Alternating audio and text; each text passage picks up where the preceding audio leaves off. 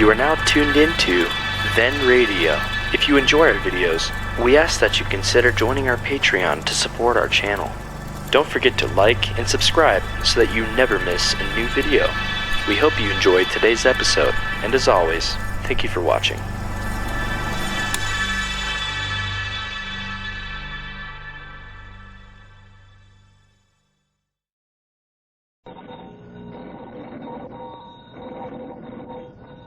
Granny's, Abner. I believe that's our ring. I dog is Lum. I believe you're right.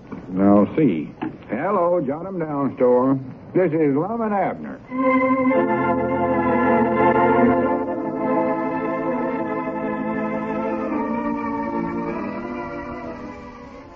And now, let's see what's going on down in Pine Ridge. Well, Cedric is still encamped in his tent in front of the Jot 'em Down store.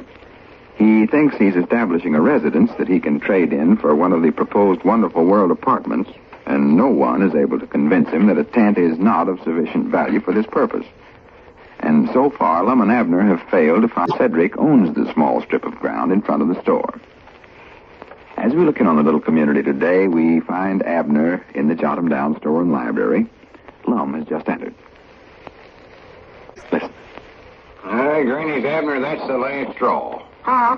Oh, howdy, Lum. What's the trouble? Look what Cedric's done now. Huh? Put up a clothesline and... Yeah, I seen that. He borrowed a bucket and some water in here just a while ago. If that ain't a disgraceful sight, I never seen one. Oh. But he has to bend down and duck under the washing to get in the store. Oh, yeah, right in front of the door. And what's worse, he's got a couple of them stakes, you know, he drilled down there. Yeah. Right where you have to step over them.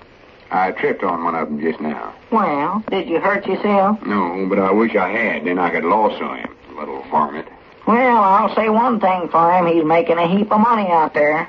Making money? Why, sure. Didn't you see that lemonade stand he's put up in his tent? No, all I could see was abortion. Oh, he's got a lemonade stand. And he's doing good with it, too. You know, sells lemonade to all them curious folks that stops to see what the tent's for.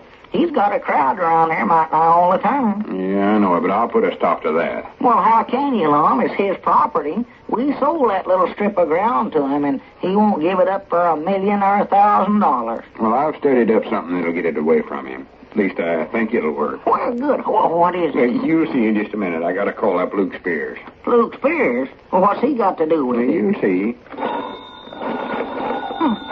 Well, I never thought of this before. Well, come on now. Tell me, Lum. What is it now? Tell me. Hello, is this you, Luke? This is Lum. Lum Eddards. Well, what, Luke? Yeah. Oh, just tolerably, Luke. Hey, listen, how much will you take for that pinball machine you got at the restaurant there? Pinball machine? I know it ain't new. I don't care if the paint's wore off. How much will you take for it? Oh. That's a little high, ain't it, Luke? Now, what does he want with that? Well, I don't believe I could go over 40 for it. Well, all right, 45 then. Getting more childish every day. Well, I need it right away, just as soon as I can get it, Luke. Yeah, how about getting one of them Bates boys to bring it over on his wagon? Yeah, well, I'll give him some candy or something. Yeah, they'll bring it. Huh? Well, send the bill along, and I'll send the money back with whoever brings it. All right, Luke, much obliged. Goodbye. Mom, you ain't gonna start playing that pinball machine, are you, at your age? No, of course not. Can't you see what I'm doing? I got an interior motive. Well, now, if you just want to play that machine... Huh? You got what, Lum? Oh, never mind. I ain't got time to explain that to you. Well, maybe you got that when you tripped over that tent stake. Where's it hurt you, Lum? Don't hurt no place. Interior motive just means that I got a reason for doing what I done just now. Reason? And this is the reason. You know that Cedric would rather play the pinball machine than one thing in the world. Oh, yeah, he just loves it. Just loves it. So I'm going to put it right up close to the front of the store where he can see it, but I ain't going to let him play it. You ain't? No, I'll put up a sign, minors and boys of Cedric's age not allowed to play. Then Cedric will start staring at the machine, and his mouth will start watering, and finally he'll get himself so anxious to play it that he'll do might nigh anything. And that's when we step in. Step in where? His tent? No, I mean that's when we make a deal with him. We'll let him play the machine if he'll sell the property back to us. All right, doggies, that's a good idea, Lum. That'll work. Wonderful idea. I know it'll work. Well, sure. Can't miss. Oh, no, not the way that boy loves and admires a pinball machine. Wait a minute. There comes Squire Skim. Look at old Squire. He has to duck under Cedric's clothesline there. Look at him. He hates to do that. Might not knocked his hat off. He can't strut when he's been over that way. No. That's why he ain't been in lately. Well, I don't know. I think he's sort of mad because we're using Dodge and needs his money for Mousey's apartment Audi. Oh, Instead of spending it on some of them crooked Audi Squire kept bringing him. it's just about what it is. I'm glad he ain't in on this no way. Mind out. Here he comes.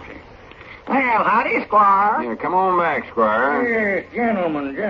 What can we do for you today, Squire? Oh, nothing, not a thing, Lum. I just dropped in for a little friendly chat. Well, sit down. Yeah, thank you, Lum, thank you. Well, that's quite a thing you have out there in front of the store, or rather, Cedric has. Yeah, it's disgusting. But they ain't going to be there much longer, I can tell you that. No, sir, him and his tent and his washing's just as good as going right now. Well, I'm sorry to hear that Cedric was making quite a good thing out of that. An enterprising lad, that Cedric is. Well, he's enterprising, all right, but he picked out an awful poor place to enterprise. Well, on the contrary, Lum, I'd say it was an excellent place. Advantageously located for business purposes, you know. Draws large crowds. As a matter of fact, I've taken advantage of it myself. What do you mean, Squire? Well, I just purchased advertising space on the side of the tent there to display a few of my real estate ads. For goodness sakes. I also paid Cedric an additional sum to pass out my insurance cards to those visiting the tent. Yeah, I might have known you'd figure out something like that. I doggy that Cedric's going to get to be a millionaire if he keeps this up, you know it. Oh, yes, indeed, an enterprising lad. Lum, I've been hearing quite a bit about your proposed apartment house project, the Wonderful World Apartments, I believe you call them. Yeah, that's right, Squire. Well, the amazing and intriguing details of this ingenious plan have been bandied about quite a good deal. And I must say, Lum, I believe you hit upon a great thing. A great thing. Well, thank you, Squire. Of course, Mousey Gray deserves most of the credit. It was his idea, mostly, with my help, naturally. Oh, naturally, yes. Well, I consider it to be one of the most significant steps forward in the social and economic life of our beloved little community.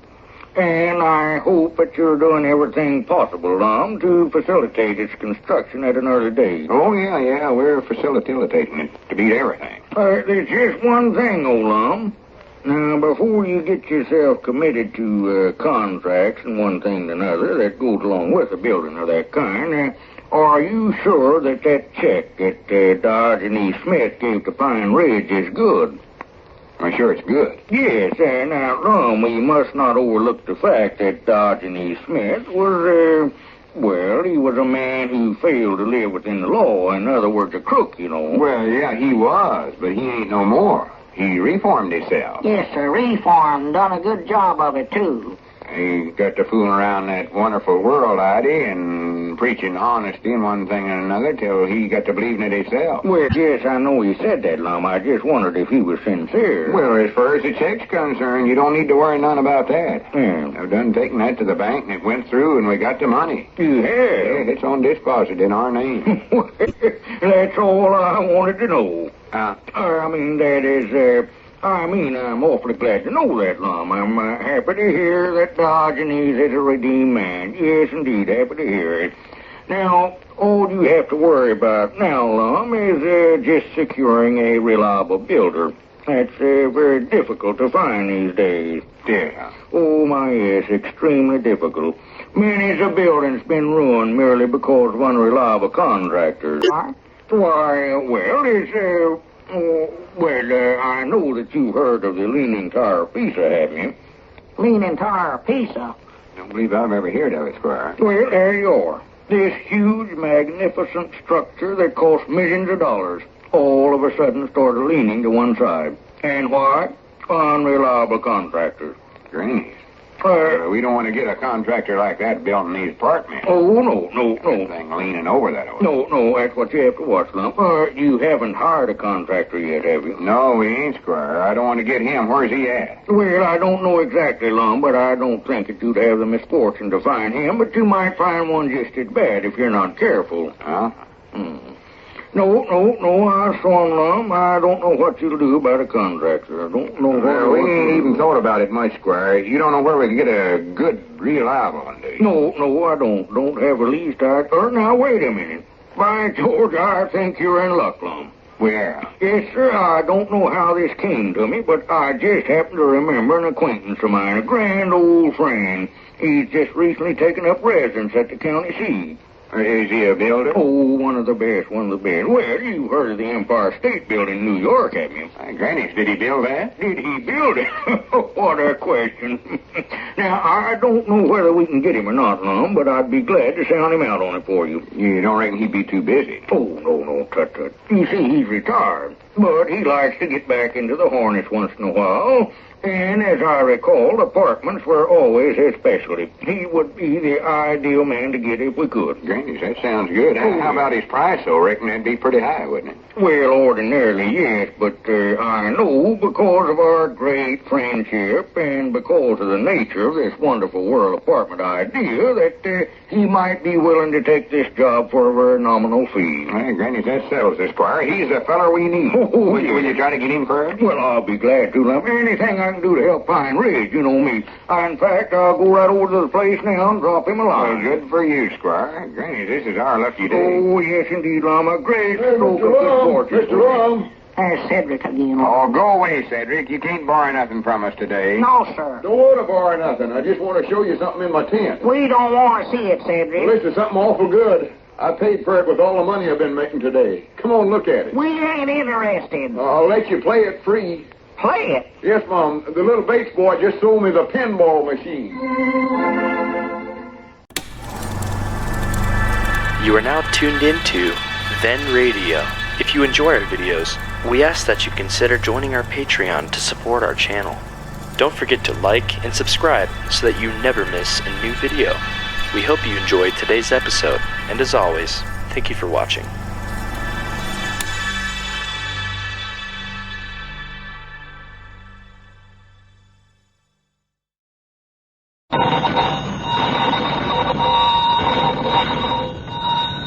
Granny's, Abner. I believe that's our ring. Dog is Lum, I believe you're right. I'll see. Hello, Jot 'em Down store. This is Lum and Abner.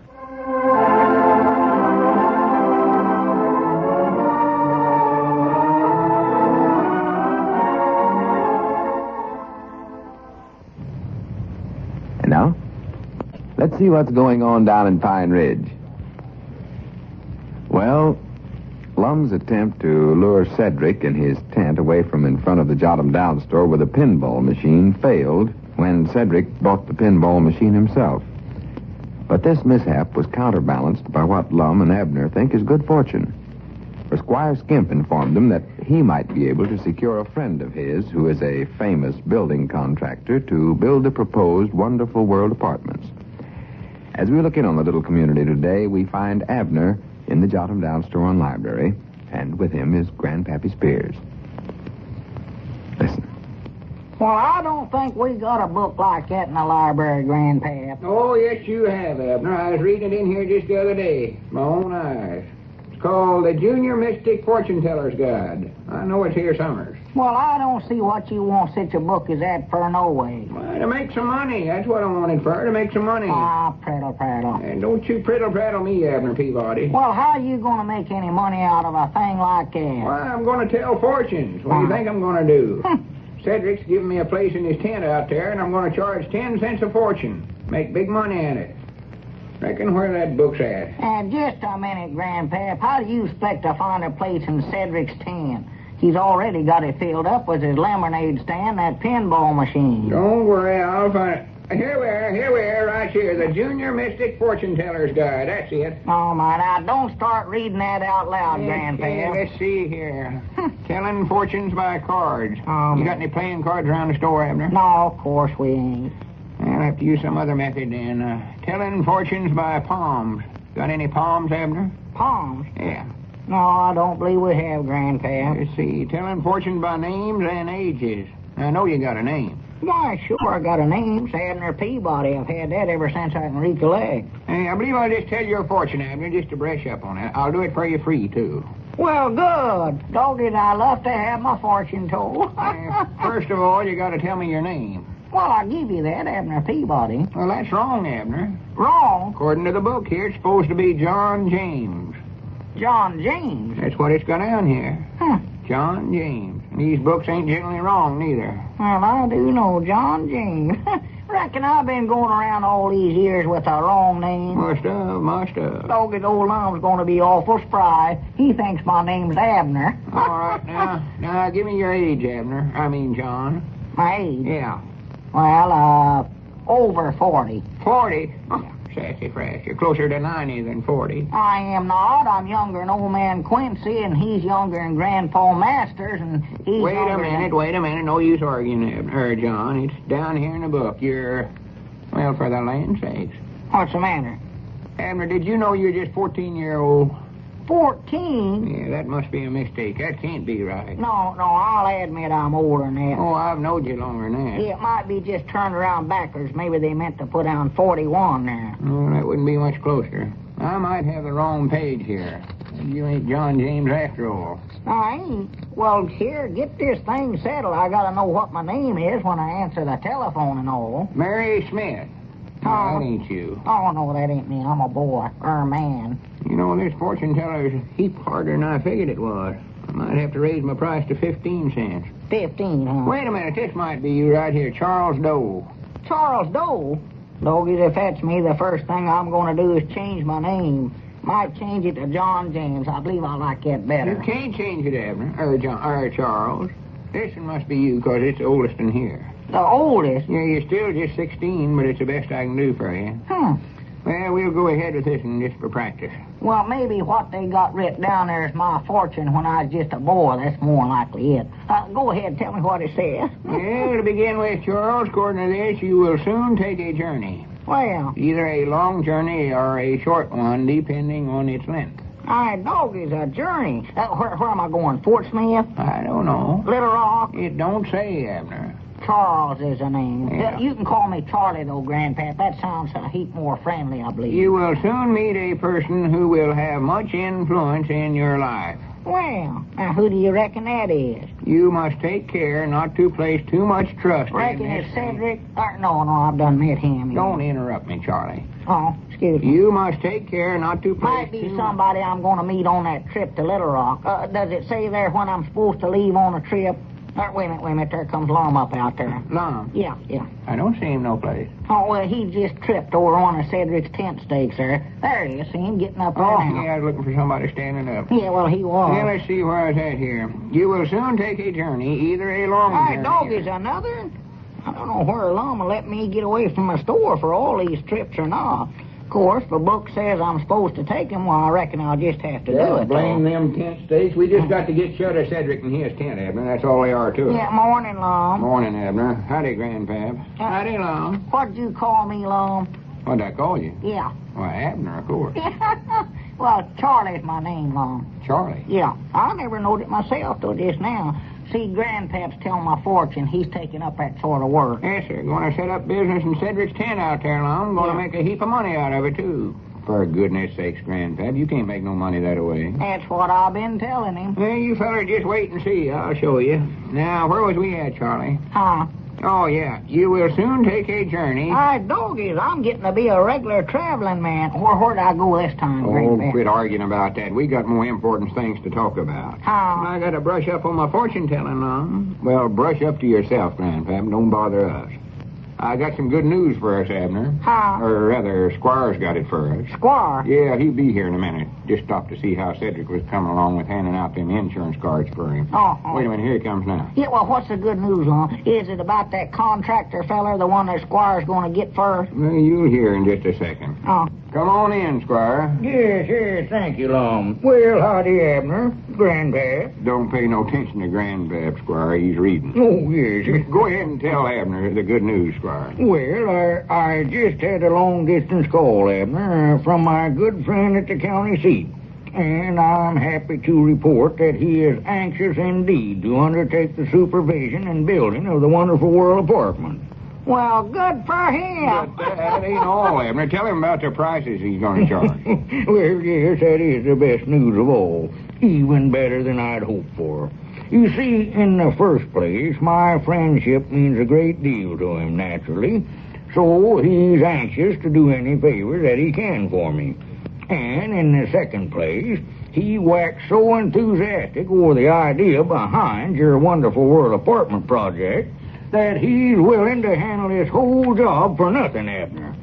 For nothing? Yes, sir. Well, That's right. For nothing, Mom. good for him. Well, hooray. Squire says he's going to drive over here to Pine Ridge this week and discuss it with us. Yes, huh? Yeah, says he wants to get started building apartments right away. He does. Well, he'll need to get some fellers to help him, won't he? He can't build a big a building as that is all by himself, surely. Well, no, you see, Abner, he doesn't actually do the labor himself. His job is to contract for all the work, the carpenters and painters and cement men and all that. Naturally, we'll have to put the $10,000 in his name, so that he can let all these contracts. We will. Oh, yes, Lum. That's the usual custom. Mere routine is all, and that makes everything legal, you see. By the way, Squire, what is this feller's name? Yeah, that's right. We've been so excited about getting him, we forgot to ask what his name is. Yes, why, it's Gregory W. Dobbs. Doggy, that sure is a fancy name. Gregory what? Gregory W. Dobbs. Well, there's two W's in there. Yes. Gregory W. You must Dobbs. take care not to place too much trust in this person. What's that, Grandpap? You will regret any dealings you have with it. Grandpap, I wonder if you'd step outside with me. I'd like to talk over some business with you. Why, sure, Squire. I'll be proud to. Yes, well, come along, and I'll see you later then, Lum, and I'll let you know when Mr. Dobbs will arrive. Yeah, all right, Squire. You do that. So long, Squire. Yeah, so long. Thinking what you wanted to see Grandpap in such a hurry for. I don't know. More likely want to get his fortune told, I reckon. Yeah. Doggy, I can't hardly wait to see this W.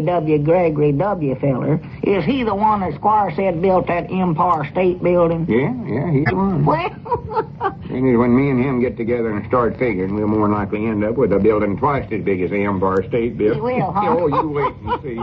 well, sure, now, he must be an awful nice feller, Lum, to be willing to do all this work for nothing first. Yeah, well, just like Squire said, he's retard and don't actually need the money. Sure. And he knows that this is a project to do good for the community, so he wants to help all he can. Well, I just hope he gets the apartment built fast, 'cause Elizabeth's getting awful anxious to move in. Everybody is. It's all she talks about. Doggy, there comes Grandpap back already. Well, never taken him very long to tell Squire's fortune, did he? Yeah, what's that he's waving there? I don't know. Yeah. So you fellas said I couldn't make no money out of my fortune teller. Huh? Just take a look at this. Well, I do know, a $10 bill. Did Squire give you that? Why, sure. For telling his fortune? I reckon so. He done most of the talking, though. He did, huh? Yeah, say, do either one of you fellas know what hush money means?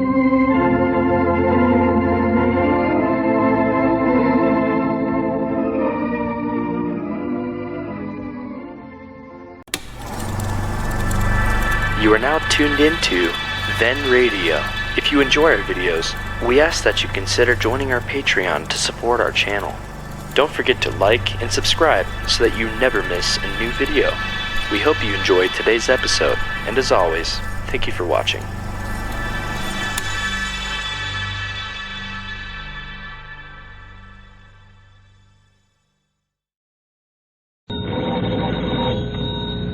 Granny's, Abner. I believe that's our ring. Aye, Doggy's Lum, I believe you're right.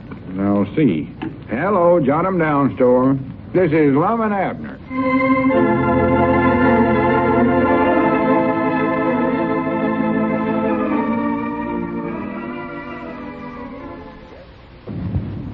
And now, let's see what's going on down in Pine Ridge. Well, Lum and Abner are looking forward to an early starting date on the construction of their wonderful world apartments, since Squire Skimp informed them that his good friend, Gregory W.W. Dobbs, the building contractor, has offered to donate his services to the project. Their main worry now is to figure out some way of getting Cedric to move his tent, lemonade stand, and pinball machine away from in front of the store. As we look in on the little community today, we find the old fellows in their jot-em-down store and library. Listen. For goodness sakes, look at Cedric out there. Huh? What in the world has he got all that red and yellow paint on his face for? Oh, he thinks he's an Indian now, Lum. Indian? Oh, yeah. Full-blooded Indian, he says. He's been living in that tent out there in front of the store so long now that he's got himself to where he thinks he's a sure enough Indian. For goodness sakes. Of course, I believe Grandpap actually put the idea in his head. Grandpap did? Oh, yeah. He showed Cedric some pictures of Indians in that book that Gilbert the Boy Trapper we got over in the library. I saw them pictures. Well, Cedric's looked at that thing to where now he thinks he has to do everything he's seen in the pictures. First thing he done was get him a bow and arrow from one of the little Bates young'uns. Trade him 3 free games on a pinball machine first. Granny, that's got to stop, Abner. That's all there are to it. A while ago, Cedric come in here wanting to get some seeds. Said he wanted to plant some Indian corn out there in front of the store. Plant corn out there? Right out there in front of the store he's going to put it in, he says. Well, he ain't got no room out there to plant nothing. I know it. He's already got that little strip of ground so cluttered up with stuff about he can't hardly get in the store here. No, and it's getting worse every day, too. You know how fat the widow Abernathy is. Well, she tried to get in here for about a half hour. Tried to get through them tent ropes and tent stakes and that clothesline that Cedric's got up to get in the store here. And finally, she had to give up and go back home and phone in her grocery order. Wait a minute, that's our ring, Abner. More likely some other customer couldn't get done. Just about who it is, just about who it is. Hello, Jot-em-Down Store and Library. Lum Eddards, manager of the Wonderful World Apartments. It's going to be built, talking. Running our business. Oh, hello, Squire. Yeah, have you heard any more from, what's his name? Yeah, that's it, Gregory W.W. Dobbs. Doggos, I wish I had a name like that. He is. Sounds important. Tomorrow. Call me Abner. Did he telephone you that? Abner. Well, good for him. Oh, yeah, we'll be ready to discuss the plans with him. If he can get in the store. Fact is, Mousey's been drawing in all the changes I suggested, and he ought to have them done today. How's that, Squire? Well, we'll be looking for him tomorrow, then. Yeah, I don't know how to thank you for all you've did for us, Squire. Yes, it is now, and we'll repay you somehow or other. All right, Squire. Goodbye. Hey, did you hear that, Abner? Is Mr. Dobbs coming here tomorrow? Yes, sir. Right here to the Jot-em-Down Store. Well, good for him. Wants to discuss the plans for the Wonderful World Apartments with us. Well... Yeah, I better get a hold of Mousey right away and see how he's coming with them plans. Yeah. Let's see, what is his ring? Short and a long and a short, I believe it is. What kind of looking feller is that Mr. Dobbs, Lum? I don't know, but I found you he's a big, important looking feller. He is, huh? Yeah, more than likely wears neckties and all such as that. Well... A short, a long, and a short, huh? Yeah, I believe that's it. I ain't for sure. Hello? Who is this, Gussie? Well, this is Lum Eddards, Gussie, and I'd like to talk with Mousey. Oh, you had? How long ago did he leave? No. Well, he ought to be here any minute, then. All right, Gussie, much obliged. Goodbye. Ma? Oh, goodbye. He's on his way now. Well, good for him. Lum, reckon has he got a big black beard? Who, Mousey? No, I mean that Mr. Dobbs feller. Oh, him. I don't know what he looks like. I ain't never saw him. Well, I believe he's got a beard. Just sort of seems like he ought to have with that name. Especially that WW part. Well, all I know about it is that he's got the biggest building contractor there is in the country, and he's retard now. Yeah, well, if he's retard, what does he want to take this job for, Lum? Well, it's just like Squire said. He thinks so much of this idea of the Wonderful World Apartments that he wants to do all he can to help. He does, huh? That's why he's willing to donate his services free for nothing. You can see what a good thing it is for the community. Oh, yeah, well, it's a good thing, all right. I'll say that for it. Best idea we ever had in our lives. Giving every family in Pine Ridge a new modern apartment to live in free for the rest of their lives. That's a great idea. Yeah, and then, too, Squire said this Dobbs fellow was sort of anxious to get back into the harness. Yeah, well, he's more like how get back in the harness. Yeah, you know how a feller is after he's been away from his work for a while. Well, what's the matter? Can't he afford no horses? Afford horses? Yeah. I reckon he can. He's rich. He can afford all the horses he wants. Why? Well, what does he want to get himself in the harness in for? I never said he was going to harness himself up. I just said he wanted to get back in the harness. That's an expression. Well, it's the same thing. It ain't no such a thing. It just means he wants to get back to his work. Well, the kind of work you do in harness, Lum, is horses' work. Now, which part of the work does he do? Does he pull that there plow thing that digs the cellars, or does he haul lumber? Oh, for goodness sakes. Doggers, he must be awful strong. Either that, or he hitches himself up with another horse, one. Abner, he don't hitch himself up to no horse. Well, does he do it by himself? No, of course not. Well, if he don't do it by himself and he don't hitch himself to a horse, well... Oh, just a minute here. Yeah, I see through your scheme, Lum Eddards. Scheme? Yes, sir, I see it. What in the world are you talking about? I ain't gonna do it. No, sir, I ain't gonna do it now. You ain't gonna do what? I ain't gonna let you get me in no harness with that Mr. Dobbs. Oh, for goodness sake. He thinks he's so strong, just let him pull his own plow, or whatever he calls that thing. You ain't gonna get me mixed up, Miss Lum. For goodness sakes, Abner, I don't know how you get such ideas in your head. In the first place, I never said... Wait a minute, there comes Mousey. I don't care who's coming. I ain't gonna be no horse. I can tell you that right now, Lum Eddards. Well, nobody said you had to be a horse. I don't care if them wonderful world apartments never get built. I ain't gonna get in no harness. Abner, will you quit talking about harness and horses? And I ain't gonna do it. You get something in your head, and you take everything I say literary. Well, I ain't gonna take my place at no wagon pulling, I'll tell you that right now. Here comes Mousey. Now, don't let him know what an idiot you are. Hello, Mousey. Come on in. Oh, hello, Lum. Hello, Abner. Hello, Mousey. I ain't gonna do it now, Lum, I'll tell you. I know it. Have you got the drawings all fixed up, Mousey? Yes, sir, I have. I made all the changes that you suggested, Lum. Well, good for you, Mousey. Mr. Gregory W.W. Dobbs, a big building contractor, is going to be here tomorrow, and he wants to look them all over. He does? Well, gee, I just hope I didn't get them dirty when I fell down. Fell down? Yes, sir. I tripped over one of those tent stakes out there a while ago. Oh, for goodness sake, somebody's always tripping over them. Yes, sir. Well, this was almost dangerous. I almost fell in the fire. In the fire? Yes, sir. What fire? Oh, Cedric says that he's an Indian and he has to have a bonfire so that he can give smoke signals. Oh, for goodness sake. Now, that's the second bonfire he's made out there. Cedric isn't really an Indian, is he, Lum? No, of course he ain't. I didn't think he was. Grannies, we just got to get shut of him, and we got to do it before Mr. Dobbs gets here. Yes, sir. Imagine what he'd think if he walked up to the store and seen that mess out there in front. More likely turn right around and go back to the Empire States Building.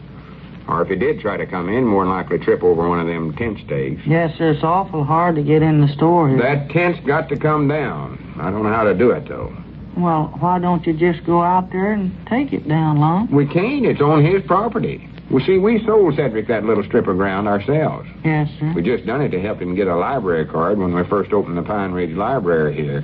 Had to be a property owner here in Pine Ridge to get one. Yes, sir. Well, if you just did it for that reason, why, he should take it down. Can't you reason with Cedric? Nobody can't reason with that boy. I did everything under the sun to get him to move, but he's bound and determined he's going to live right there till the wonderful world apartments is built.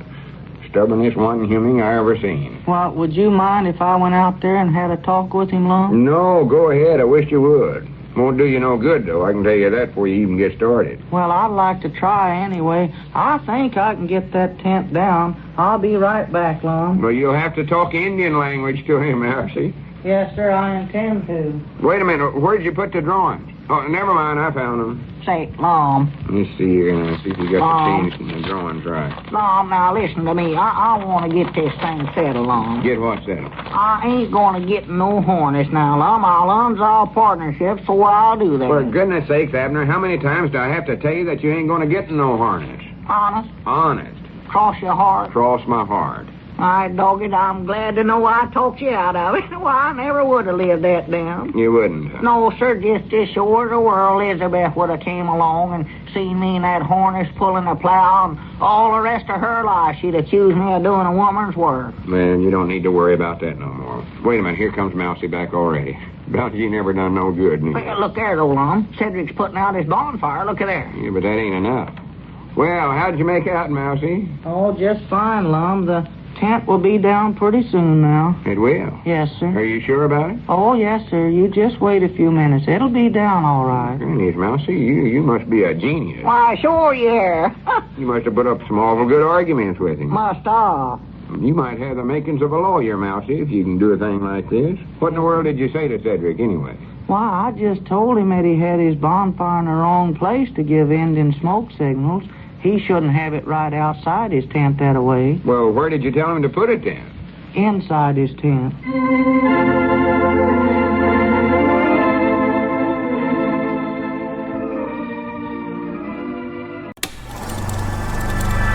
You are now tuned into Then Radio. If you enjoy our videos, we ask that you consider joining our Patreon to support our channel. Don't forget to like and subscribe so that you never miss a new video. We hope you enjoyed today's episode, and as always, thank you for watching.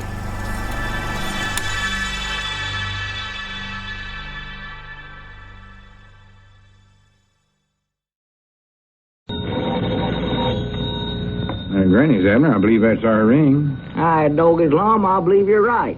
I'll see. Hello, jot 'em down, store. This is Lum and Abner.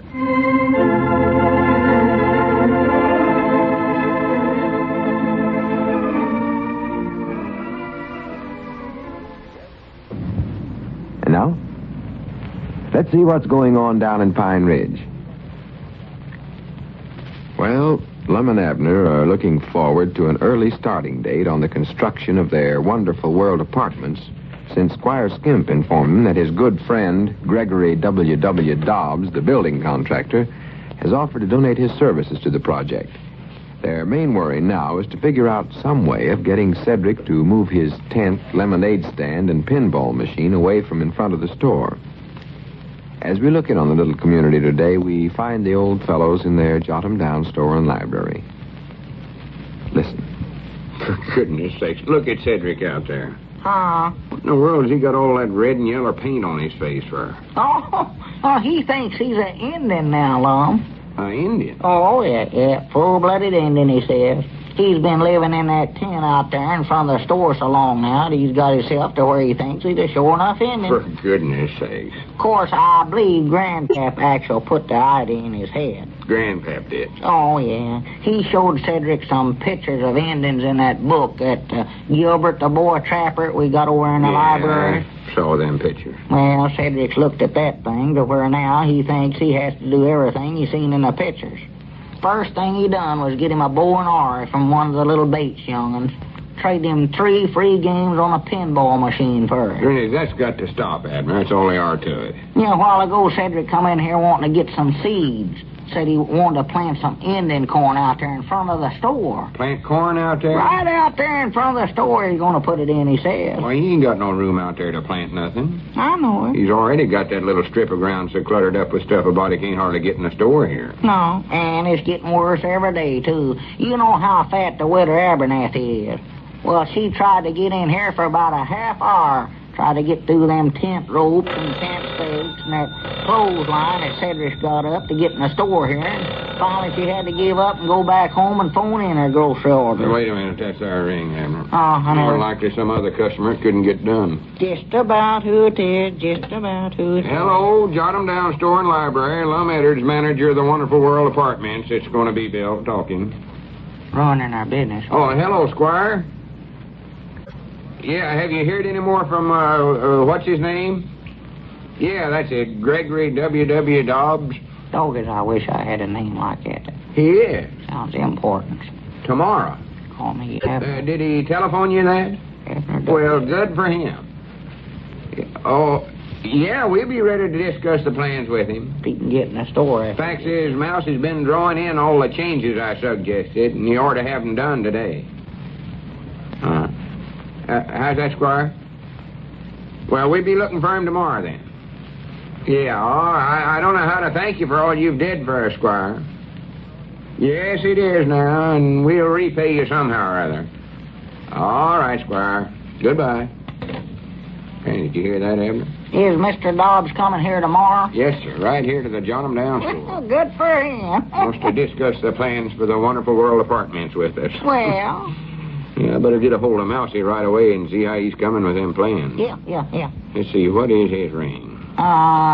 Short and a long and a short, I believe it is. What kind of looking feller is that Mr. Dobbs, Lum? I don't know, but I found you he's a big, important looking feller. He is, huh? Yeah, more than likely wears neckties and all such as that. Well... But a short and a long and a short, huh? Yeah, I believe that's it. I ain't for sure. Hello? Who is this, Gussie? Well, this is Lum Eddards, Gussie, and I'd like to talk with Mousey. Oh, you had? How long ago did he leave? No. Well, he ought to be here any minute, then. All right, Gussie, much obliged. Goodbye. Ma? Oh, goodbye. He's on his way now. Well, good for him. Lum, reckon has he got a big black beard? Who, Mousey? No, I mean that Mr. Dobbs feller. Oh, him. I don't know what he looks like. I ain't never saw him. Well, I believe he's got a beard. Just sort of seems like he ought to have with that name. Especially that WW part. Well, all I know about it is that he's got the biggest building contractor there is in the country, and he's retard now. Yeah, well, if he's retard, what does he want to take this job for, Lum? Well, it's just like Squire said. He thinks so much of this idea of the Wonderful World apartments that he wants to do all he can to help. He does, huh? That's why he's willing to donate his services free for nothing. You can see what a good thing it is for the community. Oh, yeah, well, it's a good thing, all right. I'll say that for it. Best idea we ever had in our lives. Giving every family in Pine Ridge a new modern apartment to live in free for the rest of their lives. That's a great idea. Yeah, and then, too, Squire said this Dobbs fellow was sort of anxious to get back into the harness. Yeah, well, he's more like how get back in the harness. Now, you know how a feller is after he's been away from his work for a while. Well, what's the matter? Can't he afford no horses? Afford horses? Yeah. I reckon he can. He's rich. He can afford all the horses he wants. Why? Well, what does he want to get himself in the harness in for? I never said he was going to harness himself up. I just said he wanted to get back in the harness. That's an expression. Well, it's the same thing. It ain't no such a thing. It just means he wants to get back to his work. Well, the kind of work you do in harness, Lum, is horses' work. Now, which part of the work does he do? Does he pull that there plow thing that digs the cellars, or does he haul lumber? Oh, for goodness sakes. Doggers, he must be awful strong. Either that, or he hitches himself up with another horse, one. Abner, he don't hitch himself up to no horse. Well, does he do it by himself? No, of course not. Well, if he don't do it by himself and he don't hitch himself to a horse, well... Oh, just a minute here. Yeah, I see through your scheme, Lum Eddards.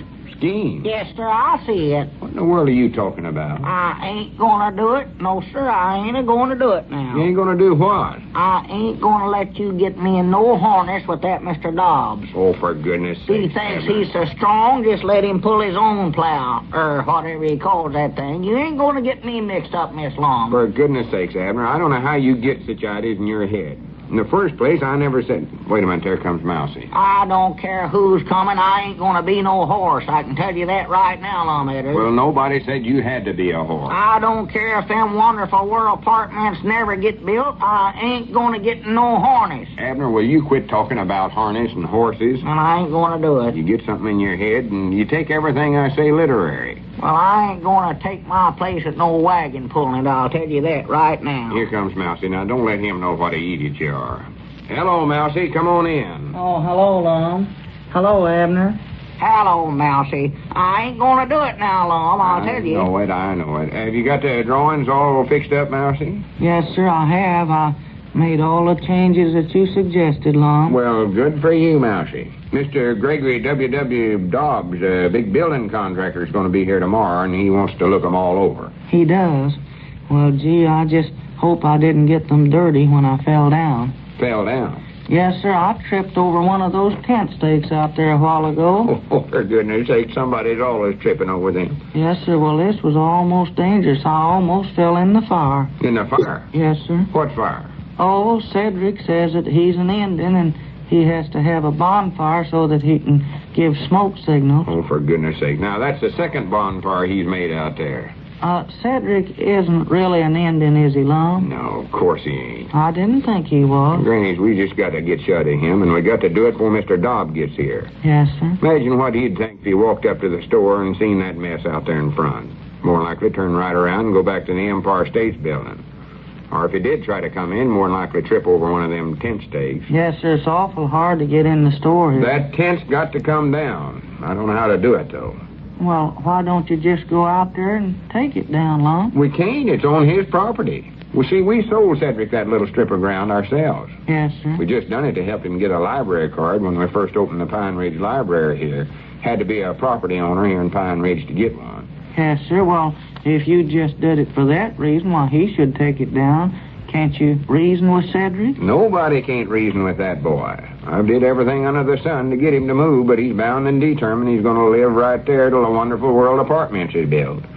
Stubbornest one human I ever seen. Well, would you mind if I went out there and had a talk with him, Lum? No, go ahead. I wish you would. Won't do you no good, though. I can tell you that before you even get started. Well, I'd like to try anyway. I think I can get that tent down. I'll be right back, Lum. Well, you'll have to talk Indian language to him, Mousey. Yes, sir, I intend to. Wait a minute. Where'd you put the drawings? Oh, never mind. I found them. Say, Lum. Let me see here now. See if you got the teams and the drawings right. Lum, now listen to me. I want to get this thing settled, Lum. Get what settled? I ain't going to get no harness now, Lum. I'll unsolve partnerships before I'll do that. For goodness sakes, Abner, how many times do I have to tell you that you ain't going to get no harness? Honest? Honest. Cross your heart? Cross my heart. All right, doggy, I'm glad to know I talked you out of it. Well, I never would have lived that down. You wouldn't, huh? No, sir, just as sure as the world Elizabeth would have came along and seen me in that harness pulling the plow, and all the rest of her life she'd accuse me of doing a woman's work. Man, you don't need to worry about that no more. Wait a minute, here comes Mousey back already. About you never done no good, neither. Well, look there, though, Lum. Cedric's putting out his bonfire. Look at there. Yeah, but that ain't enough. Well, how'd you make out, Mousey? Oh, just fine, Lum. The tent will be down pretty soon now. It will? Yes, sir. Are you sure about it? Oh, yes, sir. You just wait a few minutes. It'll be down all right. Goodness, Mousey, you must be a genius. Why, sure, yeah. You must have put up some awful good arguments with him. Must I?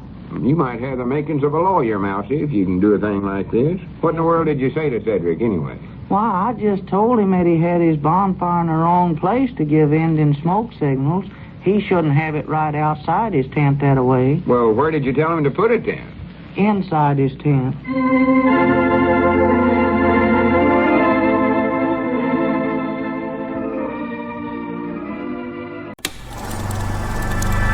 You are now tuned into Then Radio.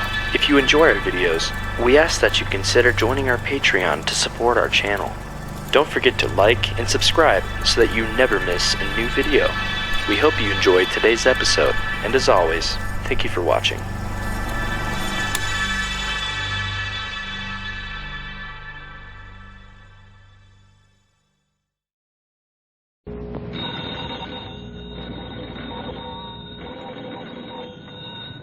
Granny's, Abner, I believe that's our ring. Aye, doggy's Lum, I believe you're right.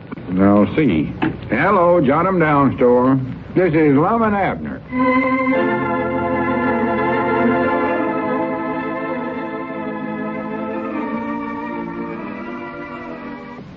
And now, let's see what's going on down in Pine Ridge.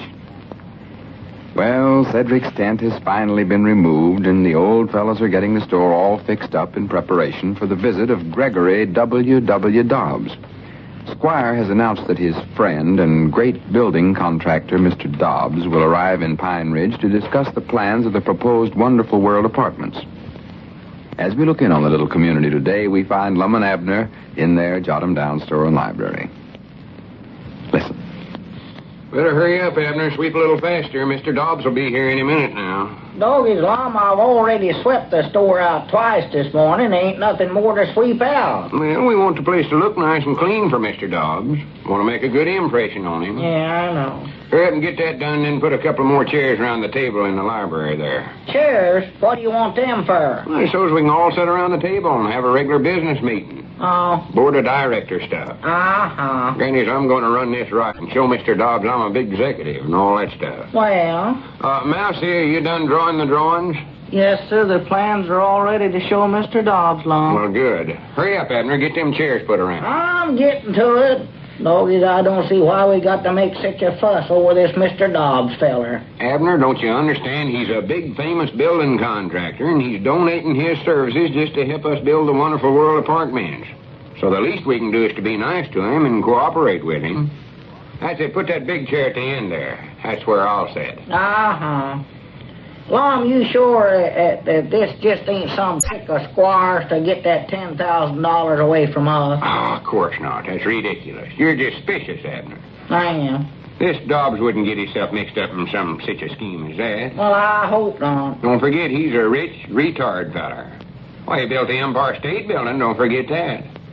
Yeah, but I've been thinking about what Squire said about us having to turn the money over to Mr. Dobbs. That don't sound exactly right to me. Well, that's just a usual business custom, Abner. Yes, huh? Yeah, you see, Mr. Dobbs being the contractor, he's got to pay all the carpenters and painters and cement workers and all that. Yeah, but, well, just the same, I think we ought to keep being in charge of that money ourselves, old. Maybe you're right, Abner. You might have a good idea there. I believe I'm right, Mom. I'll discuss it with him and see if we can't work it out some way or other so we can handle the money ourselves. Well, good. Leastways, I won't let them put nothing over on me. I can tell you that right now.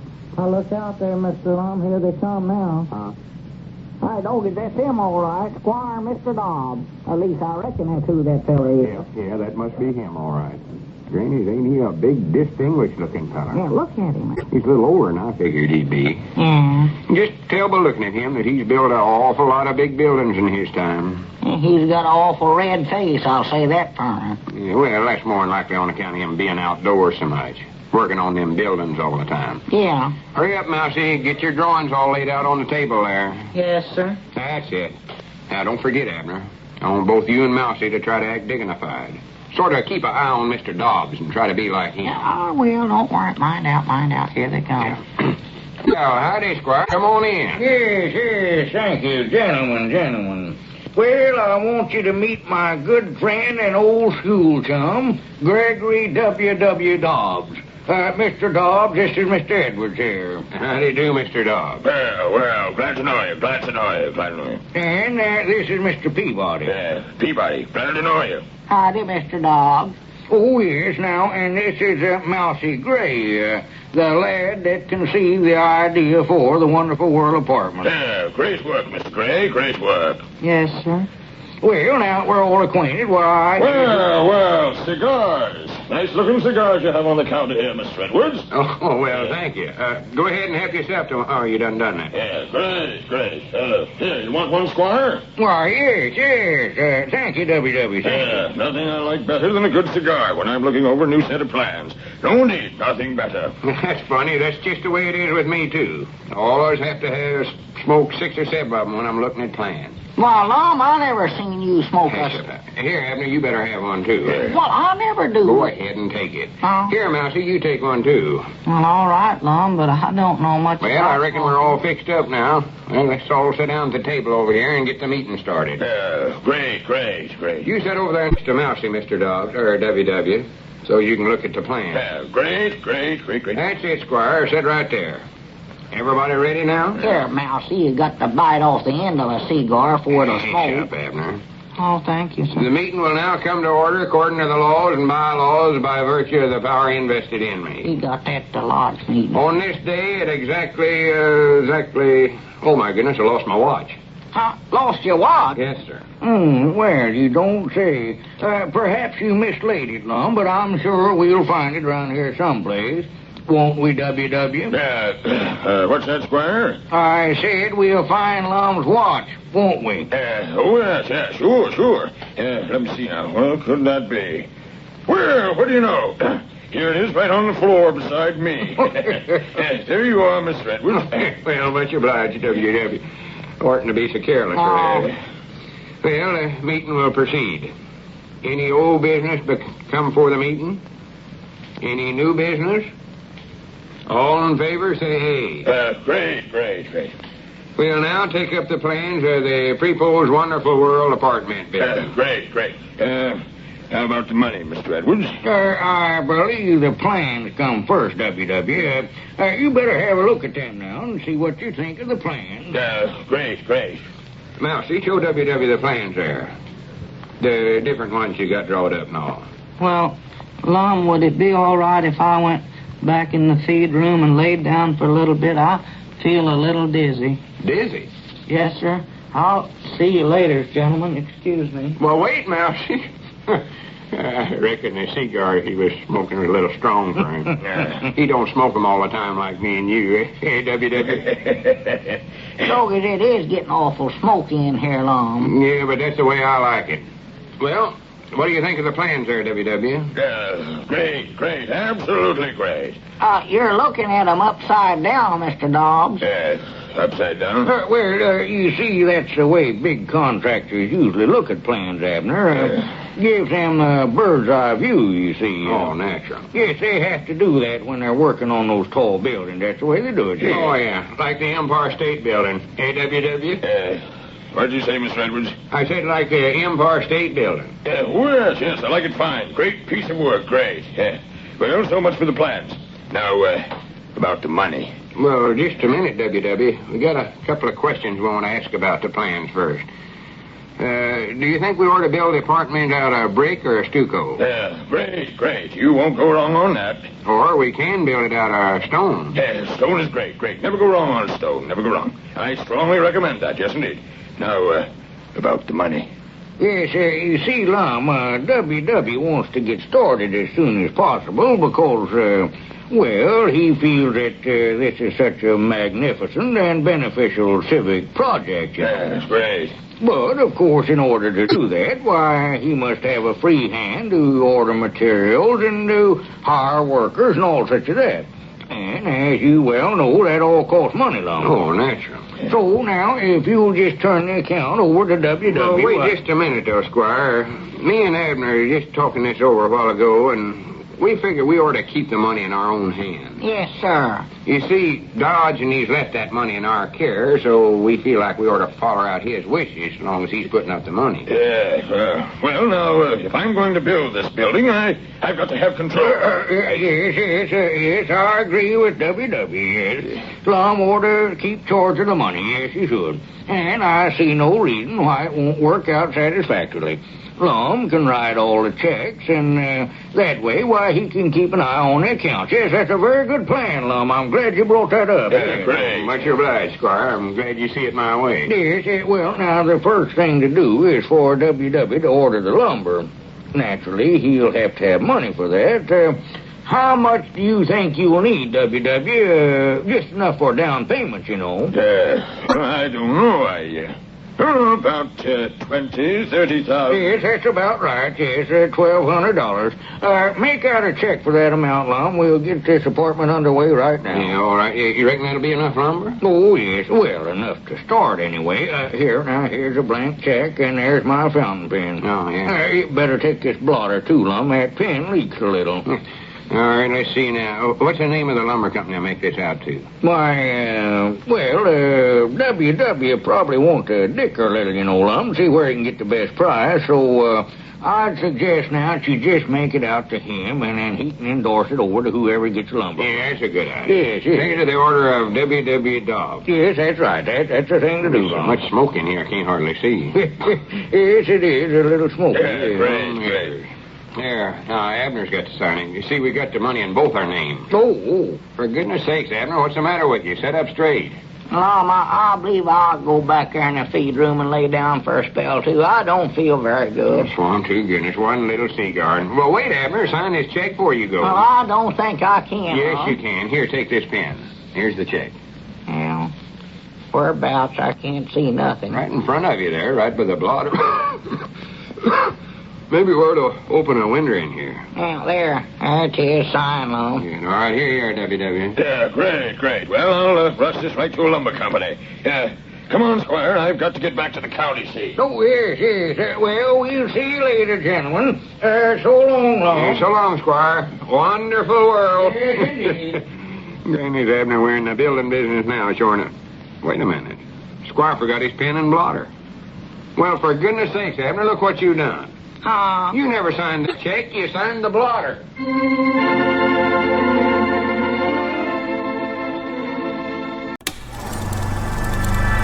You are now tuned into Then Radio.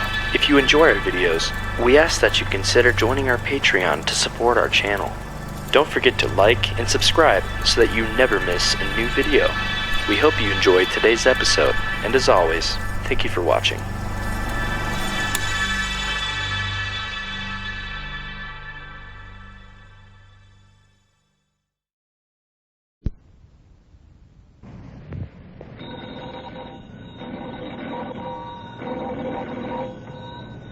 Granny's Abner, I believe that's our ring. I dog his Lum, I believe you're right.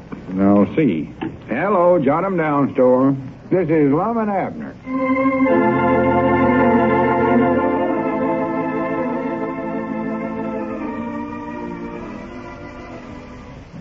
Now, let's see what's going on down in Pine Ridge. Well, Squire Skimp's friend, Contractor Gregory W. Dobbs, made a quick visit to Pine Ridge the other day, approved Mousey's plans for the Wonderful World Apartments, and secured a check from Lum and Abner for $1,200 to purchase lumber. However, in the excitement, Abner made a mistake and signed a blotter instead of the check. As we look in on the little community today, we find the old fellows in their jot-em-down store and library. Lum is pretty much disgusted over the inconvenience Abner has caused by failing to sign the check properly. Listen. Well, Mr. Dobbs has surely cashed a check, Lum, or we would have heard from him by this time. Granny's, I hope so. What I'm feared of, though, is he buys some lumber with that check, and when the lumber company takes the check to the bank will turn it down because your name ain't on it. They will, huh? Oh, sure. That money was put in a joint account for me and you both got to sign the checks before they'll cash them. Well, I'm sorry I signed that blotter instead of the check, but it's just so smoky in here, I couldn't see nothing, Lum. And if Mr. Dobbs is embarrassed by having that check come back, he might not want to have anything to do with helping us build our Wonderful World Apartments. Well, don't Squire know where to locate him? Tell him to bring the check back. I'll sign it. The trouble is, I can't locate Squire. Oh? His woman says he left with Mr. Dobbs and ain't been back since. Huh? They're more than likely someplace working on the plans. Yeah. Well, I'm sorry. I just hope I ain't spoiled everything first. Hey, doggies, wait a minute. Who's that coming in yonder? Huh? Look there. I never have saw him before, have you? No, I ain't. Must be a stranger in town. Yeah. More than likely a drummer. Just about. I don't want to buy nothing, I know that. No. Curious looking sort of a feller. Look at them horn-rimmed spectacles. Doggies ought to get me a pair of them, you know it. What's that he's carrying there? Oh, reckons it's samples of some kind, or a briefcase, something like that. Yeah, he's a drummer. That's what he is. Ain't no doubts about it. Now, reckon what he's got in there he wants to sell. I don't know. We'll soon find out. Mind out. Huh? Well, how do you do, sir? What can we do for you? How do you do? My name is Tiffin, J. Wadsworth Tiffin, and I'm trying to locate a Mr. Lum Edwards. Lum Edwards? Yes, sir. I was informed that he was one of the owners of this store. Oh, I reckon that must be me. You got the name wrong, though. It's Lum Edwards. Lum? Why, that's an odd name. It's short for Columbus. Abner, here, shut up. Well, Mr. Edgars, I would like very much to shake your hand. You are positively and without a doubt a genius. That's what you are, a genius among modern building engineers. A genius? Oh, I wouldn't go so first to say that, Mr. Tiffin. Hardly. Not quite that far, anyway. Mr. Tiffin, you weren't sent over here by Squire Skimp, was you? Squire Skimp? Why, who's he? See there, you don't even know him, Abner. Oh. Go on, Mr. Tiffin. What was you saying? Well, you see, it's this way, Mr. Irwin. Edwards. Yes. Pardon me, Edwards. I never can remember a name, but I always forget a face. You see, I heard about your amazing apartment building plan a short time ago, and Well, how'd you hear about it, Mr. Tiffin? Well, that's a very complicated story. You see, Fred Butler runs a service station in Dubuque. That's where I live, Dubuque. And Fred heard it from his cousin, Orville Butler. You know Orville Butler married one of the Salisbury girls. She was the oldest one, I believe. Or no. I think she was the youngest. No, well, anyway, she heard it from her uncle, who married a second cousin of a Pine Ridge girl, Mrs. Blevins. I think that was the name. Oh, it must be Mrs. Blevins. Oh, yeah, that's just about who it is, Miss Blevins. Yeah, she does have a relay up there in Iowa Summers. Dubuque, I believe's the name she called it. Yeah, I've heard Miss Blevins mention her. Writes her letters all the time. Oh. Well, who did you hear it from, Mr. Tiffin? Fred Butler? Well, no, I forget where I did hear it now, but no matter. The point is that I am here to make you a very attractive offer. Make me an offer? Yes, indeed. I don't know whether you realize it or not, Mr. Elwood, but you have hit upon an idea that might solve all the housing problems of this country, and we want to buy that idea. Who's we? Yeah. Well, I am the Iowa representative of the Orkney Building Corporation of Chicago. Oh. Yes, indeed. I've been with the company for years. But the point is, we would like to secure your secret method for prefabrication. Prefabrication? Well, whatever it is that enables you to build 25 or 30 apartment houses on an investment of only $10,000. You see, with your secret, my company can secure contracts for more government housing projects than we can possibly handle. And that's why I'm here with this certified check for $50,000. $50,000? Oh, now, be reasonable, Mr. Egbert. After all, that's all the higher we can go. You must realize that your formula is still in its experimental stage. Well, never a minute weren't enough. I just never realized the idea was worth that much money. Well, we're probably being a little too generous, but then the Orkney Corporation has always had a reputation for fair play. Well, is it a deal, Mr. Elbert? Eddards. I mean, Eddards, is it a deal? Well, as far as I'm concerned, it is, but I'll have to get in touch with Mousey first. Mousey? Yeah, Mousey Gray. He's sort of in on this idea, too. Yeah, facts is, he was the one that studied it up. Well, he did study some of it up. Oh, yeah. Under my direction, of course. Abner, call over to Dick Huddleston's store. I seen Mousey go in there just a little bit ago. See if you can get him over here. Oh, yeah, I'll see if he's still there. Well, will it take very long to get a hold of this Mousey person? Oh, no, it's just across the street there. Just take him a second to get over here if he's still there. Fine. Hello? Is that you, Dick? Huh? Oh, well, Mousey, what are you doing answering the phone over there? Never knowed your voice. You there? Well, when did you start? Hurry up, Abner. Tell him to come over here right away. Uh-huh. Well, oh, good for you. I don't think you can, Lum. He just started working over there. Working over there? Yeah, he's working over at Dick's store. Well, tell him to come on over here anyway. Yeah. Say, Mousey, can you get over to the store here for a few minutes? Can't leave, huh? Tell him he's got to leave. Tell him we got the greatest news for him he's ever heard. Yeah, just a minute, Mousey. Tell him what, Lum? Tell him we got the greatest news for him he ever heard. Yeah, well, Mousey, you got to come on over here. We got the greatest news for you ever heard. That'll get him. Oh, yeah, sure. But, well, Lum, he says he can't leave on account of he's working Well, there. tell him to quit his job then. Well, quit your job, Mousey, and get on over here. Tell him what I got to tell him is worth 100 jobs like that. Yeah, Mousey, Lum's got something to tell you it's worth 100 jobs like that, and you got, he said. He will. $1,000. Well, good for you. Yeah, right away, yeah. Yeah, well, hurry up now. Get on over here. All right, Mousey. Yeah, huh? Yeah, well, just come on over, lock the door up. We'll explain it to Dick. Yeah, all right. Goodbye. He's going to quit his job, just lock the store up and come over here, he said. Very good. He'll be over here in just a minute, Mr. Tiffin. And then we'll close the deal. Fine. Tell me, how did you happen to hit upon this amazing construction secret, Mr. Everett? Eddards. Eddards. What special materials do you use? Oh, no special ones. It don't matter what materials we make the buildings out of. Oh, it doesn't? Well, then, how in the world do you arrive at such a low construction cost? Oh, well, that's easy to explain. See, here's how it works. See, we take the $10,000 that Diogenes left us. Diogenes?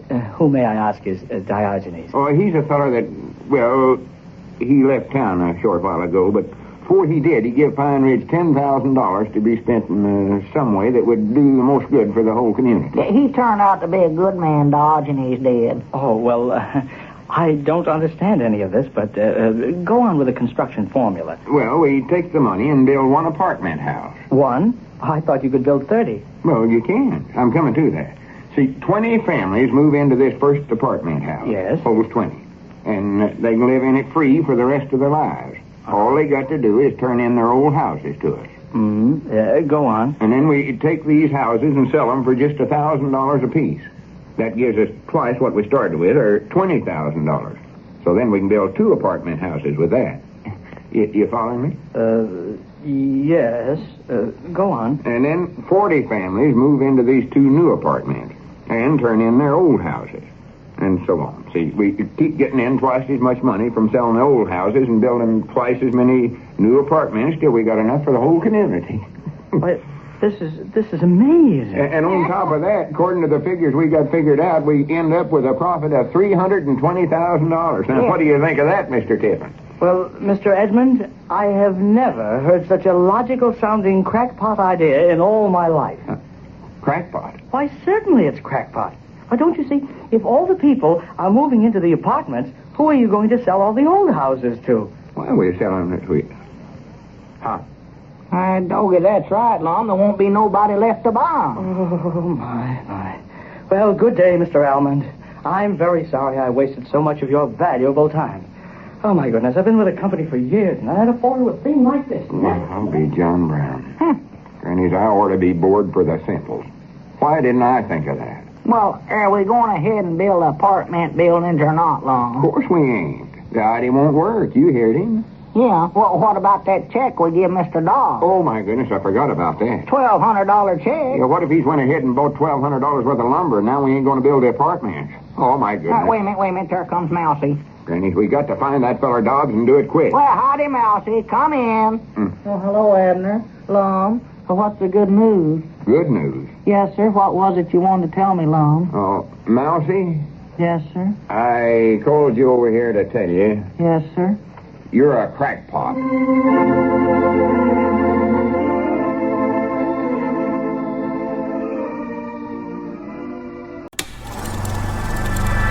You are now tuned into Then Radio. If you enjoy our videos, we ask that you consider joining our Patreon to support our channel. Don't forget to like and subscribe so that you never miss a new video. We hope you enjoyed today's episode, and as always, thank you for watching.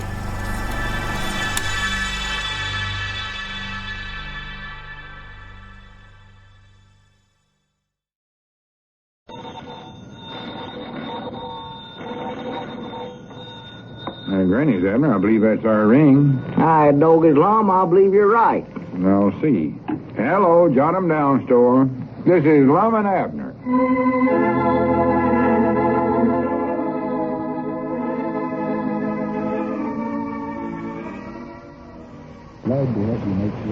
Now, let's see what's going on down in Pine Ridge. Well, the old fellow's dream castle came tumbling down about their heads yesterday when Mr. Wadsworth Tiffin of the Orkney Construction Company pointed out that Mousey's Wonderful World apartment project wouldn't work. The big trouble now is that Squire Skimp's friend, Gregory W. Dobbs, has a check of theirs for $1,200, with which he is supposed to be buying lumber. As we look in on the little community today, we find Abner in the Jot 'em Down store and library. Lum has just come in. Listen. Well, what'd you find out, Lum? Did Dick Huddleston tell you anything? Yeah, and it ain't good news neither, Abner. It ain't, huh? No, appears like me and you are just out $1,200.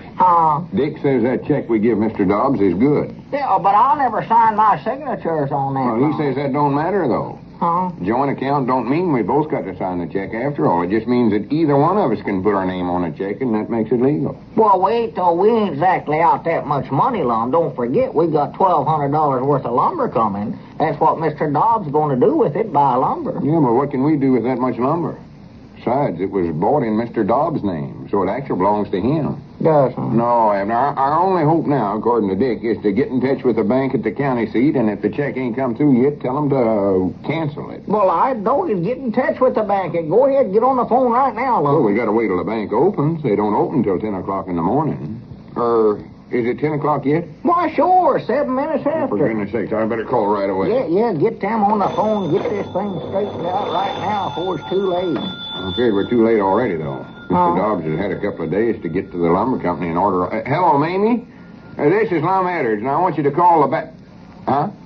Oh, I'm fine, Mamie. I want to get in touch with the bank. Oh, Abner's fine, too. Yeah. Listen, Mamie, I want to call the bank at the county seat. Yes, Mom. How's Elizabeth, Abner? She's fine. She's fine. Now, hurry up with that call, Mamie. It's important. That's a new subject to play. Oh, I reckon little Pearl's fine, too. Yeah, she skinned her knee a little bit yesterday, but she's all right. Skinned her knee a little. Get the call now, Mamie. Granny, it's getting harder every day to make a long-distance call with all them questions Mamie keeps asking you. Yeah.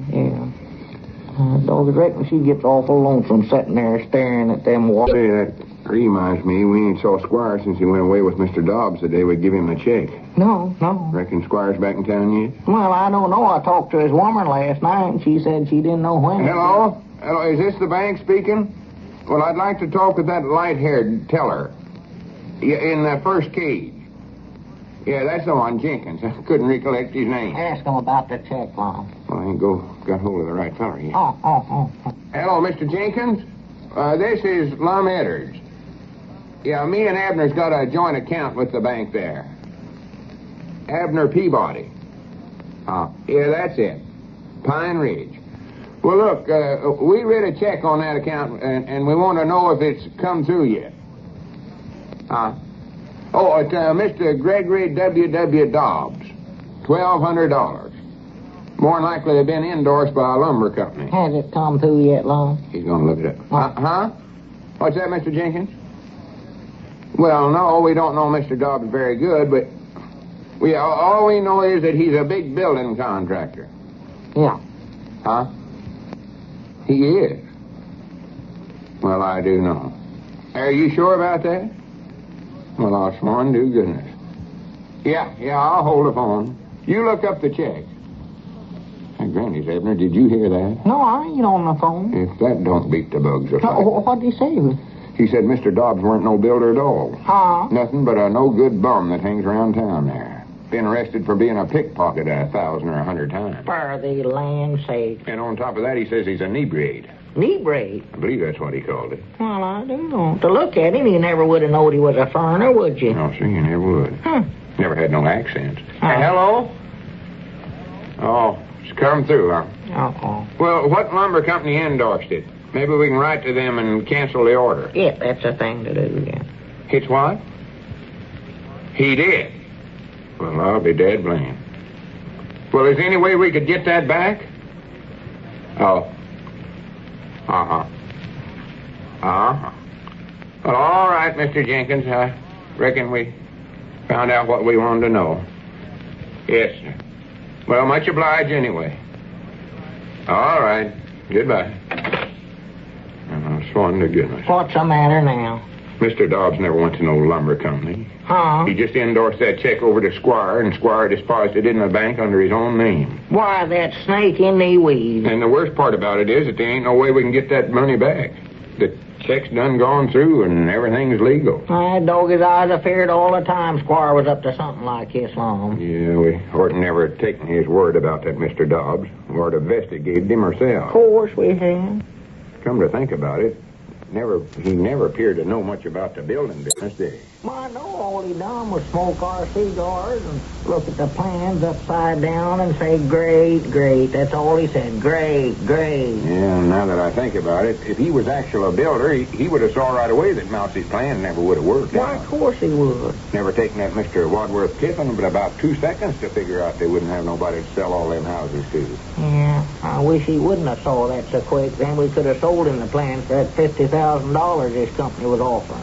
Well, that wouldn't be right, though, Abner.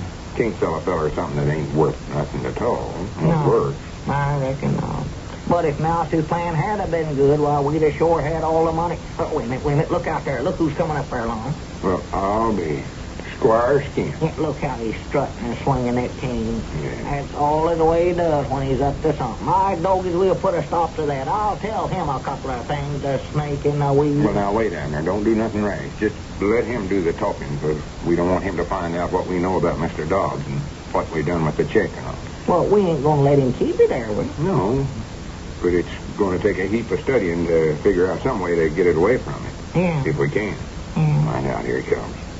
Now, Well, howdy, Squire. Yeah, come on in, Squire. Well, gentlemen, wonderful world. Yeah, ain't it, though? Well, I have some good news for you, Lum. The lumber has all been ordered and paid for. And it won't be long now before we'll be breaking ground for the first apartment building. It won't, huh? Oh, no. The foundation is the next thing to work on, and so WW wants you to make out a check for the cement and sand and other materials necessary for this part of the construction, Lum. Oh, Mr. Dobbs wants another check, does he? Yes. Now, WW figures that by using his influence, he can purchase sufficient materials for only $2,000. How he can get it for such a low figure, I don't know. A financial wizard at WW. Yes, indeed, a financial wizard. Now, if you'll just make out the check, Lum. Well, Squire, I don't believe we're going to build them wonderful world apartments. Oh, we ain't, Squire. See, there was a feller in here yesterday. He was from some construction company in Chicago, I believe he said, and he wanted to buy this apartment plan for $50,000. $50,000? Yes, sir. He even had a certified check all made out to it. Well, I do know. Well, have you sold it to him yet, Lum? Of course not. See, this feller got to figuring out. Abner, let me explain this. Oh. I believe I got a good way of doing it. Yeah. You see, Squire, we couldn't sell it to him on account of Mr. Dobbs had already bought the lumber, and so natural we'd have to go ahead and use the plan ourselves. Oh, I see. This construction man wanted to buy the exclusive rights to the plan. Oh, yeah. Now, he wanted exclusive rights. Yes, well, now, wait a minute now, Lum. Just a second ago, you said you weren't going to build the apartment. Well, I mean that we wouldn't build them if we could get out of it. Oh. There's some way we could get our money back from that lumber, but, of course, I reckon it's too late for that, huh? Well, no. Now, I believe that can be arranged, Lum. I tell you what I'll do. I'll talk to the lumber company about that as soon as I can.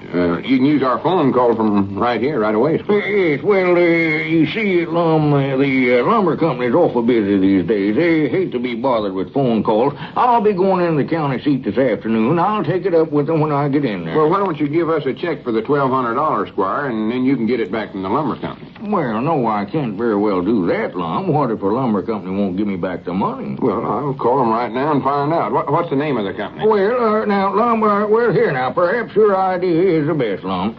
Now that I think about it, yes, I'll give you a check for that amount.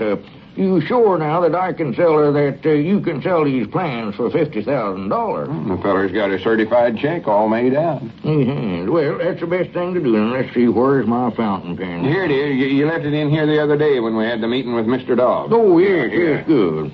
You left your blotter, too. That one that I signed by mistake when I thought I was signing the check there, too, Squire. Abner, hush up. Don't bother Squire when he's writing there. Oh. Squire, Very now, there you are, Lum. Now, of course, there's one thing more, Lum. I don't know whether you're familiar with the law or not, but it's not legal for you to sell a construction plan of any kind without being a registered real estate man. Oh, I never knowed that, Squire. Of course, now I can handle this for you, Lum. That is, if I could show legal ownership of the plan, just long enough to make the deal, you understand. Well, I don't know, Squire. How do we know we'd get anything out of it, though, if you was the owner? Oh, tut. You know me better than that, Lum. But just to show my good faith, I'll give you the receipt. Let me look at my wallet here. See, 10, 20, 30, 40, 60... Here, $75 cash to show my good faith. That's fair enough. Yes. Abner, hand Squire them plans that Mousey drawed up. Yeah, sure.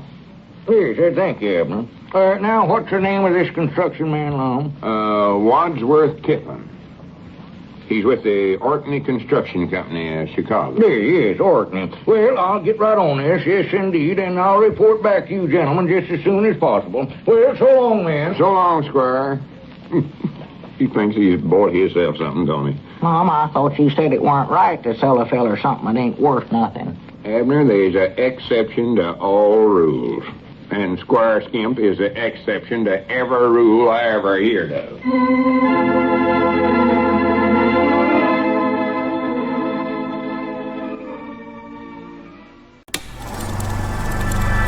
You are now tuned into Then Radio. If you enjoy our videos, we ask that you consider joining our Patreon to support our channel. Don't forget to like and subscribe so that you never miss a new video. We hope you enjoyed today's episode, and as always, thank you for watching.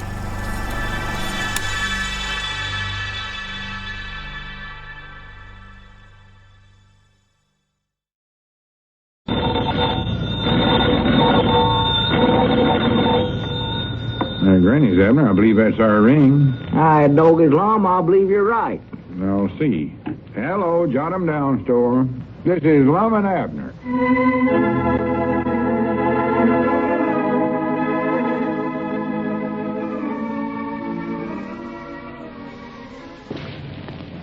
Well, the old fellows managed to get back the money that Squire Skimp had gotten from them on the lumber buying ruse, and now that they have abandoned Mousey's unworkable apartment house plan, they are faced once again with the problem of finding the best way to spend Diogenes Smith's $10,000 gift to Pine Ridge. And once again, the townsfolk have started to send in their suggestions. As we look in on the little community today, we find Lum, Abner, and Cedric in the Jot 'em Down store and library, looking over these suggestions. Listen. Granny's, I ain't come across a single good suggestion yet. Have you found any good ones in them you're looking at, Abner? No, not so far. You know, I believe folks is so disappointed about not building them wonderful world apartments, Lum, that they can't get themselves pulled together to where they can sit down and think up a good idea. Yeah, might be. You found any good ones, Cedric? No, Mom, I'm still trying to read the first one you give me. Don't sound very good, though, I don't think. What's it about, Cedric? Oh, something about taking your car and driving it into a pool. Driving it in a pool? Yes, Mom. I wouldn't do it with my car, though, I know that. Of course not. Just a minute, let me see that letter, Cedric. Nobody'd send in a silly suggestion like that, surely. No, you must have read that wrong or something, Cedric. Pushing automobiles into a pond wouldn't be no way of spending that $10,000. You could do that for nothing. Granny's, Abner, this ain't no suggestion nobody sent in. It's from the government. The government? Yes, sir. Communicate to the citizens about automobile pooling. Well, I do know. I reckon why they'd suggest a thing like that. Wait a minute, I bound you that's the way they go about freezing automobiles I've been reading about. First they get them all wet and then they put them in a cold It don't room. mean no such a thing. Oh. Automobile pooling just means everybody getting together with his neighbors and trading off riding in one another's cars, you know. Oh. That's so folks will save their cars and their tires and save gasoline, keep them running. Granny, that might be a good old Eddards Saying there for car owners. Keep them running. I believe I'll submit that to the giverman. Well, I still don't think I'll drive my car in no pond. Cedric, I told you it never meant that. It just means you ought to share your car with others. Every time you drive someplace alone, you're just the same as being a slacker. I am, huh? Yes, sir. Does that mean I got to take Clarabelle with me every place I go? No, not Clarabelle necessary. That is, not unless she's got some awful important place to go. It's mostly means to working fellers, I think. That saves them from driving their own cars every day. Oh, I see. Working fellers. Well, I'll try to recollect that. Fact is, I think I'll go out and haul some of them around right now. Yeah, that's a good idea, Cedric. Yeah. Get right on it, Cedric. That's a good boy. Yes, Mom. I'll see you fellers later. Yeah, so long. Don't You do know, what you Abner, do. right there is a good lesson for every citizen of this country.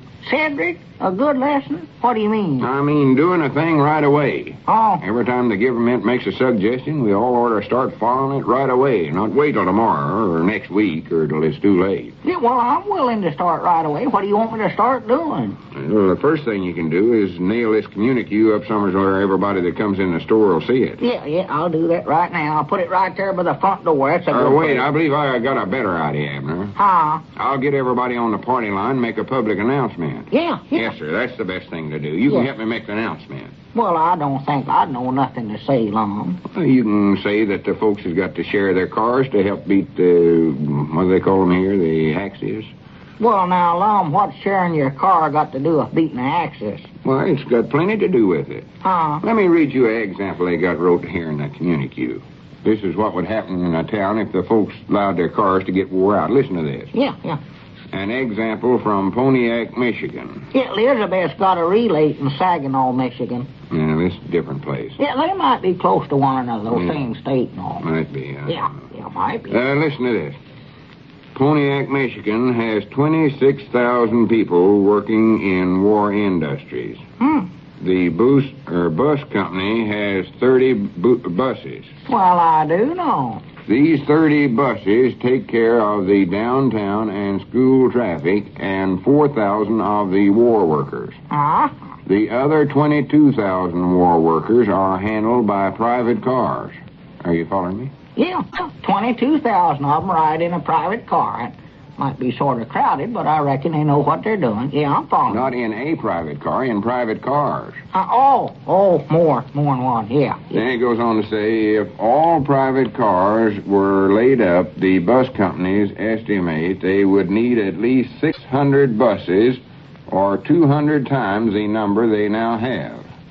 Doggy, that'd be a heap of buses, you know, it's 600 of them. Yeah, and then multiply that by the hundreds of other towns like Pontiac, and even you, Abner, can see that it wouldn't be possible to get up that big an increase in the bus service. No, I can see that all right, yeah.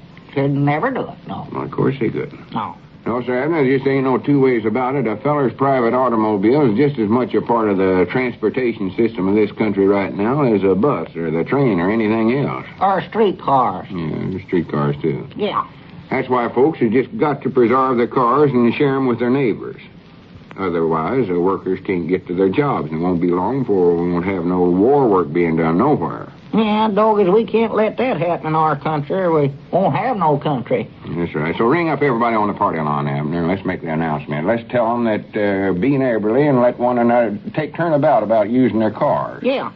Fellers live in the same block. One feller drive his car one day, and the feller next door to him drive his car the next day, and they all ride together. Yeah, but now, Lum, what you've been saying here, that's just for folks in big towns, ain't it? No, it's for folks in every size town is, big uns and little uns. Yeah, but I mean, Pine Ridge ain't got no thousands of war workers and buses and all such as that. Well, that don't make no difference, Abner. Don't, huh? Pine Ridge and all the towns like it are in this war just as much as the big towns. Sure. And we got just as big a job to do toward helping win it, too. Yeah, but, well, I mean, we ain't got none of them big war factories like you was talking about. Well, we have to. In the first place, Pine Ridge is helping furnish something awfully important, and that's men for the Army. Yeah, we're doing that. There's two Macmillan boys, for instance. Yeah. The Barton boy and Sister Simpson's nephew. And Frank Forster enlisted just the other day. Yeah, there's a lot of them. All of our best young men do. Oh, yeah, fine boys, yes, sir. And then the next thing we're doing is turning all the money we earn into all the war bonds and stamps we can buy. Yeah. Folks around here is doing that, I'll say that for 'em. Little Pearl says that her class at school is way ahead of the others for buying stamps. Very good for her. Oh, yeah, tickle. Starting them out early. Yeah.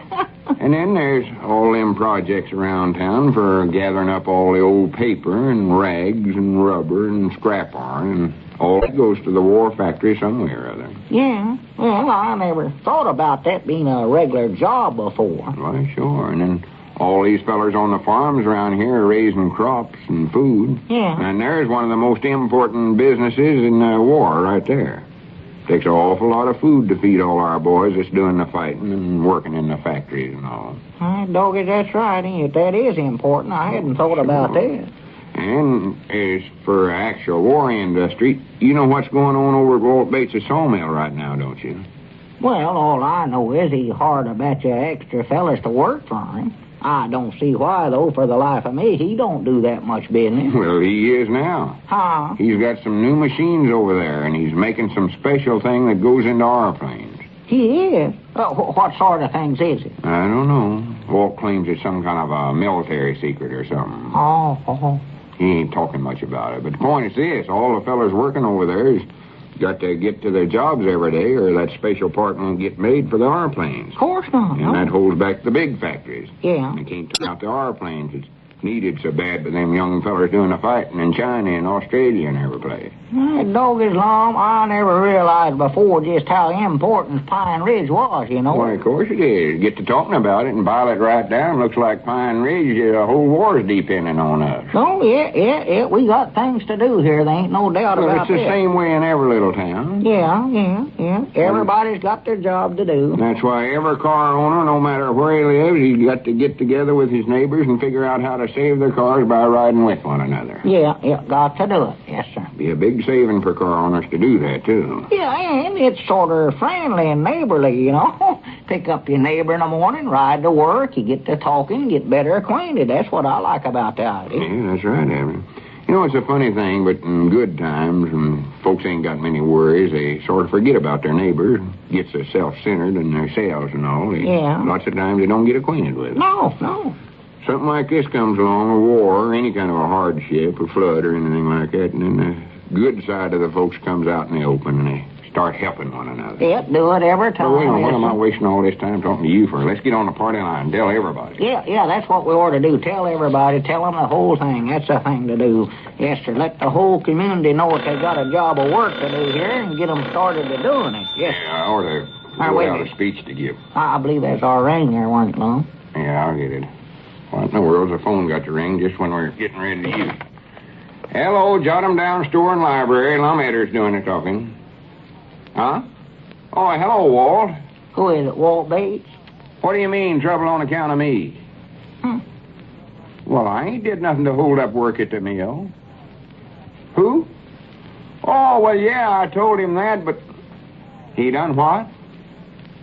Oh, well, he's got things all mixed up. I never meant for him to do that. Well, I'll see what I can do about it, Walt. Yeah, I'm awful sorry. All right, Walt. Goodbye.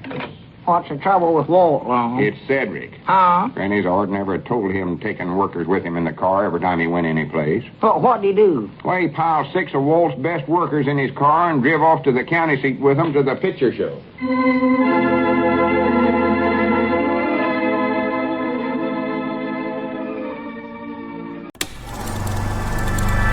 You are now tuned into Then Radio. If you enjoy our videos, we ask that you consider joining our Patreon to support our channel. Don't forget to like and subscribe so that you never miss a new video.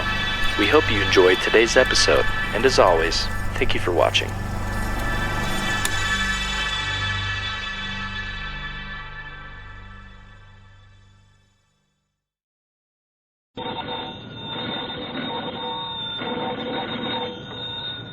Granny's, Abner, I believe that's our ring. I dog is Lum, I believe you're right. I'll see. Hello, jot 'em down, store.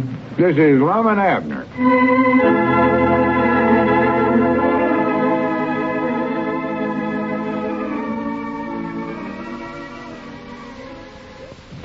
And now, let's see what's going on down in Pine Ridge.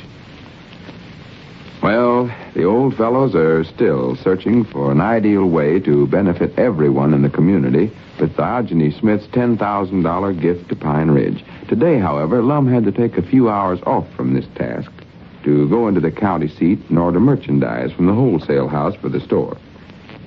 As we look in on the little community now, we find Abner in the Jot 'em Down store and library. That Lum has just returned from his buying trip. Listen. Yeah, howdy, Lum. You back already? Yeah, catched a ride with old Ari Hodgkins still waiting for the mail hack. Oh, well, good. Hey, let me sit down. I'm wore to a frazzle. Well, Wore to a frazzle. oh, yeah, it's hot out today, dear. Yeah, Ari seen me there at the county seat and asked me to ride back with him. Uh-huh. See? Well, good for Ari.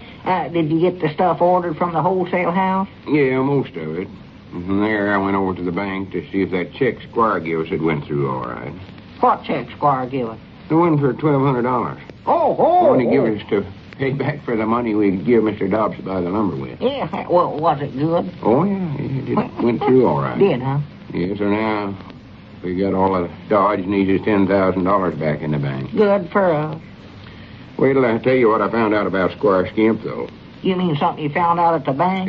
Yeah, that feller Jenkins told me, the light-haired feller that works in the first key. Yeah. He said Squire had been in there just this morning, mad as hops, and wanted to cancel that check. Cancel it? Yeah, stop payment on it. Oh. Of course, it was too late, and that made him madder than ever. Well, what was he so mad about in the first place? Well, you recollect he bought them worthless apartment plans on Mousey's from us. Oh, yeah, he figured he could sell them to that Wadsworth Tiffin feller for $50,000.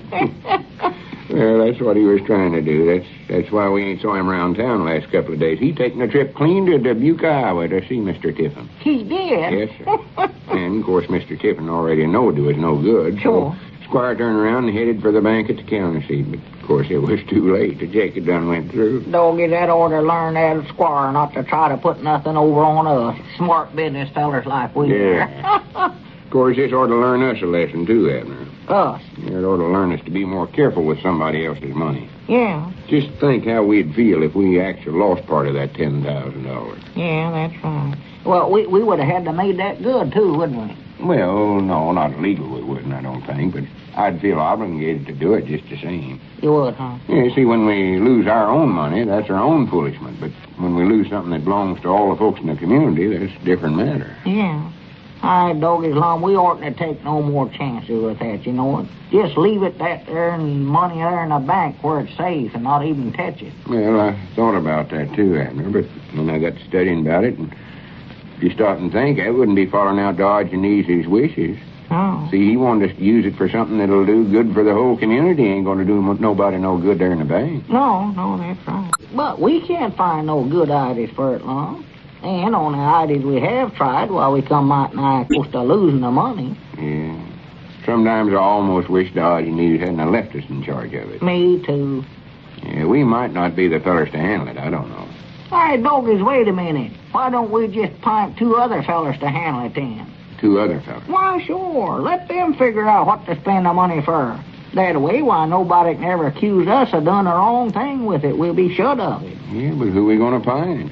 I know it won't be Squire Skin. Oh, no, of course not. Not him. And Ezra Seastrunk ain't got no head for financial figures. No. Can't hardly handle his own account. No, he broke all the time. Mose Mooch is too lazy. Yeah. Luke Spears is too busy. Oh, yeah, Luke's busy now. No, I don't believe that's a good idea. I'm feared we'd feel like we was shirking our duty. Well, my... Dodging Easy left it up to us to figure out something good to do with the money, and I grannies we're going to do it. Well, I don't know what it'll be. I even asked Little Pearl what she figured we ought to do with it, and... Wait a minute, there comes Mousey up out there. Mousey? Yeah, see? Grannies, I hope he ain't got no new plans. Not after all the trouble his last one got us into. Yeah, well, I reckon he'd more likely give up being a genius by now. That's hard work being a genius. That's why I ain't never taken it up steady. You ain't never taken it up unsteady. Huh? Well, howdy, Mousey. Hello, Lum, Abner. What can we do for you today, Mousey, as if I didn't know? Well, just give me 2 minutes of your time, Lum. Now, I have a plan. I was feared of this. Mousey, why don't you save your plan for somebody else? Or sell it to Squire. He appears to like to buy your plan, don't he, Abner? Yeah, he'll buy it sure as the world, Mousey. Well, I'd like for you to hear it first, Lum. You see, I got to thinking about my mother the other night. Oh, you mean the one that's the lady blacksmith up in Iowa? Yes, sir. Does she still seem like a father to you, Mousey? Yes, sir. And I got to thinking, and I just said to myself, I said, Mousey, someday Mama will want to retire from the blacksmith shop, and... Well, natural. Well, then she'll want to go home, but she can't. She can't? Why not? Well, because she lives at the blacksmith shop, Lum, so she's already there. What's wrong with that? It just saves her a trip, that's all. Yes, sir, but I'd like to have her get away from the shop, Lum. Get away from it all.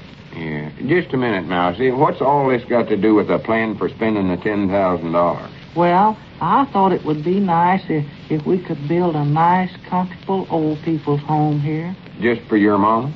Well, no, sir, for all the old people in Pine Ridge who'd like to have a nice place to go and live and enjoy themselves when they get too old to work. Mm-hmm. Yeah. Might not be a big... Yes, sir. One under every tree. Yeah.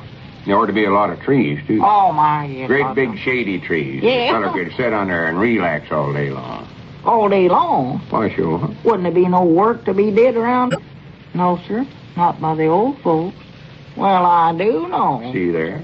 We could play croquet, and Mama would be wonderful for putting up the croquet set, pounding the stakes in the ground for us. Yeah, and that way she could sort of taper off gradual from her blacksmith work. Yes, sir. Wouldn't have to stop it so sudden then. Sometimes that's dangerous, you know. All right, Doggy's Lum, I believe Mousey's hit on a great idea here, you know it? Yes, sir, I believe he has. I have. Sure, I know all the old folks around here just be tickled to death with something like this. Well, natural. Why, they could just sit there under them big trees all morning playing checkers, Just sit there and play checkers till somebody called him in to eat. And Yeah. when they got done eating, why, they come out and play croquet all afternoon. Somebody call them in to supper and go in and eat again. Sure. Yeah, eat supper and then sit around, listen to the radio, play some more checkers, and then, let's see, might have another supper along about 9 o'clock just before turning in. Grannies, I believe I got it. Huh? Yes, sir. I know just exactly the spot to build it at. Whereabouts, Lum? Over there by my place? No, it's further out of town. You know where the creek makes that bend out there northeast of town? That big eddy there? Oh, you mean out there about a mile off the road going to Odin? Yeah, where the fishing's so good. Oh, that's the best spot there is in this part of the country. Oh, to pull them out there, fella have to get behind a tree to bait a hook down there. Build a nice house there. Yeah, Got plenty of boats there already. Oh, my, yes, that's the place. That's exactly where we'll build a home. Yeah. Right close to the creek bed and put in a nice grassy lawn going right down to the edge of the creek. Yeah, and there's plenty of big shade trees there, too. Feller could just lay out there and fish and sleep. Yeah, that's a place. Yeah, we can just put big comfort rocking chairs under them trees and furnish everybody a fishing bowl and just let them sit there and fish all day. Why, sure. And smoke if they want to smoke. Oh, yeah, furnish cigars, what they ought to do. Yeah, play checkers at the same time. Just sit there and fish and play checkers. They can. Yeah, or read books or anything they want to do. Why, sure. Might even have them bring the food right down there instead of calling them in the house for supper. They wouldn't have to walk so far. Why, sure. Have them bring the meals right out there to you. Sit and eat and fish, yeah. That is, they can do it without making too much noise. Too much noise? Have to pass some rules making it unlegal for anybody to interrupt a feller when he's fishing, especially if he's getting a bite. Oh, yeah, Lum, don't want no hollering going on. Well, Lum, I don't think that Mama knows how to fish. Oh, well, it's time she's taking it up and learning how then. Why, sure. She don't know what she's been missing all these years. Why, yes, she ought to take it up, especially if she seems like a father to you, Mousey. Yeah, that's right. Any boy's papa enjoys going fishing. Oh, my, yes. And you get to talking about it, I'd sort of love to go this afternoon myself. Well, I hear they're biting pretty good. Cedric was out last night, catched a right pierced string of catfish. I ain't looked lately. Is the signs right? Yeah, just right now, yes, sir. Grannies, I thought about something else, too. We might put in some hammocks under them trees. Hammock? Yeah, it might be some of the old folks that wants to fish from a hammock instead of a rocking chair. Why, sure, they could do that. Just lay there and sleep. And fact is, they could put the line around their toe there. Got a bite, jerk them, wake them up there, sure. How old does a feller have to be to get in that home, Lum? Oh, I don't know. Have to decide on that. I reckon he ought to be past 60 anyways. 60, huh? Doggy, that sounds good. You know what? Here, I better call Elizabeth right now. Let me get the phone now. Well, just a minute. What do you have to call Elizabeth for? Let's talk about it. Well, here, to tell her to get everything packed up. We're moving into that old folks' home right now. You are? Why, sure. That's just exactly the kind of place I always wanted to live in. Yeah, but wait a minute, Abner. You can't move into the old folks' home. Why can't I? I'm past 60, ain't I? Yeah, but you just can't move in there, that's all. I can't done it. I'm a old folk. I know, but you can't move in there. Why? Well, one of us has got to stay here and run the store.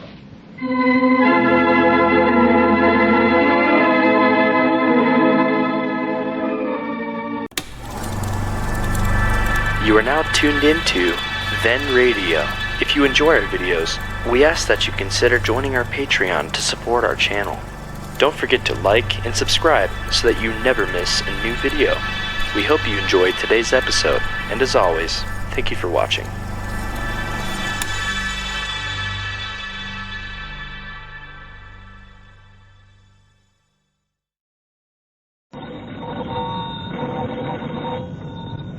Granny's, Abner, I believe that's our ring. Doggy's Lum, I believe you're right. I'll see. Hello, jot 'em down, store. This is Lum and Abner.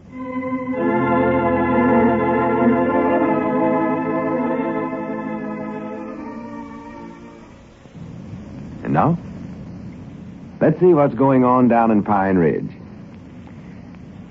Well, Lum and Abner are finding the task of investing the $10,000 left to Pine Ridge by Diogenes Smith quite a problem. Mousey Gray offered the suggestion of building a luxurious old people's home for the community.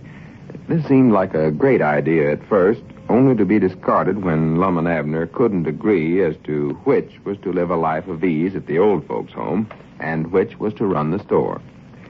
As we look in on our old friends today, we find Lum, Abner, and Grandpappy Spears down at the Jot 'em Down store. Grandpap is at his favorite spot reading a book at the library table. Lum is talking over the telephone. Listen. Yeah, well, I don't care if this new idea of yours does seem like a mother to you, Mousey. We ain't interested in it. No, I don't want to hear it. Well, I don't care how good it is, I just don't want to hear it. Just forget about it and stop bothering me. No, I won't be interested tomorrow, neither. All right, Mousey. Goodbye. And you think that don't outcap anything I ever heard of. Has Mousey got a new idea for spending the $10,000? Yeah. Here we are, just getting over all the trouble his wonderful world apartment idea caused us. And we had a time figuring out what to do with that old men's home that he wanted to put in. Yeah, that was a good idea, I believe. Yeah, but it wouldn't work. No. Now he's got nerve enough to suggest something else. Yeah, well, what was it this time, Lum? I don't know. Whatever it was, though, it wasn't no good, I can tell you that right now. Well, now, Lum, you ought to at least ask him what it was. He might have studied up something good. You don't know. If you fellas want an idea for spending that money, I believe this is good one right here. Huh? What's that, Grandpap? This book I'm reading here. Whitney's question and answer book. Stimulating fun for teenage parties. Well, that ain't no kind of a idea for spending $10,000, Grandpap. Well, it is, too. You just take this here book and start up a Pine quiz program radio. Yeah. Of course we've heard them, Grandpap, but what good would that do for the community? Well, I ain't sure, but I know this'd be an awful good way of spending the money. And doing a good, fast job about it, too. Huh. But on just one radio program. Now, I figure if we could double that amount and double that amount? Just a minute, Grandpap. You've got the wrong idea. We ain't looking for a way of spending the money. That's easy. What we want to do is find something that'll do good for everybody in the community. Sure. Do you understand now, Grandpap? Yeah, now here's a good question right here. I'll show you how it works. Yeah, let's see how it works. Abner, don't encourage him. Oh. Name 4 of the 7 wonders of the... Wait a minute, I believe I'll just try these questions out on you, Abner. Yeah, sure. Sure, try 'em on me. I might be a genius at this. I don't know. Try 'em out on me, Grandpa. Now, wait a minute. Don't get started on nothing like this. First off, I gotta ask you your name, Abner. That's the way they always do it on the radio. Yeah, sure. Well, Abner Peebles, my name. Yeah, why don't you use some other name for this, Abner? How about using that and I give you when I told your fortune the other day? What was that? Let's see, that was, Forget now what it was myself. Charlie. Charlie somebody, he called me. Yeah, that's better. All right, Charlie, what line of work are you in? And you answer housewife. Housewife? Yeah, that's what all them I heard on the radio said they was. Well, now, Grandpap, I know I ain't no housewife. I don't know nothing about milking a cow or chopping wood or tending to a garden. I know, but you're just doing this for example, Abner. Oh. Just to show how it works out. Yeah, sure. Yeah, well, that's all right. Hey, did you hear that, Lum? I'm a housewife. Yeah, I heard it. Such prattle. Wish you two would hush up. I got a lot of studying to do here. Yeah, well, we'll be quiet. All right, now then, Charlie, what's the answer? The answer? Yeah, that's what you're supposed to give. Huh? Have you got it yet? Yeah, let's see, Doggies, I don't believe I have, Grandpap. You want me to give you a little hint like Kay Kaiser does on his radio program? Little hint? Yeah.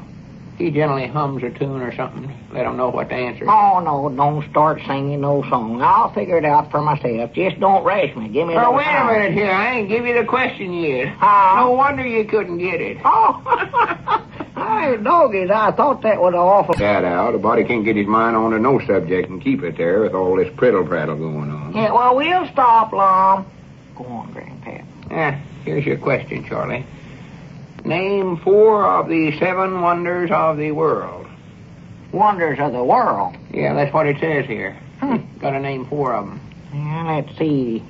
Wonders of the world. Oh, wonderful world. Is that one of them? No, not according to this book it ain't. Let's see. Wonders of the world. Well, what is them things anyway? Well, I ain't going to tell you. You're supposed to guess them. Oh, well, just give me one of them little tiny hints like you was talking about that feller Kaiser does there. Yeah, all right. One of them is the pyramids of Egypt. Never heard of them. What is them? I don't know. Another one is the Sphinx. Sphinx? That's what they got wrote down here. The only Spinks I know is old Lawrence Spinks that lives over there south of Cherry Hill, but, law me, there ain't nothing wonderful about him. Oh, no. Leastways, nothing I can recollect. He's a deadbeat if I ever seen one. Well, he won the blue ribbon at the county fair a few years back, though. Recollect that? His hog done that. He never won the ribbon for himself. Well, yes, his hog done it. Might have. He got in there, but he wasn't even entered. Of course, I recollect he did get awful stuck up and went around bragging about it till he might nigh got to where he'd winded himself. Just a minute, Abner. I believe I got it. Huh? Yeah, I know now what they got him in here for. You ever saw Lauren with his shoes and socks off? Shoes and socks off? Yeah, don't you recollect, Abner? Old Lauren's got one web foot. Doggy, that's right, ain't it? He has. Why, Get you sure. sure to work. Why, sure, yeah. I'd plumb forgot about that web foot of his'n. Well, he's awful proud of that, too. All is entering every swimming contest that he can find. I recollect that about him. Yeah, but he never win any of them. That foot always caused him to swim in a circle. That's the only direction he could ever go in. Oh, yeah, that's right. Yeah, never could go straight. Doggy, that's cuter, though, Grandpap, you know what? Here we've been living in the same county with old Lorne for all these years, and never knowed he was one of the 7 wonders of the world till right now. It's funny Good he for never him. mentioned it. Oh, yeah. Much as he loves to brag. Well, I sure did. Cast compliments on himself. Can't understand it. He's always bragging something. Reckon now how that feller that writ that book ever found out about him anyway, him living way down here in Cherry Hill. Oh, more likely Lauren wrote him a letter and told him. Just like him. Just about what he done. Wouldn't put it past him. Hey, Bragging. Abner, Huh? I see Mousey coming up out there. I know what he wants, so you tell him I'm too busy to talk to him. Too busy. Yeah. All right, I'll tell him. Say, Lum, did you know that Lawrence Spinks is one of the 7 wonders of the world? Yeah, I heard all that nonsense. But it ain't got nothing to do with Lawrence Spinks, I can tell you that. Well, it has done it. It's right here in this book that Grandpap's reading. Right Yes, there. sir. Right down here in black and ink. Yeah, show it to him, Grandpap. Right there it is. Yes, Yeah, sir. but it don't mean Lauren, I can tell you that. Huh? Some other feller named Spinks. Somebody that's done something famous or made an invention or something like that. Well, Lauren's the only one I know of. I For don't... goodness sakes, Abner, you and Grandpap can talk yourselves into more peculiarities than any one human I ever... Wait a minute, there's Mousey. Huh? Oh. Well, howdy, Mousey. Come on in. Yeah, howdy, Mousey. Hello, Grandpap. Abner. Say, Lum. I'm busy, Mousey. Come back some other day. Yeah, Mousey, Lum's awful busy today. He can't talk to you. Mousey, do you know Lawrence Spinks that lives over at Cherry Hill? Lawrence Spinks? Yeah, that's his name. Lives over there on that place, well, about a mile and a half out of Cherry Hill. Just before you cross the creek there, Shack Creek's where he lives. Got a web foot and swims in a circle. No, sir, I don't believe I've ever heard of him. Lawrence Spinks. No, sir, I don't believe I know him. Well, he's one of the 7 wonders of the world, what he is. Well, say, Lum, all I need is just about 1 minute to tell you my new plan for spending that $10,000. Some other time, Mousey. Yes, sir, but, Lum, now, I've thought this all out, and... Yeah, I know. It's just like a mother to you. Yes, sir. But what I was going to say is that I'm convinced, Lum, that this is the best possible thing we can do for our community. Well, I've been studying on this too, Mousey, and I've just about come to the conclusion that our community's pretty good just as it is. Yes, sir. We're liable to ruin it if we go trying to make it any better. Sure. What we need is something to preserve it just like it is. Yes, sir. Well, that's exactly what I had in mind, Lum. Oh, it is, huh? Yes, sir. Well, in that case, I mean just the opposite then. You come back next week sometime, Mousey. Yes, sir, but now, let me just show you what I mean, Lum. Now, here, take this envelope, and in there you'll find that Hey, Mousey, come on over here, and I'll let you get in our quiz contest. Yeah, come on, Mousey. It's a lot of fun. See, Grandpap asks you questions and stuff, and then you answer them. Some of them is about Lawrence Spinks, too. Well, I'd like to, Abner, but I've got work to do. Oh, sassafras. Here, I'll find you a good question, Mousey. Will Mousey be a housewife, too, Grandpap? Just a minute here. Is this what you meant, Mousey? Getting some of these? Yes, sir. Granny's, Mousey. Now, this is the best idea anybody's had yet. This is exactly the right thing to do with that money. What is it, Lum? It's something that'll do more for preserving our community and all the things it stands for than every one thing we could do. Well, what is it we're going to do? Abner, we're going to take every cent of that $10,000 Diogenes left us and make the best investment Pine Ridge could make. Well, We're going to use it to buy United States government war bonds.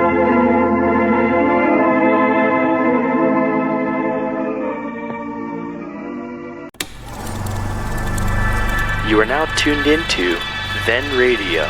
If you enjoy our videos, we ask that you consider joining our Patreon to support our channel. Don't forget to like and subscribe so that you never miss a new video. We hope you enjoyed today's episode, and as always, thank you for watching.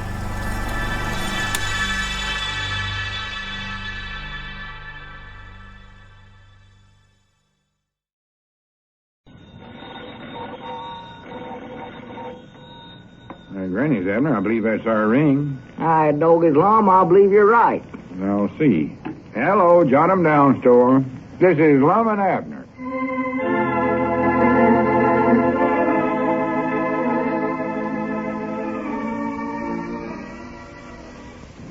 And now, let's see what's going on down in Pine Ridge.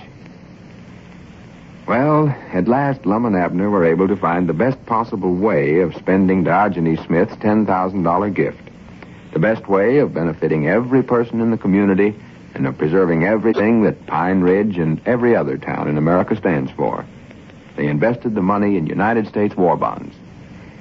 As we look in on the little community today, we find the old fellows in their Jot 'em Down store, and with their minds relieved of the responsibility of handling Diogenes' donation, they're turning once again to the tasks of their much-neglected store. Listen. Well, why do I have to clean out the feed room today, Lum? I'll do it tomorrow or next week or something. No, it's got to be done today, Abner. All that Oh. stuff ordered from the wholesale house will more than likely get here this afternoon. We got to have a place to put it, ain't we? Well, what do you want to go and order so much stuff for? Well, because we let our stock get so run down. We're mighty out of everything. Yeah. It's getting to where we had to tell our customers to go over to Dick Huddleston's store if they wanted to buy anything.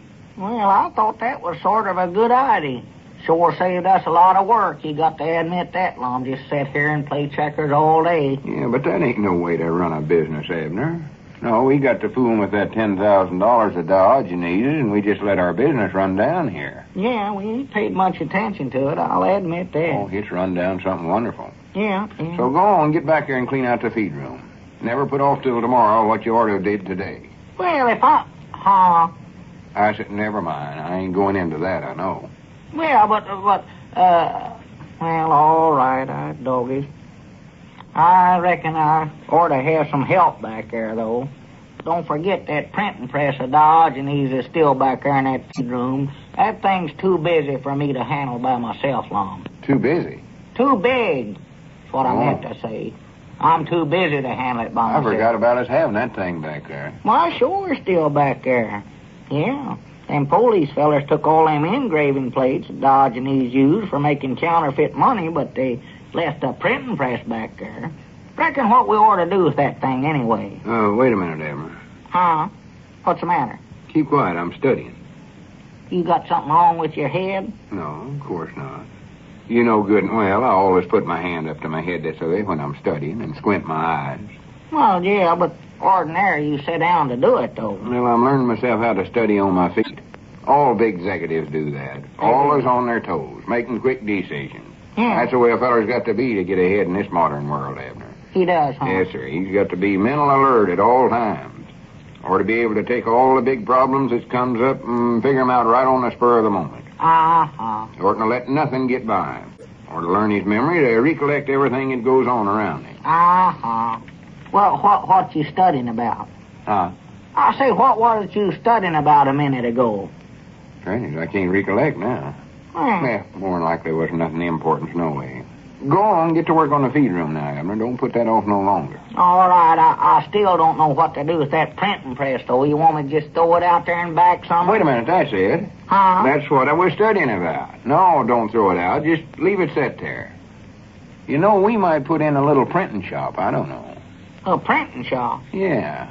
print up handbills for different stores and calling cards for folks and wedding announcements and I don't know what all. Well, that sounds awful interesting, all right. Did you say wedding announcement? Yeah, and such things as that. Who's getting married? I don't know. Is it Cedric and Clarabelle? Not that I know of. No, I don't reckon them two will ever get married. Well, who is it then? Come on now, tell me, Lum. Abner, there ain't nobody getting married. Well, what you printing up them wedding announcements for then? Well, they're for anybody that wants them. Anybody that's aiming on getting married. Well, you said nobody weren't getting married, Oh, though. for goodness sakes. I dog, is there something secret going on around here, Lum? Now, I want you to tell me... Wait a minute. Lum, you ain't getting married, are you? Me? Why, of course not. Now, Lum Eddards, you look me square in the eye and say that. Abner, don't be silly. Of course I ain't getting married, and you know it. Varieties. Oh, now, Lum, you oughtn't to be so bashful about it. Yeah, you just been a bachelor too long. That's your trouble. Now, come on, tell me. Who is it, Lum? Miss Frederick, a school teacher? Of course not. I ain't even saw her for at least a month or so. Well, who is it then? Abner, it ain't nobody. Now, get that silly idea out of your mind before I hit you right on top of the head with something. Well, you don't need to get so mad about it. I ain't mad. I just... Well, all right. If you don't want to talk about it, well, I reckon you don't have to. Well, I don't want to talk about it. So forget about it. Yeah, I'll find out who it is, though. Just quick as we start printing them wedding announcements. I can read. We ain't going to print no wedding announcements. I've decided again that idea. Oh, you going to low pond, not tell nobody about it, huh? No, I don't mean that. I mean I've decided again printing little stuff like announcements. I believe we'll just go right into book printing. Book printing? Yeah. And the first book I'm going to print is a new dictionary. Dictionary? Yeah, that one's got out now ain't complete. Well? It's got some common everyday words missing in it. It has, huh? Why, sure. How they expect our young'uns to get educated with books that ain't got all the words? You say our young'uns? Lum, are you aiming on having some children after you get married? For goodness sakes, Abner. What did I tell you about mentioning that subject? Oh, yeah. I'm sorry. Go on. What are you laughing at? Oh, nothing. Papa Lum. Go on. What words is missing, Lum? Well, to begin with, Abner, get that silly grin off your face. I ain't grinning. Swan do goodness, you look worse than a laughing hyena. Oh. To begin with, the dictionary we got here in the store ain't got the word ort in it. Well, maybe you never looked under the right place. Maybe you was spelling it wrong or something. No, I was spelling it right. O-R-T. Yeah, that's right, I reckon. Everybody knows that. Yeah. I even looked under the letters U and E to see if they'd made a mistake in spelling it. But it wasn't there neither. Well, I do know. Art ain't in there, huh? No. And there's another one. Ain't. Ain't in there neither. Neither ain't nor art? No. Doggies, they oughtn't to leave them out. I reckon how come them to do such a thing as that? I don't know. But I figure it might be on account of the book was writ a long time ago by old-timey feller. Noe Webster, I believe his name was. Noe Webster? Did he write that? Well, sure. You've heard of him before, ain't you? Oh, sure, yeah. Lord me, yes, I've heard of him. I never knowed what his last name was before. Webster, well. Of course, he done a good job at the time he done it, but now we ought to have a new dictionary wrote. A modern, up-to-date one. Sure. Maybe I'm just the feller to do it. I don't know. Well, you might be. Might be called. Yeah. I might become the modern Noe Webster. I don't know. Well, good for you. Good. Of course, I don't know where you're going to get a big enough boat, though, Lum. That'll be the only trouble. Boat? Yeah, you have to have an awful big one to hold all them animals. Animals? What animals? The ones that go on the boat. There was 2 donkeys and 2 camels and 2 elephants and... What in the world are you talking about, Abner? You said you want to be just like Noe, didn't you? Oh, I see. Well, of course I said that, but I said Noe Webster. Well, yeah, if you want to use his last name. Yeah, I recollect him just as Noe, though. That's the only name I knowed for him. I never knowed what his last name was. Well, there's 2 different fellers. We never learned his last name in Sunday school. Noe's all they ever said. Of course, now, along with all them animals to feed and take care of, I don't believe you're going to have much time to do no book writing. You're going to be a busy man, I can tell you that right now. Oh, to goodness, Abner, you get something in your head and won't nothing change it. But... Stick of dynamite wouldn't jar it out of there. Well, I reckon if the other Noah could do it, why, you ought to be able to do it too, Lum. You can work fast, I'll say that for you. Abner, all I said I was going to do was write a dictionary. Now you got me loading down a boat with a bunch of animals. You mean that's all you're going to do, just ride on that boat? That's all. Well, who's going to feed them animals then? For goodness sakes, Abner, I ain't taking no animals no place. You ain't? Well, you going on this boat trip just by yourself, then? I ain't going on no boat trip alone, even. Well, if you ain't taking no animals and you ain't going alone, or... Hi, doggy, sure. What's the matter with me? Yeah, I see what you're doing now. Well, I'm glad one of us knows what I'm doing. Sure. I know I can keep track of it. Why, you old scallywag, you. Why, Lum, Eddards, I never knowed you had such ideas as that in your head. Ideas like what? Huh? No, don't tell me. Don't. I've stood all of this I can for one day. Yeah, well, wait a minute now, Lum. Where are you going? I don't know, but if I stay here much longer, I'll go start raving mad crazy. Yeah, well, wait a minute, now, Lum. Tell me some more about this Answer now. the phone, Abner, and if it's for me, tell him I went out to have a nervous breakdown. Yeah, So long. went out to... Uh-oh, too late. Where'd he say he's going? Hello, jot him down, store and library. Abner Peabody doing the talking. Oh, howdy, Elizabeth. Huh? Yeah, well, I'll bring you potatoes home with me when I come home to supper tonight. Yeah. Say, Elizabeth, wait a minute. I just got a great idea here. Yeah, I want you to call up everybody and have them come over to our place for a party tonight. Yeah, a surprise party for Lum. Yeah. Of course, he's getting married. Yes, he is.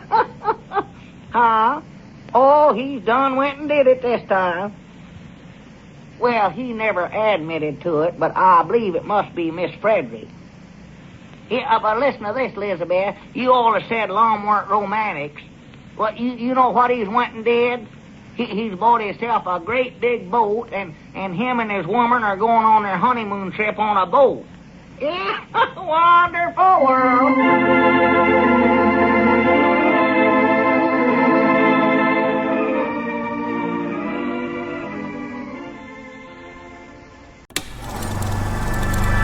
You are now tuned into Then Radio. If you enjoy our videos, we ask that you consider joining our Patreon to support our channel. Don't forget to like and subscribe so that you never miss a new video. We hope you enjoyed today's episode, and as always, thank you for watching.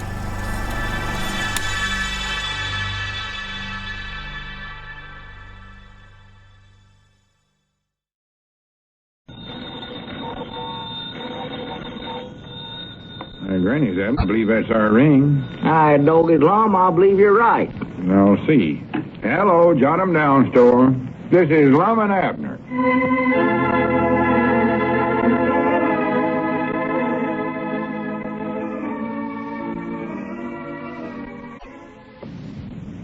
And now, let's see what's going on down in Pine Ridge. Well, the influence of Diogenes Smith lingers on in Pine Ridge. The other day, while cleaning out the feed room, the old fellows ran across the printing press that the now reformed Diogenes used in his counterfeiting business, and immediately Lum decided that they should take up printing as a sideline. As we look in on the little community today, we find Lum in the Jot-'em-Down store and library, proudly showing Abner the results of his first printing efforts. Some statements for their store. Listen. There they are, Abner. They're all done. Don't them look like real, genuine, professional bills? Now, let's see them. Yeah, doggy, they do, Lum. Well, them things look might now like the bills of wholesale houses all are sending us. Well, I sort of patterned these after them from the wholesale house.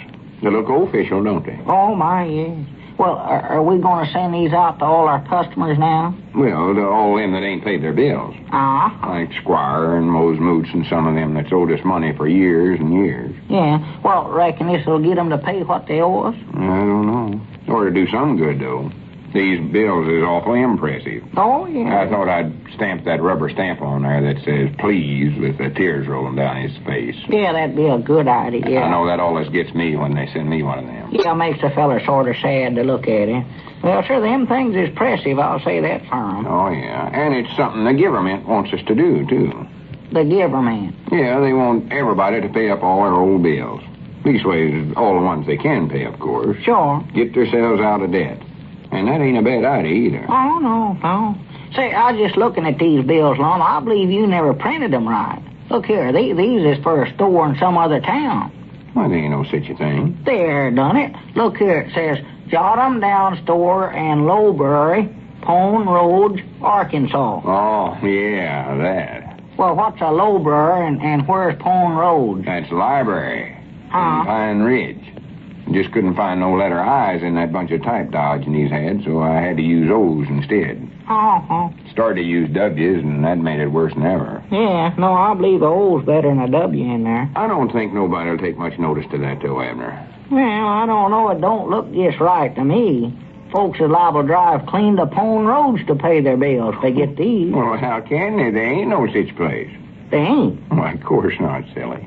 Well, doggy, that's going to make it worse than ever then, Lum. They'll start out hunting for that town. They'll drive and spend all their money for traveling instead of paying it to us for their bills. Oh, for goodness sake. Why, they might be gone for weeks or even years. Doggy, we might not never see none of them again, you know it? Abner, there ain't no such a thing as that going to happen, so just stop worrying. Well, I don't know. It's awful liable to happen. You take a stubborn feller, well, like old Grandpappy Spears. Once he starts out hunting for a town, he won't never give up till he finds it, Lum. When did you ever hear of Grandpap looking for a town and not giving up? Well, I never did hear of him doing just that, but as stubborn as he is, you know him. Again, he gets the idea in his head there ain't no one thing in this world that'll get it out. That outcaps anything I ever heard. You talking about somebody else getting some idea in his head and nobody being able to get it out again. If there's any one feller that's... Well, wait a minute. I ain't going to get onto that subject again. Well, just the same, Lum. Abner, this discussion is ended. Finished. Yeah. We're through with it. Get out the account book and we'll start making out these bills. Count book? Yeah, you know, looking where we write down what folks owes us. Oh, the Squire skimp book, yeah. Yeah, that. Bring it over here and set it on the library table. This would be a good place to work right here. Yeah, that's a good idea. See, whereabouts is that thing now? Oh, here it is, right here, yeah. Hey, we ought to have started this bill idea a long time ago, you know it, Abner? Yeah. It's the only way to do business. Be systematic about everything. Yeah, well, where do you want this now? Right here, is this all right for you? Yeah, that's good. Yeah, right there. Hey, you sit there and read off the names and how much they owe, and I'll make out the bills. Yeah, sure. And let's see now. It's going to start bringing us in a lot of money, you know that? Oh, bound to. You ready? Yeah, go ahead. Yeah, let's see. First is Ulysses S. Quincy. Owes $4.92. All right, Ulysses... wait a minute, Abner. Better skip that one. Skip it? Yeah, I might not sure Ulysses ain't got the money to pay this right now. We'll send him a bill some other time. I thought you said we was going to be... Well, you know how things have been going out to the Quincy's place. His woman's been down sick and all. Yeah, I know Aunt Charity Spears went out there the other day and sat with her. Yeah, better just strike off that $4, Abner. And send them a nice basket of groceries out to the Quincy's this afternoon. Yeah, that's a good idea. I'll take it out when I make a deal every today. Yeah, just scratch that right off of there right now. What's the next name on the book there? Well, let's see. Masters. Oh, Grandpa Masters. Yeah, $3.14. Ain't you going to make out the bill? I don't know. I sort of hate to push Grandpa Masters for the money, Abner. Might make him feel self-unconscious about coming in here. Oh. Besides, he's awful faithful about paying what he can on his bills, even if it is just a little bit. Oh, yeah, he pays what he can, yeah. Well, you think I ought to sort of just cross this and all? Yeah, better cross that one off, too. Yeah, all right. What's the next one there? Let's see. Next is, wait a minute. I reckon we'll have to move from here along. Have to move? Yeah, here comes Grandpap. He gets awful mad again. He comes in here and finds somebody sitting in his favorite place at the library's table. Well, let him get mad. This ain't his table. Belongs to us. Yeah, but he claims this is a free public library, and he's got a right to sit here. He always points to that free public library sign we put up over there every time I argue with him. We might have to take that sign down. Yeah. Cause more arguments than ever. Wait a minute. Morning, Grandpap. Yeah, morning, Grandpap. Howdy. Ed, you'll have to count me out this year, Lum. You just have to do it. Count you out? Yep. Won't seem like old times, but I can't see no other way out of it. No, you just have to count me out, Lum. What are you talking about? Count you out of what, Grandpap? Why, my regular job, counting ballots at the voting polls. Oh, County elections are coming up this fall, you know. yeah. But is that all that's troubling you? Well, why can't you be there for the elections, Grandpap? You gonna be out of town and taking a trip or something? See there, Lum? What did I tell you? That's it right there. He's going out to hunt for that town Pone Road. He's got his mind all made up. He'll be gone for months. How's that, Abner? What'd you say? Huh? He never said nothing, Grandpap. Just tell me why you can't count ballots next fall. Because I don't want to go again to government.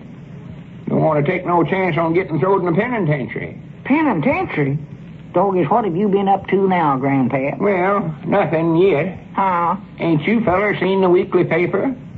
No, I don't believe I have.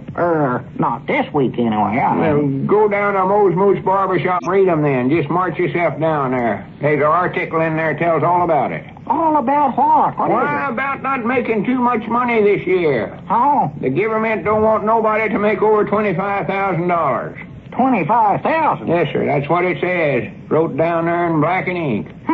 Well, for the land's sakes, Grandpap, that ain't nothing for you to worry about. That ballot counting job never pays you more than $3.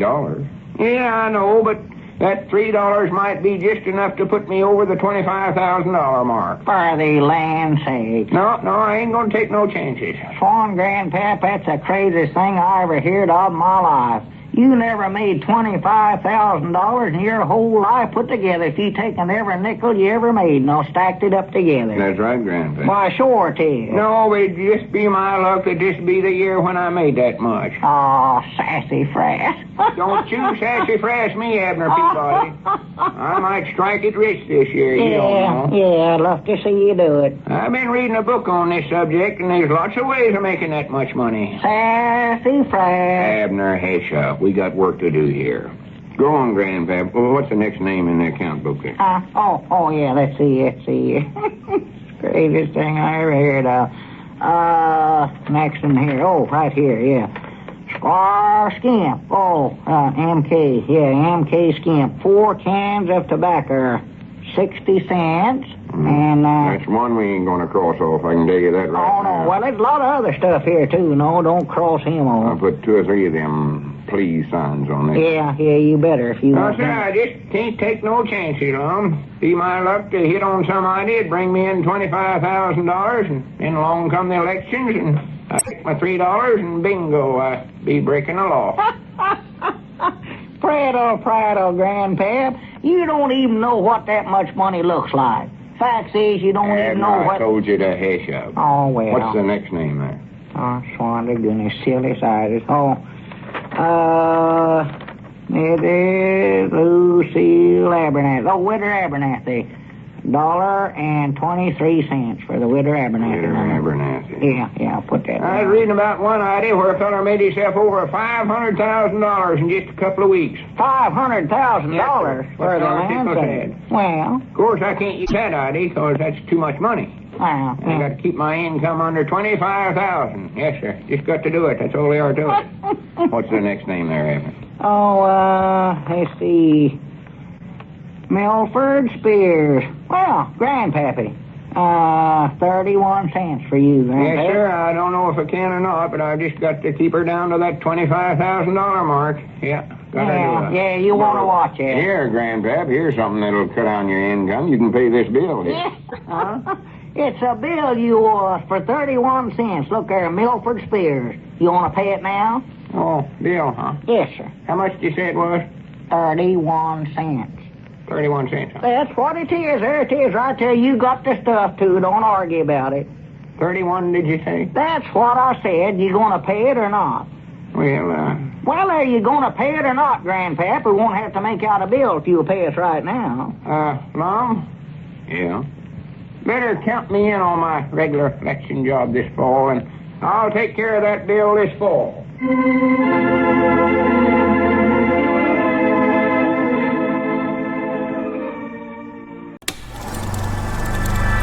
You are now tuned into Then Radio. If you enjoy our videos, we ask that you consider joining our Patreon to support our channel. Don't forget to like and subscribe so that you never miss a new video. We hope you enjoyed today's episode, and as always, thank you for watching.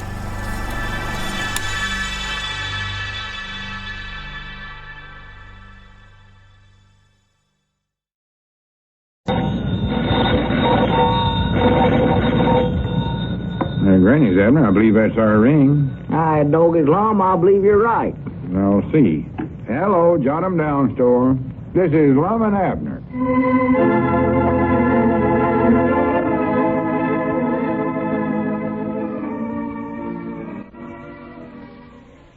And now, let's see what's going on down in Pine Ridge. Well, things are running along at a pretty even keel these days. Lum is keeping himself busy with the printing press, turning out statements and handbills for the store, while Abner is left pretty much in charge of things in the store and library.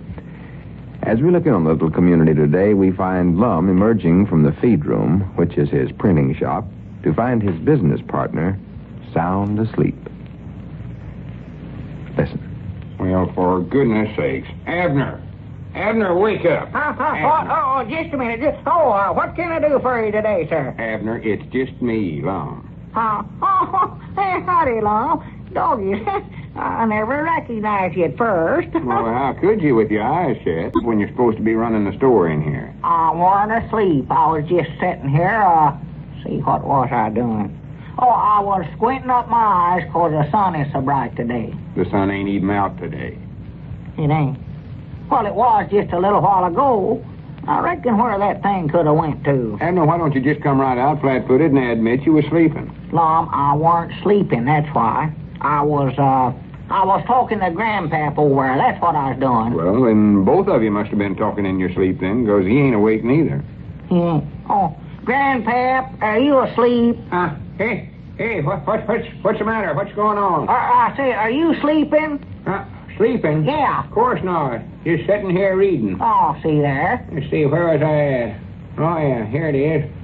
The external ear, also called the Oracle of Pinna, is composed mainly of cartilaginous framework covered with thin skin. Go on, Grandpap. That's exactly what we was talking about. Wait a minute. What kind of a book is that he's reading this time? It's a doctor's book he found over in the library. He says he might take up being a doctor. For goodness sake. Go on, Grandpap. Yeah, let's see. Where was that? The lobe or lobule forms its lower part and is composed of dense connective tissue containing fat. Grandpap, I've told you 1,000 or 100 times I don't want you reading out loud in the store here. So either read to yourself or going over there to the place, one. You better read to yourself, Grandpap. We'll go on with our discussion of that cartilaginous lobule some other time, I think. Listen, Abner, you ain't fooling me or nobody else with that kind of talk. You know good and well you've been sound asleep all the time I was out of the store. I weren't no such a thing. Well, if you wasn't, how come you never seen the fellow that left this note here? What note? Here, read it yourself. Let's see. I was in to get groceries, but I hated to wake you up, so I taken them myself. 1 sack of flour, 2 pecks of potatoes, 4 cans of hominy, 6 cans of tomatoes, 10 cents worth of candy, a gallon of coal oil, a jug of vinegar, and 3 pounds of 10-penny nails, large size. Please put this on my account. Well, you must have been in here for a half hour or more to gather up all that stuff. Yeah, that's a big order, you know it? Yeah, it's a good order, all right, but the fella never signed his name.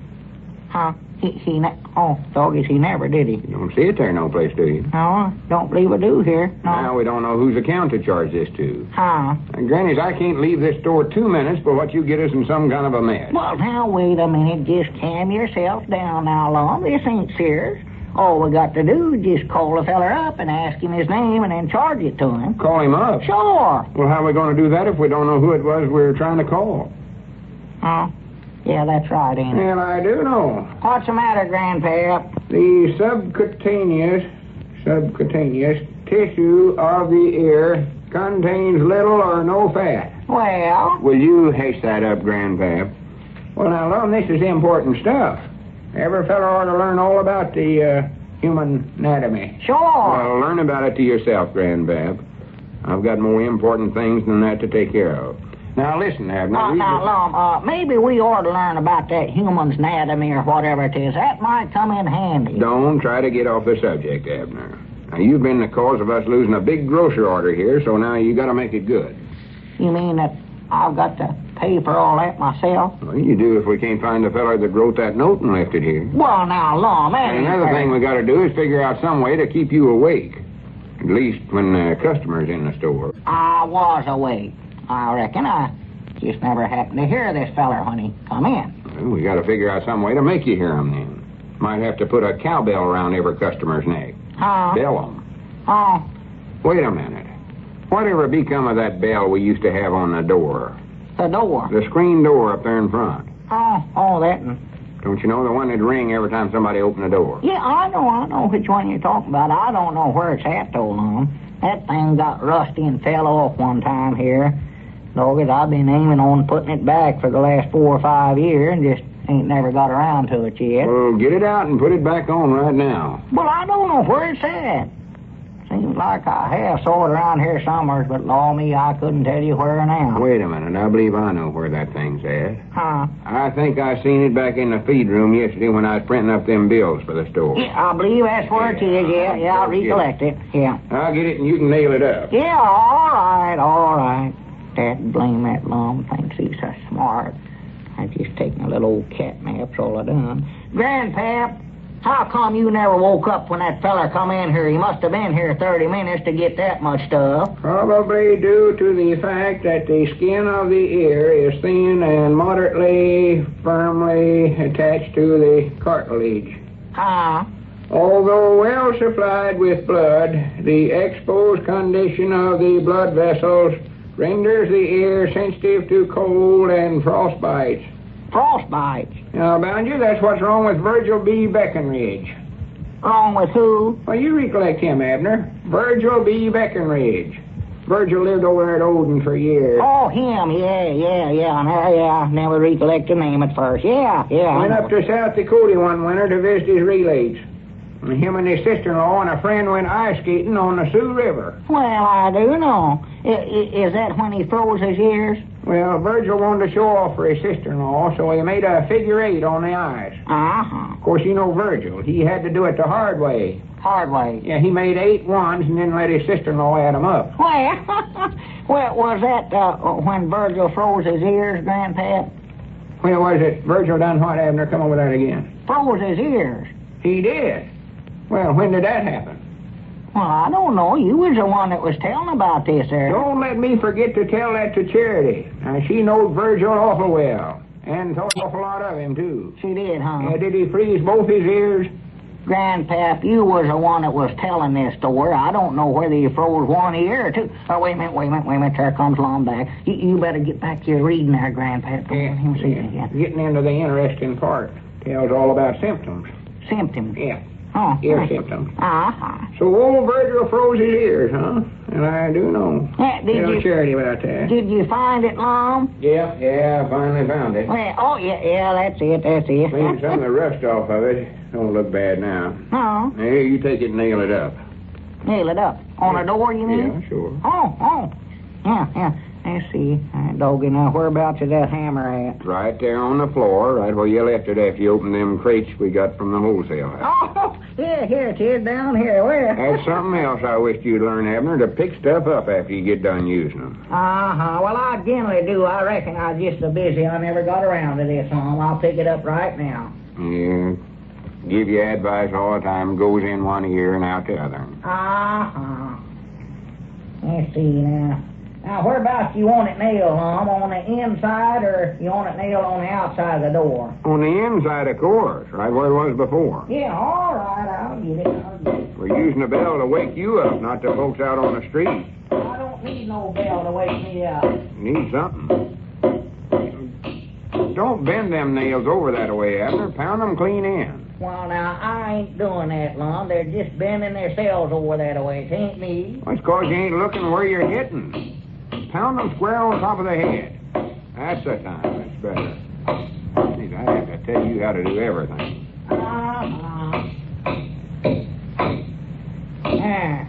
Doggies. Is that all right now? Yeah, it's a little crooked, but I reckon it'll do the trick. Open the door once, see if it works all right now. Yeah, sure. Doggy, that works. How's that now? I believe that's going to be all right. Oh, yeah, that'll do it. Maybe now we can find out who our customers are. Won't have to leave notes laying around. Now, Lum. Try it one more time. Oh, all right. It'll work, though, I'll tell you. Oh, my goodness. Hey, what's the matter now, Grandpa? Lucky thing for me, I read this book, or I never would have known what a trouble I'm in. Trouble? Yeah, I got to get out of here and find Doc Miller before it's too late. Yeah, well, now, wait a minute, Grandpa. Come back Can't here wait, now. Abner. Can't wait now. This might be serious. This book says so. Huh? Can't take no chances. I'll see you later. Yeah, well, just a minute, Grandpa. What's wrong with you, anyway? It's my ears. I got danger symptoms. What symptoms have you got? Well, I keep hearing ringing noises in my ears. Sounds like a bell. Huh? Goodbye. Hey, Oh, there it is again. Hey, Doc.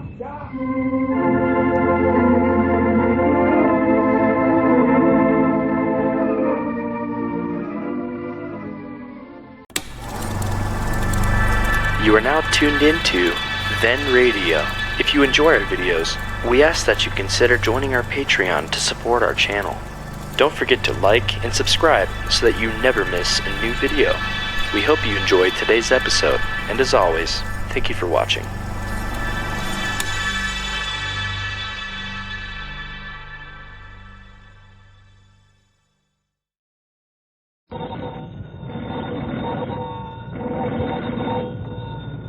Granny's, Abner. I believe that's our ring. Hi, Doggy's Lum. I believe you're right.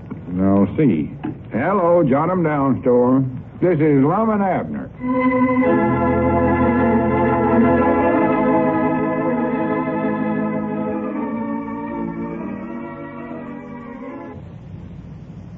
And now, let's see what's going on down in Pine Ridge.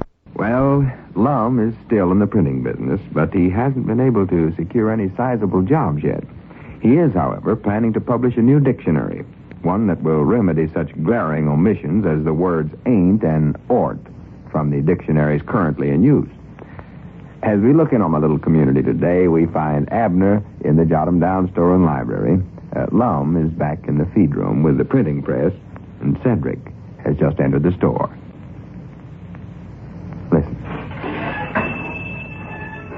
Oh, well, howdy, Cedric. Howdy, Mr. Abner. Come on in. When did you get the bell put up on the door? Oh, the other day. Lum says it's to wake me up when customers come in the store, but I never done no actual sleeping in here. I just sort of taking little cat naps, I think. Yes, Mom. I got a letter here from Mr. Lum. Is he here? Yeah, he's back there in the feed room working on that printing press. Hey, Lum. Come here, Lum. There's a letter for you. I never see old Lum no more since he got himself to where he thinks he's a big printer now. Yes, Mom. What's he printing on now? Some more handbills? No, I reckon it's that dictionary he's working on. Leastways, I heard him say he was aiming on printing up a new one. Who's the letter from, Cedric? Oh, it's from Oxford Overnight Authors Institute of Midwest Missouri. Authors Institute? But reckon they've heard about Lum writing that new dictionary already. What was you wanted, Abner? I'm awful busy. Oh, why, there's a letter here for you, Lum, from that Authors, Oxford something or another. Granny, is that here already? Let me see it. Here it is, Mr. Lum. Did you know you was going to get a letter from them, Lum? Well, yeah, sort of. See, I seen an ad in a magazine last week, and I filled out the coupon and sent it into the Oxford Overnight Author Institute. And they're going to show me how I can get to be a big, famous author, practical overnight. Well. And I'll earn big money, too, they said. Well. I believe that's what I'd like to take up, earning big money. Well, this ain't no kind of a job for a boy like you, Cedric. Takes a feller with some literary experience to get to be a famous author. Well, how do you know that you're going to earn big money at this job, Lum? Well, Clinton B. Quincy of Chester, Pennsylvania's doing it. Clancy B. Quentin of Chelsea, Pennsylvania. Who's he? Well, he's a feller they tell about in the ad. He sent in the same coupon that I sent in less than 3 weeks, Clinton B. Quincy of Chester, Pennsylvania was making $300 to $400 a week, selling stories to Boys Workbench Weekly, and Modern Tatting and Doily Review, and Steam Fitters and Welders Monthly Magazine, and I don't know what all. Well, I do know. And Clinton's only 23-year-old. Huh. So I figured I ought to start out making twice as much as him. Well, is that what you're going to do, sell them stories to them Doily and Steam Welders magazines? No, not me. That's small-time stuff. Yes, huh? I'm going in for big, long books. Novels. That's what I'm going to write. I can tell you one thing, though. I'm quitting work on that dictionary. That's just a waste of time. Tis, huh? Why, sure. Can't find no other words they've left out except ort and ain't. So there ain't no use copying down all the rest of the dictionary just to get them 2 words in. Feller can recollect them. Why, sure. A fella ought to be able to recollect just 2 words, ort and ain't, yeah. Ain't you going to open up your letter, Mr. Lum? Oh, yeah, might not forgot about that. Let's see here. Well, how's this letter going to help you get to be a famous author, Lum? Just wait a second and I'll show you. Huh? Here, now, see this? This Yeah. is a aptitude test, I reckon it's called. Well, what's a aptitude test? It's a test they give me to see if I got aptitude or not. Oh, well, if you got it, is it serious? I had appendicitis once, and that was serious. Well, this is different, though, Cedric. I had a whooping cough once, too, but that weren't serious, I don't think. Little Pearl had the mumps once. Just had them on one side, though. Just one mump, I reckon. Had the mump, you'd call it, I reckon. Well, aptitude ain't no kind of a disease, Abner. Just a test to see if I'm the type of fella that ought to be an author. Uh-huh. All I have to do is write out a couple of things they got listed down here and send it in. If I do good in that, then I can start right out being an author and earning big money. At least that's what the ad said. Yeah, well, what kind of a thing have you got to write out there? Well, if you'll get me some of them grocery pads there, I'll show you. I reckon I can write on the back of them all right. Oh, sure, them ought to be fine. Can you reach him there, Cedric? They're closer to me, right there behind you. Oh, yes, ma'am. Yeah, that's him. Let me sit down here at the table. Yeah, that's better. Let's see. First, I'm supposed to write a description. Here's the grocery pads, Mr. Lum. Oh, what you buy, Cedric? Write a brief description of a familiar landscape, such as a picturesque valley, or a wooded glen, or a nearby hill. Well, that's easy. What's a wooded glen? I don't know. I'm going to take the nearby hill. Oh, I'll describe that over there back at your place. you mean old Dead Stump Hill there? Yeah, let's see now. Dead Stump Hill is a... What sort of a hill would you say that was, Abner? Big hill? Well, no, it ain't exactly big. There's others around here bigger than that. Yeah, it ain't exactly a little hill, neither. No. Because there's some that's littler than that. Oh, yeah. And I believe there's some that's more middle-sized, too. Well, maybe you ought to just play safe and just say it's a hill and let it go at that long. Yeah, that's the best thing. Yeah, I believe it is. Just a hill. Dead Stump Hill is a hill. Yeah. Seemed like I ought to say a little more than that. What else can you recollect about it? Well, let's see. I seen a rabbit up there once, but I don't reckon you'd want to put that in. More likely he ain't there all the time. I can't think of nothing else. It's got dead stumps on it. Yeah, that's good. Yeah, Put that down. Dead Stump Hill is a hill. It's got dead stumps on it. Yeah, that's right. Yeah, it takes care of that first question, all right. I told his Lum, I believe I could be a famous author, too, you know. No, you couldn't, Abner, no. You ain't the illiterary type like me. Oh. Next, we have a question on dialogue. Dialogue? What's that? I think it means talking backwards and forwards, you want to know. Sounds like a log. Says here, write a brief dialogue between a warden and a condemned convict. Or between an international jewel thief and a beautiful countess. Doggy, that sounds interesting. Which are you going to take, the warden and the convict? No, the others. I ain't never actually heard a warden talk. Well, you ain't heard no beautiful countess talk neither, have you? No, but if I ever met one, I know what to say to her. You would, huh? Let's see here now. I reckon the feller'd talk first, wouldn't he? I reckon so. They say a woman always gets in the last word. Yeah. All right, put him down first. He says in a very polite voice, "How do you do, Mom?" How do you do, Mr. Lum? I ain't talking to you, Cedric. This is a national jewel thief talking. Yeah. Say, Lum, what's his name going to be? Yeah, I don't know. How about that Quincy B. Chester of Clancy, Pennsylvania? I believe that'd be a good name for him. No, this feller's name is, Mr. Brown. Brown? It don't sound like no jewel thief. Well, that's why he used it, so folks won't get suspicious of him. Oh. That ain't his real name, of course. What's his real name? Quentin B. Clester of Chester, Pennsylvania? Abner, shut up. Let me get this dialogue wrote. Oh. What do you got down there so far? Well, so far, the jewel thief said, howdy do, Mom. And the beautiful countess answers him and says, howdy do, sir. Yeah, that's coming back at him. Yeah. And then, well, that's all so far. What's the matter? Has a cat got their tongue? Well, they're bashful. You see, they've just met one another. Uh-huh. Besides, he can study, he's sort of figuring out how he can steal her jewels. Oh. Naturally, he can't talk to her about that. Oh, no, he wouldn't want to bring that up. And he fell in love with the beautiful countess at first sight. Well, good for him. That's another reason he can't think of nothing to say. I know I never can. Well, what do they do? Just stand there gawking at one another? They ain't gawking. They're looking into one another's eyes. It's awful romantics right at this point. Well, when does he steal her jewels? He don't. Huh? The countess is so beautiful that he just can't do it. Oh, Instead of that, he turns around, walks away, and she never sees him again in her whole life.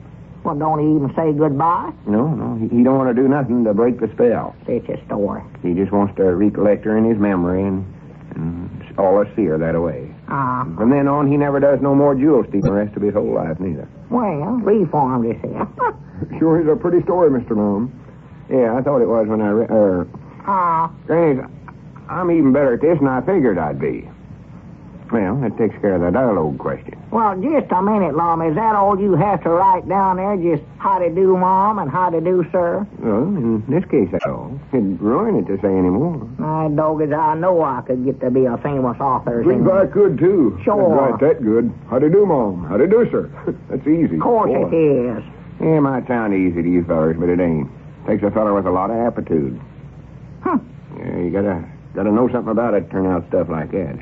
It ain't the actual words that count so much, it's the thoughts behind them. Well, me and Cedric studied up the thoughts behind that first one about that dead stump hill being a hill with dead stumps on it. You better put our names down on that aptitude test before you send it in. I ain't gonna do no such a thing. I'm the only author around here. Now, Lum, we just had as much to do with this Abner, as you hitch did. up and let me see what else I got to do here. You're interfering with my lesson. You have now completed the Oxford Overnight Aptitude Test. All you have to do now to become a full-fledged writer, earning a handsome income. Me and Cedric could do this work just as good as you can, Lum Eddards, any day in the Granny week. Abner, I believe you're right. Huh? Maybe you and Cedric are the author types after all.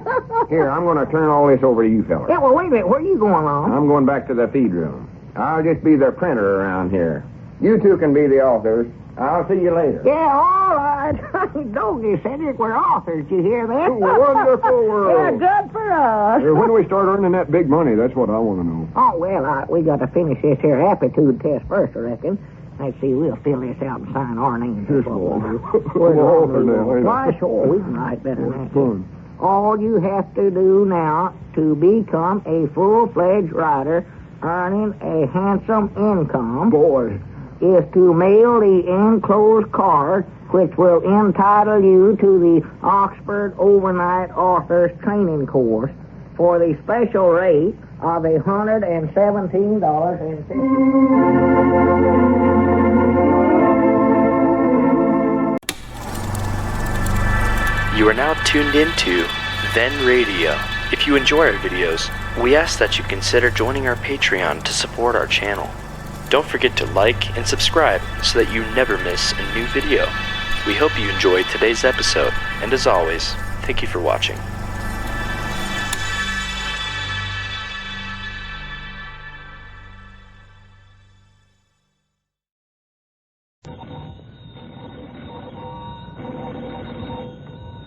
Granny's, Abner, I believe that's our ring. Aye, Doggy's Lum, I believe you're right. I'll see. Hello, Jot 'em Down store. This is Lum and Abner.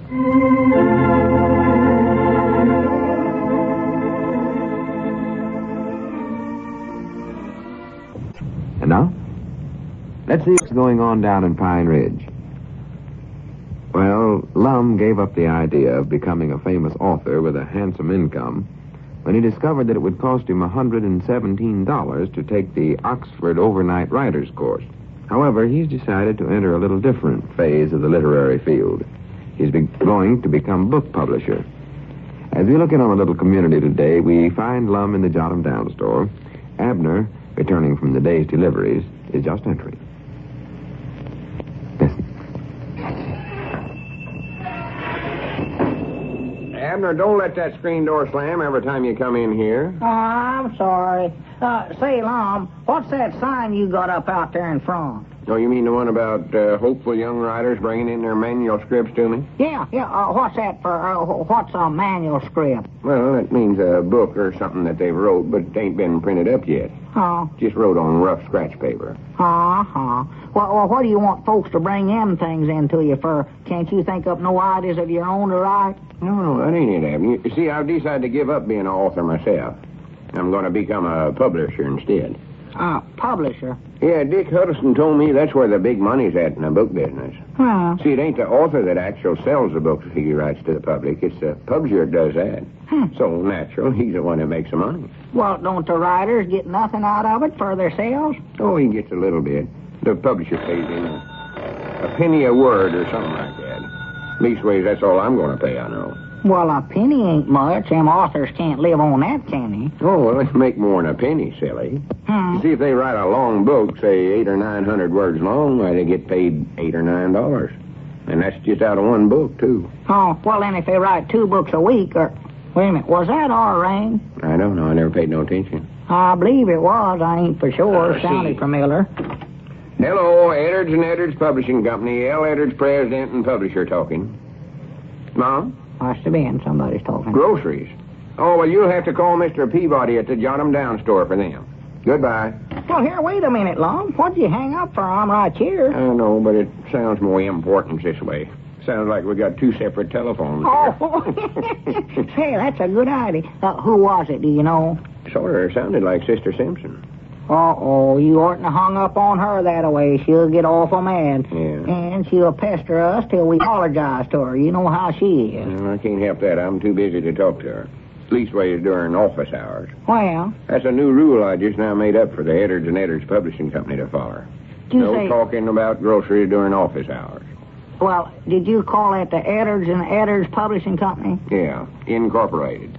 Well, have you took in somebody partnership with you named Eddards? No, both of them are me. See, I'm the president and the publisher both. There's the phone again. You better get it this time. Yeah, I'll get it. Hello, Jot 'em Down store and library. Abner Peabody doing the talking. Oh, howdy, Sister Simpson. It's her again.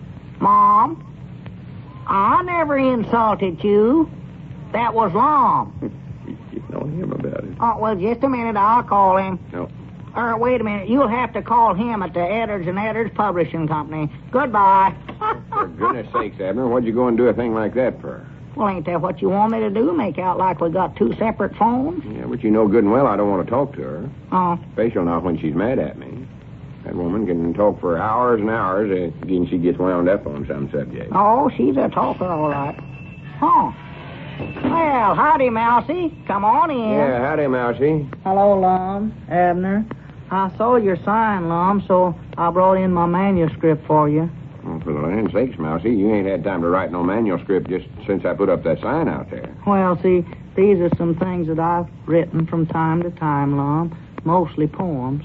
Poems, huh? Yes, sir. Now, I call the collected works of Llewellyn Snavely Gray. How soon can you get it done, Lum?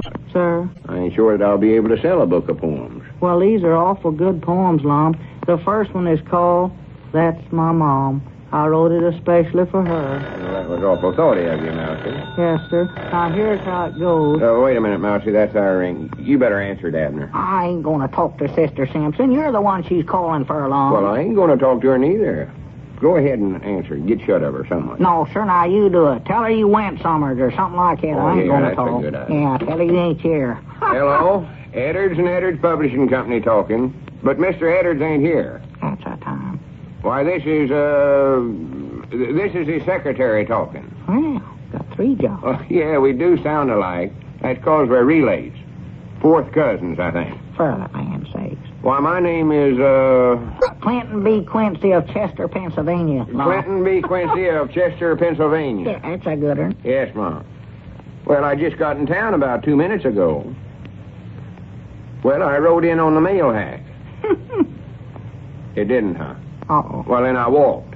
Here, Abner, you take this phone. I ain't gonna do it. I ain't here no way. I'm at the jot 'em down store, Lum. Listen, Miss Simpson, I got a lot of secretary work to do for Mr. Lum. I better hang up. Goodbye. Greenies, I hate to tell stories like that. Yeah. It's like when you tell just one little bitty one, you got to tell a whole bunch of them to cover up the first one. Sure. Are you ready now, Lum? Ready for what, Mousey? The poems. Oh. Under the spreading box elder tree, the village blacksmith stands. That's my mom. A mighty man is she with big and sinewy hands. That's my mom. And the muscles of her mighty arms stands out like iron bands. That's Just my a minute, Mousey. Wait a minute here. I've heard a poem just like that summers before. You never wrote that. Well, no, not all of it, Lum. I did sort of get the idea from a poem that I read once, but this is about a different blacksmith. This is about my own mother up in Iowa. She's a lady blacksmith, Yeah, we you know know. all about her, Mousey, but Yeah. that don't make no difference. I can't publish that poem. That's against the law. It's stealing. That's what it actually is. Well, I'll just have to leave that one out then. I've got plenty of others, Lum. Now, the next one here... Don't bother to read them, Mousey. I don't believe I'd be interested in publishing no book of poems. Just forget about it. Well, I know you like this one, though, Lum. I wrote it one night while I was on duty as air raid warden for you. It's dedicated to my friend the hoot owl. Uh-oh, I was scared of that. Here's how it goes. Oh, hoot owl, oh, friendly owl, oh, owl that hoots, oh, feathered fowl, oh, owl in some dark yonder tree, oh, please, hoot owl, please speak to me. Hoo-hoo, hoo-hoo. And as if that don't beat the bugs of Yeah, fighting. it's good, Mousey. Is there some more to it? Don't encourage him, Abner. Yes, sir, there's 29 more stanzas. Oh, my goodness. I don't believe I can stand it. Oh, owl of mine, hoot on divine, oh, owl with eyes that brightly shine. Wait a minute, Mousey. There's the phone again. Yes, sir. Granny Abner, you just got to answer it this time. That's all there are to it. I ain't going to do it now, Abner, you've got to do it. I Pick up won't. that reese. I I'll won't. unsolve partnerships with you. Well, all right, I'll get it. Oh, owl of mystery, owl of Catch night. up, Mousey. Hello? Sister Simpson? No, Lum ain't here. No, that weren't him talking to you. That was, Clinton B. Quincy at Chester, Pennsylvania. Yeah. Yes, it was. It was just a minute. Now she wants to talk to Clinton B. Quincy, Oh, Lum. my goodness. Tell her he's went out summers. Well, he's went summer, Sister Simpson. I believe he went back to Chester, Pennsylvania. Yeah, must be where I went. Well, I know he just got here, but he had to leave right away. The work was too hard for him, I think. He's awful frail little feller. There's no such a thing. Here, Lum, take it. I can't think of nothing more to say to her. Well, don't give me the receiver. I don't want it. Owl of mystery, Oh, for goodness owl of night, oh, owl who sees in dark like Hush light. up, Mousy. Go on, Abner, and talk to I her. ain't going to do it now, Lum. For goodness sake. Oh, owl who hoots at passers-by, who always gives that friendly cry. Mousy. Hoo-hoo, hoo-hoo. Mousy, I told you to stop that. Abner. Wait a minute. I believe I got eyes. Oh, owl, oh, hooting owl. Just a minute, Mousy. I think I got some good news for you. Good news. Oh, gee, Lum, are you going to publish my poems? Well, I don't know for sure yet, but I've just made new arrangements for you to read your poems to the vice president of our poem department. Oh, gee, that's wonderful. Who is the vice president, Lum? Sister Simpson. Well. And she's waiting on the phone right now to hear you. So just start reading your poems right into the receiver there. Oh, gee, how can I ever thank you, Lum? Here. Well, go ahead, get started, Mousy. And when you read them once, go right ahead and read them all to her again. All Yeah. 29 stanzas. Read them all to her. All right. Hello, Sister Simpson. Here goes. Oh, hoot owl, oh, friendly owl, oh, owl that hoots, oh, feathered fowl, oh, owl in some dark yonder tree, oh, please, hoot owl, please speak to me. Hoo-hoo, hoo-hoo. Come on, Abner, let's get out of here. Oh, hoot owl, with your little bare feet, you must be cold without no heat. So, owl, I'm going to make you a treat. It's a little hoot suit with a neat reed pleat. Hoo-hoo, hoo-hoo.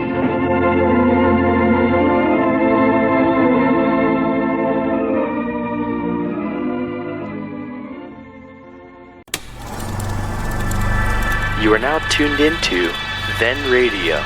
If you enjoy our videos, we ask that you consider joining our Patreon to support our channel. Don't forget to like and subscribe so that you never miss a new video. We hope you enjoyed today's episode, and as always, thank you for watching.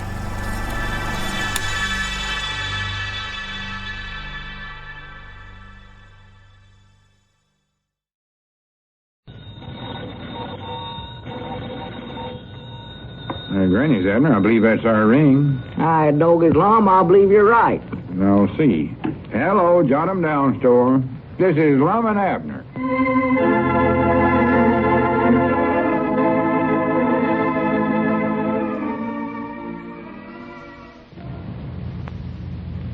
And now, let's see what's going on down in Pine Ridge. Well, publisher L. Edwards is still searching for the great American novel. But so far, his call to aspiring authors has brought forth no literary gems. Even the collected works of Llewellyn Snavely Gray failed to win the approval of the Edwards and Edwards Publishing Company of Pine Ridge. As we look in on the little community today, we find Lum and Abner in their Jot 'em Down store and library, looking over some of the manuscripts that have been submitted. Listen. The romantic love life of Alice, the girl bookkeeper. Lord me, who sent in this manuscript, Lum? Witter Abernathy sent that in, I think. Witter Abernathy? Yeah. When did she get to be an author? What's the story about, Lum? Can't you tell by the name of it? Huh? She's wrote 230 pages of nothing but slush and mush. Slush and mush, I call it. Well, that's about what I'd figure she'd do. Now, reckon where she finds time to be a book writer with all them young'uns of hers to take care of. Mm-hmm. She just don't take care of them, that's all. Lets them run wild. Yeah. All she does is just sit around all day thinking about stuff like the romantics of Irma the bookkeeper. Alice. Well, whatever her name is. Well, are you going to publish the widow's book, Lum? Oh, of course not. It ain't no good. Ain't, huh? Besides, I said in that sign I put up out there in front that I wanted to get manuscripts from young, hopeful writers, not old women like the widow. Oh, you better not let her hear you call her an old woman. No. Ain't no one thing that makes her madder than that. Yeah, you know, it's a funny thing, Abner, but might not every person that's turned in a manuscript is getting along in years. Well. Now, just looky here. Ira Hodgkins, Eugene Foster. For the land's sake. He wrote a lot of them smart cracks of his in his story. He did, huh? I just ignored him. Why, sure. And Miss Blevins' Uncle Fred. Oh. Old Jed Sumter. Grandpappy Spears. Grandpap? Why, sure. What kind of a book did he write, for goodness sake? Oh, it's just a bunch of prattle-prattle called Gilbert the Boy Checker Player. For the land's sakes.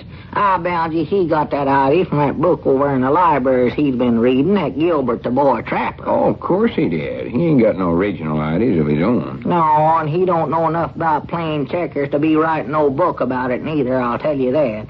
I can beat that old feller with my eyes closed and both hands tied behind my back. I don't know now. I wouldn't be too sure about that. I notice he generally beats you. He don't do no such a thing. Just when he cheats is the only time. Wait a minute. Let's not get into no argument I about know it. that he don't beat me. I know that. Let's see what other manuscripts have we got here. Here's one from... No, this ain't one. What is it? It's a bill from the wholesale house. Oh. They say they can't give us as long to pay up this time as they've been doing. Huh. We're supposed to send them a check right away. Right away? That's what it says. Oh, we ain't got enough money to pay it now, have we? No. All we got in the cash drawer is $49.32, I counted a while ago. That ain't half enough. Oh, no. Well, what are we going to do, huh? Yeah, I don't know. I reckon I'll just have to hurry up and start making money off my book publishing business. That's all I can figure out. Well, that might take an awful long time, Lum. You ain't made nothing off of it so far. Yeah, I know it.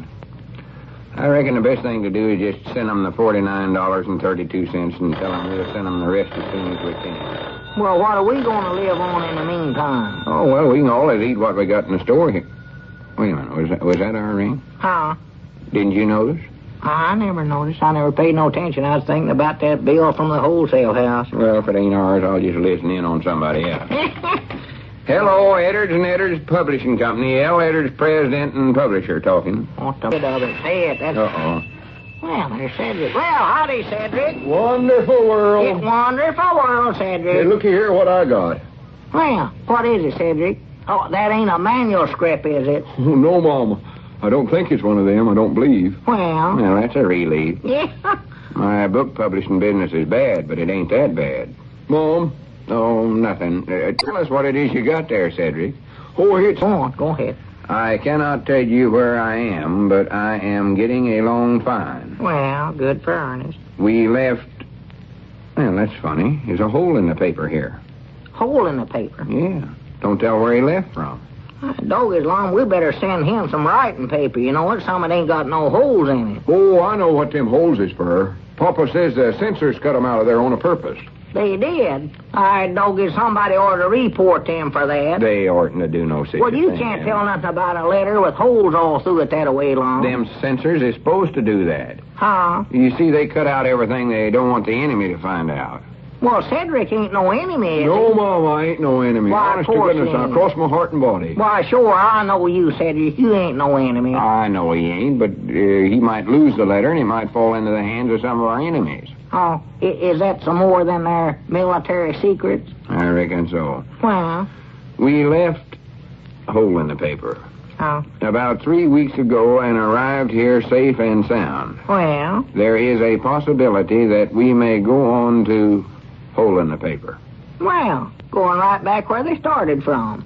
I have gained some weight since I have been in the Army and feel just fine. But I sort of miss seeing you fellas. Well, bless his heart. Bless his little heart. I wish you would write me a letter and tell me all that's happening. You ought to do that, Cedric. Yes, Mom, I'm aiming on it just as soon as I get somebody to help me. How is Gomer Bates and Skinny Blevins There? this season? And did we beat Cherry Hill in the opening game? No, tie, 43-43. Sort of a pitcher's battle, I reckon you'd call it. Say hello to Mildred Barton. Well, I do. We have a new clubhouse that has just been built, and it does an awful lot to keep us fellows from getting too lonesome for home. Well, It was put up by the USO. put up by the USO. That's what it says. Well, ain't that what Miss Barton called up about a while ago? Yeah, I believe it is. Well, she ain't no carpenter, is she? They show movies for us and get us books to read, and try to give us all the pleasures of a home. Well, We sure like it. Hmm. You would be surprised what a change it has made in how all the fellows here feel. why, natural. Must be an awful good thing, Lum. Yeah, it must be all right. Why, sure. The only trouble is that our clubhouse is so new it don't have the furnishings and equipment that it needs. And I understand they will have to raise more money before they can get these things. I sure hope they can do it. Abner, get Miss Barton on the phone. Huh? Get Miss Barton on the phone and tell her we're making a contribution to the USO after all.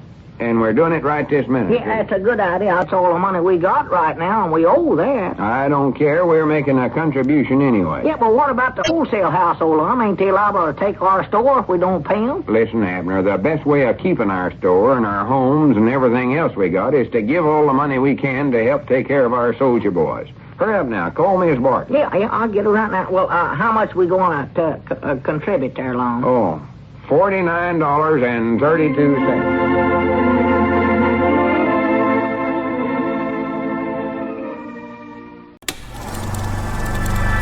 You are now tuned into Then Radio. If you enjoy our videos, we ask that you consider joining our Patreon to support our channel. Don't forget to like and subscribe so that you never miss a new video. We hope you enjoyed today's episode, and as always, thank you for watching.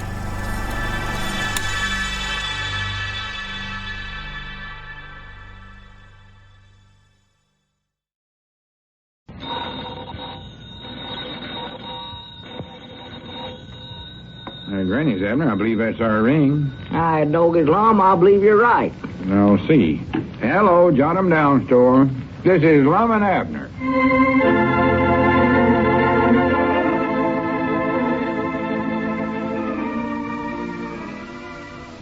And now, let's see what's going on down in Pine Ridge. Well, President Edwards of the Edwards and Edwards Publishing Company has not yet found a manuscript suitable for publication. However, he is still diligently reading through the stories and collections of poems that have been submitted. Abner is more concerned with the problem of raising enough money to pay the bill from the wholesale house. As we look in on the little community today, we find the old fellows in their Jot'em Down store and library discussing the matter. Listen. How much obliged, Miss Bates. Come in again as soon as you can. Oh, look, Lum, Miss Bates paid up that big grocery bill they've owed us for so long. Yeah, I heard you talking there. Well, Abner, maybe we ain't going to have to worry about money much longer. Huh? I think maybe I'll run into something great here. Oh, what is it? Somebody sent in a good manuscript, one you can publish and sell for a lot of money? Yeah, it does have something to do with the manuscript, but it ain't exactly from selling the book that I'm aiming on making the money, though. Well, how else can you make money aside from selling it? Here, let me read this letter, and then you'll see. It comes from a feller named O.W. Trafford, Jr. Huh? You recollect anybody by that name? Trafford? No, I don't believe I do. I know a Milford Spears. No, this is Trafford. Says his grandpa used to live in Pine Ridge. Oh, well, I'm sorry. I never knowed him. Grandpa Masters might recollect him. You want me to call him up and see? No, it ain't that important. Just listen to this letter. It's addressed to the Eddards and Eddards Publishing Company and says, Dear Mr. Eddards, I have long had a story in my possession which I feel is worthy of publication. That feller's name couldn't have been Hartford, could it, Lum? I used to know a Jess Hartford. No, it's Trafford. Be quiet. Yeah, go ahead. Because this is a true story based on actual incidents that took place in your hometown, Pine Ridge, I thought you might be interested in publishing it. For the land sakes, taking place right here, huh? Yes, sir, right here in Pine Ridge. Well. At the time of the story, my grandparents were living in a large house which they built and which was later sold to a family named Hurley. Hurley? Why, sure, I know where the old Hurley place is, or where it used to be, just a hole in the ground there now. It burned down a long time ago, Lum. Yeah, that's the place, all right. But listen to this. Briefly, the story deals with my grandparents' hurried but heroic escape from this house during the early days of the Civil War, telling how they outwitted the soldiers and buried several $1,000s worth of jewels and silver pieces in an abandoned well in the backyard. Well, I do know. Well, did they go back and get all that stuff after the war was over? No, he says a long time after that his papa went back once, but the backyard had all been plowed up and he couldn't find no trace of the old well. He couldn't? No, sir. At least not according to the letter. My doggies, Lum, then all them jewels and stuff must still be over there. Why, sure. Didn't I tell you this was a great time? Oh, well, where's the shovel? Let's get started digging. Well, wait, Abner. We can't go digging around on somebody else's property. Well, the Hurleys don't even live in town no more, Lum. They moved to Illinois, I believe it was, right after that house burned down. Yeah, but before they left, they sold the property there. Oh. Don't you recollect? Ezra Seastrunk bought it a long time ago. Ezra? Yeah, he was aiming on rebuilding the place, but never got around to it. Oh, yeah, that's right. Yeah, I forgot about that. Well, Ezra won't care if we dig there. I'll ask him myself. No, don't do that now. We'll have to tell him what we're digging for, and then he'd claim all of it because it's on his property. Oh, yeah, he would, wouldn't he? No, the thing to do is to buy it from him if we can. Buy it? Well, yeah. Would that be right, Lum? Well, we can give him half of it, and we get it dug up or something. Oh, yeah, that's a good idea. Buy half interest from him, yeah. It oughtn't to cost much. No. Run down like it is. And it's in a bad part of town now, too. Oh, nobody lives over Just there. give Ezra a ring and see how much he wants for it. Yeah, that's the thing to do.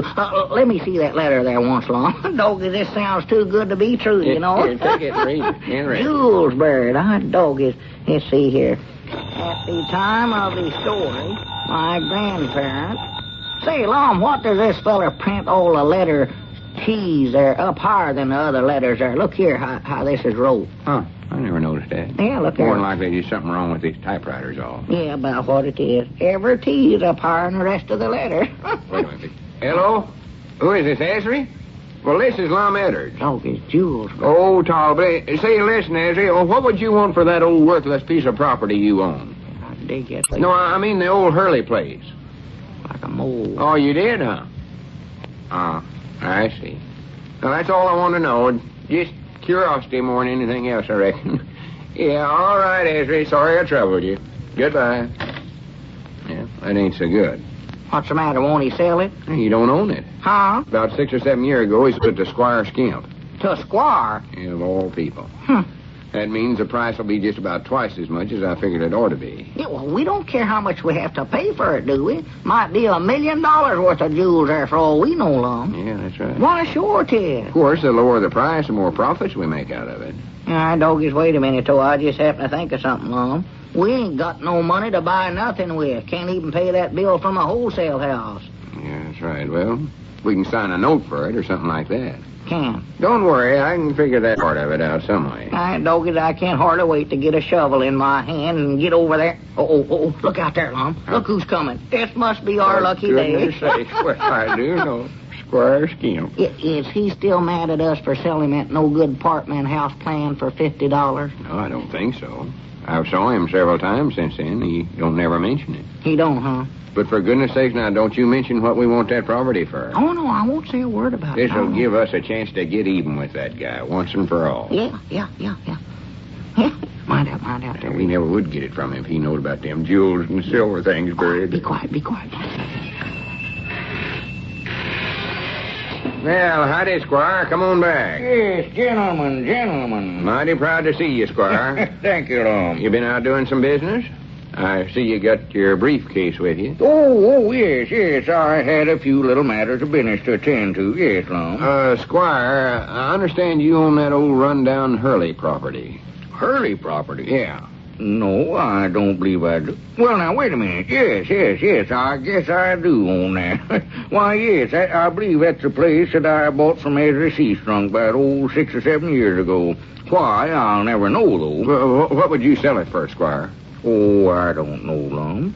$400 or $500, I guess. $400 or $500? Yes. Denny's, it ain't worth that much. Well, no, to be frank, Lum, it isn't, but I'd like to try to get that price. However, just between us, I could be easily talked down to about $250, I think. You could, huh? Yes, that property's in pretty bad condition, Lum. All right, Squire, you just made yourself a deal then. A deal? With you, Lum? Yes, sir. You'll sell it to us, won't you? Why, yes, I'll be glad to sell it to you, Lum, but what in the world do you fellas want with a place like that? Oh, we just wanted to... We're going to put up a lemonade stand. A lemonade stand? Well, that isn't any location for a stand, Abner. Nobody ever goes near that place. That road is hardly ever used over there anymore. Yeah, well, we figured we wouldn't have no competition over there that way. Well, I don't know, Abner. I don't believe I'd advise such a business venture as that. Well, that ain't the only reason we want it, Squire. You see, I'm sort of figuring on building myself a place sometime, I think, when I get enough money saved up. Oh, well, now, Lum, you can find yourself a better place to build than over there. Why, I can show you one of the best places in this whole town to build a house, Lum. I have one beautiful lot overlooking picturesque Pine Ridge, a tree-covered paradise that I'll say to you, Lum. Wait a minute, Squire. No need of you wasting that sales talk on me, because my mind's made up. I want to buy that other place or none at all. Well, if that's what you want, well, all right, Lum, but I still think that you could do a lot better. I'm satisfied. Well, let's see. By the way, I have some deeds here to several pieces of property I own right here in this briefcase. Let me take a look here. That might be in here with these others. Of course, there's one thing, Squire. We ain't got the cash right now. Oh, tut. Don't worry about that, Lum. You can sign a note. Let's see, now, I've got some, here's these deeds here. Yes, look at here. By George, we're in luck, gentlemen. Here's a deed to that very piece of property right here. If you just make out the note, Squire, we're all set. Well, let's see, I did have some blank notes here, too. Yes, here's one. Now, a fountain pen. There it is in your pocket. Yes, thank you, Lum, thank you. Let's see, I promised to pay M.K. Skimp the sum of...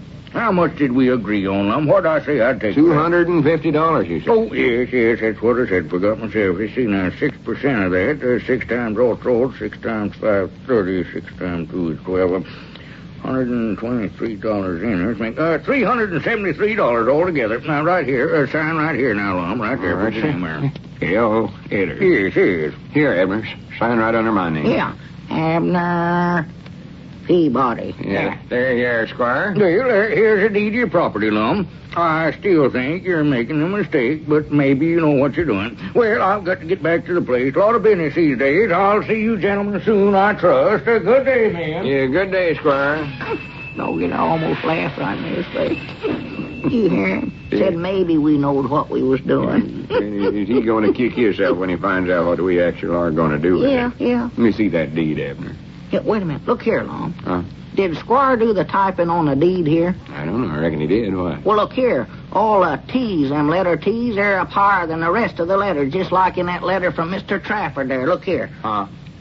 Why, that snake in there...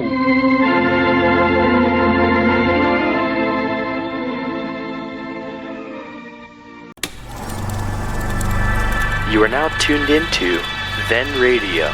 If you enjoy our videos, we ask that you consider joining our Patreon to support our channel. Don't forget to like and subscribe so that you never miss a new video. We hope you enjoyed today's episode, and as always, thank you for watching.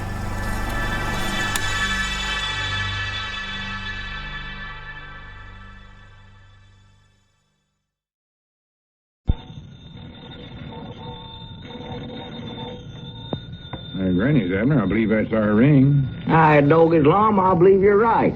I'll see. Hello, Jot 'em Down store. This is Lum and Abner.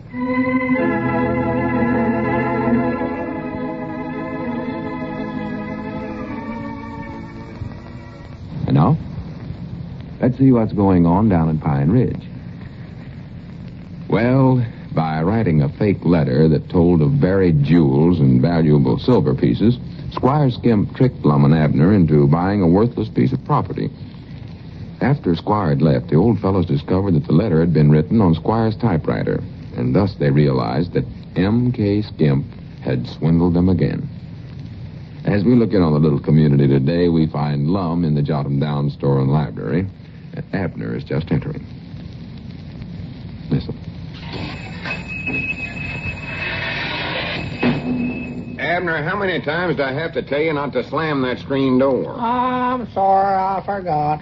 Doggy's Lum, you ought to see Cedric over at that old Hurley place. What's he doing over there? He's over there just digging for all he's worth. I reckon I ought to have told him about that letter we got from Mr. Trafford telling about them buried jewels and stuff over there. Well, didn't you tell him that was a fake letter? That it was actual wrote by Squire Skimp? Why, sure, I told him, but you know Cedric, he wouldn't believe that part of it. He's bound and determined that he's going to dig till he finds a treasure, he says. Oh, for goodness sake. Why, he's got holes dug all over that place. Looks like a big gopher's been working over there. Well, for the land's sakes, if he ain't got an arv... Who ain't got an arv, Cedric? No, Squire Skimp. Look at him there. Coming up there just as big as life, starting right in here. Well, I phoned him and asked him to come over here. I want to have a talk with him. After he tricked us into buying that no-good piece of property, I thought you said you weren't going to have no more to do with him long. Well, that's what I want to talk to him about, Abner. I've decided he ain't going to get away with this. Huh? I'm going to try to get our money back or get back that note we signed. Oh. We ain't got no $250 to throw away on a worthless piece of ground. $373 is what it was. Yeah, with the interest added onto it. Oh, yeah. I still don't see how he figured that much interest. But he done it so fast I couldn't follow him. No, mind out there. Yeah, howdy, Squire. Yeah, howdy, Squire. Come on back. Well, gentlemen, marvelous weather we're having. Wonderful day. Uh-huh. You wanted to see me about some little matter, did you, Lum? Yeah, but it ain't no little matter, Squire. It's a $373 matter. We want our note back. What's that, Lum? You want your note back? Yes, sir. We don't want to have no part of that rundown piece of property you sold us. That's our time, Lum. Well, now, just a minute here, Lum. I sold you that property fair and legal. Well, I don't believe you did. Yes, I did, Either too. fair or legal. I did, Lum. As a matter of fact, I never sold it to you. You bought it. It was your own idea. You asked me to sell you that lot, Lum. I didn't approach you on a matter. In fact, you begged me to. Yeah, but you just tricked us into saying that. Why, that's the most ridiculous thing I've ever heard of. If you will recall, Lum, I even tried to talk you out of buying that lot, and you wouldn't listen to me. I know you did, but that was just a part of the scheme. You wrote that letter to us yourself, and you know it. Letter? What letter is that, Lum? Don't act so innocent, Squire. You know what I mean. The letter was signed O.W. Trafford, Jr., but we got proof that it was actually you that wrote it. Proof? Why, that's ridiculous, Lum. I never heard of such a store in my life. Ridiculous. Yes, it is. Well, you better get that letter T fixed on your typewriter before you try any more schemes like this. What's that? Abner, go get both the letter and the deed that Squire gave us. Yeah, sure. Whereabouts are they, Lum? They're back there in the feed room, I think, right on that table next to the printing press. Oh, yeah, I'll get them. Well, hurry up. Well, now, just a minute, Lum. What is all this about a letter T? What are you referring to? You'll see in just a minute, quick as Abner gets back.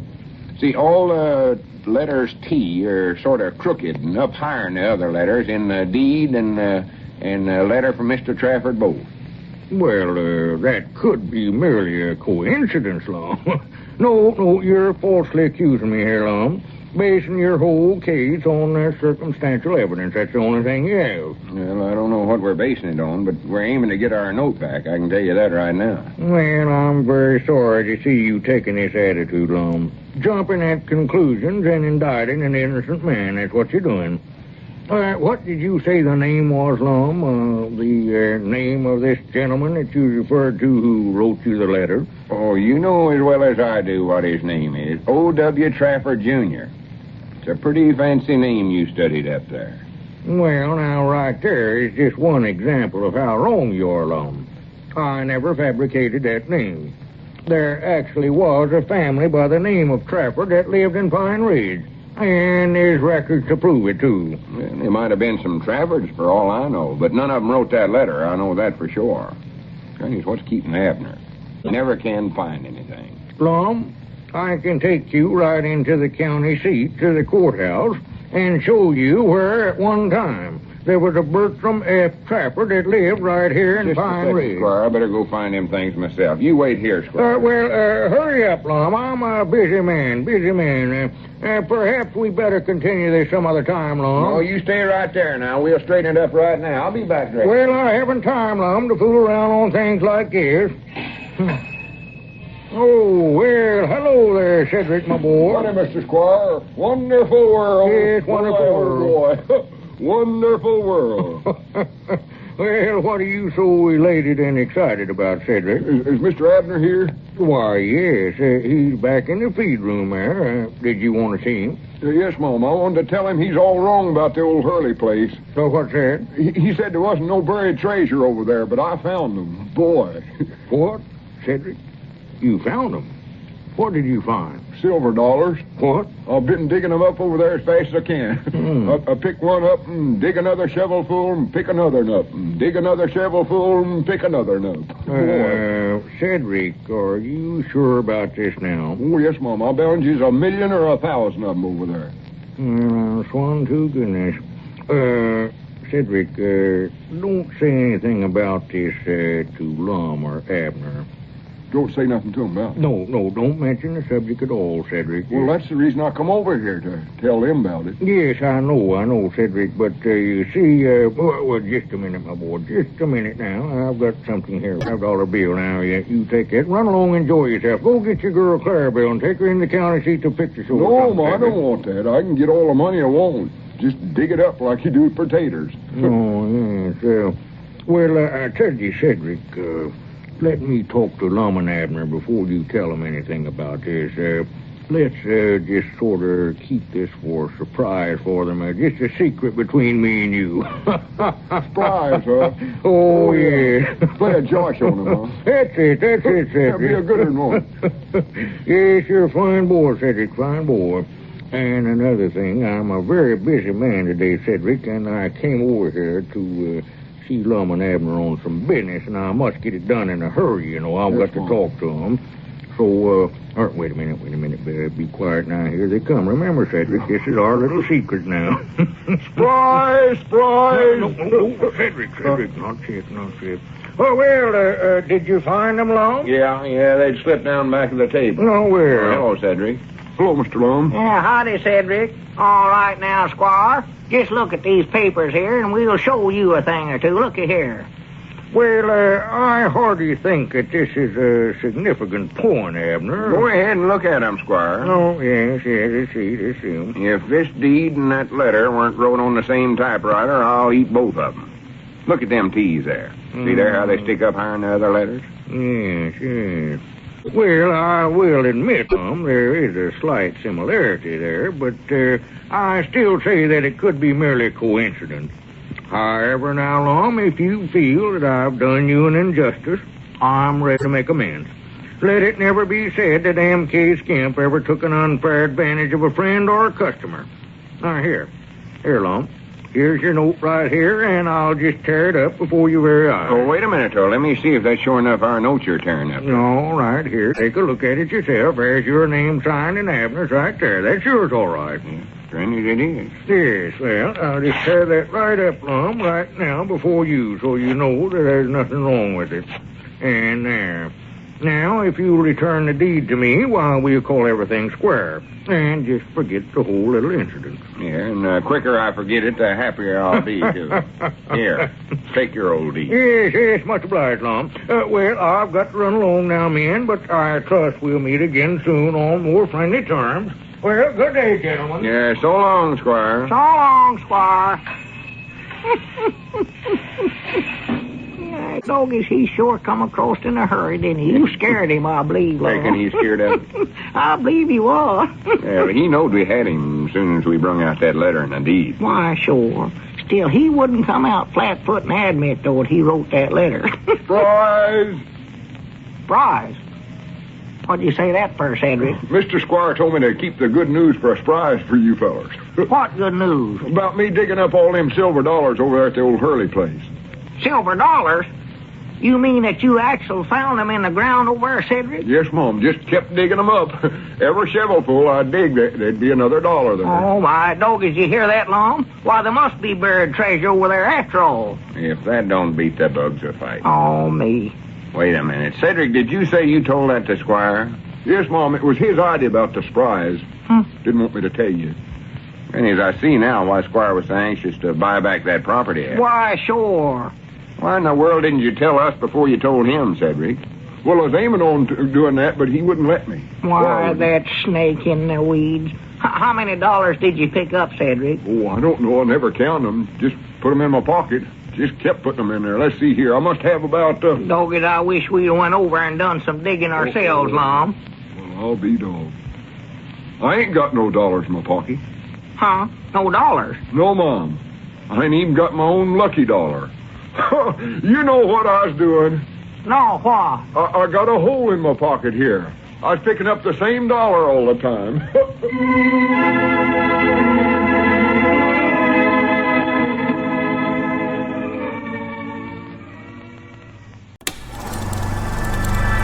You are now tuned into Then Radio. If you enjoy our videos, we ask that you consider joining our Patreon to support our channel. Don't forget to like and subscribe so that you never miss a new video. We hope you enjoyed today's episode, and as always, thank you for watching.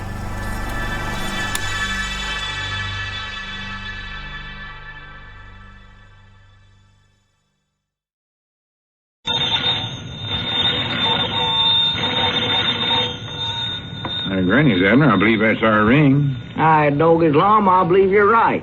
I'll see. Hello, jot 'em down, store. This is Lum and Abner.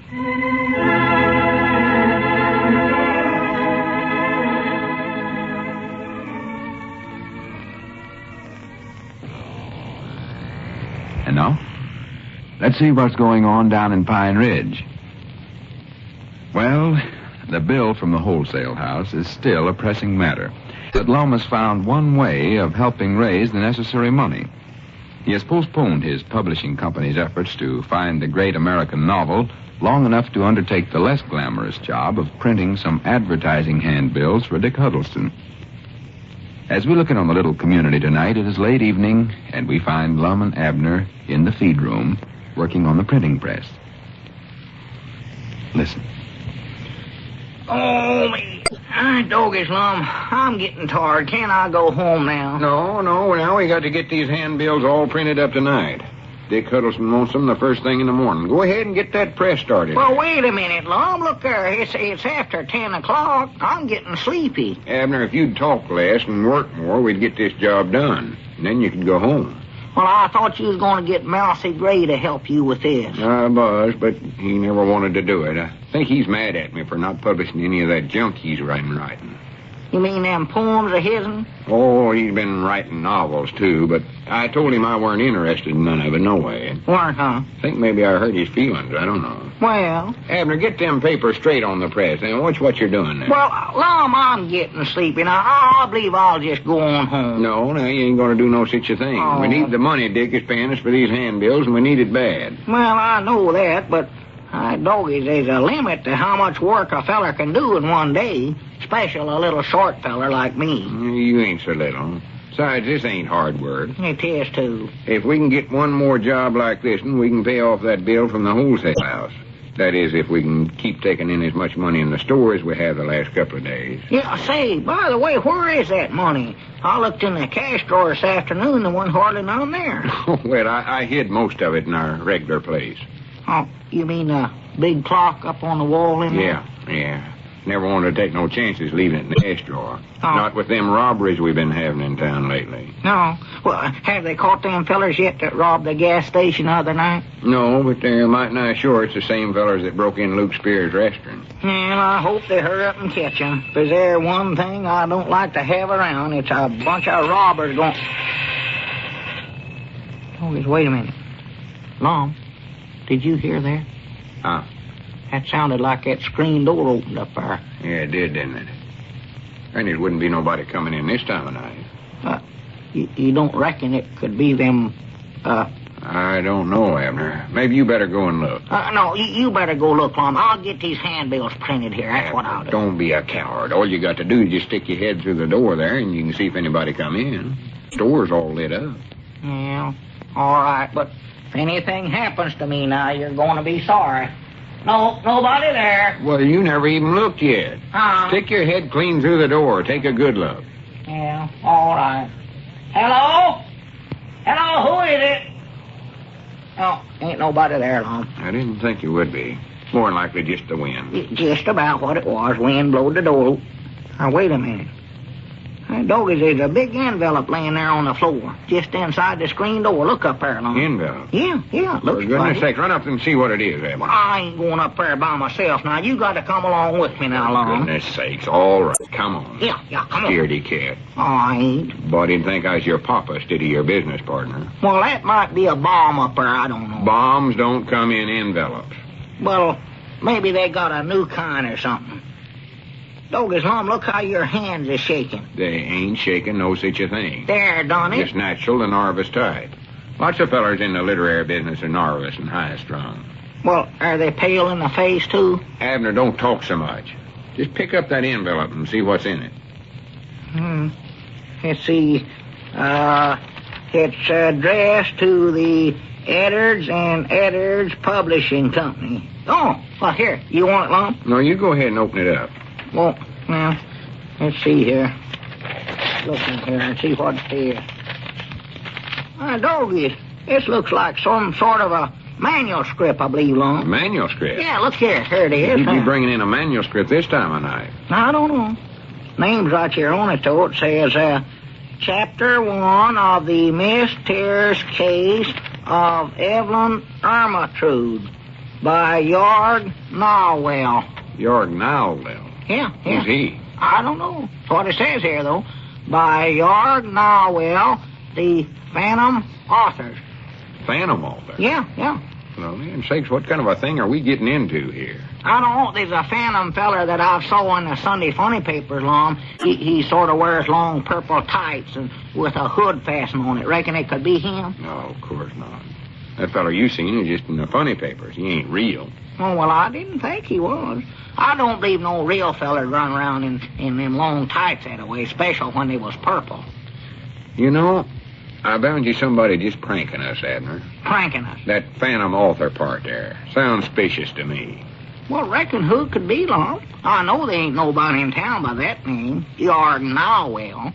That sounds like he's some sort of a fern or something. Yeah, well, I'll admit he's got me stumped. Is there actual story wrote there? Yeah.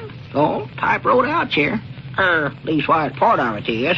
What do you mean, part of it? Well, I was just looking at this last page here, and it says, to be continued. Well, I do know. Yeah, right Maybe there. we ought to read this and see what it's all about. Whole thing looks awful curious to me. Yeah, well, here, you take it then, Lum. You're a better out-loud reader than me. You read it. Chapter 1 of the mysterious case of Evelyn Ermyntrude. Well, It was a cold, foreboding wintry night that Evelyn Ermyntrude silently slipped out of her bedroom and stole into the large room at the end of the hall. Evelyn Ermyntrude smiled mysteriously through half-closed eyelids. Grannies, how could she do that, smile through her eyelids? I don't know. More likely some trick to it, I reckon. Smiled mysteriously through half-closed eyelids as she crossed the threshold. Perhaps she was thinking about the many times her stepfather had told her never to go into that room. Well, Never go in that room, he always said to her. he did, huh? But Evelyn would just nod her head and smile mysteriously through half-closed eyelids. Doggy, she's getting good at that, ain't Or she? perhaps she was thinking about the mysterious and horrible secrets that would soon be revealed to her within the forbidden room. Oh, me. No sooner had Evelyn closed the door behind her and started hunting for the light switch than she heard a loud knocking. Cold chills ran down her back. Lum, did you hear anything? Hey, sounded like somebody knocking, didn't it? Yeah, sorta, I believe. Open the door, Abner, see if there's anybody out there. I ain't going to do it now, Lum. Well, I'll do it then. Well, go ahead. Anybody's pranking us, I want to find out who it is. More than likely just some youngins. Ain't no young'uns out this time of the night, I'll tell you that right now. Be quiet. Young'uns. Hello? Hello? Anybody out here? Hello? Hello? Hi, doggies. It's that Phantom fella, Lum. That's who it is.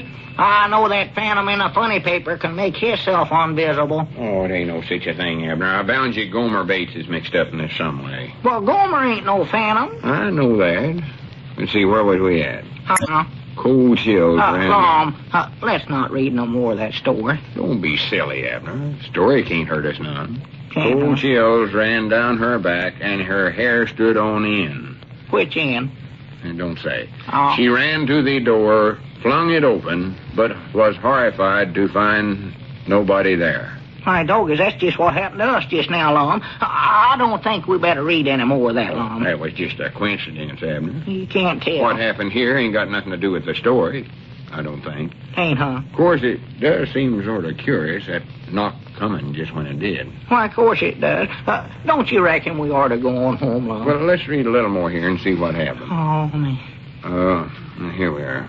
But was horrified to find nobody there. We never neither. Evelyn Ermyntrude quickly closed the door and locked it. That's a smart thing to do. Then she began a hurried search of the forbidden room. She told herself that she must work fast. I must work fast, she said through half-closed eyelids. She better get them eyes of hers open, I'll tell her that. Just as she was approaching a huge, foreboding closet door, the door slowly opened, and Evelyn froze in her tracks as a ghost emerged from the closet. Lum, look back here. Lum, look back here in the feed room, Lum. Uh-oh, it's gone. What's gone? The ghost. Ghost? Why, sure, I seen one back there just now, Lum. Oh, you sure your imagination ain't getting the best of it? No, sir, Lum, I seen it now. Honest, I did. Well, there ain't no such a thing as ghosts, though, Abner. You must imagine. I never imagined nothing. Come on now, let's go home, Lum. Wait, Come on. Something tells me we ought to finish reading this story, Abner. Lum, please don't read no more of I that. got to.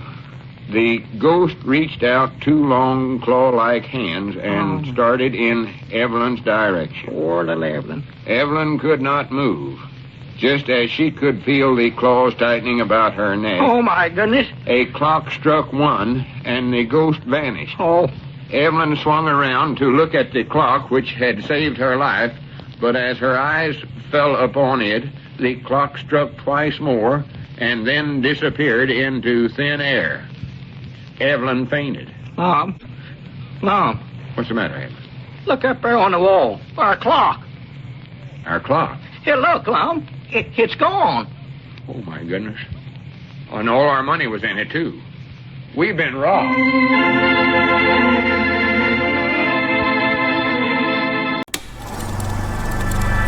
You are now tuned into Then Radio. If you enjoy our videos, we ask that you consider joining our Patreon to support our channel. Don't forget to like and subscribe so that you never miss a new video. We hope you enjoyed today's episode, and as always, thank you for watching.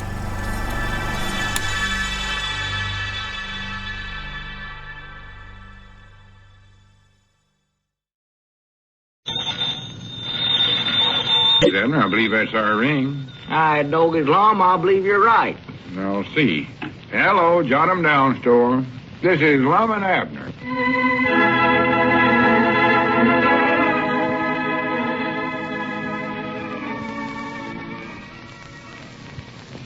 Now, let's see what's going on down in Pine Ridge. Well, strange things happened the other night. While printing handbills late in the evening, Lum and Abner received the first chapter of a manuscript addressed to the Eddards and Edwards Publishing Company and entitled The Mysterious Case of Evelyn Ermyntrude by Yarg Nilewell, the Phantom Author. Strangely, the incidents mentioned in the story mysteriously took place in the store that night, including the disappearance of the clock from the wall.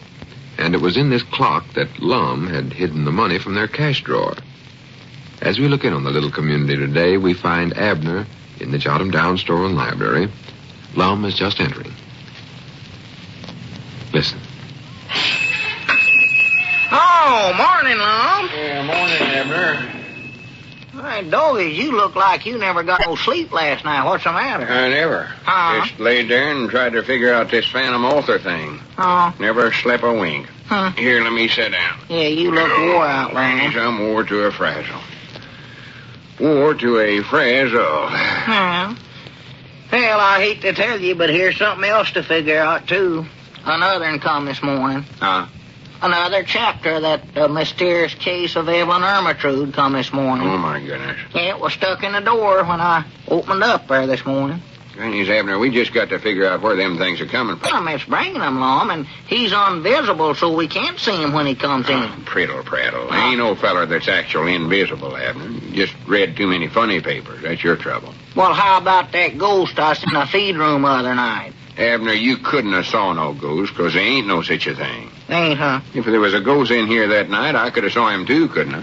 Well, you just never look quick enough. Your trouble. I know I seen him, Lum. He was standing right back there, and I seen him. Just your imagination working, so just try and forget it. Well, how about that clock disappearing off from the wall right while we was in the store and all our money disappearing with it? Yeah, well, that's what we got to figure out right there. I wish we could. Whoever done it must have known that we hid our money in the clock. Why, sure. But I don't see why he went to all the trouble of sending us the first chapter of a mystery story just to rob us out of that money. Well, it said right in the store that a clock was disappearing right in front of Evelyn Ermyntrude's eyes. Fact is, everything that happened to Evelyn in that store happened to us while we was reading it, Lum. Yeah, that's the curious part of this whole thing. And here's something else that's got me stumped. If the feller just wanted to rob us, why is he still hanging around town and sending us more chapters of that story? I don't know. All I know is, Lum, that there's a ghost mixed up in this somewhere or other. Well, I ain't scared of no ghost. But I am afeard of what this Phantom Author feller wants with us. Wants with it? You know, Abner, our lives might be in danger. Our lives? Oh, don't say that now, Lum. Don't say that. Well, I don't know what else he's after. We ain't got no more money for him to rob. He's got that. Yeah. And ain't nothing else in the store that's awful valuable. No, I reckon he ain't. What does that new chapter say? Huh? Does that tell anything that might give us a clue of some kind? I don't know. I ain't had nerve enough to read it. Leastways, not while I'm in the store here by myself. Let's see. What chapter is that? We got one first night and then 3 more yesterday. That must be chapter 5. Must be, I reckon. Well, here, you can read it if you want to. I know I ain't going to do it. Here, take the thing. I don't want it. Let's see. Whereabouts did we leave Evelyn Ermyntrude in the last chapter? Why, she fainted when she seen the ghost in that forbidden room. I recollect that. Well, that was in the first chapter she done that. Huh? Then the next morning she come to and found herself back in her own room, don't you recollect? Oh, yeah. And she decided she'd go right to her steppapa and ask him flat-footed what was in that room. That's right. But when she got in his room, she found that he'd just been poisoned. Doggy, that's right, ain't it? I forgot about him getting poisoned. Lum, I don't think I feel so good. Now, wait a minute, Abner. You ain't poisoned. Huh? You'd be a heap sicker than this if you was. Well, everything else in that store has happened to us, Lum. Oh, no, not everything. We ain't been thrown in the furnace like the butler was in Chapter 3. No. Or we ain't been stuffed into a clothes basket like somebody done to the maid in Chapter 4. Yeah, but just the same, I don't think I feel pretty good, Lum. Abner, that's just your imagination working again. Let's see here what happens in this new chapter. Lum, don't read no more of that now. I don't want to hear it. Well, it's the only way we can find out what happens to Evelyn and all. No. Chapter 5 of the mysterious case of Evelyn Ermytrud by Yarg Nilewell, the Phantom author. I wish he wouldn't put his name down on every chapter. That gives me the creeps. Now, be quiet now. The strange incidents of the past few days had struck terror into the heart of Evelyn Ermytrud. And me. And she was beginning to look like some wild hunted creature. I know just how she feels. She realized with alarm that the household was dwindling fast. First it was her stepfather, then the butler, now the maid. Oh, Evelyn was alone in the old mansion except for her stepmother and the ghost. he weren't there the other night. He was right here in this store. Oh, he weren't no such He was done it well, now, Lum. Be quiet. Who committed these crimes, and what secret does the forbidden room hold? But, Lum, now, don't read that like that. Don't make it no scarier than it is. Where was I at? Huh? Who committed these crimes, and what secret does the forbidden room hold? Evelyn asked herself over and over again.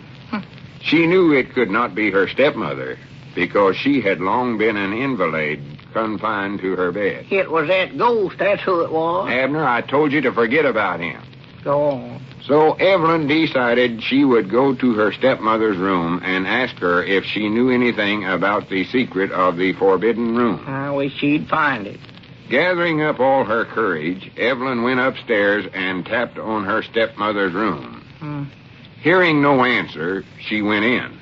And there, before her startled eyes, Evelyn saw an empty bed. He got her stepmama, too. That's what he did. She turned to flee from the room, but the door was locked. Then she heard a low, fiendish laugh. Ha, ha, ha, ha. Now, Lum, now, don't laugh that way now, Lum. Don't do that. Evelyn whirled around, and terror struck into her heart. Lum. Hey, Lum. step. For there, stepping out of a secret panel, Lum. its claws, hands reaching out, was the ghost. Lum. There he is, Lum. Huh? There's a ghost coming in the front door there. Look here, my Lum. goodness. I told you I seen him the other night. Goodness, I never thought they'd come in the Go daytime. on, get away from here now. Get out of here. Get out. Wonderful world. Did you say wonderful world? Yes, Mom. Dogged, how'd he learn to say that, Lum? Wait a minute, that voice is familiar. Is that you, Cedric? Yes, Mom. Did I scare you, fellas? Oh, for the land's sake. Cedric, get that ghost outfit off now so I can tell for sure. Yes, Mom, I'll take it off. Well, get that thing off of there. Goodness, what's the big idea of all this nonsense, Cedric? You might not scared the daylights out of us. Or out of Abner, leastways. Did I sure enough? Well, I weren't actually scared, I don't think. Just a little, maybe. And where in the world did you get this story about Evelyn Ermytrud? Story? What story? Why, the one you've been sending us chapter at a time. And what did you do with our clock, too? I never done nothing with your clock. Well, weren't you in the store the other night in your ghost outfit, Cedric? No, Mom. Never had this on before today. Huh? I just now found it out there in the back of the store. Found it? Sort of hid up under the loading platform back there. It was? Yes, Mom. Goodness, there must be a phantom author after all, then, Abner. Leastways, we know he ain't no ghost, though. Well, maybe the ghost just wears this outfit at night, Lum. Maybe it's too hot for him to wear it in the daytime. Don't be silly, Abner. Ghost couldn't do no such a thing as that. Hey, Doggy, Mom, you reckon our clock might be hid back there under that loading platform, too? No, I don't reckon so. More likely made off with that. Or at least he's taking the money out of it. Well, I believe I better go back there and take a look for it. Say, Cedric, have you ever heard of anybody by the name of Yarg Nilewell? No, Mom, I don't think I have. Is he a feller in that story you was talking about? No, he's the feller that's supposed to have wrote it. Well, I wished you'd read it to me, Mr. Lum. I just love to hear stories. Boy. Well, let's see here. Sort of anxious to hear how this comes out myself. Where was I at? Yeah. Stepping out of a secret panel, its claw hands reaching out, was the ghost. Ghost? Oh, is this story about me? The one you're reading? No, of course not. As the long claw hands came close and closer to Evelyn, she gave a loud scream and ran toward the window. But before she could reach it, the floor suddenly opened up, and Evelyn Ermintrude disappeared. Gee. Whereabouts did she disappear to, Mr. Lum? Read what's next there. Well, that's all he is, Cedric. Says here, to be continued. That's the way this story's been coming, chapter at a time. And he always puts on there, to be continued. Oh, on it anyway. I'd sure like to know where she... Say, where's Mr. Abner? Abner? Why, he's right.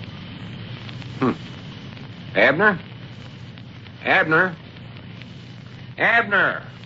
Whereabouts are you at, Abner? Hey, Abner! He was here just a minute ago. My goodness, Cedric. Abner's disappeared. Just like in the story. Was Abner in the story, too? What was that? I don't know. It sounded like glass breaking. Oh, look at there. Somebody throwed a rock through the window. And there's a note tied on it, Mr. Lum. A note? Yes, Mom. Here, I'll get it for you. Granny, Cedric. I don't know what's going on here, but it's got to stop. That's all there are to it. Here you are, Mr. Lum. Here, read that. See what it says. Says, do you want to know where Evelyn Ermintrude is? Be in your store tomorrow night at 12 midnight. The Phantom Author will reveal all.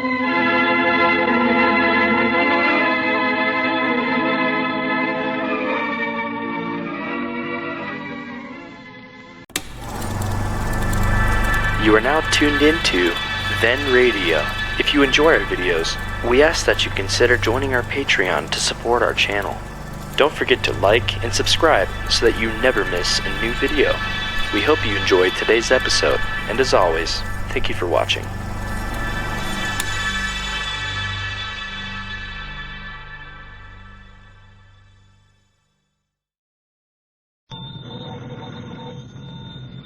Granny's, Abner. I believe that's our ring. I dog his Lum, I believe you're right. I'll see. Hello, jot 'em down, store. This is Lum and Abner.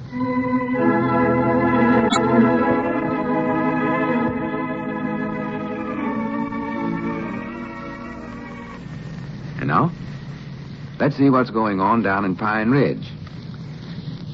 Well, the plot gets considerably thicker as more chapters of the mysterious case of Evelyn Ermintrude by the Phantom Author continue to arrive at the Edwards and Edwards Publishing Company. The last strange act was the simultaneous disappearance of Abner and heroine Ermintrude. However, the last notice from the Phantom Author stated that he would reveal all if Lum would be in his store tonight at midnight. As we look in on a little community today, it's approaching the midnight hour. We find a worried and puzzled Lum in the Jot 'em Down store and library. Cedric is with him. Listen. What time is it, Cedric? Well, I just got through telling you about 2 seconds ago, Mr. Lum. Oh, I reckon I never heard you. What time did you say it was? Oh, I forget now. I'll have to look at my watch again. Say, Cedric, I wish you'd take that ghost outfit and hang it somewhere else.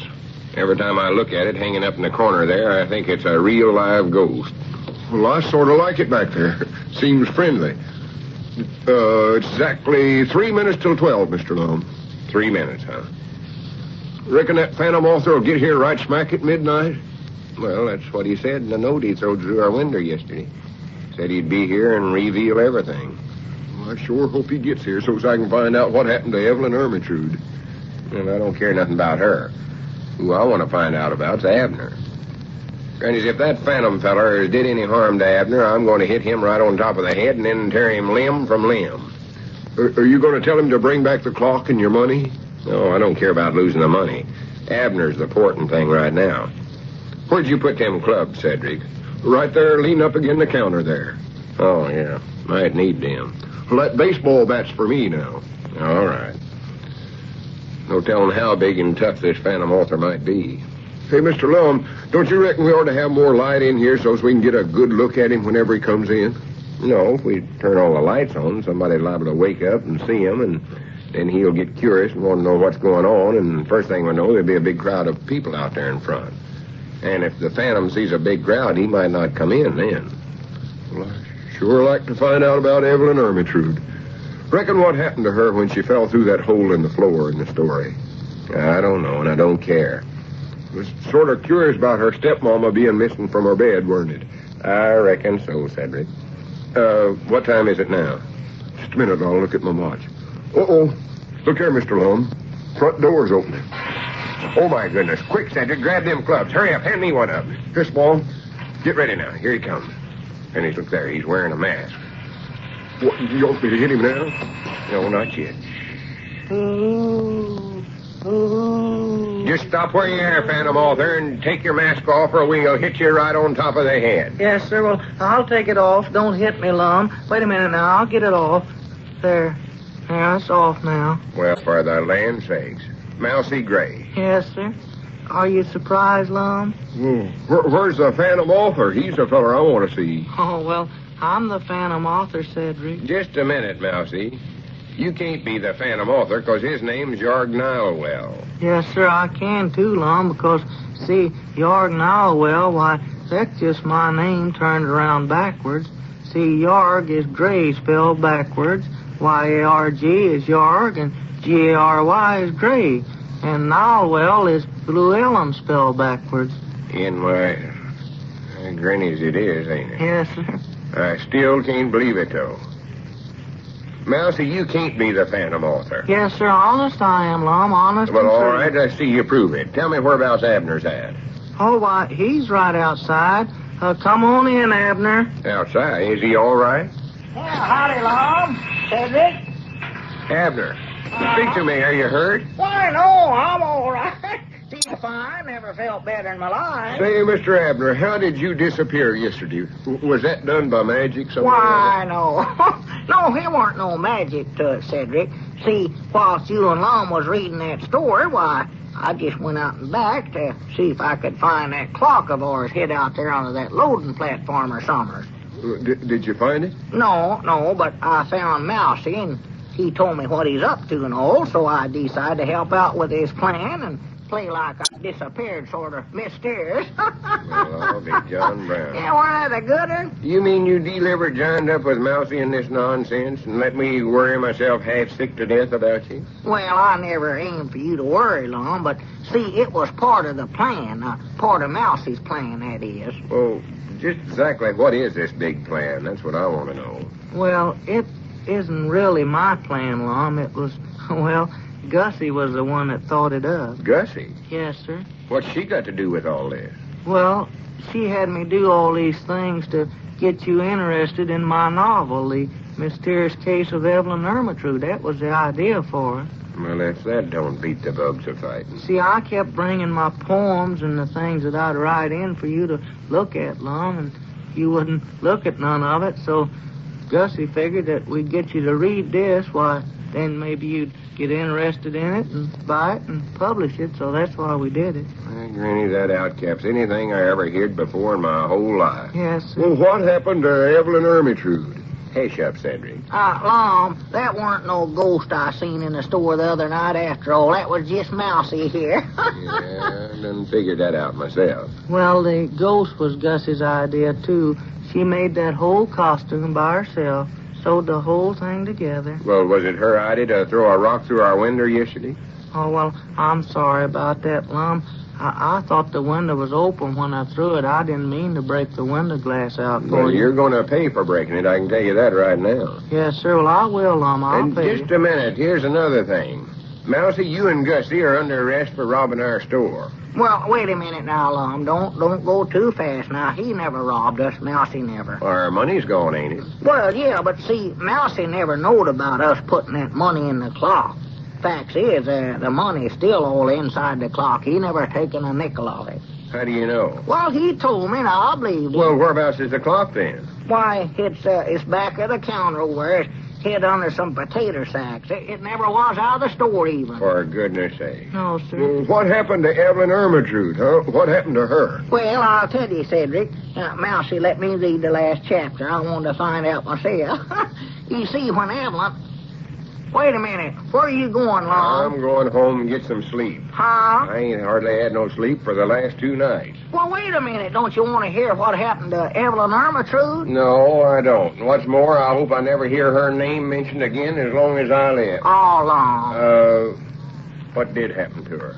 Oh, well, good. Well, you recollect she fell through a hole in the floor and disappeared? Yeah. Well, see, that was a sort of a trap door in the floor there, and it had a spring on it that when they pushed this button, the trap door sprung, and that trap door led down into some sort of a cellar or something, weren't it, Mousey? It was a secret dungeon is what it was, Abner. Yeah, that's right, dungeon. I couldn't think of that name. And see, down in that dungeon, there was a bunch of ferocious lions down in there. Oh, my goodness. But she was too smart for him, Evelyn was. See, she used to go with a feller one time that was a lion tamer, and she recollected how he tamed lions. He'd told her how he tamed them, so she just stared them right square in the eye, looked right at them, and they was afeard of her. Through half-closed eyelids, huh? Yeah, I believe it was, wasn't it, Mousey? Yes, sir, that's what it said, through half-closed eyelids. Well, what happened to Evelyn Ermintrude? Well, that's who I'm talking about, Cedric. So next, she climbed out of the dungeon and, Then she went up to that there forbidden room that she's always going in. And in there, she seen her stepmama, and her stepmama was just taking off the ghost outfit. She was the ghost, huh? Yeah, her stepmama. The one with the long claw-like hand. Yeah, that was her. And then Evelyn seen her take an insurance policy out of a secret panel. It was a $1 million policy that Evelyn's uncle had bought for her. Granny's $1 million. Yeah, you see, her stepmama had been aiming on getting shut of Evelyn and collecting the insurance money. That snake in the weeds. Oh, she was bad in it. Did she have anything to do with the step-papa and the butler and the maid getting murdered? Yeah, she didn't want to divide the money up with the step-papa, so she poisoned him, and the butler and the maid seen her do it, so she had to get shut of them, too. Just as I figured. Well. Just as I had it figured out. What did Evelyn do when she seen her stepmama in the forbidden room? Why, she didn't have to do nothing, 'cause, see, one of the lions had followed Evelyn up the stairs, and she seen the lion seen her stepmama and ate her. And then Evelyn married the lion tamer, and they lived happy ever after and raised lions. Good for them. Good for Evelyn. Well, Lum, there it is. Do you want to publish it for me, the mysterious case of Evelyn Ermintrude in a book? No, Mousey, 1,000 times no. Well... I've had all the trouble I want out of that story. Come on, Abner, let's go home and get to bed. Just a minute, Lum. I wish you'd stay here till I can phone Gussie and have her come over here and get me. Well, we can't wait for that, Mousey. We got to get some sleep. Yeah. Look there, it's after midnight already. Well, then, will you fellas take me home? Oh, for goodness sakes, Mousey. What are you so worried about? A fellow that writes mystery stories and calls himself the Phantom Author oughtn't to be worried about walking home by himself. Well, you see, Lum, I'm not really the Phantom Author. You ain't? No, sir. Well, who is then? Gussie. She writes all this stuff, and honest, it just scares me to death.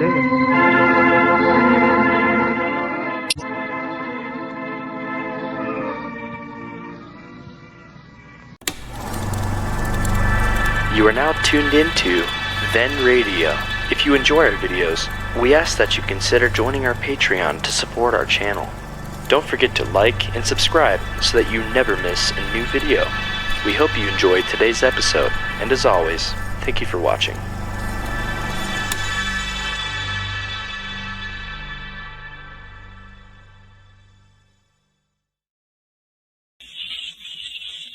Not to benefit of superlatives or adjectives, in fact, without benefit of anything, because our guests this morning need nothing in the way of introduction from me. I want you to meet two swell fellows, Lum and Abner.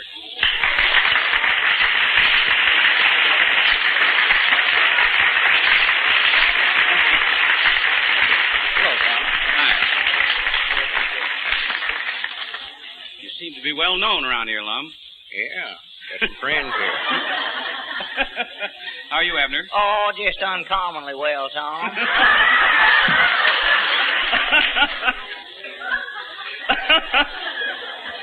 I know you fellas are kept awfully busy with your many activities, but Lum, tell me, have you stocked that Minuteman soup yet in your jot-em-down store? Oh, yeah, we've had that for 6 months, Tom.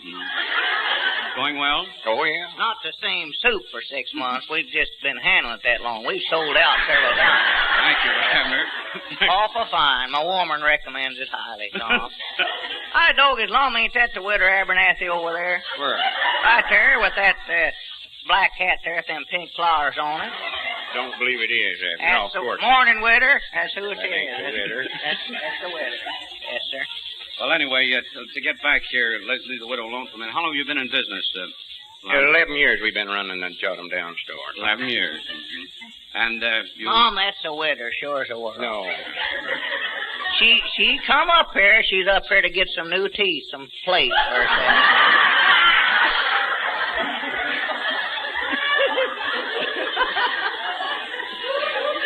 You can tell she's got them, yes, too. Of course, Abner. She never come up here after them. She ordered them out of the catalog.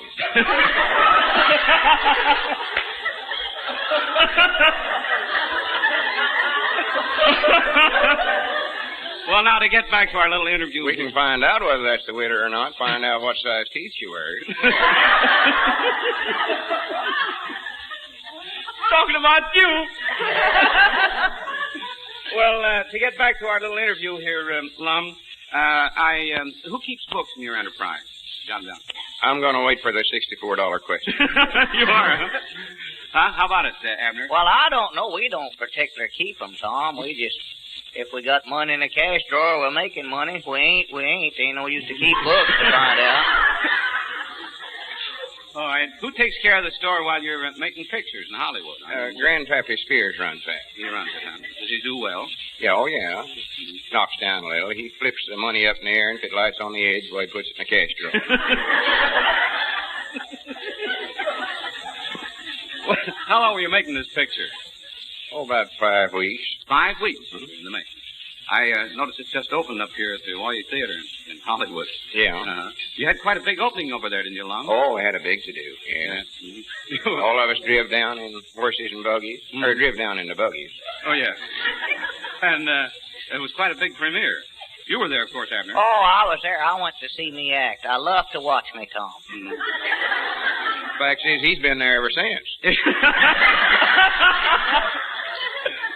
I'm my favorite actor, I think. Yeah, yeah? I believe I am. How often have you seen the picture, Abner? How many times have they showed it, Tom? I've lost track.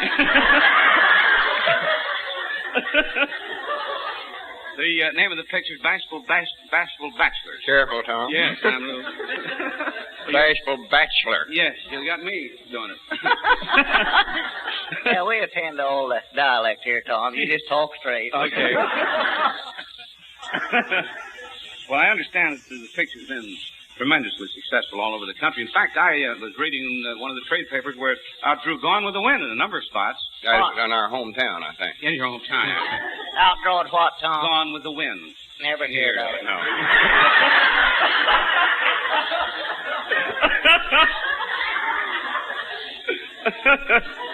Oh, my. You plan making another picture for RKO? Yeah, we're going to make 6 more, Tom. 6 more? Gluttons for punishment, ain't you? Arkansas's revenge for the Civil War, Tom. Is there? Get even with them. You think that might be the widow over there? That's the widow, sure as the world. I know her any place. Thought you said we'd get an orchard if we come up here. No, I didn't say so, but I might arrange to... Yeah, we're figuring on moving on it and just raising fruit, Tom. Give up the store. Sure.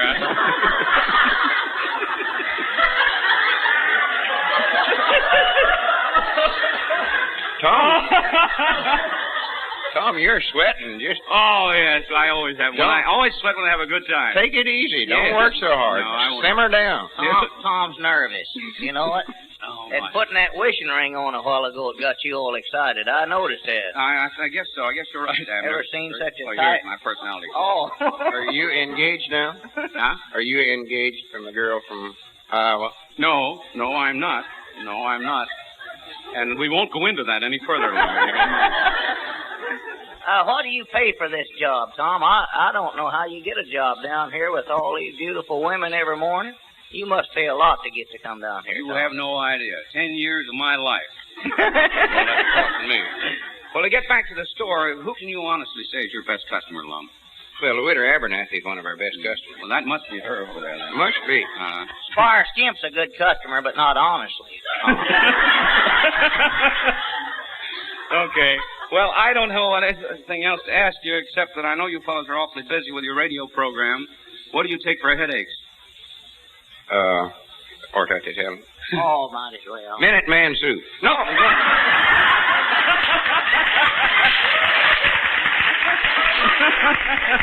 Now, if I say we take Alka-Seltzer on top of that soup, it sounds bad, don't it?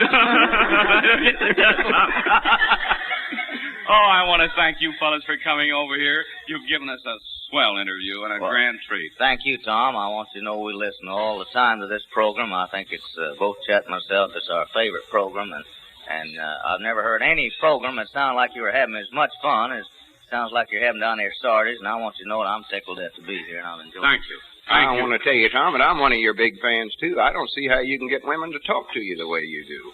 It's wonderful. But before we go, I do want to... Meet the widow Abernathy. I want to meet the widow Abernathy, and I want to remind everybody to take Alka-Seltzer and go to the Hawaii Theater and see Bashful Bachelor. That's good enough. All right. There it is. That's the deadline. Thank you, Lum and Abner. Come in, Johnny. Come on, let's go.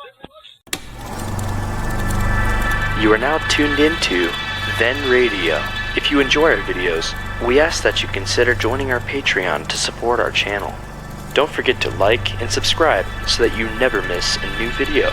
We hope you enjoyed today's episode, and as always, thank you for watching.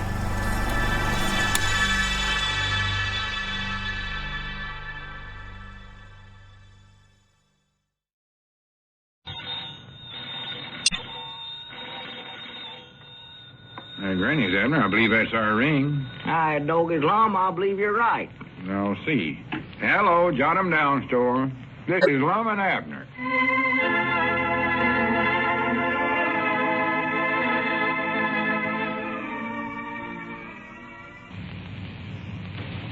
You know? Let's see what's going on down in Pine Ridge. Well, through a misinterpretation of one of Lum's old Eddards sayings, literal-minded Abner got the idea that Lum wanted to go into the owl business. Abner couldn't see the wisdom of this business venture, but he was willing to go ahead with it if that's what his partner wanted. So, to show his willingness to cooperate, Abner sent Cedric and Mousey out to catch owls. As we look in on the little community today, we find Abner and Cedric in the feed room looking over the previous night's catch. Listen. Yeah, that's it now, Cedric. Just cover the window up good. These owls will like it a heap better in here if it's dark in the feed room, I think. Yes, Mom, they like it dark, all right. Oh, yeah. Be careful that owl in the corner there. That's Mousey's favorite owl. Well... That's the one that hoots at him at night. Oh, yeah, that's the one that's just like a mother to him. Yes, Mom. Yeah, whereabouts is Mousey at, Cedric? Is he bringing in some more owls? No, Mom, he went home to get some sleep. Oh. We had to go clean over to that old deserted barn west of town to get most of these owls. Well, you sure done a good job, Cedric. I'll say that for you. Here, I better pay you, and then you can pay Mousey his share when you see him. Yes, Mom, he gets half of it. Yeah, let's see now. How many owls... Partners in this business. Well, how many owls is there here now, Cedric? 14. 14, huh? Yes, Mom. I kept count while we was catching them, putting them in the box. Yeah, let's see then. 14 times 25 cents. That's what I said I'd give you for them. Quarter, yes, Mom. 2 bits. Let's see. 10 times 25 is $2.50. You better figure it up, Mr. Abner. I am. That's what I'm doing, Cedric. That's 10 of them took care of. Now there's 4 more at 25 cents. That's 14 altogether. Yeah, that's 10 and 4. 4 at 25 cents. That's $3.50. Yeah. Now let's see. Let me put the money here. Here's 1, 2, $3, and here's a 50-cent piece for you, Cedric. One of these is them big bills, ain't they? Yeah, well, I got this money from Elizabeth. She's had it buried somewhere over at the place. Buries everything, worse than a pet coon. Well, much obliged, Mr. Abner. You want us to get some more owls tonight? No, I reckon this is enough for a starter, Cedric. I ain't sure how many Lum was figuring we'd need. Maybe later on we want some more, and I'll call on you. Yes, Mom. Facts is, we might have too many right now. I don't know. I still think we're going to have an awful hard time selling these things. But Lum was so set on it, I figured he must know more about the owl business than he's told me to want to get into it so bad. Well, who you aiming on selling them to, Mr. Abner? Well, I ain't sure, Cedric, but there's some folks over in Tennessee that... Uh-oh, wait a minute. There's Lum out there in front of the store. You better go out the back way, Cedric. I want to surprise Lum with these owls. I wish I could. Hey, I know he'll just be tickled to death. Hurry up now. Get out that back door there. I'm getting. Yeah, I got to get up front so Lum won't suspicion nothing. So long, Mr. Abner. Yeah, so long, Cedric. Well,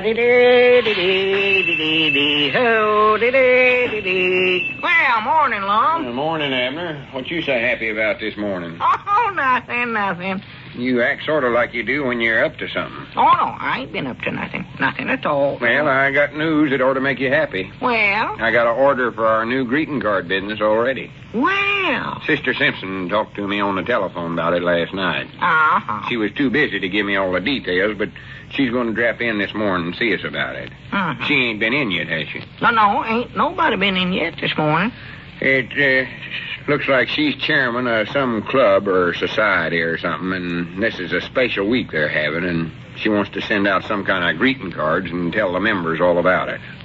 Tell them all about what? About this special week, whatever it is. Oh. She never got around to telling me. I know she wants quite a batch of cards for it, though. Well? I figure if we do a good job for her on this, we'll more than likely be able to get a lot of other jobs, too. Oh, yeah. Sister Simpson is chairman of might now everything is in town to be chairman of. What club is these cards for, Lum?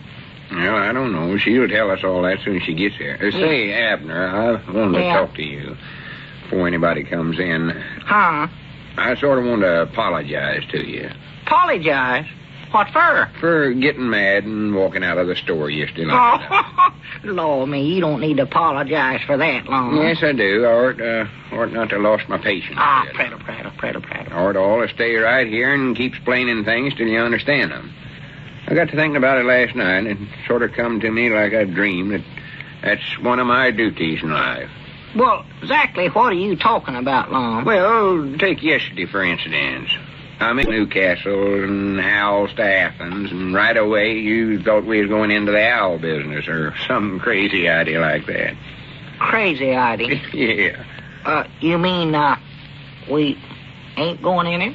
Well, of course not. Who ever heard of a business like that before? No, I reckon not. It's the silliest one idea I ever heard of. And I hear some awful silly ones around here, too, I can tell you that. Well, Lum, you mean that you don't want no... Don't want to know what? Nothing. Just forget about it. Well, Let it go. Come on, tell me. Don't want to know what? No, it ain't nothing at all. I just thinking about something else, I think. I can't even recollect what it was now I was thinking about. What time was Sister Simpson coming in here, Lum? Oh, I don't know exactly. She said she'd be here first thing in the morning. Well? That was last night I was talking to her. Uh-huh. Reckon how much we ought to charge her for these cards? Oh, I don't know. $1 a piece, something like that. $1 a piece? Yeah. Oh, no, that's too much. Tis, huh? Oh, yeah, it ought to be more like a nickel or a dime. Oh? Of course, I reckon I ought to charge her according to how much printing is on each card. Yeah. I'll try to talk her into having a whole lot of printing on them. Why, sure, that's a thing to do, yeah. Wish she'd have told me what club these are for so that I could have printed up some samples for her to look at. Yeah, it'd have been nice, yeah. Maybe I ought to go back in the feed room and print some up anyway. Just make up a name for it. Lum, I don't believe you ought to go back there. Why not? Well, maybe you ought to wait till after Sister Simpson gets here, and then you know exactly what to print.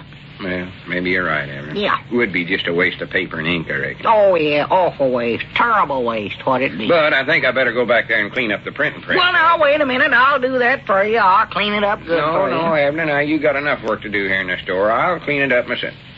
Well, for goodness sakes. What's the matter? I thought I seen a bird fly past the door of the feed room there.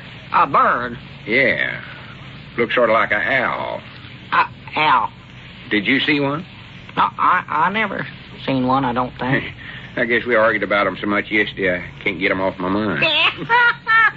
About it. Imagining them, seeing them. Just about what happened, yeah. Well, I reckon I better get started cleaning up. Wait a minute. Abner, can you see anything back there? Huh? In the feed room there. Don't that look like owl eyes staring out of the dark in there? I don't see nothing, Lum. Well, stand over here where I'm standing. Right over here. Well, all right. There. Now look. No, don't see a thing.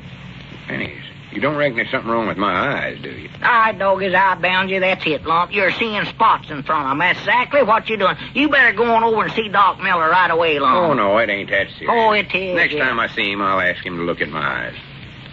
What makes the feed room so dark back there? Huh? It ain't dark that way ordinary, is it? Oh, well, I reckon I forgot to raise the curtains this morning. Curtains? Yeah. We ain't got no curtains in the feed room. Well, there's a horse blanket over the window. That's just something new that I started yesterday, I think, Lum. It keeps folks from staring in there and watching you when you're printing and stuff. Well, I ain't been bothered by nobody staring in the windows.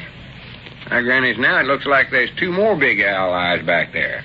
You sure you can't see 'em, Abner? I can't see a thing, honest and That's true. funny. I'd swear I can see 'em. Look, now they're blinking. Abner, can't you see that? I don't believe I can. Wait a minute. Abner, I ain't been acting sort of strange lately, have I? Now, come to think of it, Lum, I have noticed you ain't appeared to be yourself the last couple of days. I hated to mention it, though. I believe you better run right out and see Doc Miller before it's too late. Go on right now. No, I can't go now. Sister Simpson will be here any minute. I'll take care of her. Now, you run along. We don't want to take chances with a serious thing like this. I don't believe it's so serious, Abner. I feel all right. Feller seeing owls? At least I think I do. Might have a few symptoms. Oh, yeah. Hi, Granny's, Abner, don't tell me you can't see that. See what? There on the floor. Huh? An owl walking out of the feed room. Oh. And there's another one following it. Well, I can't see a thing. Why, they're right there in front of... Just a minute. Wait a minute. Abner, you ain't went and got a bunch of owls in here, have you? Huh? Granny's, I orter expected something like Well, that. now, Lum, now. Your fist don't beat the bugs a fighting. Get a broom, Abner, and chase them owls out of here, and hurry up. Well, all right, but yesterday you Never said... mind about yesterday. Start wielding that broom. All right, come on, get out of here now. Come on, get out of here, get out of here. Here, give me that broom. I'll get him Get out. out of here, scat. Yeah. Shoot. Come on, get out of here. Get out of here, you little varmint. Open the door there, Abner. Yeah, Open I'll the door get it. up I'll there. get it. Come on, run him this way. I'll open it. Bring him this way. Get him out of here. Get. Now, how many more owls you got back there? Oh, not many. It's just about 14 altogether. 14? Yeah. Oh, yeah. my goodness. Come on, get out of here. Yeah, get out. Grab a stick or something, Abner, and help me. Yeah, I'll get something here. I'll get them. I believe that's our ring, Lum. Yeah, I heard it. You take the broom. I'll get the phone. Yeah, here, give it here. I'll get him. Come on. Shoo! Get out of here. Hello, jot 'em Get down out of in the owl here. store. Jot 'em down in the library. Lum Eddards Saying. Scat, come on. Huh? Get out the door there. Oh, hello, Come on. Sister Simpson. Come on, get out the door. Yeah, Get what? out the door there. That's it. Canceling the order. Well, yeah, I was doing that, but... Get on. Well, how did you see me? Shoo! Come on. Oh, well, now, listen, Sister Simpson. Shoo! Sister Simpson. Hello? The last Hello. Granny's, now you did it, Abner. Did what? You've lost us a big printing order. That's what you did. How could I do that? Well, Sister Simpson's right across the street there, and she's seen me chasing the owls with a broom. Well, what's that got to do with losing an order for them cards? Well, it's got everything to do with it. Huh? Them cards was for the Ladies' Woodcraft and Feathered Friends Club, and this is to be Kind to Wild Birds Week.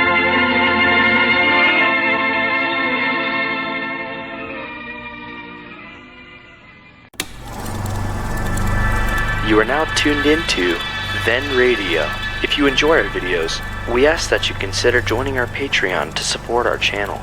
Don't forget to like and subscribe so that you never miss a new video. We hope you enjoyed today's episode, and as always, thank you for watching.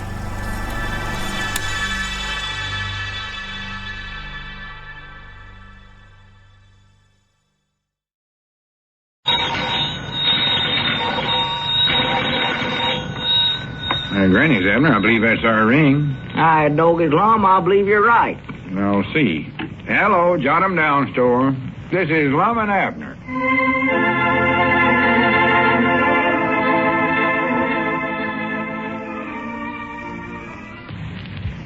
Well, Lum managed to get the firm of Edwards and Peabody out of the owl business even faster than Abner got them into it. And now not a single feather is left in their place of business. In spite of losing the goodwill and the business of the Ladies' Woodcraft and Feathered Friend Club, Lum is still trying to promote his greeting card enterprise. As we look in on the little community today, we find Abner in the Jot 'em Down store and library. Grandpap is at his favorite place at the library table, reading some informative volume, as usual. In dancing the polka, the gentleman should clasp his partner lightly but firmly around the waist with his right arm. Grandpap, I don't believe I want to learn no more about dancing today. I know enough about it, I believe. No, you don't, Abner. This book says if a feller's going to dance, he ought to do it right or not at all. Well, who said I wanted to dance? He takes her right hand in his left hand. Oh, Grandpap. But he should beware of holding her arm out straight as though he were imitating a windmill. Did you get that, Abner? I weren't even listening. Says you're supposed to imitate a windmill. Let's see you try that one. I ain't going to do no such a thing now, Grandpap. Listen, Abner, if you expect me to learn you how to dance, you got to do what the book says. I never asked you to learn me how to dance. This was all your own idea. We are now ready to describe the steps. Oh, my. Now, listen to this part good, Abner. The polka is danced in 2/4 time. There are 3 steps to each bar. The 4th beat is always a rest. Well, that's the part I'll do, that resting. I can do that good. Wait, don't sit down, Abner. You're just getting started now. Oh, my. The steps herewith described are for the gentleman. The lady simply reverses them, using her left foot for her right. Now, that's downright silly. How could she do that? That'd be awful awkward, her crossing her feet over that way, putting her left foot over there to use instead of her right, and then trying to dance. Well, I don't know. That's what it says here. What woman is it that dances that way anyway? Don't say here who it is. But no use worrying about her. You more than likely won't get her for a partner no way. See about my luck. First beat, spring slightly on right foot. Go ahead, Abner, spring. Oh, all right. But if I break my leg now... That's it. That's the time. At the same time, slide left foot forward. Oh, Grandpap, I feel silly doing this. Well, you look a little silly too, Abner, but don't worry. You'll get it. Second beat, bring right foot forward by Glissdale and... What was that by what? Glissdale. That's what it's got wrote down here. Glissdale. Now, who's Glissdale? I don't know. More than likely that's your dancing partner. Well, just a minute here now. That ain't the woman with the crossed-up left foot, is it? Oh, I don't think so. I bound you that's who it is, and I ain't going to dance with her neither, Grandpap. Well, that's the way it is in the book, Abner. I don't care. I ain't going to dance with that Glissdale woman. Either you change that to Elizabeth, or I won't even go to the dance. Well, wait a minute. I ain't going to no dance. What's the matter with me? Well, you might go to one someday, and you'll want to be prepared for it. But I'll change this for you. Yeah, change it. Bring right foot forward by Elizabeth. Yeah. And at the same time, raise the left foot. Have you got your left foot raised? Uh-huh. Then you... Wait a minute. I've got to turn the page here. Well, hurry up now, Grandpap. Well, hold your horses, Abner. You want to learn this right. Well, I can't hold one foot off the floor all day long. Hurry up. Here we are. And then serve small sandwiches cut in dainty shapes. Serve sandwiches? That's what it says. On one foot? Well, here, read it yourself. That's the silliest one dance I ever heard of, Grandpap. Well, I admit it does appear to be a little peculiar, but maybe we're getting old-fashioned, Abner, behind the times. Well, now... Something new, I reckon. If this is the way they're dancing nowadays, I know I ain't going to take it up. Thought I'd be the laughing stock of the whole town, hopping around in the middle of a dance floor on one foot carrying a plate full of sandwiches. Cut in dainty shapes, it says. I don't care what shapes they're cut in. You can just count me out, Grandpa. Wait, Abner. Don't put your foot down yet. Well, I'm tired. Just seen I made a mistake here. Mistake? Yeah, that's a good or no me. I turned too many pages. What's the matter? Well, hurry up and find out what I'm supposed to do with this left foot of mine then. I'm getting tired of standing this way. Hurry up now, Grandpa, if you're going to. For goodness sakes, what's the matter with you, Abner? Oh, howdy, Lum. What do you stand on one foot for? Do you think you're a crane or something? No, Grandpap just found a book in the library on dancing and stuff, and he's bound and determined he's going to learn me to dance. Yeah, it's a handy thing to know, Lum. Would you like to join the class? You can be Abner's partner here. No, I ain't got time for no such foolishness as that, Grandpap. You just sit there and learn how to dance by yourself. Yeah, that's sort of hard to do, Lum. Not for a genius like you. Don't bother us now, Grandpap, because I want Abner to help me with a new idea I got. A new idea? What is it, Lum? Has it got something to do with the store or with the Eddards Publishing Company? It's for the publishing company. Greeting card department. Well, what is it? Say, Lum, if I'm going to take up dancing, I believe I better go home and get some rest first. Yeah, that's a good idea. Yeah, good idea. So long. Just reading here. And some of these steps here look uncommonly hard to do. Now, here's one Well, that says don't you better read it take to your us, left foot. Grandpap. Just go on home and get some rest. That's what you need. Yeah, it's a good idea, Abner. I believe that's just what I'll do. Glad you mentioned it. Yeah. Well, I'll see you fellers later on. So long. So long, So long, Grandpap. Grandpap. On worry a feller to death. Dancing. There's one feller that would be a heap better off if he'd never learned how to read, you know. Yeah, he would. I wish he never had to learn. Well, what's this new idea of yours, Lum? Well, we won't make no money out of this. We're going to print up some big birthday greeting cards and send them to all the Pine Ridge boys that went in the Army or the Navy. Oh, well, that sounds good. But now, what if it ain't their birthday, though, Lum? That'll be a little silly sending them a birthday card when it ain't their birthday. Well, we can find out about that. Huh? See, what we got to do is call up their mamas and papas and find out when their birthdays is. Oh. And then about a week or so before we send a greeting card to whatever boy's having a birthday, why, we'll put his greeting card on the counter where everybody can see it. Set it right over there by the cash drawer. Uh-huh. Then we'll put a pen and ink right next to it. Well, what's that for? Well, you see, I want everybody in town or everybody that comes in here to write something on that card. Oh. See, we're going to make the cards pretty big and leave the second page of it blank, and that's where folks can write down some little thing they want to say to the boy.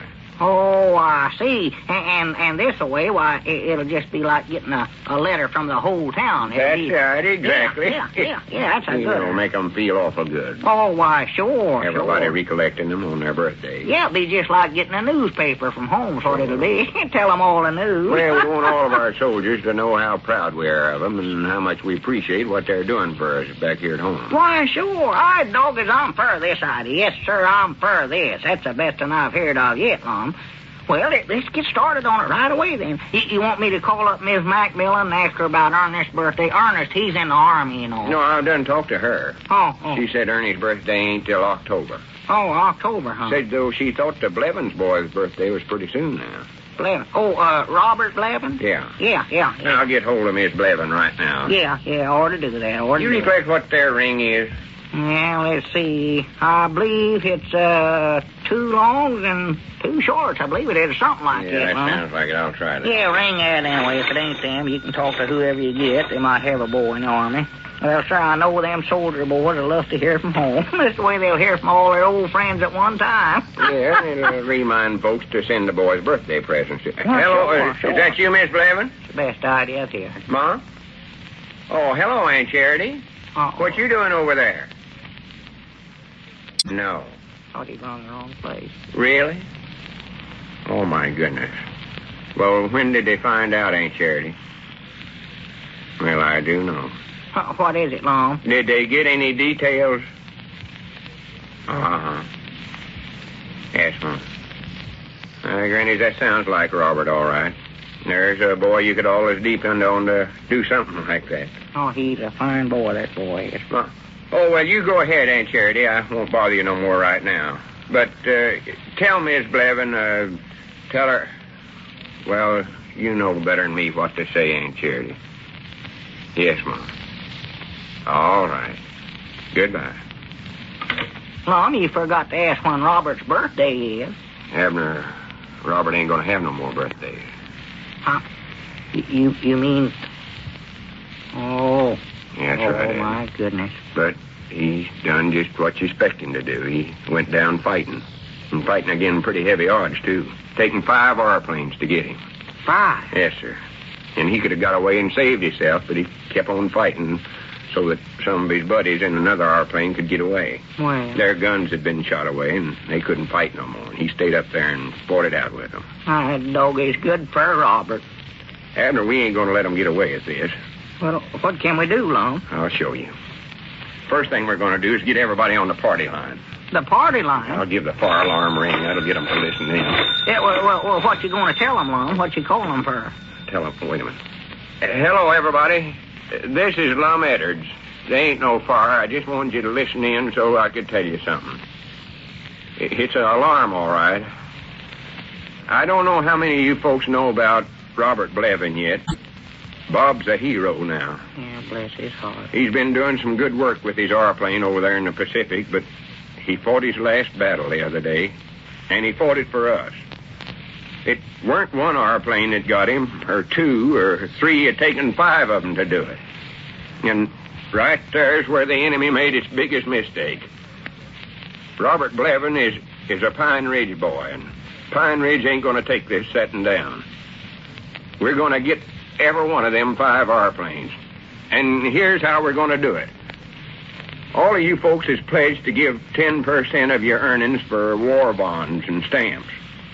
Well, that ain't enough now. Every citizen of Pine Ridge has got to give more than that. Not only this week, but every week. We got to keep it up till we got things evened up for Bob. So start buying them war bonds and stamps right away, folks. You can get them at the post office or the bank, but start getting them. Because you're buying these for Robert Blevins and boys like him.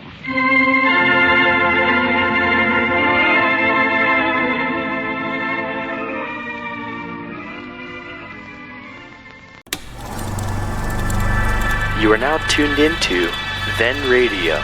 If you enjoy our videos, we ask that you consider joining our Patreon to support our channel. Don't forget to like and subscribe so that you never miss a new video. We hope you enjoyed today's episode, and as always, thank you for watching.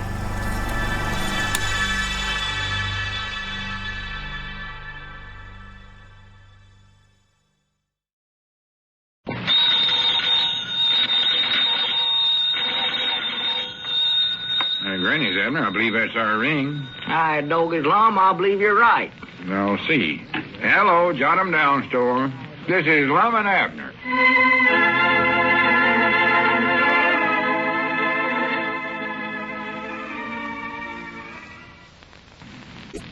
And now, let's see what's going on down in Pine Ridge.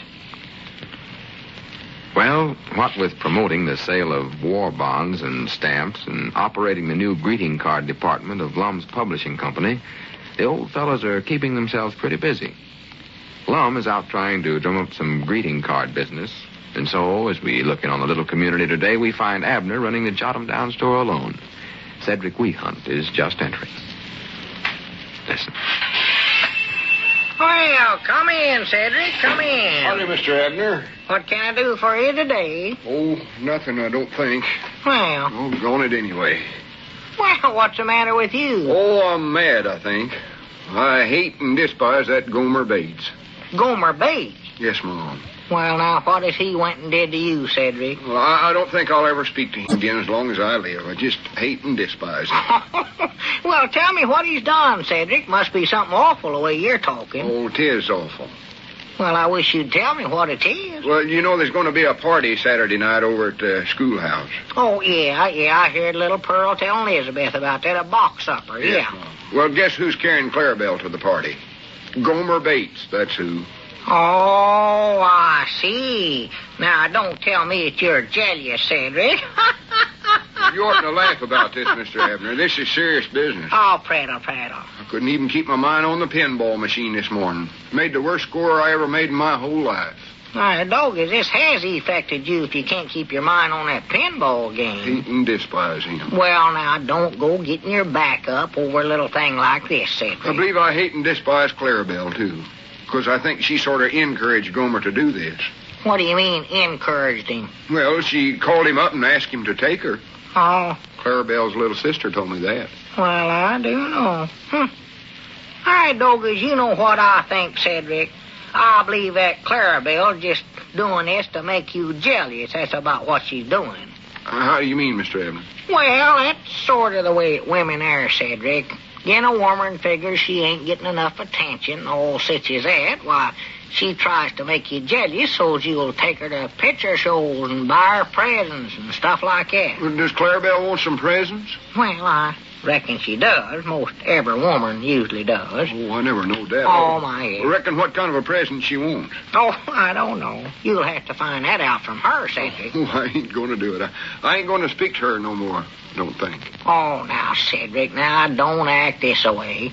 Dog, if you just buy her a present, I'll bound you she'll change her mind and go with you Saturday night instead of that Gomer Bates. Well, I'd sure like to go to the party, but I ain't going to have nothing to do with Clarabelle, I'll bet you. Yes, you are too, Cedric. Now, you just do what I tell you. I tell you what we'll do. We'll get Lum to print up a nice greeting card to go with the present.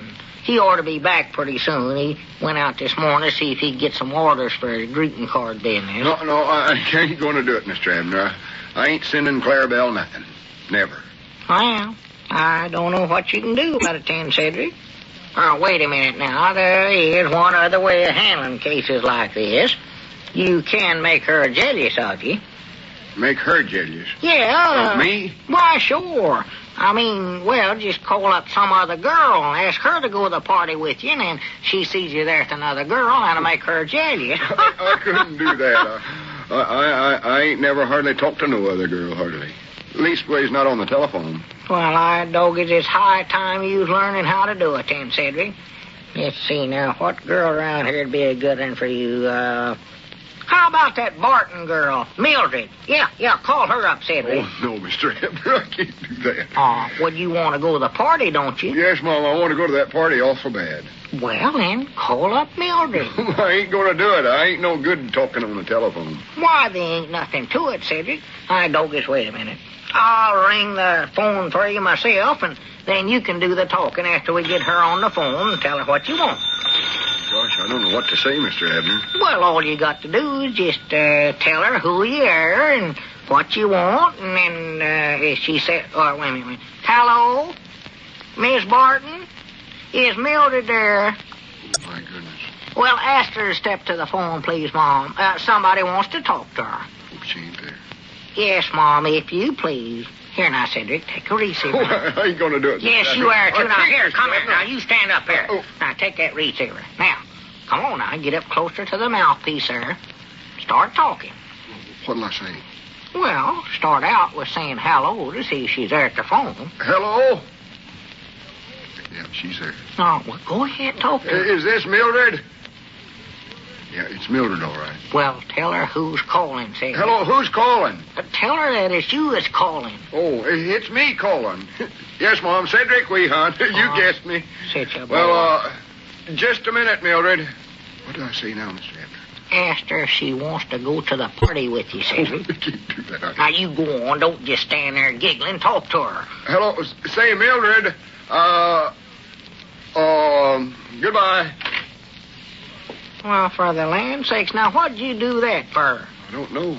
Just couldn't seem to say nothing. Oh, my goodness. My tongue got all tangled up there or something. The very ideas, a big boy like you not being able to talk on the telephone. Now, you call her right back. Go on, pick up the phone there. Call her back. I'm going to see that you go through with this. All right. I'd sure like to go to the party, all right. I'll try it. Why, sure, that's a thing to do. Go on now, call her. Shorts and along. Yeah, that's it. And just be calm this time, Cedric, and say what you got to say before you get scared that way. Hello? Say, would you go with me Saturday night? That's a time. Mom? Just a minute. Now what? That ain't Mildred. Huh? That's her papa. He wants to know where I want him to go. Well, tell him Miss Mildred you want to talk to. Well, me old man Barton wouldn't want to go to no party with you. All he ever wants to do is to go fishing. Hello, Mr. Barton. It ain't no party, it's a fishing trip. No, Cedric, no. Yes, Mom. Yes, Mom? Oh, my. Oh, well, bring him along. All right, Mr. Barton. Goodbye. Bring who along? His brother-in-law. Huh? Now, look what you got me into, Mr. Abner. Now I got to go fishing Saturday night, and I want to go to that party. I never got you into this, Cedric. You did done it. I never done no such a thing. Now, you done this yourself. What'd you tell him that about a fishing trip, anyway? I don't know. I got all mixed up, and then after I said it, it seems like I couldn't take it back hardly. Well, now, you just call him right back and tell him it's all a mistake. You don't want to go fishing. Well, I don't believe I could do that. Well, you want to go to the party, don't you? Yes, Mom, I sure do. All right, call him up in right now before it's too late. Yeah, I reckon that's the best thing to do, huh? Try it again. Why, sure, that's the best thing to do. Fact is, it's the only thing to do if you want to go to the party, I'll tell you that. Hope he won't be mad at me. Hello?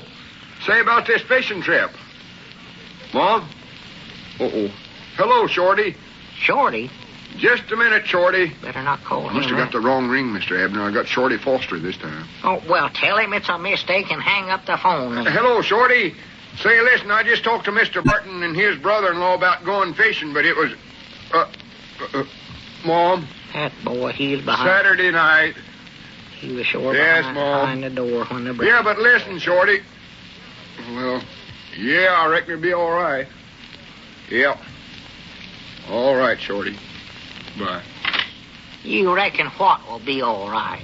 Shorty wants to ask a couple of his friends to go along on a fishing trip. Hi, doggy Cedric, you're just getting yourself in deeper all the time. Now, what do you keep letting everybody think you're going fishing for? I don't know. It's silly of me, ain't it? It sure is.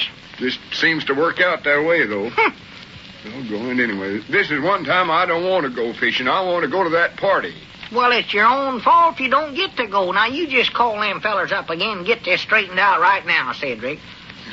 I ain't going to call nobody. Go on and call them on I that phone. ain't going to do it, Mr. Abner. Every time I get on that phone, the fishing party gets bigger. My car won't hold no more. Well, you don't have to go on this fishing trip. Yes, I do. I'm the one's getting it up, looks like. Well, you can be the one that calls it off, and now you tell him tell him you're just taking sick with the measles or something. Wait a minute, I believe that's our ring. I don't want the measles. I want to go to that party. Yeah, be quiet. Hello, jot him down, store and library. Is Abner Peabody doing the talking? Who? Yeah, he's here. Just a minute. Just for you, Cedric. I don't know who it is. Sounds like some young feller. Go ahead. Hello? Yeah, this is Cedric. Oh, hello, Gomer. Gomer? Well, Gomer Bates. You would? Don't start no fight with him over the phone. Ain't you going to the party Saturday night? Oh. Uh-huh. Yeah. Well, we'd be proud to have you come along, Gomer. Yeah. All right, Gomer. Goodbye. For goodness sakes, was that Gomer Bates? Yes, Mom. He heard about the fishing trip from Shorty Foster, so he called up Clarabelle and told her he couldn't go to the party. Well, I do know. Doggy, this is working out all right after all, Cedric. Wonderful world.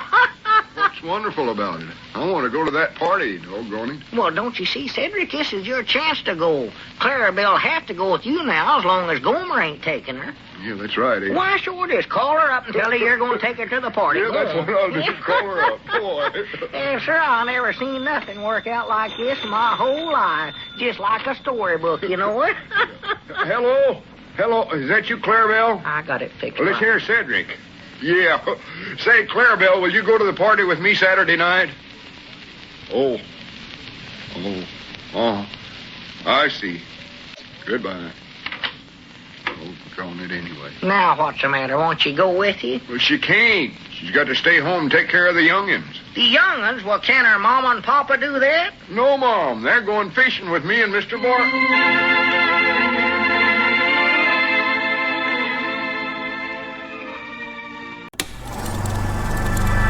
You are now tuned into Then Radio. If you enjoy our videos, we ask that you consider joining our Patreon to support our channel. Don't forget to like and subscribe so that you never miss a new video. We hope you enjoyed today's episode, and as always, thank you for watching.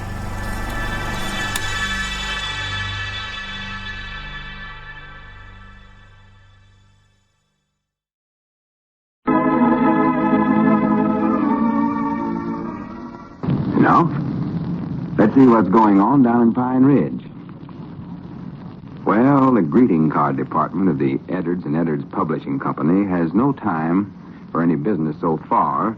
At least it hasn't done any so far. But its founder and manager is forging ahead with plans to start producing original verses for the cards. As we look in on the little community today, we find the old fellows in their jot-em-down store and library, hard at work trying to compose verses. They are being hindered a good deal by Grandpap, who's seated at the library table, reading out loud, as usual. Listen. The ordinary flat carving, which is the variety most often undertaken by beginners, is produced by placing a design on the surface of a panel of wood and then cutting around it carefully with a chisel-shaped gouge. Grandpap, don't read out loud, Having please. a deeply grooved cutting end, almost U-shaped. Oh, my. This is called a veneer. Well, I never knowed they used veners in wood carving before. Don't see how they could get a sharp edge on one of them. Reckon how they do that, Abner? I don't know and I don't care, Grandpap. Now, just read yourself. Can't you see me and Lum's trying to concentrate here? Yeah, for goodness sakes, Grandpap, how can we study up any greeting card verses if you keep reading that prittle-prattle out loud all the time? Well, if I don't read this, I won't never learn wood carving. Well, what do you want to learn that for? You won't never have no use for such as that. Don't start arguing with him, Abner. Come on, we'll pick up our papers and go back in the feed room. We can work there. Yeah, let me get these things here. I dog it, that's a good idea. We can concentrate better back there. When a design is cut out, the background effect is produced by use of a punch or stamp. I wonder if a regular 3-cent stamp would do. Let us know if anybody comes in the store, Grandpap. Huh? Oh, yeah, all right, Abner. Yeah, how about this right here, Lum? This little table right next to the printing press here. Yeah. We can just sit on one of them boxes there. Yeah, Grandpap and his reading are enough to drive a man stark, raving, mad crazy. No, careful, Lum. That nail there where you sitting down. Look out there. Oh. There you got go. a leave nail sticking out that way. I never left it. Hey, let's see now. Somebody else has sat on that nail. I see some cloth hanging on it. Yeah, Cedric, I think the other day tore his britches on there. He's complaining, looking for a needle and thread here. I'll give him that sack needle there. So them toe sacks up Oh, there. I seen that patch he had on there. Yeah. Put a piece of toe sack in him. Yeah, well, that's all I had here for him. Had to patch it up somewhere. How many greeting cards you got studied up so far? Well, I've got one all did and part of another. Granny, is that all? Well, these things is hard, Lum. Getting them words to rhyme ain't no easy thing to do. Read me what you got there. Yeah, let's see, where's it at? I got these papers mixed up. Oh, yeah, here it is. Happy birthday, little sister dear. Sister dear? Yeah, this is for a little sister. On her birthday, I think. Happy birthday, little sister dear. Today you are older 1 more year. Natural. I hope you enjoy yourself and have good cheer and get lots of other cards like this one here. Is that it? Yeah. Is it a good one? No, I don't believe we ought to use that in Abner. Well, what's the matter? Did I say something in there that weren't nice? No, that ain't it. It's just too common. Huh? What we need is some uncommon cards. Uncommon. Yeah, see, Abner, my idea was to study up the kind of cards that says what folks actual things. Actual things? Yeah, well, see, everybody else prints cards that they send ordinary. Yeah. And we want to send things that you ordinary wouldn't say. For instance, I wrote one here that's a feller to send to somebody. It's give him a necktie for Christmas. A necktie? Oh, them things is hard to thank folks for. Yeah, well, now, that brings up a big problem for the feller. Yeah. Natural, he don't want to wear the tie out in public because it's such a terrible-looking thing. Sure. But he don't want to insult the woman that sent it to him. No. So he just sends her this card. Well, yeah, let's hear it. I might want to get a couple of them for myself. Well, these are for fellers that's got neckties like Corny Struby wears. Oh, my goodness alive. You better make up something good then to take care of that situation. Your next necktie come this Christmas morn. It's almost too good to be worn. It's even too good to be married in. So I'm saving it to be buried in. Oh, well, doggy is good for you, Lum. That's a good and wonderful world. Yeah, see, that gets the feller out of having to wear the tie, but it don't insult whoever give it to him. No, that's a dandy, yeah. But now, wait a minute, old Lum. He'll have to put it on when he's being buried. He can't go back on his word. Well, that's all right. When that time comes, I don't believe the feller'd much care what he's wearing. No, maybe not, no. He won't be able to hear none of them remarks about his Christmas necktie. I don't know. That tie of Corny Struby's will wake him up. I don't care how dead he is. The one he had on the other day in here, you could hear that thing 4 blocks off. Well, there's lots of fellers got ties like that. Yeah. The most embarrassing part of the whole thing. Yeah. Well, I reckon you're right. What's the other one you got there? Hey, fellers. Just a minute, Grandpap. Now, don't come back here and start reading out loud again. We moved back here to get away from you. I don't want to read you nothing. Just reminding myself of something. Do you fellers have any cards congratulating somebody on graduating? I don't know. Have we, Lum? No, but we can make one up. That's what we're in business for. Why, sure. Did you want to get one for somebody, Grandpap? Yeah, sure do. I want to get the fanciest one you got. It's 15 cents if you want to. I don't care. Price means nothing to me for an occasion like this. Yeah, well, graduating from school is an important time in the young feller's life, all right. Yeah, well, we'll study up a nice fancy one for you, Grandpap. Yeah. All right, I'll get back to my reading. Got a little more to do here. Holler when you get the card done. Yeah, all right, Grandpap. Granny, it ain't a bad order. No. 15-cent card. Reckon who is for that little nephew of Grandpap? Oh, yeah, more than likely. Yeah, I believe he's just about ready to graduate from grade school this year. Yeah, well, let's see now. Congratulations, little feller. Is that how it starts out? Well, I don't know yet. Just studying on it. Oh. I believe that little feller part's wrong, though. Tis. Young'uns graduating from school don't like to think of themselves as being little. Oh, no, they don't. You see, how about congratulations, big growed-up man? No, somehow that don't sound poetic, Abner. Don't, sounds good to me. Congratulations, big growed-up man. Graduating from grade school is awful grand. Wait a minute. I think I got a good way to start it out. On this your day of graduation, I give to you my congratulations. Yeah, that's pretty good. I believe I like mine better, though. Now, what else can we get to rhyme with congratulations? Let's see. Bation, cation, dation, ration. There's a good one. Something about sugar being ration, Lum. Well, that wouldn't fit in here no way. Why, sure it would. You are awful sweet, even though sugar is ration. Well, that's for a Valentine's card or something like that. Here, huh? This is a boy getting out of school. He don't want to be called sweet. Oh, no, that's right. Well, let's see. Fashion, gration, belation. Wait, I think I got another line. Huh? You are entering now a higher station. Da-da-da-da-da-da-dation. I don't understand that last line there. What does that mean, that da-da-da-da-da-da-da? It don't mean nothing. That's just the number of words that goes in it. Oh. Let's see. Station. I got it. From now on, experience will carry on your education. Hi, Granny's Abner, that's it. Yeah, that's good. Wait a minute, I'll call Grandpap. Hey, Grandpap, we got your card all rolled. I might turn out to be a genius at this. I don't know. Hurry up, Grandpap. I'm coming. Don't rush me. Yeah, we got a good one for you here. Yeah, let's hear it. Yeah, read it to him, Lum. Read it. All right.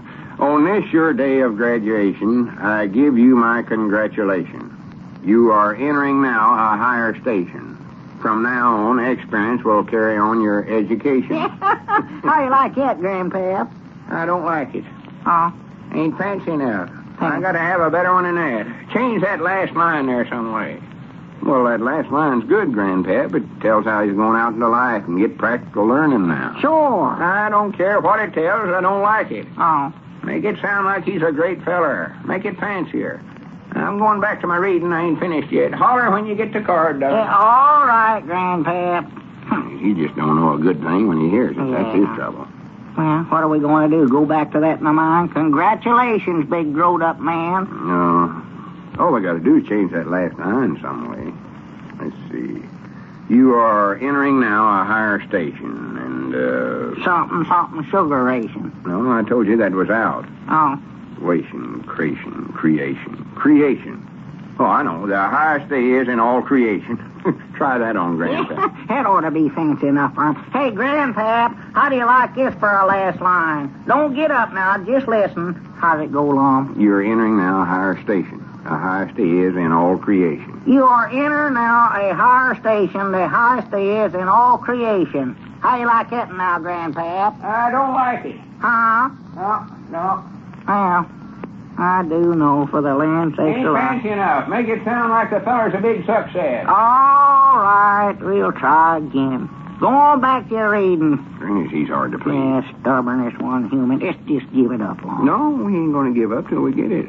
Ain't, huh? Don't forget, this is a 15-cent card he's ordered. Oh, yeah. And another thing, I figure we can make good on this one. Well, we ought to be able to sell a lot of these to other folks that's got young relays graduating from school. Yeah, I never thought of that. Well, let's see. He wants something that makes it sound like a feller's a big success, he says. Yeah, success don't rhyme, though. No. Station, inflation, nation. Nation ought to make something out of that. Yeah, he's a success in the nation. How's that? No, that don't sound quite right. Don't, huh? Nation, head of the nation. Wait a minute. I got it. This is for sure. Call Grandpap. Well, what is it? You hear it? Call Grandpap. Oh, all right. Hey, Grandpap, come on back. I ought to have thought of this right off the bat. I'll get it wrote down. Yeah. Hurry up, Grandpap. I'm coming.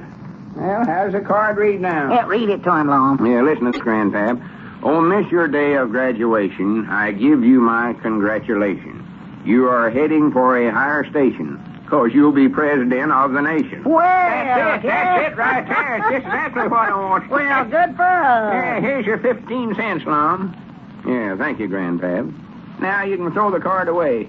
Throw it away? Don't you want us to print it up and send it to your nephew? Why, no, of course not. This ain't for my nephew. It's for me. For you.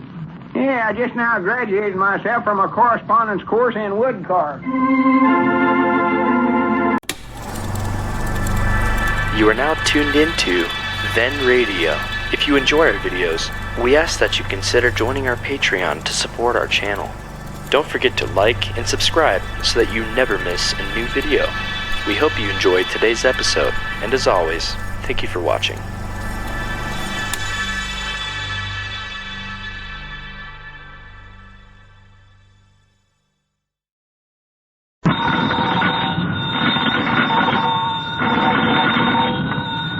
Granny's, Abner. I believe that's our ring. Aye, doggy's Lum. I believe you're right.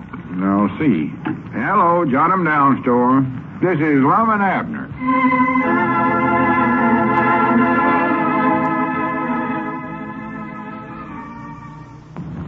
And now, let's see what's going on down in Pine Ridge. Well, all the bustling activity of the Edwards and Edwards Publishing Company's greeting card business can be boiled down to only one sale so far.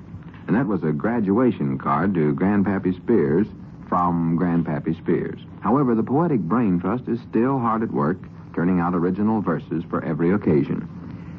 As we look in on the little community today, we find Lum and Abner in their Jot 'em Down store and library, deep in a vital discussion concerning the publishing company. Listen.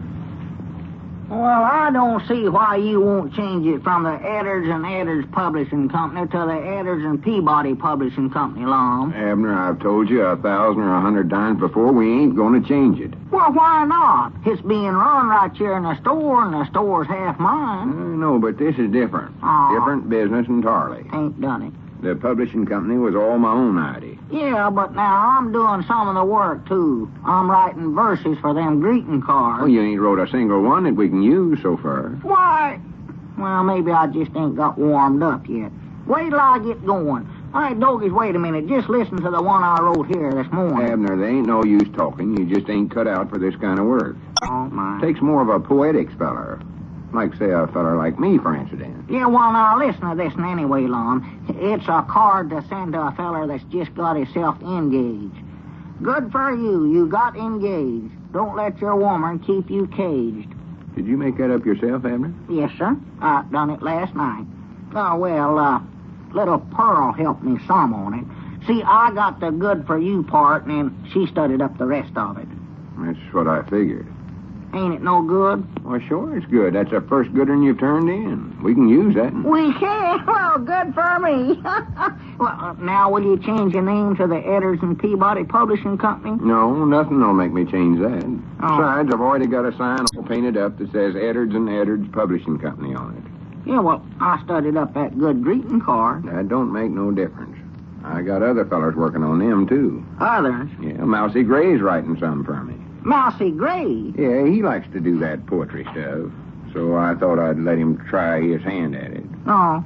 He ought to be here by now. I told him to bring in some greetings first thing in the morning. Well, are you aiming on taking him in partnerships with you on this? Oh, no, of course not. Just giving everybody a chance to write these things.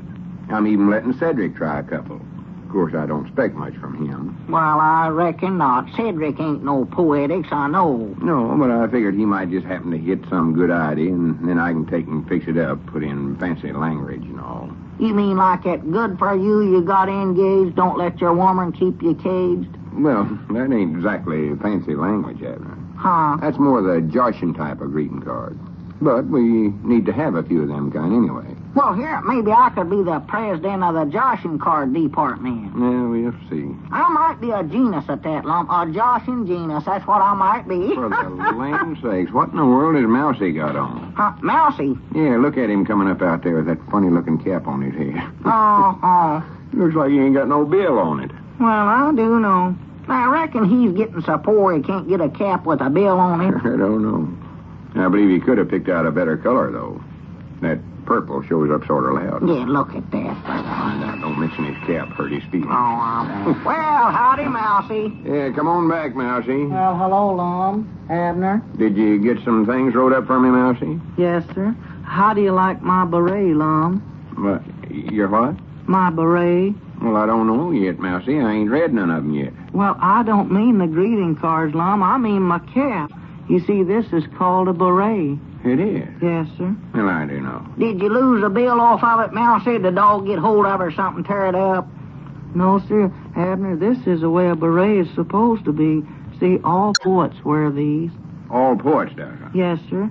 Poets and artists and people like that. Poets and artists, huh? Yes, sir. Well, what do they want to wear a silly-looking outfit like that for? Don't hurt his feelings. Oh, Well, let's see how good you done on your greeting card verses, Mousey. yes, sir. Well, here they are right here, Lum. You know, I just love this kind of work. It just seems sort of like a mother to me. I figured it might. Did you write up the ideas I told you to do? Yes, sir. Yeah. What's the first one here, Mousey? Well, that's the one, Lum, that you were talking to me about, you know, where you've been visiting a relative and you want to thank him and ask him to come and visit you the next time, but all the time you're saying it, you hope he don't come. Oh, yeah. Yes, sir. That's See, the that, one. that ought to sell. Yes, sir. Ought to sell a lot of them. Oh, thank you, cousin, uncle, or aunt. Well, wait a minute, Mousey. What you got all them relates in there for? This won't work out. It's Yes, supposed to be just a one person. Well, I know, Lum, that's just a little idea of my own. You see, this way, why, you just have to print up one card, and then the people who buy it can cross out the relative that they don't want to use. See, they can use that on the whole family. Oh, yeah. Well, I reckon that would work after all. Yes, sir, I think it will. Oh, thank you, cousin, uncle, or aunt. Our visit with you was simply grand. Grand? Yes, sir, it had to be that way to rhyme with aunt. Oh, well, maybe I can fix that up. Our visit with you was simply grand. Now you all must climb into your Durant and come and see us whenever you can't. Is that the idea that you wanted, Lum? Well, yeah, but I'm feared you ain't been subtile enough, Mousey. What I had in mind was something like, well, like telling them how nice you've been fixing up the yard for 'em, for instance. Tell them you got most of the pies and ivy cut down. You doubt they'll hardly get it at all. Oh, I see. You see, you gotta have something subtile like that. Yes, sir. Well, I'll take that one, Lum, and try it over again and see if I can't make it better for you. I think you better. Say, Mousey, are you sure all poets wear them berets? It's a beret, Lum. Well, whatever it is. Do they sure enough wear 'em? Oh, yes, sir, all of them. Does Longfellow? Or did he? Why, yes, sir, I imagine he did, Lum. Did them other three poets fellers, Edgar, Al, and Poe? Did they look as silly as you do, Mousey? Hey, shut up. Well, let's see. What else you got here, Mousey? Well, now, this next one here, Lum, is the one for Valentine's Day, you know, the one that you want me to write that, well, it's for a fella that he can send to a girl without any danger of her getting the idea that he's in love with, you know, and he can still send her Valentine, but not say he's in love. Oh, yeah, well, I can use a couple of them myself. Yes, sir. One for Sister Simpson and one for the widow Abernathy. These ain't joshing ones there, cause that's my department now, Mousey. No, these ain't joshing ones. No, sir. Just playing safe ones. Dogged, I wish you'd write some joshing ones. That's the kind I love. That's my department. I know I'm the head of that. I good saw at some that. awful funny-looking Valentine cards. Yeah, get me some of them. That would be in my department. Ugly pictures on them, you know. Yeah, that's the ones I want. Well, I don't draw any pictures. I just write stuff. About all I can do. I got one here a couple of years ago and made me just mad enough to bite. Well. Let's see what you got here. Yes, sir. Read that one, Lum. Beloved, beloved, my sweet Valentine. Wait a minute, Mousey. You ain't crossed me up here, have you? No, sir. Just keep on going, Lum. This sounds nice. Yes, sir. It starts out that way, but it'll fool them all right. Ain't the kind I'd figured on. I'll read it to 'em, I Yes, guess. sir. Gooder than to send Miss Frederick sometimes. Yes, sir. I believe it would be. Beloved, beloved, my sweet Valentine, wouldst thou travel afar, O dear sweetheart mine? If thou wouldst, sweetest one, just look for this sign, the Atchison, Topeka, and Santa Fe line. Yeah, you see, Lum, that uses all the regular Valentine words, but it doesn't quite say that the fella's in love with the girl, you know. No, it don't, Mousey. Gets around that awful subtile. Yes, sir. This is great. Yeah, I'm going to print some of them. Yes, sir. Yeah, we ought to sell a lot of them. Yes, sir. I'd think you could. I hope you got some more like that. Well, I'm working on them. Say, Mousey, where'd you get that beret, anyway?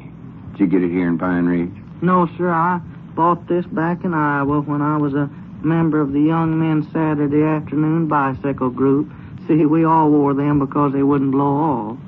I thought they was just for Poetic, she said. Well, they are mostly, ain't they, Mousey? Yes, sir. Poets and artists and big, important, talented fellas. Yes, sir. That's right, Lum. That's who wears them. Wonderful world. Well, Cedric. Howdy, Cedric. Howdy, fellers. Hello, Cedric. I got a greeting card all wrote. Well, good for you, Cedric. You want to hear it, Mr. Lum? Well, not right yet, Cedric.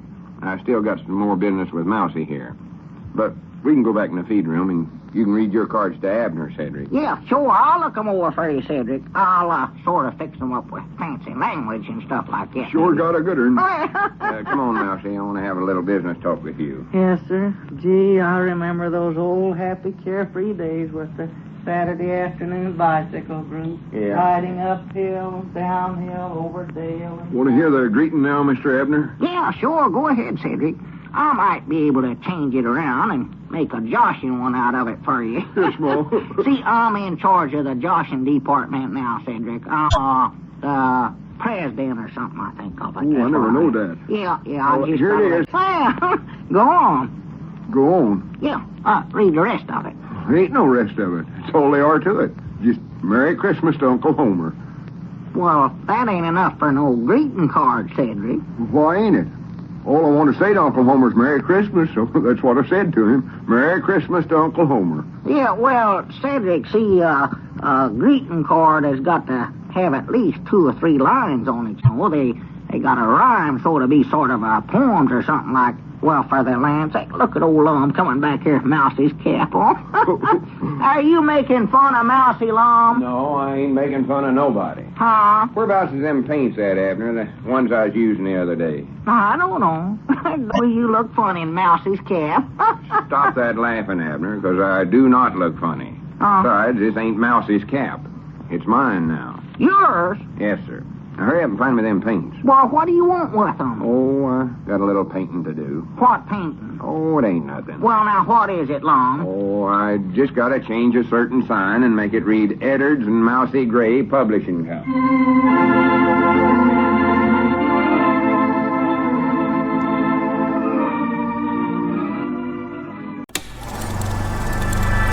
You are now tuned into Then Radio. If you enjoy our videos, we ask that you consider joining our Patreon to support our channel. Don't forget to like and subscribe so that you never miss a new video. We hope you enjoyed today's episode, and as always, thank you for watching.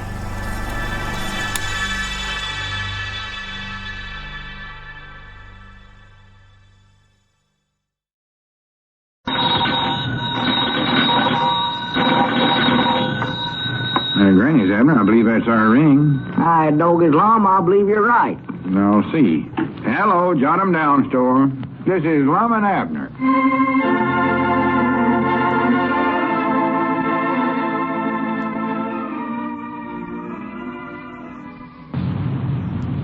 No? Let's see what's going on down in Pine Ridge. Well, Lum's Publishing Company hasn't done any greeting card business yet, but it has consummated a big trade deal, out of which Mousey Gray got a half interest in the company, and its president, L. Edwards, got a purple beret. As we look in on the little community today, we find Abner in the Jot 'em Down store and library talking to Poet Edwards, who is busy composing more greeting cards. Listen. Say, Lum, are you going to keep on having Mousey help you write them verses for the greeting cards? Why, sure, of course I am. Don't forget, he's part of the publishing company now. Yeah. Yeah, I had to swap a half interest in the business for this beret of his. Well, I don't think you made a very good deal there, Lum. All you're getting is some greeting card verses that ain't no good and a purple monkey cap out of it. Abner, this ain't no monkey cap I'm What wearing. it looks like. It's a beret. All poetics wear 'em. Or poets, Mousey says that is. Tis, huh? Yeah. In the second place, there ain't nothing wrong with Mousey's verses, neither. Well, they don't sound nothing like the greeting cards I saw in other stores. Well, of course not. I don't want 'em to. We want to have cards that you can't get no other place. Cards that fit extra special occasions. Like, for instance, we studied up a card to send to somebody that's give you a present, but you don't know what it is. No, you mean like old Buford Adams?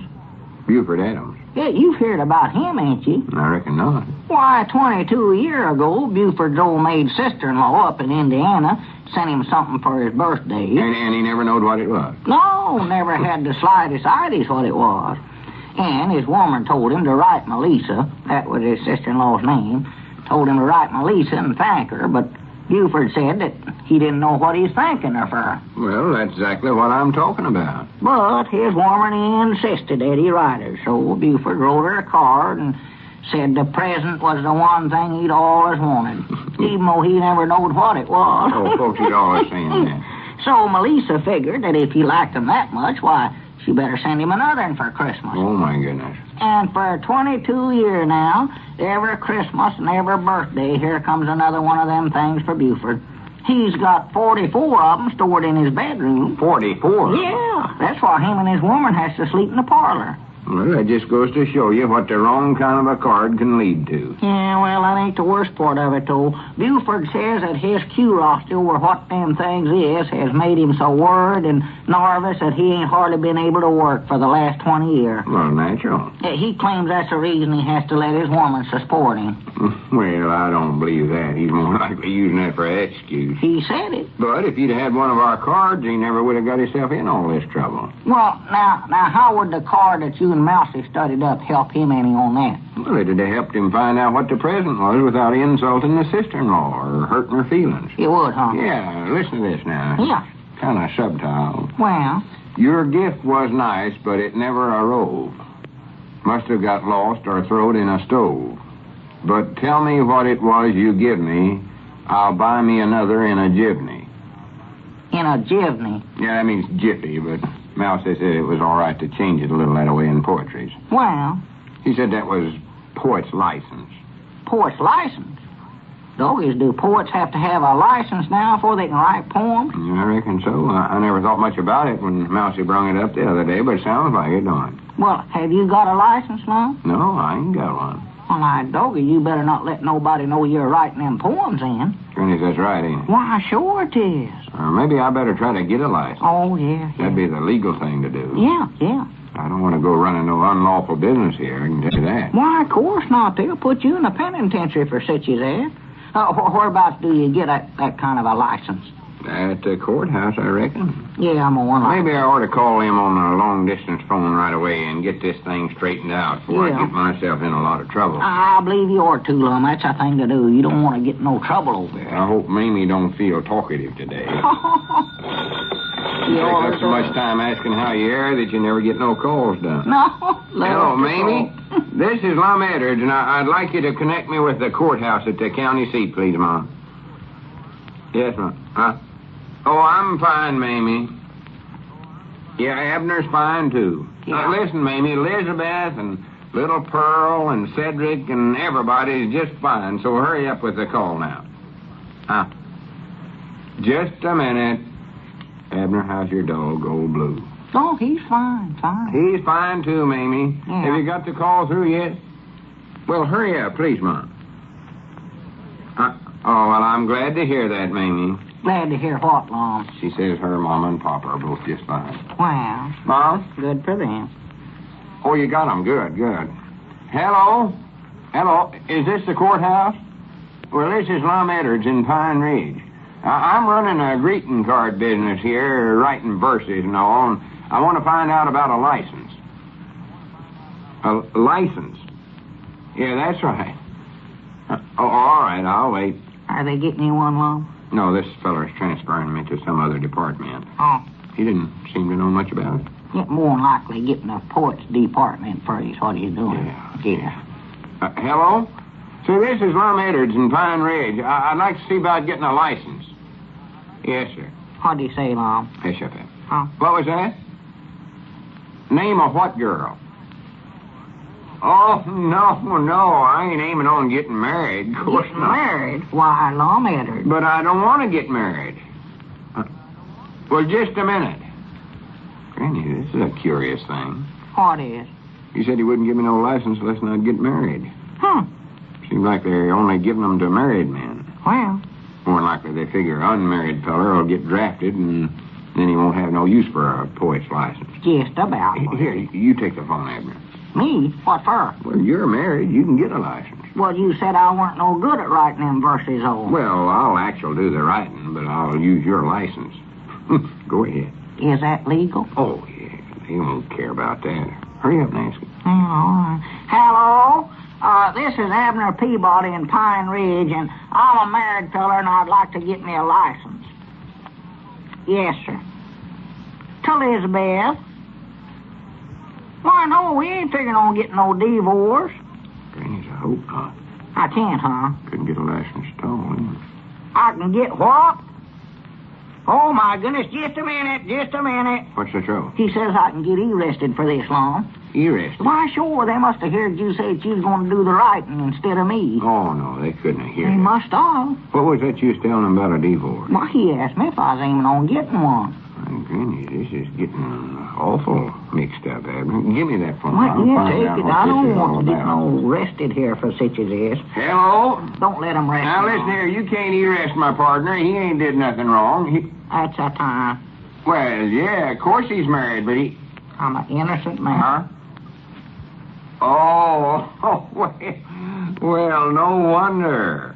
No wonder what, Lum. We've been talking to the marriage bureau. Huh? They thought we wanted to get a marriage license. Oh. Hello? We got the wrong department, I reckon. It ain't a marriage license we want. You see, we're selling greeting cards and... Huh? Oh, all right, I'll hold the phone. Are they still going to arrest me, Lum? No, of course not. It's just a mistake. Well, I hope they don't, doggies. I don't want to get arrested and lose my woman, too. Wait a minute, he's getting the right department for me. Yes, huh? Hello? This is Lum Eddards in Pine Ridge. I want to get me a license. Huh? Push card. Do I have to have a push card to get one? Oh, well, wait. I must have the wrong department again. I don't want no peddler's license. Well, yeah, we're selling greeting cards, but we ain't taking them from door to door to sell them. No, sir, I want a poet's license. Poet. I want to write poetry, greeting cards, and wedding announcements, and all such... Huh? Oh, yeah, I'll hold the phone. Granny's, they got a bunch of stupid fellers working at the courthouse. Are they transferring you again? Yeah. Hello? Say, this is Lum Eddards in Pine Ridge. Huh? Oh, I thought your voice sounded familiar. Who is it, Lum? We're back in the marriage bureau again. Oh, my Well, goodness, listen, mister, I want... Oh, all right, I'll hold the phone. Transferring again? Yeah. I hope they get the right department this time before I get word up. Hello? Is this the Poetic's license department? Who? County Sheriff's Office. Oh, I know they's going to arrest me. Well, now, wait, Sheriff. We ain't trying to be a nuisance. Art never started it. Who's been complaining? Well, they've got a nerve. All we're trying to do is get a poet's license. No, we ain't trying to josh nobody. All we want to do is be lawful and get a license to write stuff like, where is that poet I wrote? Oh, right there. Your gift was nice, but it never arose. Must have got lost or thrown in a stove. Better hang up, Lum, before both of us gets arrested. Huh? Oh, well, that's more like it, Sheriff. Right away?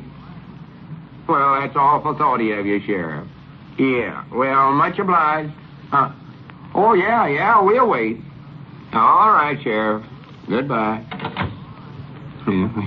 Finally going to get fixed up. You mean you're actually going to get the right kind of a license? I reckon so. He said he's going to send a couple of fellers down here to take care of everything. Well, good for him. So keep an eye open for him, Abner. Yeah. What do they look like? I don't know, but you won't have no trouble recognizing them. I won't, huh? No, the sheriff said they'd be wearing white coats and a cap with guard wrote on.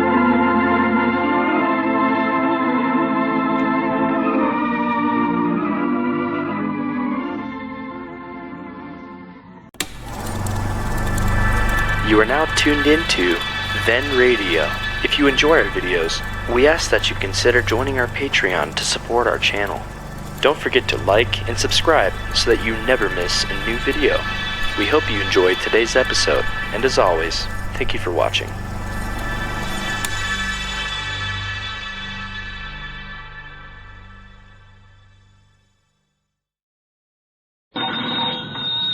Granny's, Abner. I believe that's our ring. Aye, doggies, Lum, I believe you're right. I'll see. Hello, jot 'em down, store. This is Lum and Abner.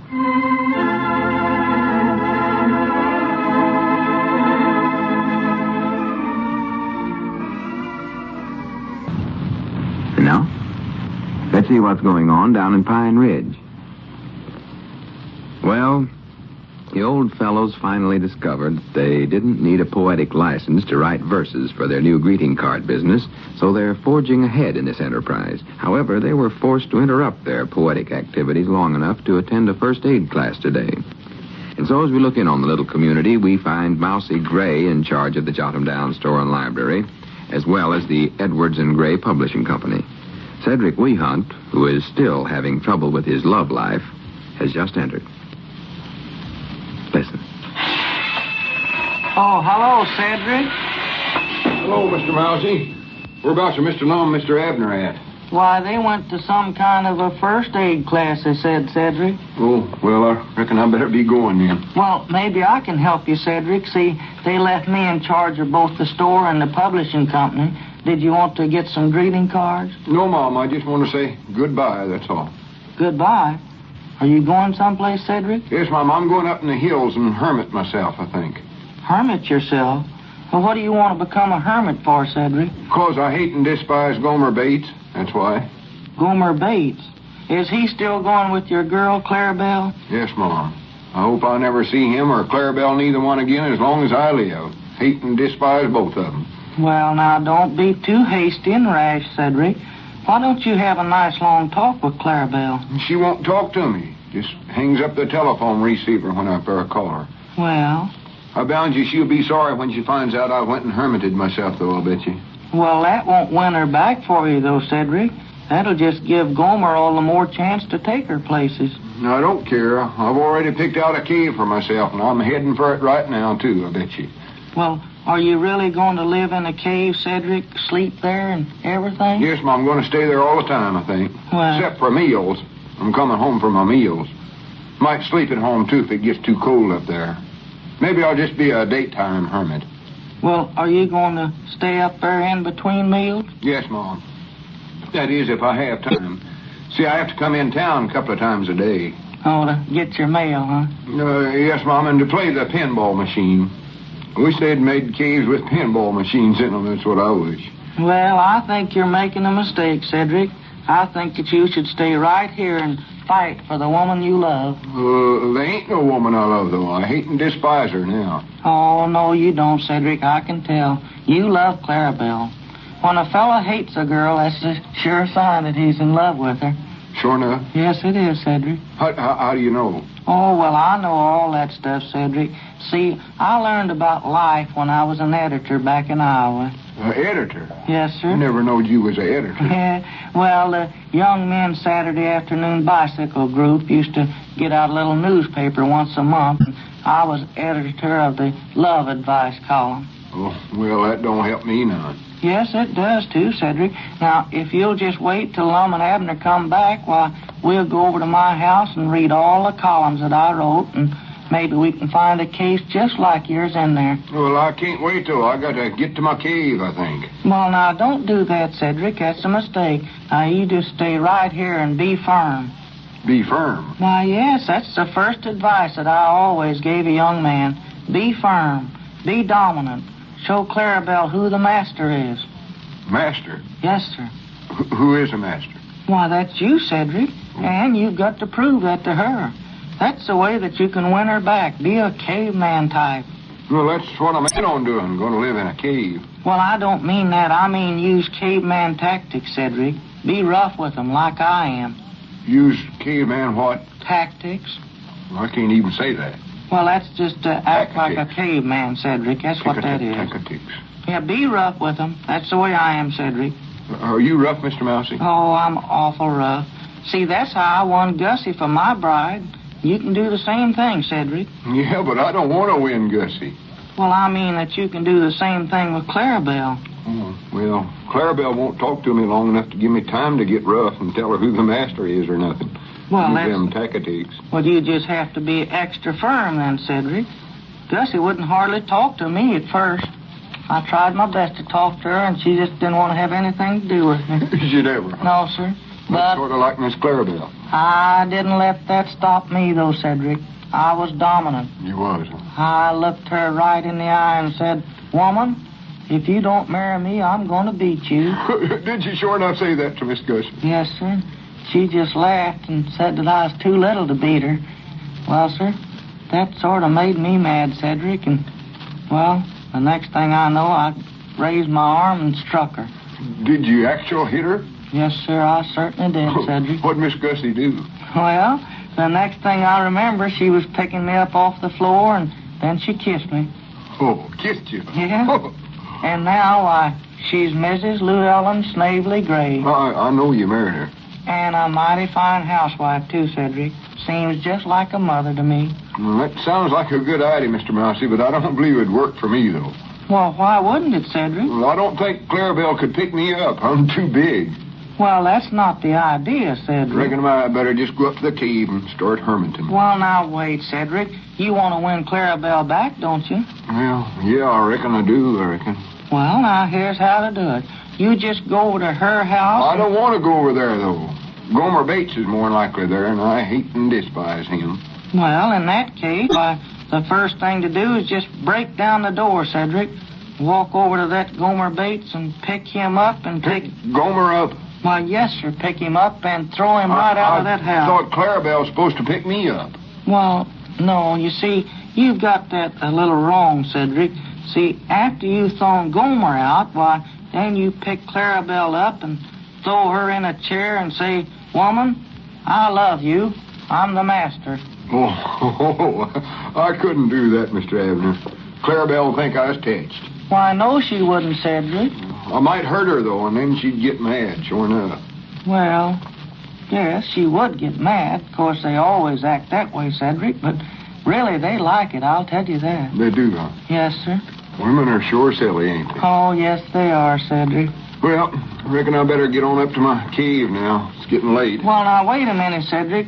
Aren't you going over to Clarabelle's place and be dominant, like I said? Well, I couldn't do that, Mr. Abner. I couldn't say none of that stuff. You tickle me, Cedric. You keep calling me Abner all the time. I don't look like him. Oh, I thought I was talking to Mr. Abner. No. Where is Mr. Abner? He's over at the first aid meeting, Cedric. That's right. You told me that once. Yes, that's where he is, Cedric. I couldn't say none of that stuff or throw her in a chair or nothing. Why, yes, you could, Cedric. It's easy to learn, honest it is. I ain't much of a hand at learning. I don't catch on to things very quick, seems like. You don't? I'm more the hermit type, I believe. Well, Cedric, now, I'll be glad to teach you. I'll tell you what, you can try it out on me, Cedric. You can just make out like that I'm Clarabelle. Oh, Clarabelle's bigger than you, though. Well, that doesn't matter. Now, all you do is just pick me up and throw me into Lum's rocking chair over there and then say, "Woman, I love you. I'm the master." Oh, hustin' shuckins. Oh, now, come on, Cedric. If you expect to win Clarabelle, why, you've just got this to do, Cedric. Oh, all right, but I don't think it'll do no good, though, I don't think. Is this how I pick you up? Yes. Yes. Now, don't hold me so high in the air, though, Cedric. That's high enough. Well, now, that's high enough. Here goes into the chair. Oh. Woman, I love you. You're the master. Oh, no, Cedric. That's not the way, Cedric. Did I say it wrong? Well, I don't know about that, but you threw me too hard, Cedric. Look there, you broke Lum's chair all to pieces. I ain't supposed to do that, huh? Why, no, of course not. Be firm, but gentle, Cedric. Well, all right. I'll try it over again. No, that's all right. You needn't bother, Cedric. Maybe you had better go and live in the cave after all. No, I'm going to do this right. I'm bound and determined to learn it. I'll show that Gomer Bates a couple of things or two. Well, wait a minute, Cedric. I don't think you're the type for this. I believe I am.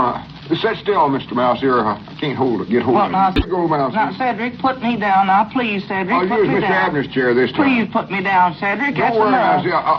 I'll get it right this time, I bet you. Here we go, into the chair. Oh. Woman, I love you. Who is the master? Oh, my wrist.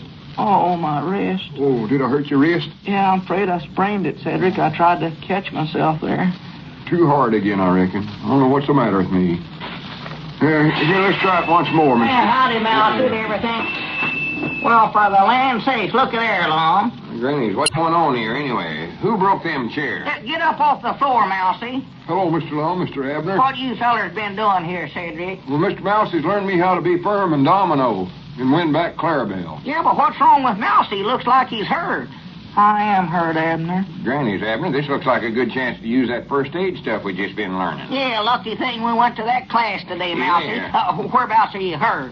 It's my wrist, Abner. I think I've sprained it. Sprained wrist, huh? Yes, sir. I see. We never taken up sprained wrist today, did we, Abner? No, we never got that far. I reckon we'll have to go back over to class, Lum. No, we ain't got time to do that, silly. Oh. I never meant to hurt him none. It was his own idea. He told me to pick him up and throw him down. Is that the way this happened, Cedric? Yes, Mom. Well, here, doggies, I know what we can do then. Here, Cedric, pick up Mousey again there. Yes, Mom. Well, what are we going to do, Abner? Now, don't worry. I've got it all figured out. You ready, Cedric? Yeah, what you want me to do now? Now, throw him down again, and this time try to sprain his ankle. We know what to do for that.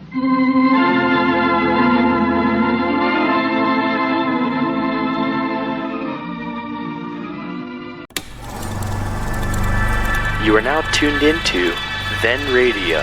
If you enjoy our videos, we ask that you consider joining our Patreon to support our channel. Don't forget to like and subscribe so that you never miss a new video. We hope you enjoyed today's episode, and as always, thank you for watching.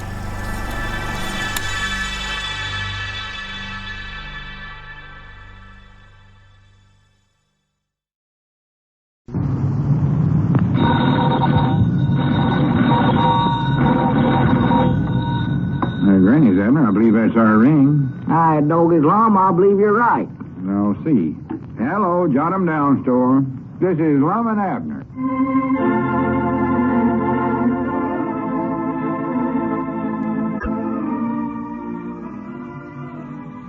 And now, let's see what's going on down in Pine Ridge. Well, the course of Cedric's love is certainly not running smoothly. Since Gomer Bates has taken his place in Clarabelle Seastrunk's affection, Cedric has taken himself to the hills to become a hermit. As we look in on a little community today, we find poet and President Lum of the Edwards and Gray Publishing Company, gaily attired in his purple beret, busily working on greeting card verses while Abner is answering the telephone. Listen. Uh-huh. Yeah, I see. All right, Mousey, I'll tell him. Uh-huh. Yeah, well, I know you feel that way, Mousey. All right, goodbye. It was Mousey, Lum. Yeah, I heard you talking. He says he can't come to work today on account of his wrist. On account of his wrist? Yeah, the one he sprained the other day trying to learn Cedric how to be firm and win back Clarabelle. Oh, ain't he over that yet? I reckon not. He said he's sorry he couldn't get here today because the printing shop is just like a mother to him. Well, I don't think I need Mousey very bad anyway, Abner. You don't, huh? I'm getting pretty good at writing these greeting cards all by myself. Yeah. Listen to this new one I just studied up here. Yeah, what's this one for, Valentine's Day? No, this is a card for a feller to send to a woman after he's been to a party at her place. Oh, thanking her for having a nice time and all, huh? Well, yeah, it covers that all right, but mostly it's to apologize for the mistakes you made at the party. Mistakes? Yeah, mistakes and etiquette. Oh. You know how nervous and embarrassed a feller gets at a party. Forgets his good manners. Yeah. Blows on his soup to cool it off or something like that. Well, you ain't supposed to do that, huh? Of course not. You're supposed to fan it with your hat if it's too hot to drink. Oh, yeah, I might now forgot about that. Well, is that what the card's about, blowing on soup? No, this one's got to do with one of them buffet luncheons. Huh? You know, where you march around a table and pick up your victuals and then carry them off into the parlor and eat them. Oh. Sort of like a dog running off with a bone and eating it. Yeah. And you try to balance a plate on one knee and coffee on the other. Oh, one of them things. Yeah, I hate and despise. Can't do it, but no. You gotta do it just the same. Try it anyway. Yeah. As soon as you let go of the coffee to try to eat what's in the plate, you drop the coffee, or vice versa, or whichever it is. Yeah, that's just what happens. Never fails, never. And when you try to pick up what you dropped, you spill something else. Yeah. Then you do get embarrassed. Well, the worst part of it is when you do finally figure out some way to eat the stuff, them little old sandwiches they all serve as such little bitty things, you go home might nigh starve to death. Yeah, and even if they do pass around the plate of sandwiches a second time, you got your hands so full of plates and stuff, you can't take another. No, all right, doggies, let's not go, Lum. Huh? Let's just not go to that party. Just call them up and tell them we went to Africa or somewhere. Well, we ain't even invited. Ain't invited? Of course. Oh, ain't good enough for 'em, huh? Well, My doggers, who is it? Sister Simpson, that's who it is. She's mad at Elizabeth. Yeah, just what she done. nobody ain't having no party, Abner. I'm just writing these cards in case they do have. Huh? Oh, yeah. Sure. Just telling you what generally happens at them affairs. Yeah. What's the matter with me? Well, what does the card say that you got there? Well, let's see. Pretty long. Yes, huh? I had a nice time last night at your place. I'm sorry I went and broke that nice vase.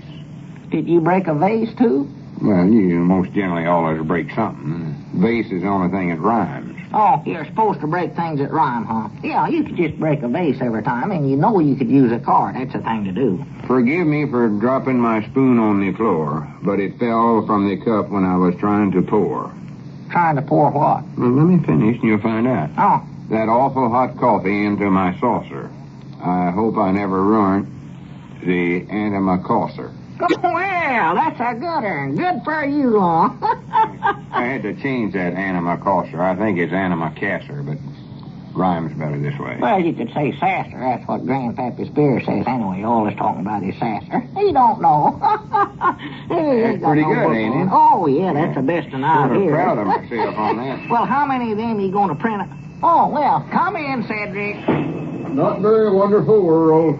Well, what are you doing here anyway, Cedric? I thought you was living up in the mountains in a cave. Yes, Mom, I am. Gets awful lonesome up there, though. Well, I'd think it would. Well, that's what I don't like about being a hermit. Ain't nobody to talk to. Well, natural. That's the whole idea of being a hermit, Cedric. Well, if I had some neighbor hermits, I wouldn't mind it so much. Neighbor hermits? Well, there ain't no such thing, Cedric. There, huh? Well, I know you wouldn't be a hermit if you had neighbors. You know, I don't believe I'll take up being a hermit for good, then. Well, you oughtn't to take it up at all, Cedric. Just a lot of nonsense. You running up in the hills just 'cause Clarabelle was in a couple of places with Gomer Bates. Of course Don't mention Gomer Bates' name around me. I hate and despise him. Well, sitting around in a dark cave ain't going to help you none. Thing for you to do is study up some way to get Clarabelle back again. Now, if you want some advice, I can give you some. I don't want no advice, so it just gets me into trouble. Now, what trouble have you got into, Cedric? Well, don't you recollect that advice you gave me, Mr. Abner? Huh? You had me call up another girl to make Clarabelle jealous and wound up with me going fishing with Mr. Barton and his brother-in-law, Mr. Seastrunk, and I don't know who all. Well, that was your own fault, though, Cedric. And there's that advice Mousey has given me. You know what happened there. Oh, well, what does Mousey know about such things as this? Well, he claims he knows a lot, Lum. See, he used to write some kind of a love column for a paper back in Iowa summers. Folks used to write him letters, and then he'd give them advice in this column of his on how to straighten out their troubles. Prattle. What advice could Mousey Gray give anybody? I don't know, but he did, though. Wait a minute, though. Believe that gives me an idea. Maybe that's what Cedric ought to do. Write to Mousey? No, I mean write to a big professional love advice column. Oh. You've heard of Beatrix Fairbanks, ain't you? Let's see, Fairbanks. Let me Well, see. anyway, she's a famous woman that solves problems for folks. She does, huh? Writes for a lot of big newspapers. Yeah. Get a pencil and paper, Abner. Cedric's going to write her a letter right now. Well, good for him. Yeah, let's see. Get him straightened out. Let me find something. Well, I don't want to write to no woman, though. It'll just end up with me going on another fishing trip with Mr. Barton and that old brother-in-law of his. No, it won't, Cedric. You ain't trying to get no date with her. You're just getting advice from her. And it'll be good advice, too, I can tell you that. It'll give us the woman's point of view in your case, and that's what we need. Yeah, here, Lum. Is this all right? There's a sheet of paper, and here's a pencil there. All right, you sit down there and write what I tell you, Abner. I'll dictate to you. Oh, me? Yeah. Let's see. Dear Miss Beatrice. Dear Miss... How do you spell that? B-W-A-T-R-I-C-E, I reckon. B-W-A-T-R-I-C-E. Yeah, got it. I am a young boy in love. Young boy? Why, you ain't no young boy, Lum. I know that. It's supposed to be Cedric writing the letter. Oh, yeah, that's right. Well, here, I better fix that then so there won't be no mistake. I'll just put down here, Cedric is a young boy in love. Cedric is Better put down me living in a cave so she'll know where to write me and answer my letter. Yeah, that's a good idea. Cedric is a young boy in love that lives in a cave. No. Cross that last part out. That sounds silly. Does, huh? Yeah, yeah. Put it down like I had it at first. All right, I'm crossing it I'm a down. young boy in love. Yeah, I got it. I went with the same girl, Clarabelle Seastrunk, for, Clarabelle. how many years have you went with her, Cedric? Oh, I don't know, about 50, I think. 50 years. You ain't that old. No. Put down, 10 years, I reckon. 10 years. Have you got that? Yeah. Clarabelle Seastrunk for 10 years. And now she's throwed me over for a boy named Gomer Bates. She has sold me for a boy named Gomer Bates. Yeah. You got that? Yeah, got it. I don't believe we ought to use their names, though. Might be embarrassing for them when it comes out in all them big newspapers. Oh, is my letter going to be in the newspapers? Why, sure. Better change that, Abner, and call Clarabelle X. You mean scratch out the name Clarabelle here? Yeah, Put put X? How do you spell that? You don't spell it. Just write down the letter X. Yeah, X. Yeah. And change Gomer Bates to Y. Y. And Cedric can be Z. All right, now read me what you got so far. Let's see, put that Cedric out there, Z. Cedric Z, huh? Yeah. And let's see. Now, dear Miss Beatrice, I am a young Z in love. I have went with the same X for 10 years, and now she has sold me over for Y. Yeah, that's better. Well, now, wait a minute, Lum. I don't believe that sounds just right, that last part there. Instead of she has sold me over for Y, why, it ought to be why has she sold me over? No, you're getting mixed up. Y is Gomer. Why is Gomer what? Oh, for goodness sakes, Abner. Huh?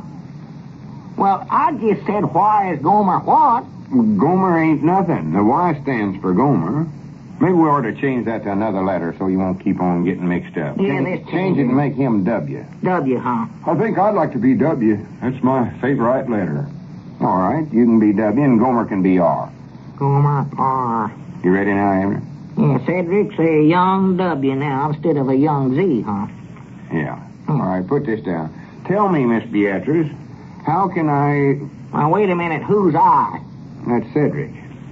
No, Mom, W. Changed over from Z. Well, make up your mind, Cedric. You can't have 3 names. You ain't got 3 names. Just put down what I tell you and don't ask no questions. All right. Tell me, Miss Beatrice, how can W win back X and get shut of R? Get shut of R what? R nothing. R is Gomer. I thought he was W. No, Mom, W. Changed over from X. X? Well, then who's Z? Is that W or is R W? And who's this Y I got down here, For Lum? goodness sake, cross out everything you got, Abner. Cross it out? Yeah, we're going to start all over. Oh. Now take this down. All right, go ahead. Dear Miss Beatrice. Dear Miss Beatrice. You got that? Yeah, go on. Dear Miss Beatrice, never mind, I'm going back to the cave. Signed, Cedric Weehunt. No, Mom, W. Changed over from X.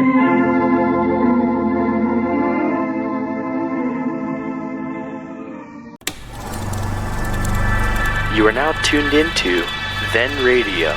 If you enjoy our videos, we ask that you consider joining our Patreon to support our channel. Don't forget to like and subscribe so that you never miss a new video.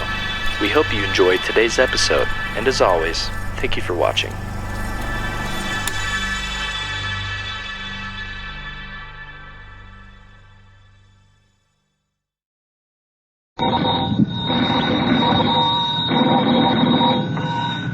Granny's, Abner. I believe that's our ring. I dog his Lum. I believe you're right. I'll see. Hello, jot 'em down, store. This is Lum and Abner.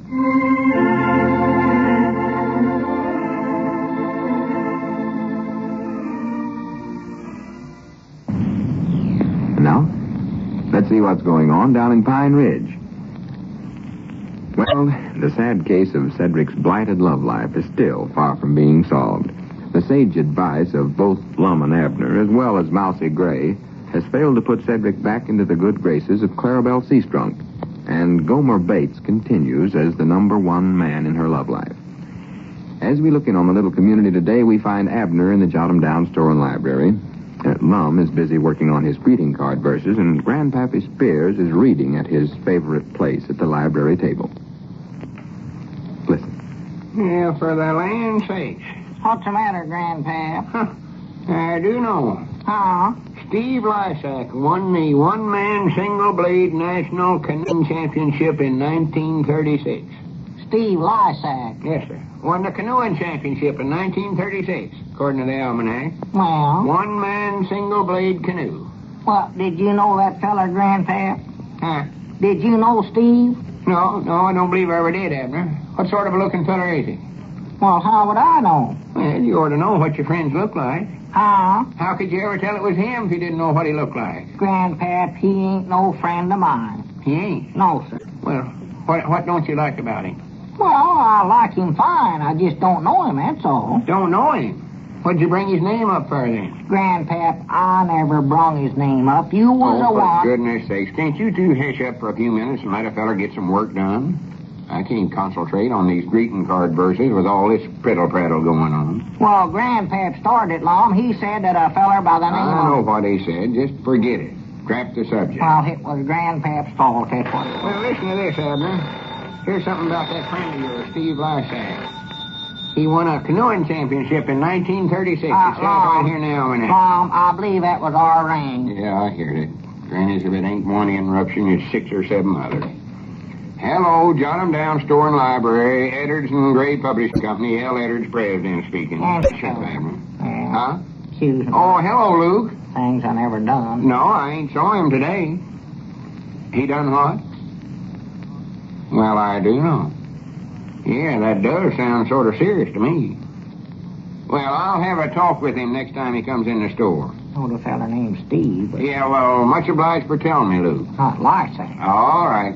Goodbye. What's the matter, Lum? Who was Luke talking about? Oh, it's Cedric. Cedric? That boy just ain't himself since Gomer Bates started going with his girl, Clarabelle. Oh. It's getting to where it's affecting him serious, I believe. Well, what has he did now? Well, Luke said he come in the restaurant there and played the pinball machine once. Well, he always does that, Lum.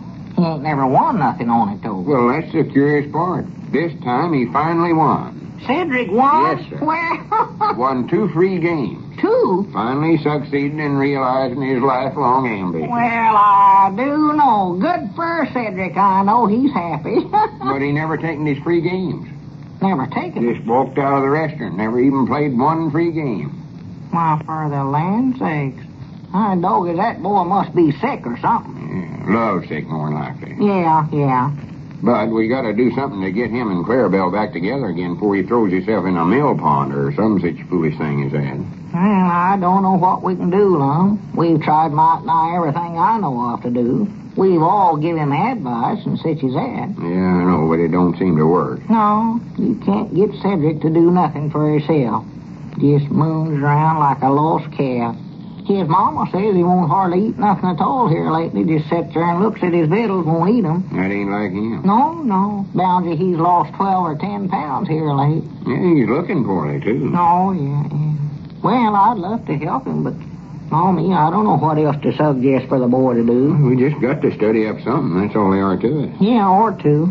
I never expected Cedric would take it this way. Well, he thinks an awful lot of Clarabelle. Yeah, but to look at him, you'd never think he was a sensitive type. No, you wouldn't, no.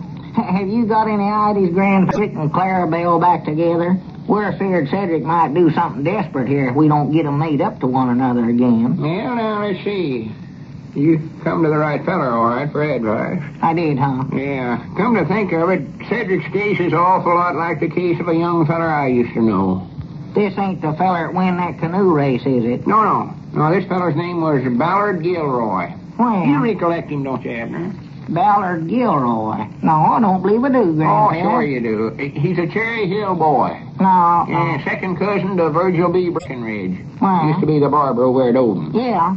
And all his vested relates in South Dakota every winter and went ice skating on the Sioux River. Oh, yeah, you told us about him. I recollect that. Well, sir, one day Virgil B. Breckenridge... Well, now, wait a minute, Grandpap. We know about him. What about his cousin, this feller, Ballard Gilroy, or whatever his name was, and his love life? That's what you started out to tell us about. Oh, you heard about that too, huh? Well, not yet, we ain't. You just going to tell us about it just now. Yeah, and for goodness sakes, hurry up, Grandpap. The longer we don't do something, the more I get worrying about Cedric. Yeah, me too. We'll tell him what that boy might do. No. Yes, sir, one day Ballard Gilroy went to the circus and fell in love with a girl in the circus. He did. The bearded lady. The bearded lady? Yes, sir, the bearded lady. Ah. Said he fell in love with her because she reminded him of his papa. Oh, now, Grandpap, I don't believe It's that. the truth, Abner. It's the truth. Sassy Frass. All right, you just ask Virgil B about it sometime. He'll tell you. Sassy Frass. Anyway, the circus left town and Ballard had to stay home. But him and the bearded lady started writing letters to one another. Love letters, I reckon. They did, huh? Yeah. And then every Christmas they'd give one another Christmas presents. And you know what they give one another? Well, ain't no telling, I don't reckon. Razors and shaving soap.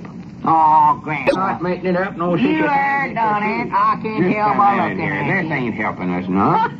What we got to do is get hold of Cedric and have a heart-to-heart talk with him. Yeah, you Try to get some did. horse sense into that head of his. Yeah, that's fun too, goodness. Remind him of his papa. Well, she did. Whoever heard of just it like then? Well, what's wrong with that? Ballard was always a boy that admired and respected his papa, and so natural, when he seen a woman that looked something like his papa, Ballard started admiring her. Hey, Chuck, you two lost I call Dick That's Huddleston. a gooder. He might have saw Cedric around somewhere or know where he's at. Who's that, Mom? Dick Huddleston. Oh. Be quiet. Yeah, yes, good idea. Call Well, sir, finally Ballard saved up enough money to go to St. Louis. Going there to meet the bearded lady is what he's going for. That was a circus in St. Louis. Hey, Chuck. Oh, Hello? Is that you, Dick? This is Lum Eddards. that's the biggest one you ever... Yeah, I just wondered if you'd saw Cedric today. Oh, he was. Huh. A rope? Oh, my goodness. Did he look desperate? Appeared like he was in an awful big hurry, huh? That ain't like Cedric. Oh. Well, which way did he head for? Doggy, I hope we find him before it's too late. Oh, well, much obliged, Dick. If he happened to come in there again, send him over here right away, will you? Yeah, all right, Dick. Yeah, much obliged. Goodbye. Granny's Abner got to work fast now. Huh? Cedric come in Dick Huddleston's place over there just a little while ago and bought himself a piece of rope. Doggies, I never thought he'd go this far. Yes, sir, when Ballard got to St. Louis, he went to the circus. and- Grandpap, don't tell us no more about that. Now, we got to find Cedric But here. it's just getting to the interesting part, Abner. This is where he wins the canoe race. Or no, that was a different fellow. What can I do, Lum? You want me to start looking for Cedric? Yeah, you go over to his place and look out in the garage around the barn there. He might have went there. Yeah, it's just about where he'd go, yeah.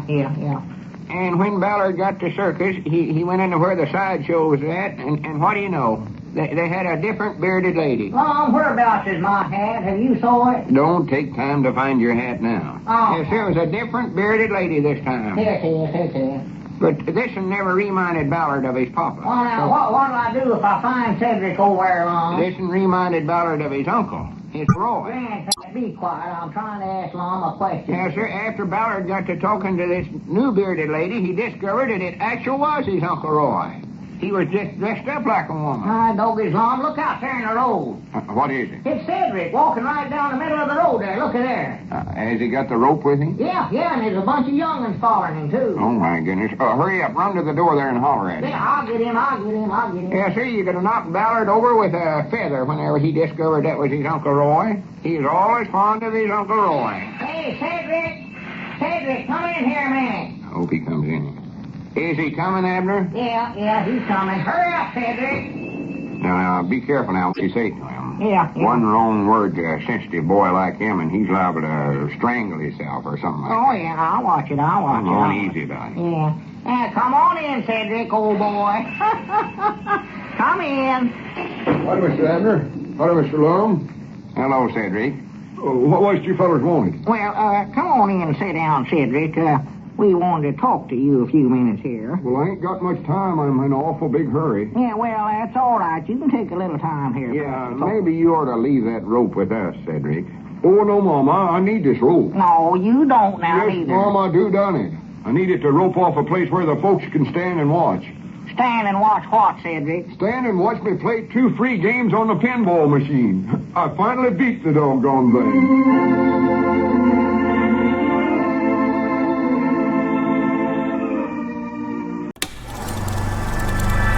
You are now tuned into Then Radio.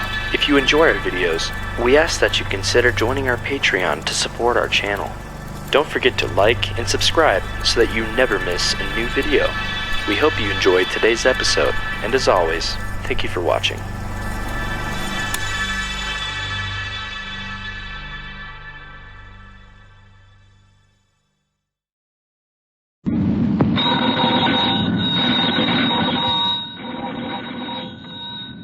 Granny's, Abner. I believe that's our ring. I doggy's Lum, I believe you're right. I'll see. Hello, Jot 'em Down store. This is Lum and Abner.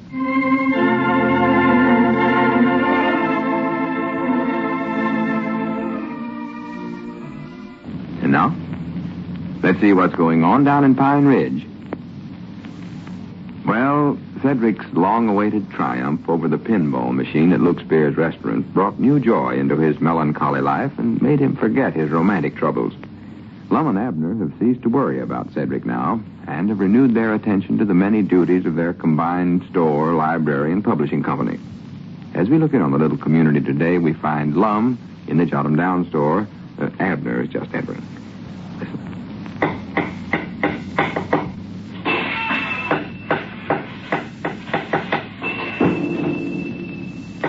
Morning, Abner. Morning, Lum. Yeah, what's that sign you're putting up? Is it going to be a picnic or something? No, this ain't for no picnic. Leastways, it ain't going to be no picnic for them Japs. Japs? Yeah. What is it? Just a second, you can read it for yourself. Oh. There. Wanted. Officers for the U.S. Marine Corps. Corps, that is. Oh, they Dick misspelled it, huh? No, that's what Dick Huddleston says it is. Oh, well, I do know. Well, does the government want officers for that? Yeah, they not only want them, they need them. Thousands of them. They do? want them right away. Well, I doggy then we better help the government get them, Lum. Well, that's the reason I put up this sign, to help them. Yeah, that's a good idea. What kind of fellers do they want for officers? Well, they got to be awful good ones, I can tell you that. They do, huh? Yeah, them Marines are one of the fightingest bunch of fellers there is in the whole world. Well? They do their fighting on the water and on the land and in the air, too. Well, doggies, they're every place, ain't they? Oh, yeah. So you can see it takes an awful smart young feller with a lot of nerve to get to be a officer in an outfit like that. Yeah. I reckon they sort of want the college fellers in, huh? Yeah. Any graduate with a degree can sign up for it. That is, if the summer's twixt 20 and 30-year-old and he's in good condition. See, you gotta pass a physical examination, of course. Yeah. And let's see, now, who do we know around here that's got a college degree? I was just studying about that myself a while ago. How about Jed Sumter's boy, Albert? He's a college feller. Yeah, Granny, I never thought about him. Be a good one, too. Oh, he's a fine boy. He's always captain of the football team or the basketball team or something. Yeah. That's the kind of boys they need for officers. Fellers that are natural-born leaders. Yeah, well, that Albert would sure be the one, and he's a natural-born leader if ever I seen one. And you know, when you stop to think about it, Abner, the war's sort of like a football game, only a lot bigger and a heap more important. A football game? Yeah, if you stop and think about it. Now, when this game started out, the Jap team sort of had the ball. Yeah. Of course, they started playing before the rest of us was ready, too. Yeah. But now we're putting in our best players, and we took the ball away from them. Oh, yeah. Granny, we're going to make a heap of touchdowns now. Well, good for all. We made a couple of them not long ago, didn't we? Over at Coral Sea and over at Midway. Yeah, yes, sir. A kick for extra point. And that's where them Marine carriers we got. Oh, them boys are dandies, yeah. If Albert can get to be a captain in this team, he's got something to be proud of for the rest of his life.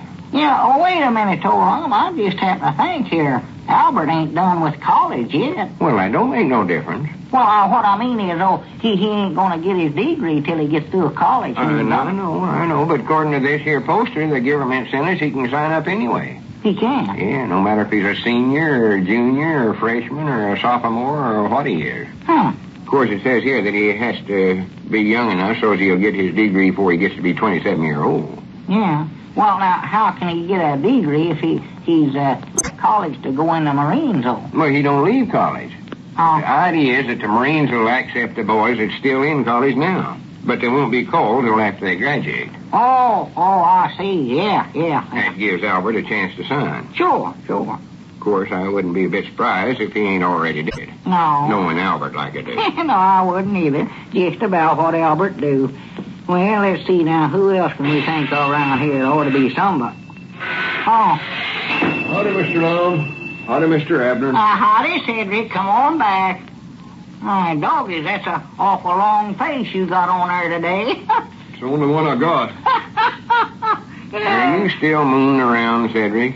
You ought to be getting over this pretty soon. Why, sure, I thought you was happy 'cause you win from that, them free games on that pinball machine the other day. Ain't that what you been trying to do for ever since Luke got the thing in down there? Yes, Mom, I thought I was happy, but still, I talked to Clarabelle. Clarabelle? That spoiled everything, yes, sir.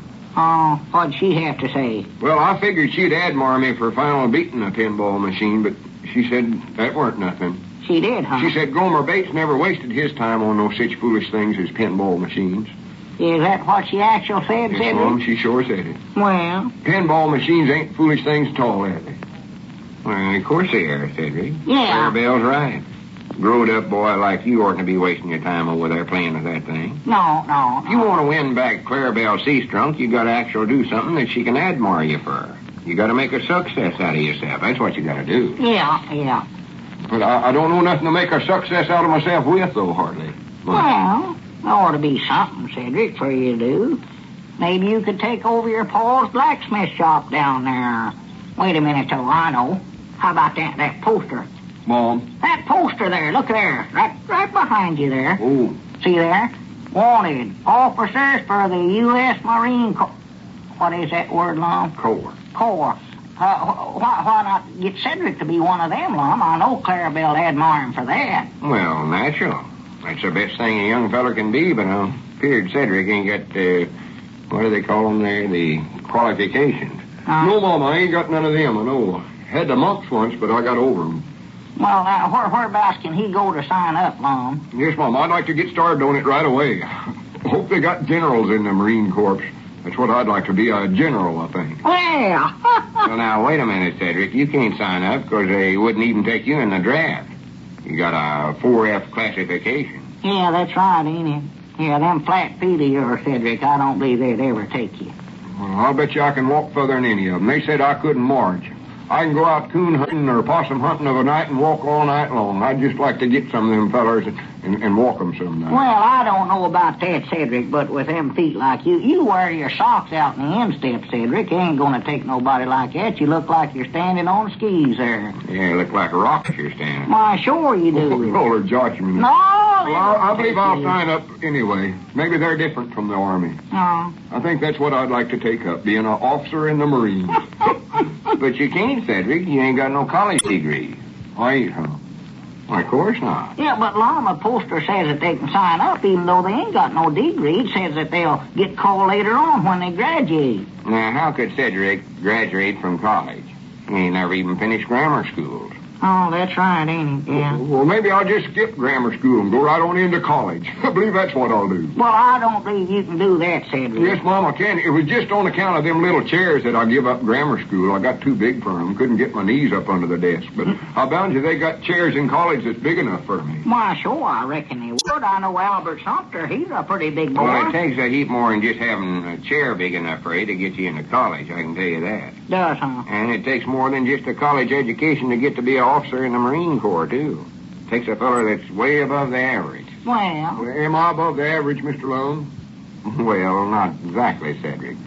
Now, we better study up something else for you to get into, Cedric. Something else that'll make Clarabelle admire you. Yeah. I want to be an officer in the Marines. That's the one thing I want to be. I got my mind made up now. Well, I don't blame you, Cedric, but in your case, it's just impossible.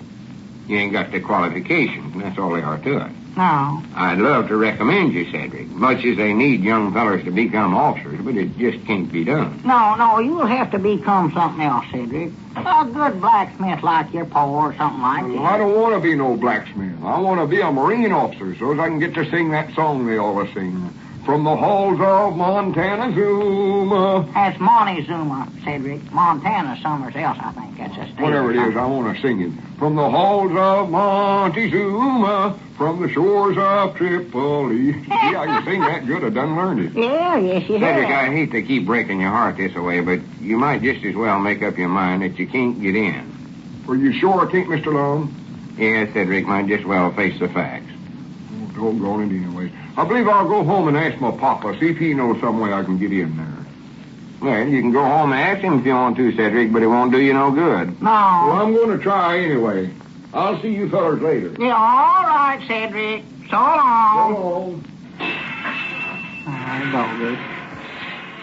It's just a shame that he couldn't get in, Lum. There's the disappointedest boy I ever seen in my life. I believe he wants to get in this army somewhere He's a so good bad. boy. Yeah. You can't blame him. Granted, I know if I was a young fella, that's the first thing I'd try to do. Yeah. Go right direct to a Marine recruiting station and enlist for that officer's training. Wait a minute.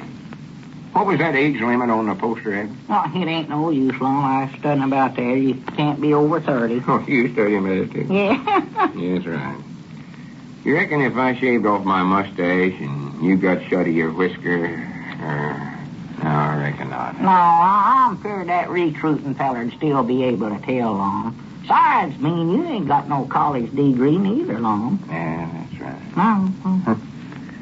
It sort of stirs a feller up inside to think about it, though, don't it? Yeah, dog it sure does. I'd love to get in there myself. And as if we was just only young, super average fellers. Yeah. From the halls of Montezuma to the shores of Tripoli.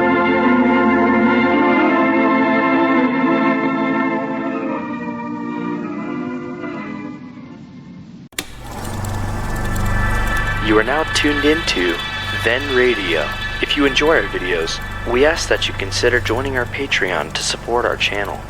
Don't forget to like and subscribe so that you never miss a new video. We hope you enjoyed today's episode, and as always, thank you for watching.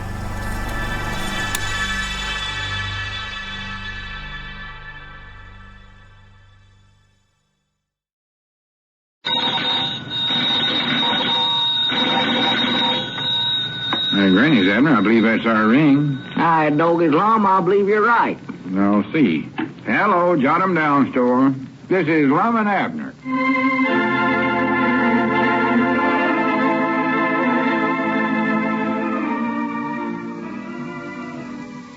And now, let's see what's going on down in Pine Ridge.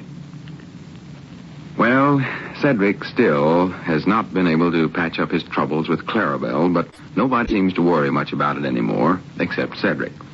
As we look in on the little community today, it's late in the afternoon, and Lum has already left for home. We find Abner alone in the Jot 'em Down store and library as Cedric walks in with a much happier look on his face. Listen.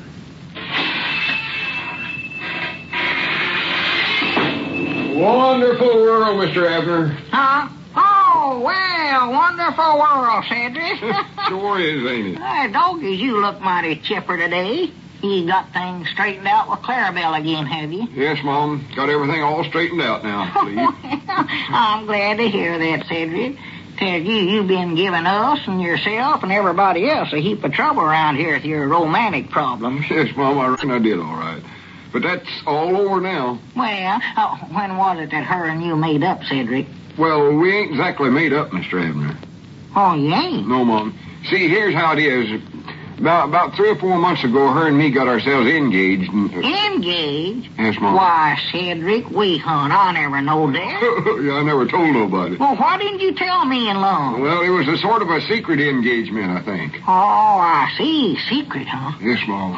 Kept it a secret from everybody. Well? Never told nobody about it. Fact is, I never even told Clarabelle. Kept it a secret from her, too. Oh. Started to tell her a couple of times, but I never. Well, I reckon it is best not to spread them things around till you're sure it's going to work out all right. Well, go ahead, Cedric. Let's come along. And he sort of taken Clarabelle away from me. Yeah, I know that. And Clarabelle wouldn't go no place with me no more. No. Wouldn't hardly even talk to me on the telephone.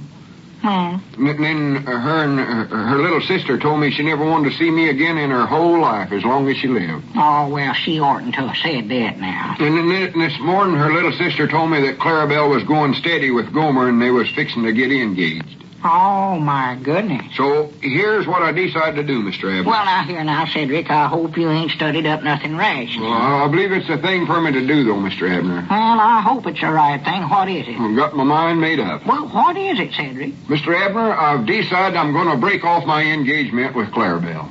Your engagement? Yes, Mom. Going to do it. Sure am. Well, it don't appear to me like you've got an engagement to break off, Cedric. I don't care. I'm going to do it anyways. Oh, sure.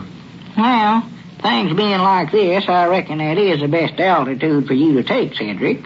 It'll make you happier and set things right in your own mind. Why, that's the thing for you to do, I reckon. Well, I'm going to do it, too. I don't believe it'd work out good no other way. No, of course not. There'd be me engaged to Clarabelle, and Clarabelle engaged to Gomer, and, well, I don't know. I believe the three of us wouldn't get along very good together. Special since I hate and despise Gomer so. Yeah, well, I agree with you, Cedric. And I believe getting shut of Clarabelle is going to be a good thing for you, too. More likely a girl like her to always give you trouble, Cedric. Special with Gomer in there. Yeah, and she don't appear like the kind of a girl that you could learn anything to. And ain't but one kind that makes a good woman, Cedric. That's the kind you can learn them how to do anything you tell them to. Yes, Mom. Well, now, like, for instance, that's the way I got Elizabeth learned. Oh, you got Miss Elizabeth learned good? Just like a lion tamer's got his lions learned, Cedric. Oh, well, good for you. Oh. Can she do some tricks? Well, no, but she does what I tell her to. I could call her up right now and, well, tell her to get out there in the garden and start hoeing, and I know she'd get out there and just hoe for all she's worth. Oh, I don't believe you could, Mr. Abner. Oh. Do you have to take a chair in one hand and a pistol in the other like they do at the circus? Oh, no, I don't do that. Just call her. My word is low around that place, I'll tell you that. I am the master of my home, I think. Well, I don't believe you could do that today. Oh, though. yes, I could. Well, I can do it right now, sir. No, Miss Elizabeth ain't home today. Huh? She went out to the Barton place. The Barton yeah. place? How do you know, Cedric? Well, she stopped by our place this morning on her way out there, and I heard her tell my mama about it. Oh, 'cause that's peculiar. She never mentioned nothing about it to me. What she went out there for? Miss Barton asked her to come over and help her make a wedding dress for Mildred. A wedding dress? Mom? Is Mildred fixing to get married? Oh, yes, Mom. She's going to the army camp where Ernest Macmillan's stationed at, and they're going to have a military wedding. I think that's what she said. Well, I do know. Well, good for little Mildred and Ernest. Well, and Elizabeth's going to help make Mildred's dress, huh? Yes, Mom. I heard her tell my mama that she was going to sew on the train today. Well, that's awful. Thought it. Huh? Sew on a train? Is that what she said? Yes, Mom. I hear her with my own ears, I believe. Well, if that don't beat the bugs of fighting. Couldn't she just sew the dress here at home and let Mildred take it with her after it was done? Now, why does Elizabeth have to get on a train to do the sewing? I don't know. I heard her say it. That's all I know, Mr. I Abner. bound you that dress is already done, Cedric. Elizabeth's just using this as an excuse to tag along and go to that wedding. That's just about what she's doing. Well, is Miss Elizabeth going clean to the army camp with Mildred? Why, of course she is, If there's one thing that woman loves, it's going to wedding and riding on trains. She'll do might nigh anything to do that. She will. Oh, yes, I'm dogged. Now, why she never told me nothing about it, I don't know. Well, I reckon I do, too, for she knowed good and well I wouldn't let her go traipsing off all over the country this way. Very is a growed-up woman like her sneaking off to a wedding. I ain't gonna let her get away with this neither, Cedric. What you going to do about it, Mr. Abner? Well, I'm going to stop her, that's what. She's got to go to the county seat before she can get on the train. Maybe we can catch her before she gets there. I'll tell you what, I'll call up Miss Barton and see how long ago she left. And while I'm doing that, you run over home and get your car, Cedric, and come back over Oh, here. I can't, Mr. Abner. I can't. I've taken all the tars off from it. I've given them to the giver man. Oh, my doggers, we'll go in there on the rims and go on, get it. This is important. Let's see now, what's the Barton's ring? It's a short and along the short, I recollect now. Doggers, maybe she ain't left there yet. I'll learn her a thing or two. It won't stand for it. It won't do it. Very easy riding on them rims, Mr. Abner. I don't care. We got to do it, Cedric. That's all there are to it. This ain't... hello? Is that you, Miss Barton? Has Elizabeth left yet? She has, huh? How long ago? Oh, my goodness. Hey, well, I ain't got time to talk to you now, Miss Barton. Goodbye. All right, doggy, did you hear that, Cedric? No, Mama, I weren't listening on the telephone. Well, she left there about an hour ago. That means she's on the train by now, just sure as a whirl. Do you still want me to get my car, Mr. Abner? No, ain't no use now. I got to study up some other way of stopping her. Dad blame that woman running off to weddings without telling me. Who's going to get my supper for me tonight? That's what I'd like to know. I don't know. You want to come over and eat with us tonight? Well, I reckon I'll have to. Can't sit around here and starve to death. Maybe I'll eat with Lum, though. His cooking ain't awful good, but it's better than nothing, I reckon. Wasn't that our ring there? I don't know. It might have been, Cedric. Ain't you going to answer it? No, I ain't got time for answering no phones and such. Answer it for me, Cedric. Yes, Go ahead, Dad. Blame that woman. Now. Oh, yeah, I'll do it this way. Hello, jot 'em down store and stuff. Mr. Cedric talking. Can't understand. Mom? Oh, yeah, he's here. Just a minute. I don't want to talk to nobody now, Yeah, Cedric. but it's Miss Elizabeth, your woman. Elizabeth? Well, if she ain't got an nerve calling up at a time like... Give me that phone. Give it here, Cedric. Give it here. Now, listen here, Elizabeth. You stop this foolishness and get right off of that train. You know what I'm talking about. Cedric told me that you was helping to make a wedding dress for Mildred Barton and that you was going to sew on a train today. So don't try to act so innocent. Now, you do as I tell you and get off that train. Why, you are, too. I heard all about it. Now, you get back home and fix my supper for me and don't give me no back talk. Elizabeth, I said don't give me no back talk. Goodbye. See, Cedric, that's the way you got to talk to him. Oh, well, will Miss Elizabeth sure enough get off the train now? Why, of course she will. I told her to, didn't I? Yes, Mom. Gosh, this sure is wonderful, ain't it, Mr. Abner? You mean the way I got control over my woman? No, I mean them having telephones on the trains that way. Telephones on trains? Yes, Mom. Scientific is sure wonderful. Why, Cedric, he ain't got no telephone. Well, wasn't Miss Elizabeth talking to you on one of them just now? Why, of course she weren't talking. Huh? In fact, she talked to me, too, didn't she? Hey, doggies, wait a minute here, Cedric. There's something curious around here.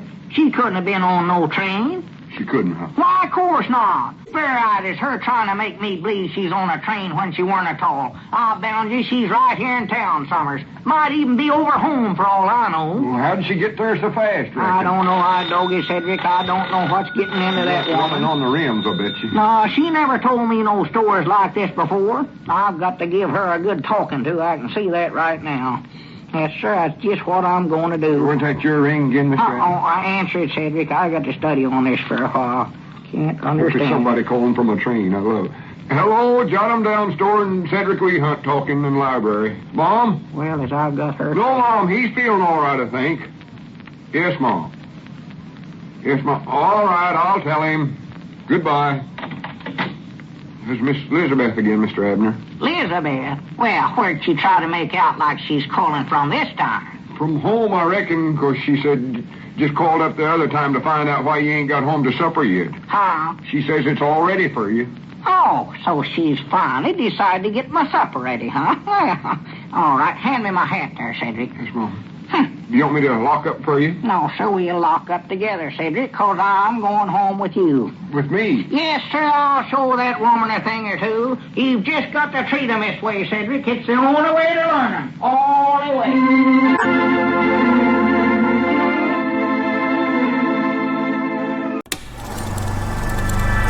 You are now tuned into Then Radio. If you enjoy our videos, we ask that you consider joining our Patreon to support our channel. Don't forget to like and subscribe so that you never miss a new video. We hope you enjoyed today's episode, and as always, thank you for watching.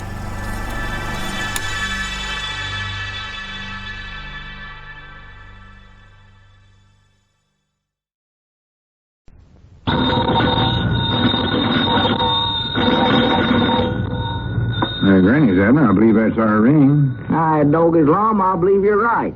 I'll see. Hello, jot 'em down store. This is Lum and Abner.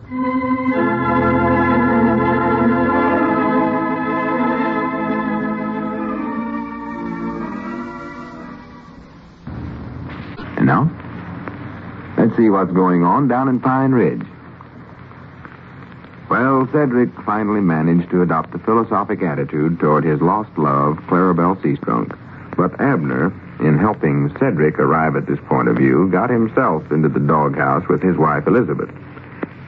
As we look in on the little community today, we find the old fellows in the Jot 'em Down store and library, and Abner is telling his woes to Lum. Listen. She wouldn't hardly talk to you, huh? No, sir. Every time I'd ask Elizabeth a question at breakfast this morning, Lum, why, she'd just look the other way or else start talking to little Pearl. She talked to me through Pearl all the time. That's what she done at breakfast.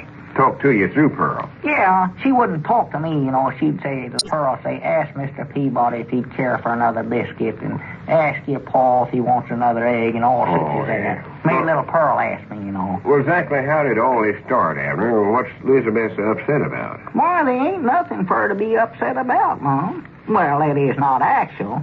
You see, here's what started the whole thing.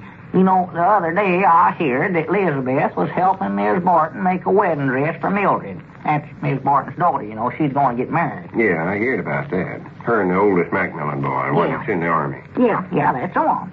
Well, anyway, I heard that Elizabeth was going to sew on a train. And natural, I thought... And you thought she was going to get on a railroad train and do the sewing? Well, how'd you know that? Well, after trying to explain things to you for the last 190 years, it ain't hard to figure that out. Ain't, huh? Anybody else in this world would have known that she meant the train of Mildred's wedding dress. Well, I never knowed it. And so, natural, I got sort of mad at Elizabeth for traipsing around the country on a train. Or, at least, that's what I thought she was going to do. And, well, one thing led to another, and I wound up not going home for supper that night. Went home with Cedric instead, head over at their place. Well, what in the world did you do that for? Oh, I don't know. I reckon it was mostly that I just wanted to show Cedric how to handle women folks. For goodness sake, you're a fine one to be trying to learn Cedric a thing like that. Huh? Looks like you ain't learned it yourself yet. And after all these years, too. Well, now, I never had no trouble before. Now you can see why I've stayed single all these years. You don't ever hear me having no trouble with no women. No. Just go through life my own sweet way, easy and comfort, and just paddle my own canoe down the river of life. Paddle your own canoe? Yeah. Granny, that sounds sort of poetic the way I said it. Well, when did you get a canoe, Lum? Now, wait a minute, Abner. Let's not get into that. I don't mean I actually got a canoe. Oh, what is it, a rowboat? Oh, for goodness sakes. Well, who you fixing to take for a boat ride, Miss Frederick? Well, I thought you said you never had nothing to do with women. Well, I don't. That's what I meant when I said I paddle my own canoe. Well, if you're going to do the paddling yourself, Lum, it must be a woman you're taking along in. Because if it's me, why, you'd make me do the rowing. You always do, and you know it. Well, you don't have to worry about who's going to do the rowing this time, because I ain't taking Miss Fredericks or no other woman for a boat ride. You ain't? Of course not. Well, who are you taking then? I ain't taking nobody. Nobody at all? No, not a soul. Well, I dog it. I'll tell you what I'll do then, Lum. I'll go with you. Now, wait a minute. Yes, I will. I'll do it. I'll be proud to do it, Lum. Now, there ain't no sense of you rowing around that mill pond all by yourself. That ain't no fun, and you know it. Well, I never said it was fun. Why, of course it ain't. You wanted me to go all the time, didn't you? I know it. I'll tell you what we'll do. We'll take some fishing tackle along, do some fishing, too. Abner, sometimes I don't see how you do it. Oh, well, it ain't hard to do. See, I'll tell you what I'll do. I'll run across the street there to Dick Huddleston's and borrow his fishing tackle, and then we can close up the store sort of early tonight, get an early start, and get out there about the shank of the evening when they're biting the best. And, wait a minute, I better make a phone call here first. Phone call? Yeah, I'll phone right now. Well, just a minute here. Who you calling? Recollect that time that Cedric and Mr. Barton went fishing about a week ago, Lum? They said the fish was biting something wonderful out there. Hello? Is that you, Pearl? Well, listen, honey. Tell your mama I won't be home for supper tonight. No. Lum's got a new boat, and we're going fishing in it. Oh, for goodness sake. Yeah, that's right. Oh, no, she needn't to wait supper. More likely won't get home till late, tell her. All right, honey. Goodbye. Oh, for goodness sakes. What'd you go and do a thing like that for, Abner? Look at all the trouble you got yourself into for not going home for supper the other night. Oh, well, maybe this'll make Elizabeth sorrowful for treating me the way she's been doing. This might just learn her a lesson not to go around not speaking to me, you know it? Well, it won't work out that way, Abner, I can tell you that. Women ain't like that. Ain't, huh? You're just asking for more trouble, that's all you're doing. Now, you just better call Elizabeth up and explain the whole thing to her and tell... Uh-oh. Hello, Mousey. Hello, Lum. Abner. Yeah, howdy, Mousey. Call her up, Abner, and tell her I've that got some dandy new greeting cards written up here, Lum. Oh, they're just dandies. Well, that's fine. Go on now, Abner. Call her up and Yes, tell her sir, that... they're sure dandies. That's what they are. They're dandies. Mousey, quit interrupting me. Can't you see I'm talking to Abner? Yes, sir. Well, here, I better get on over to Dick's and get that fishing tackle before it's too late. I'll be back quick as I can. Now, wait a minute, Abner. Come back here. I won't be gone long. Here, you better start packing up a lunch. Abner, come back here. One, two, good. Are you and Abner going fishing, Lum? Abner thinks we are, but we ain't. That feller's got an imagination that outcaps anything I ever seen in my whole life. Yes, sir. I'm feared it's going to get him in a lot of trouble with his woman this time. Oh, is he having trouble with his wife? Well, you know, sometimes Gussie gets that way. She won't speak to me for a whole day at a time. She won't? No, sir. Well, what do you do to try to get her over it? Why, nothing. You see, those are the days that I enjoy most, Lum. Enjoy? Yes, sir. That's the only time that I can get any work done. You know, Gussie's a wonderful woman and all, Lum, but sometimes... Oh, no, I better not tell you, I guess. Better not tell what? Well, sometimes when she's been talking all day long, I just get to where I feel like saying, "Oh, Gussie, shut your big fat mouth." Why, Mousey Gray, you oughtn't to say a thing like that. Well, I don't say it out loud, Lum, but I must confess I do think it sometimes. Well, I reckon you ought to even think it, Mousey. Of course, I can sort of understand how you feel. Now, why do women talk all the time, Lum? I don't know, Mousey. I reckon I'm the only fellow around here that comes anywhere near to understand them, and I gotta admit, sometimes they even baffle me a little, I think. Well, how come that you understand them so well, Lum? Oh, I reckon it's on account I'm a bachelor, and I can just sit back and observe married folks and sort of analyze situations. See, I'm a sort of the philosopher type, I believe. Oh, gee, that must be wonderful. Oh, it ain't so great. Leastways, I don't think so myself. Others might think it is, of course. Yes, sir. Now, you take this trouble Abner's having. There ain't actual nothing to it. All he's got to do is call up Elizabeth and tell her he's sorry and that he ain't actual going on no fishing trip and everything will be all patched up. Well, why doesn't he do that then? Well, he's too stubborn, that's why. Wait a minute, maybe I ought to do it for him. Well, that seems like the friendly thing to do. Yeah, it does, don't it? Yes, sir. I never thought about that. I'll never in the world be able to talk Abner into doing it himself. So the next best thing is to do it. Yes, sir. Yeah, I better do it before he gets back, too. Yes. Now, this is the time that friendship counts. Friend in need is a friend indeed. I've always said that. Yes, sir. All you need in these things is a common bay horse. Hello? Is that you, Elizabeth? Oh, Sister Simpson, what you doing over there, visiting? Well, could I speak to Elizabeth? In the kitchen, huh? No, never mind. Don't call her. Just give her this message. Abner told her a while ago he's going fishing tonight, but he ain't actual going fishing. No, Mom. Yes, Mom, you tell her that. All right, goodbye. Well, that was easy, Lum. Well, sure, nothing to it. Just have to use your head, that's all. It's funny how just some little thing can straighten out some trouble that way, but how few folks ever bother to do just that one little thing. Yes, sir. I bound you that'll make Elizabeth so happy, she'll more likely call Abner right up and tell him she's sorrowful for not speaking to him today. Oh. Everything will be fine and dandy. Yes, sir. It sure is a wonderful world, isn't it, Lum? I recollect one time Aunt Charity and Grandpappy Spears had a little squabble. Hey, Lum, look there. Look at all the fishing tackle that Dick loaned me. Hey, look at these here poles here. Did you ever see anything as pretty before in your whole life? I have to admit that. Oh, they're dandy. Might just as well turn right Hey, around. you got the lunch packed up yet? No, Well, you better get at it then. Let's see now. We ought to have some crackers and some cheese and Wait a minute, pickles. Abner. There's a couple of things I got to explain to you. Yeah, well, you can clean them when we're out in the boat, Lum. We got to get started. What kind of pickles you like best? Dill or sweet? Ain't that our ring, Abner? Yeah, I believe it was. Well, you better get it. Yeah, I'll get it. You get to work on that lunch. Hurry up now, Lum. Hurry up now. Hello, jotting down store and library. Abner Peabody doing the talking. Oh, hello, Elizabeth. I see what I tell you now, Dick. Huh? You told him already. Not going fishing? Why, of course I'm going fishing. Who'd you hear that from? Well, now, what does Sister Simpson know about it? No, honest, I'm going fishing. Elizabeth, I ain't trying to cover up for something else I'm doing. Oh, I don't know that's going to work out very well. But I am... I ain't no such a thing, Elizabeth. I'm going fishing. Now, Elizabeth, honey, don't start crying. Elizabeth? Hello? Hello? Hello? Dad, blame that Sister Simpson. Now, I reckon where she could have got a hold of such a idea like that.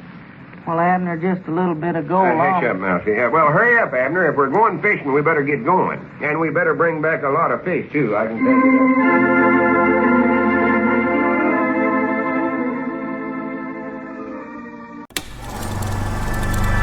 that. You are now tuned into Then Radio.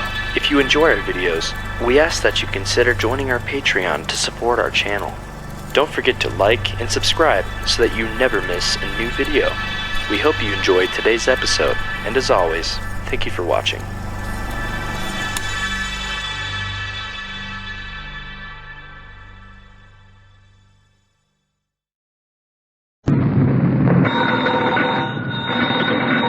Mrs. Abner, I believe that's our ring. Aye, Doggy's Lum, I believe you're right. I'll see. Hello, jot 'em down, store. This is Lum and Abner.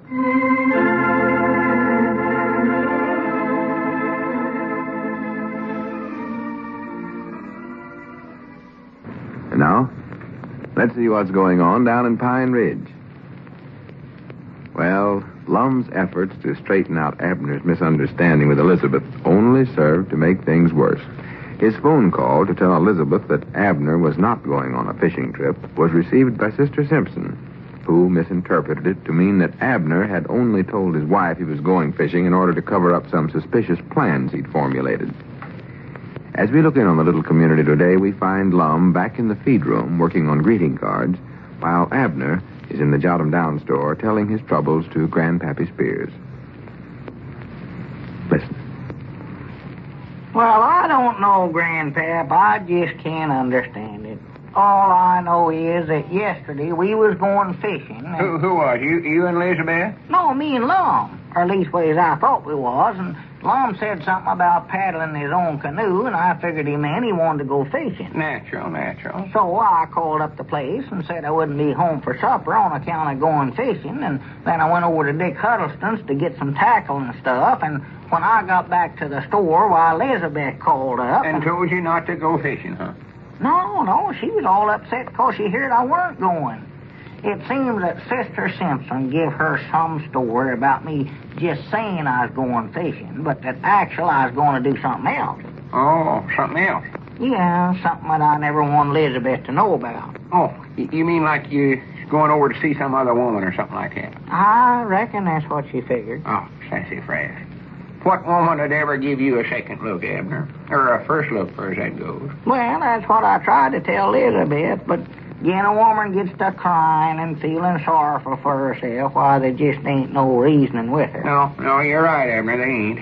Well, where'd Sister Simpson get this idea in her head? Well, she was over visiting Elizabeth yesterday afternoon, and she claims she answered the phone and a man's voice told her that I weren't actually going fishing. A man's voice? Yeah. Didn't she know who it was? She claims not. Well, I can understand that. She never gives a feller enough time to get 3 words in edgeways so she can recognize who she is talking to. Yeah, Dad, blame it all anyway. Well, what final happened? Did you or didn't you go fishing? Why, no, I never went. I went right home, tried to cheer Elizabeth up and explain things to her, but it just seemed like the more I tried to explain, why, the worse things got. Oh, no. Talking ain't no use at a time like this. No. Well, what you got to do is get Elizabeth a nice present of some kind. Present? Yeah, that's what I always used to do with Charity. Again, she'd get upset over some little old no-count something. Well, what kind of present you reckon I ought to give her? Oh, I don't know. Something she likes. Let's see, what would be good? I don't know. I'll give her a chopping axe and a cook stove for Christmas. Give her some new plow handle this spring. Wait a minute. She likes cats, don't she? Cats? Yeah, little kittens. Oh. I know where you can get one that's as cute as a cub bear. Well, yeah, Elizabeth just loves cats.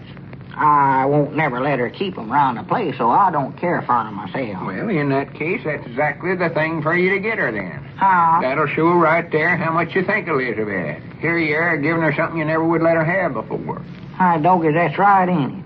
Yes, sir, I believe you got a idea there, Grandpa. That'd more likely just tickle her to death. Why, of course it would. Of course it would. Whereabouts did you say I could get a little kitten? Over to Master's. Oh. It's a little black one with a white spot on its forehead. Well. Cute as anything. Call it Annabelle, I believe. Annabelle? Yeah. Well, do you reckon that Grandma Masters will sell it to me? Oh, she'll give it to you. She wants to get shut of it. She does, huh? Yeah, she's got more cats over there than she can take care of anyway. Well. If I was you, I'd go right over and get it, Abner. All right, doggy, that's just what I'm going to do right now. Yes, sir. Say, would you sort of watch the store for me for a few minutes, Grandpa? Well, I've got to be getting over to the place, Abner. Well, now, here, you got to help me with this. Now, I won't be gone but just a little bit. I'll hurry. Hey, hurry up, then. Yeah, I will. Lum's back there in the feed room if you need him for anything. He's working on his greeting cards back there. Yeah, all right, Abner. And get the phone there. That's our ring, I believe. I'll be back quick as I can. Yeah, all right. Hello, jot 'em down, store and library. Milford Spears on the phone here. No, I said this was Milford Spears. Lum's back in the feed room, and Abner's went over to get Annabelle. A cat. Why, it is, too. Now, listen here. I know a cat when I see one. Wait a minute. Who am I talking to here? Sister Simpson. Well, why didn't you say so? Goodbye. Jimmy, that's one woman I refuse to talk to on the telephone. Hey, Lum. Lum, come here. Yeah, what is it, Grandpa? I wish you'd watch the store. I got to get on over to the place. Charity's waiting for me, and I ought to went a long time ago. Well, run along, Grandpa. If you don't need to stay here, Abner can take care of it. Or wait a minute. Whereabouts is Abner at? Oh, he went over to the master's place for a minute. He'll be back directly. Oh, well, you can go on home if you want to. I'll keep an eye on everything. Yeah, all right then, Lum. I'll see you later. So long. Yeah, so long, Grandpa. See you later. Hello, jot 'em down, store and library. L. Eddards, president of the Eddards and Gray Publishing Company. Greeting cards for every occasion speaking. Mom?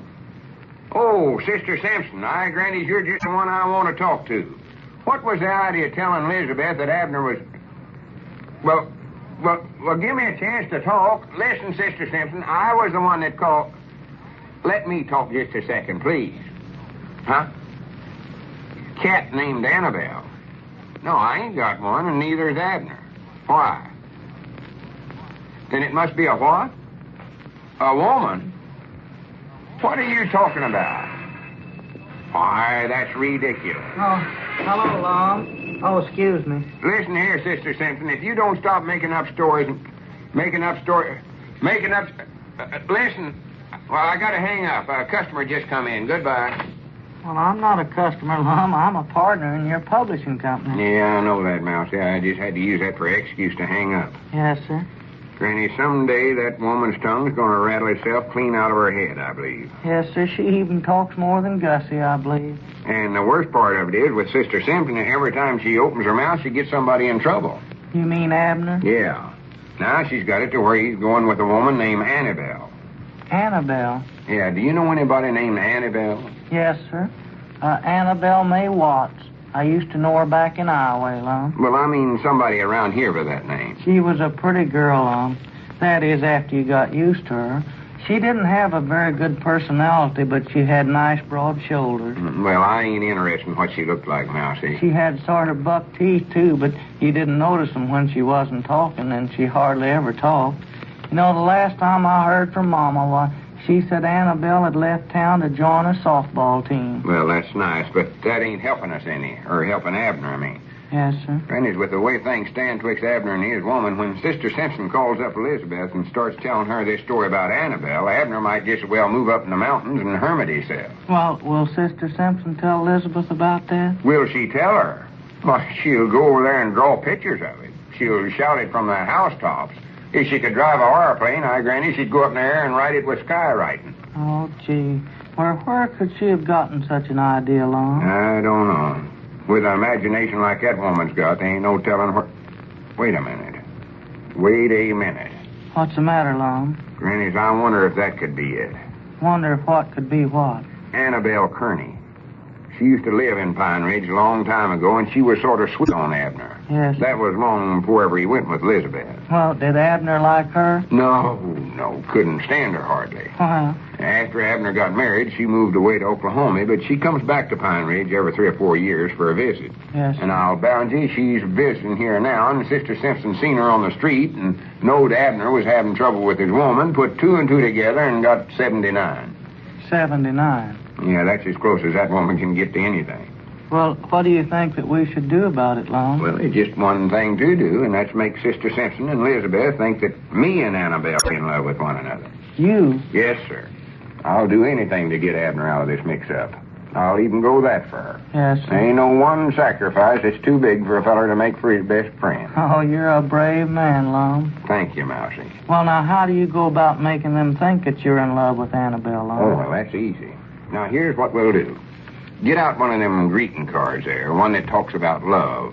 One of them in the slush and mush department, as Grandpap calls them. Yes, sir. Well, will one of these Valentines do here? No. Use one of them cards we wrote up for a feller to use when he sends his sweetheart some flowers. Oh, yeah, those are dandies. I've got a new one right here in my pocket, too, Lum. I just wrote last night. I love you more than each little rose, more than any flower that grows. I love you more than the river that flows. I love you more than old man Mose. Well, that last line don't sound quite right. Better cross that last line out. Yes, sir. Now, hand me one of them envelopes over there. Yes, sir. Now, if you'll hand me... wait a minute, I've got a pencil I can use. I'll write on here, to Annabelle Kearney. Yes, sir. Here's the envelope, Lum. There. Now, put the card inside, Mousey, and then I want you to take a walk. A walk? Yeah. Go over near the boarding house, and when you see Sister Simpson come out on the street, you walk past her and accidentally drop the envelope. And that's all we need to do. Well, are you sure that she'll pick it up and read it, Lum? Oh, yeah. Let me see before you put it in there how it goes. Yes, sir. I love you more than each little rose, more than any flower. When you started out, you signed it to Annabelle Kearney up here at the top, Lum. To Annabelle Kearney, I love you more than each little rose, more than any flower that grows. I love you more than the river that flows. I love you more than old man Mose. Well, you're supposed to cut out that last line. Yes. That's fine. I'll put her in there. Yes, sir. Now, don't worry, Mousey. This is one time I know what I'm doing. Yes, sir. There ain't but about one feller I know of that's smart enough to outwit a woman in things like this, and if I wasn't so modest, I'd mention my name. Yes. By the way, Lum, you didn't sign your name to this card either. Oh, well, that ain't no need to do that. I'm putting it in this jot-'em-down story envelope. They'll know where it come from.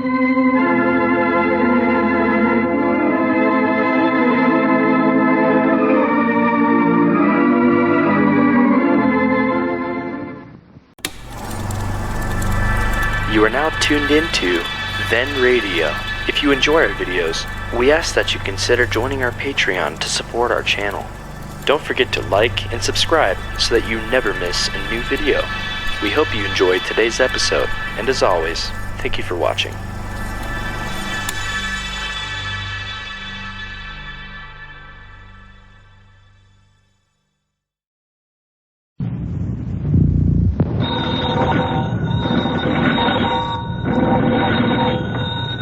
Granny's, Abner. I believe that's our ring. I dog is Lum. I believe you're right. I'll see. Hello, Jot 'em Down store. This is Lum and Abner.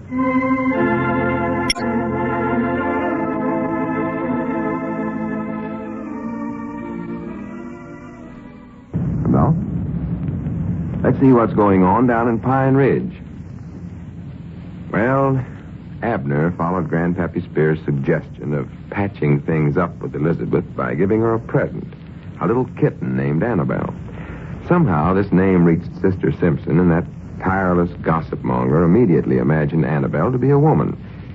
When this news reached Lum, he decided that Sister Simpson must have in mind an ex-Pine Ridge girl named Annabelle Kearney. So, in order to save Abner, he and Mousey formed a plan which would start a rumor that it was Lum, and not Abner, that was in love with Miss Kearney. As we look in on the little community today, we find Lum in the Jot 'em Down store and library, and Mousey is just entering. Listen. Well, good morning, Mousey. Come on in. Morning, Lum. I've been waiting for you, Mousey. Yes, sir. How did everything turn out with the greeting card to Annabelle, no? Well, I've come prepared to make you a full report, Lum. Well, good. Did Sister Simpson pick it up and read it all right? Well, I have all that in the report, Lum. Well, hurry up and give me the report then. Yes, sir. Have you seen Abner yet this morning? No, he ain't been in. I'm anxious to see him, though. Yes, sir. Well, hurry up and tell me what happened with you and the greeting card. Well, just a minute now. Wait till I get the report out here. For goodness sake, did you have to write it out? Can't you recollect nothing that long? Well, yes, sir. I could remember it, I guess, Lum, but I don't like to trust memory for important things. You know, I like to be accurate, especially in detail matters. Granny, there ain't no details to recollect. All you got to do is tell me yes or no. Yes, sir. Well, here, Lum, here's the report right here. I knew I had it someplace. Are you ready? Yeah, of course I am. Hurry up. Well, report of Llewellyn Snavely Gray. 4:22 p.m. Left Jotham Down store bearing love note addressed to Annabelle Kearney. Note contained in Jotham Down store envelope. Well, I know all that. 4:24 p.m. Arrived at point within sight of Sister Simpson's boarding house, approximately 34 degrees, 44 minutes, 56 seconds latitude. Oh, for goodness sakes, Mousey. And 92 degrees, 16 minutes, 24 seconds longitude west. Well, do you have to put all that in there? Well, now, I've got to admit to you, Lum, that may be a little off now. I couldn't be too sure about that because my compass has been acting up something awful here lately. Well, throw your compass away and tell me what actually happened. Who cares about that longitude stuff? Well, now, Lum, as I've said before, I like to be accurate. You like to drive a man stark raving mad crazy, too. Hurry up, tote on. Well, let's see. 4:29, waiting at above named point, but have not yet seen Sister Simpson emerge from boarding house. 4:36, still waiting for Sister Simpson. 4:43, still no Sister Simpson. Well, get on to where you do see her. That's the important part. Yes, sir. 4:59, woman emerges from boarding house. Yeah? It proves to be Miss Frederick, the local school teacher. Oh. 5:12, Sister Simpson emerges from boarding house, but only long enough to brush flies from screen door. Oh, for goodness sakes. 6 o'clock sharp, went home to supper. Went home to supper? Yes, sir. That's me. I went home to supper, Lum. Enjoyed dandy meal of liver and bacon and turnip greens and cornbread. After supper, read following comic strips in my hometown paper while seated in the parlor of our house. The comic strips I read included Dick Tracy, I ain't interested in what literature you read of the night. Well, now, I like to be accurate on these things, Lum. Yeah, but this ain't getting us nowhere. What I want to know is whether Sister Simpson ever got that love card from me to Annabelle Kearney. Well, now, let's see. Let me glance over the report here and see. I believe I forgot to put that down, Lum. I'll swan to goodness. You get yourself so wrapped up in these reports of yours that you always forget the main idea of the whole thing. Well, come to think of it, Lum, I believe Sister Simpson did come out of the house before I went home to supper, and I haven't gotten it down here. Well, did you drop the note where she could find it? Yes, sir, I did. And then when I got up to the corner, why, I sort of glanced around. I saw that she'd picked it up and was reading it. Are you sure? Yes, sir. And then after she read the note, why, she ran back into the house. She did, huh? Yes. Well, that's good. That's what I wanted to hear. Well, I don't know what's wrong with me. I don't know why I forgot to put that down, Lum. I don't know why you recollected to put all that other prittle-prattle down. You could have told me all I wanted to know in just 1 second. Yes, sir. Well, you know me, Lum. I do like to be accurate. Yeah, I know. Well, now, what's the next step in our campaign, Lum? Well, there ain't no next step. That's all we are to it. Our work's all been did. It has? Yeah, all we have to do now is just sit around and wait for the results. Well... We'll get them due as soon as Abner gets here. Well, Lum, do you think that this really will get Abner out of his troubles? Why, of course it will. You see, here's how it works, Mousey. I explained it to you the other day. Yes, sir, Sister Simpson picked up that note from me to Annabelle Kearney. Yes, sir, she read it, too. Well, so right away she figured that it was me instead of Abner that's in love with Annabelle. Yes. Well, are you in love with her, Lum? Oh, no, of course not. I ain't even saw her since she got into town. Well, And what's more, I ain't going to see her if I can help it. no, sir. All I wanted to do is just plant this idea in Sister Simpson's mind. Yes, sir. Well, when you seen her run back in the house, she was heading right for the telephone. I know what she's going to do. I know Yeah. Sister Simpson too long. Yes, sir.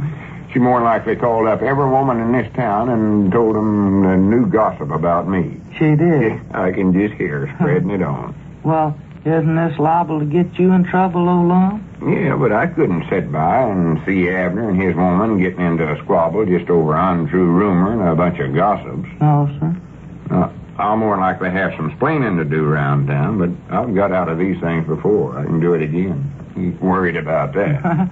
Well, you're a brave man, Lum. Oh, yeah. Well, anyway, Elizabeth will hear about it, too, and somebody will call her and tell her, you know. They will. Lum's in love with Annabelle Kearney. Yes, sir. And then she'll know how bad she's misjudged Abner and accused him false and all. Yes, And sir. then she'll be sorrowful and try to do everything she can to make up for it. And her and Abner will live happy ever after. That sounds just like a book, doesn't it? Yeah, Lum? yeah. Well, it sure is working out wonderful, isn't it? Oh, yeah. Well, I ain't lived all these years for nothing, Mousey, if I do say it myself. I don't like to cast compliments right in my own face, but I've picked up a right smart practical learning in my time. Yes, sir. What I ought to do is write a book about it. How to Get Along in Life and Influence People by Lum Eddards. Yes, sir. Well, that would be dandy, all right, Lum. Yeah, come to think about it, it's sort of a shame for me to keep all this learning to myself. Downright selfish now that I think about it. Well, we could publish a book right here, Lum. The Edwards and Gray Publishing Company could publish it. That's right, ain't it? Yes, sir. As long as I'm president, I ought to be able to talk myself into publishing my own book. I think so. I don't believe I'd have to put up much of an argument. Oh, I might hold out a little bit right at first, just to show that it ain't easy to get a book published by our company. Just take first-class books, that's all. Yes.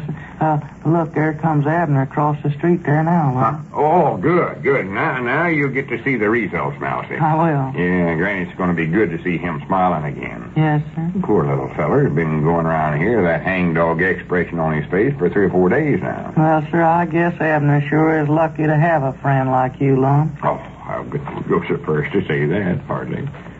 I ain't done nothing that no other feller wouldn't do for a friend, I don't think.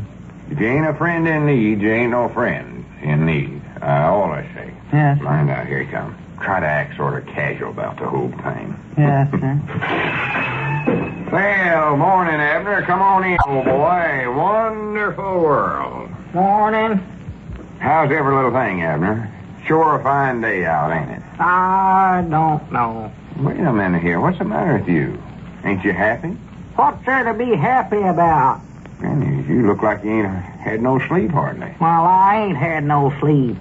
That blamed Grandpappy Spears kept tossing and rolling all night long. Mike and I kicked me out of bed 1,000 or 100 times. Wait a minute. Are you telling me that you slept over at the Spears' last night? Well, I had to. I couldn't get in over at my place. Elizabeth had me locked out. Locked out? This isn't quite how you thought it'd work out, is it, Lum? Hush up. Now, see, let me get this straight, Abner. Did Elizabeth actually lock the door on you? She done it, yes. Well, what'd you want to do a thing like that for? I don't know, Lum. I've got to where I don't understand nothing around here no more. Well, did you do anything else to make her mad at you? Why, no.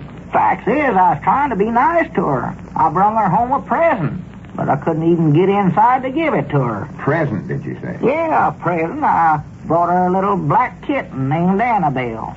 Named Annabelle? Yeah, got it over at Grandma Master's place, but I'll give it back to her now, 'cause I believe that name's unlucky for me, Lum.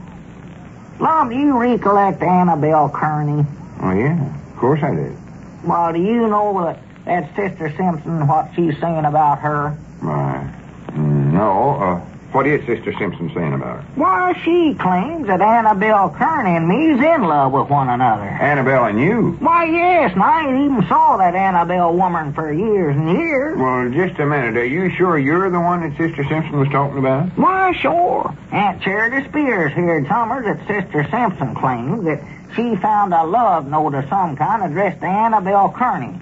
Said she found it in the street over there by her boarding house. Yeah, but you never sent that. Why, of course I never. I mean, there ain't nothing on the note that says it come from you.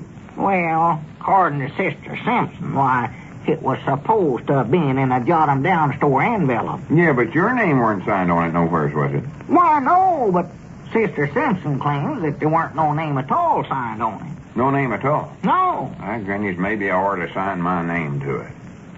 Signed your name to it? I mean, it would have been lucky for you if I had come on back to the feed room, Mousey. We got to have a meeting of the Eddards and Gray Publishing.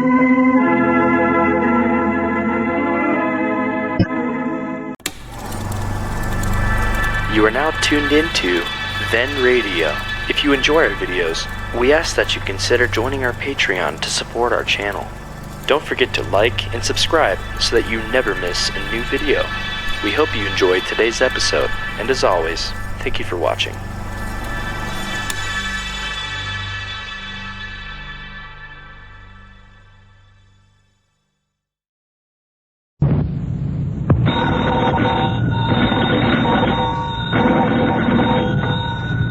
Granny's, Abner. I believe that's our ring. I Doggy's Lum, I believe you're right. Now, see. Hello, Jot 'em Down store. This is Lum and Abner.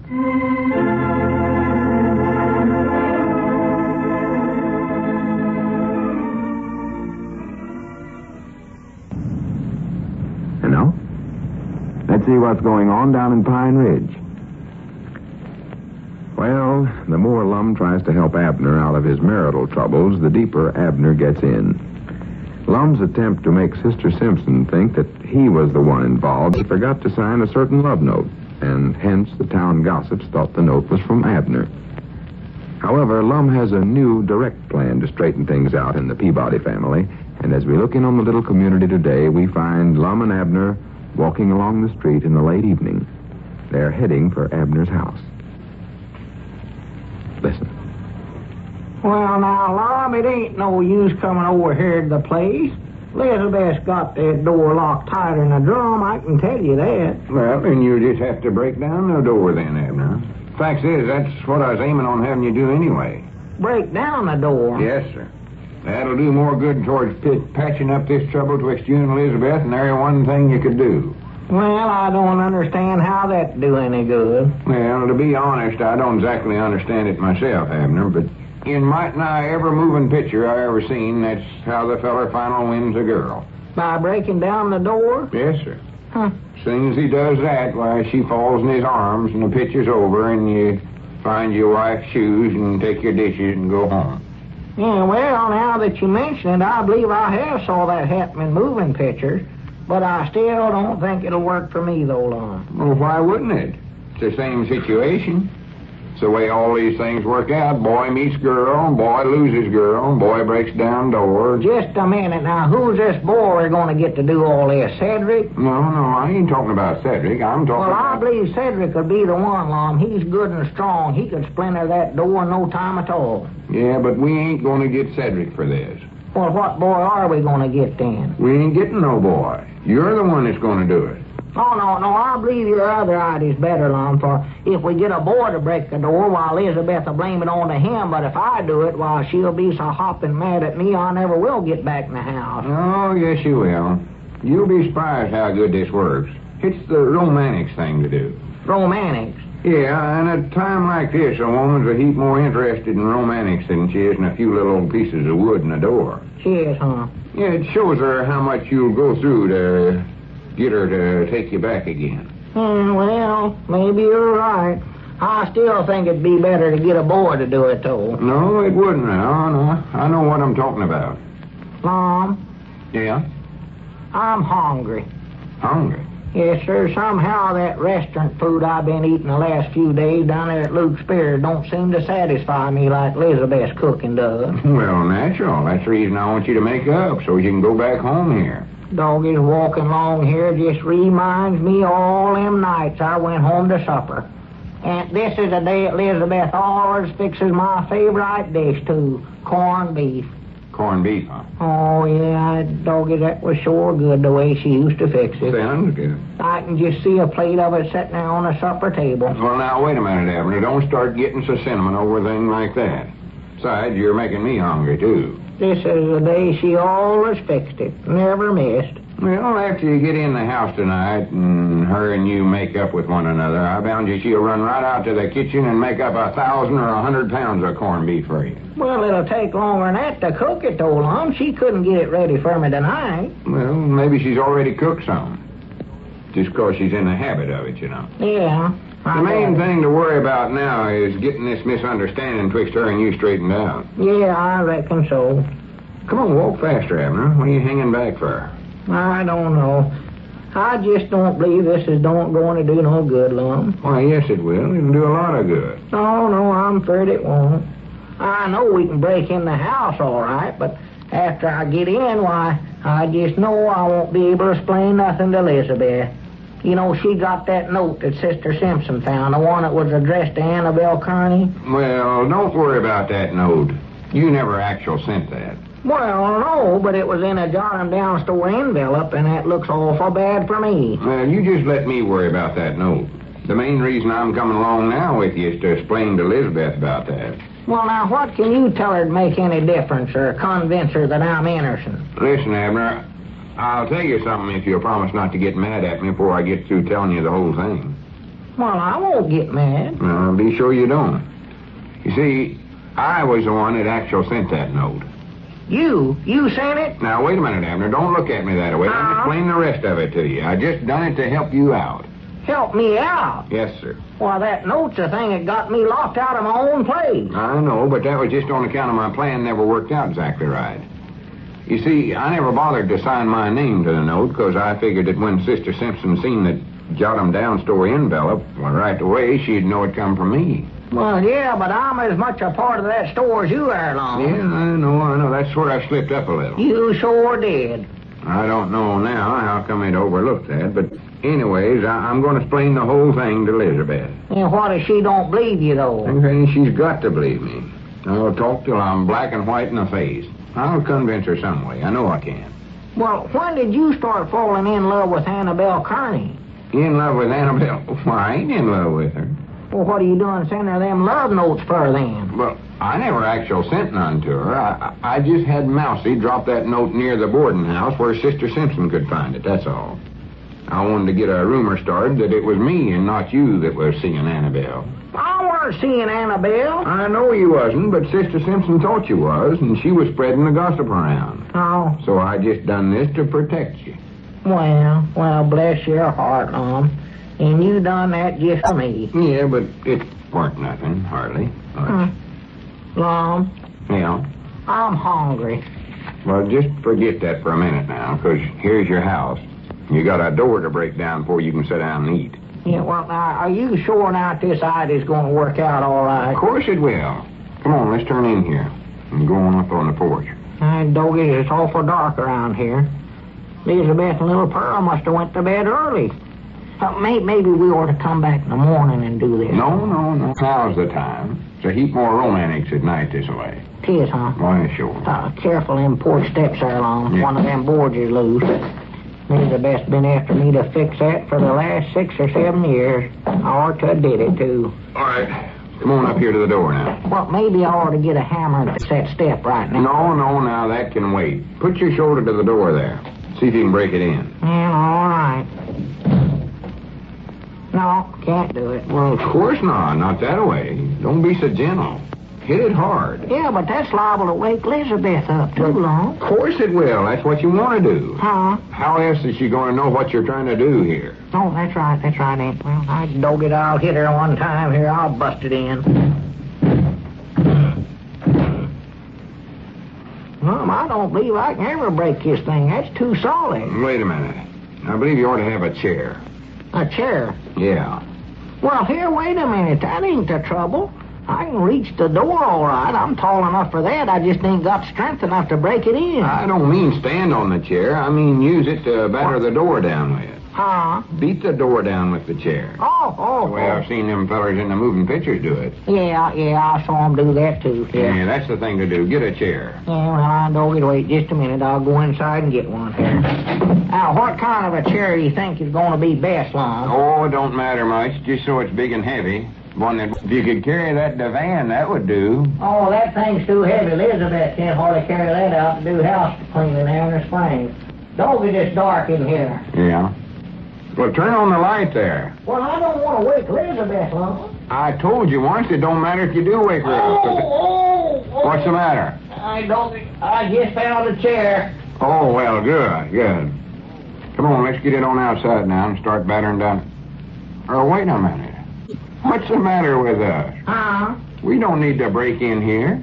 We don't. That's what we come over here for. Yeah, but we're already inside. Huh? The door weren't even locked at all.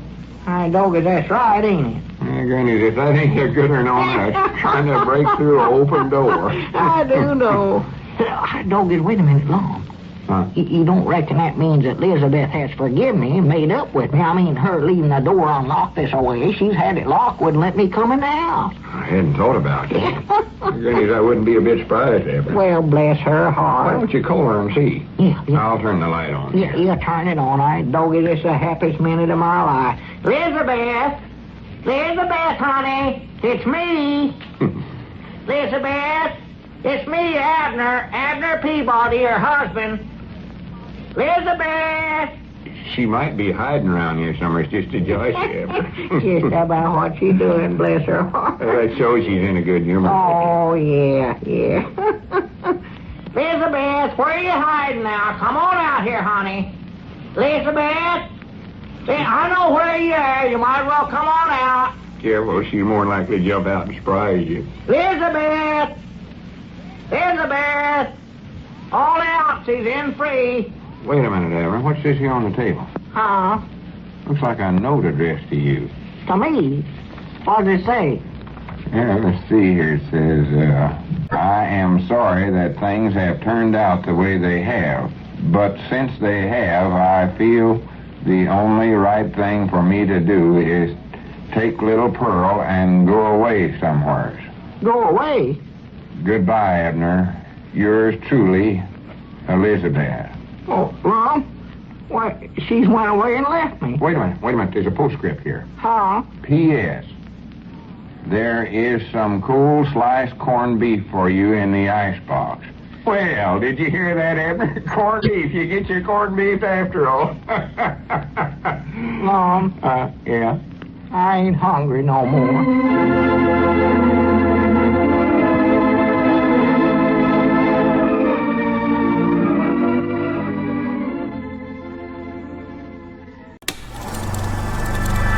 You are now tuned into Then Radio. If you enjoy our videos, we ask that you consider joining our Patreon to support our channel. Don't forget to like and subscribe so that you never miss a new video. We hope you enjoyed today's episode, and as always, thank you for watching.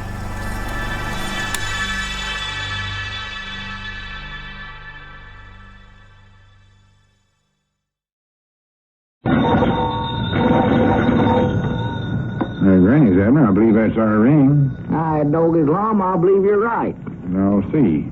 Hello, Jot 'em Down store. This is Lum and Abner.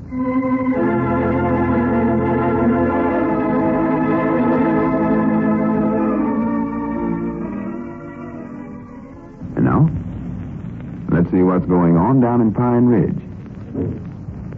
Well, life is indeed gloomy for poor Abner. Elizabeth and little Pearl have left him. All Abner found when he entered his house was a brief farewell note and some cold corned beef in the icebox.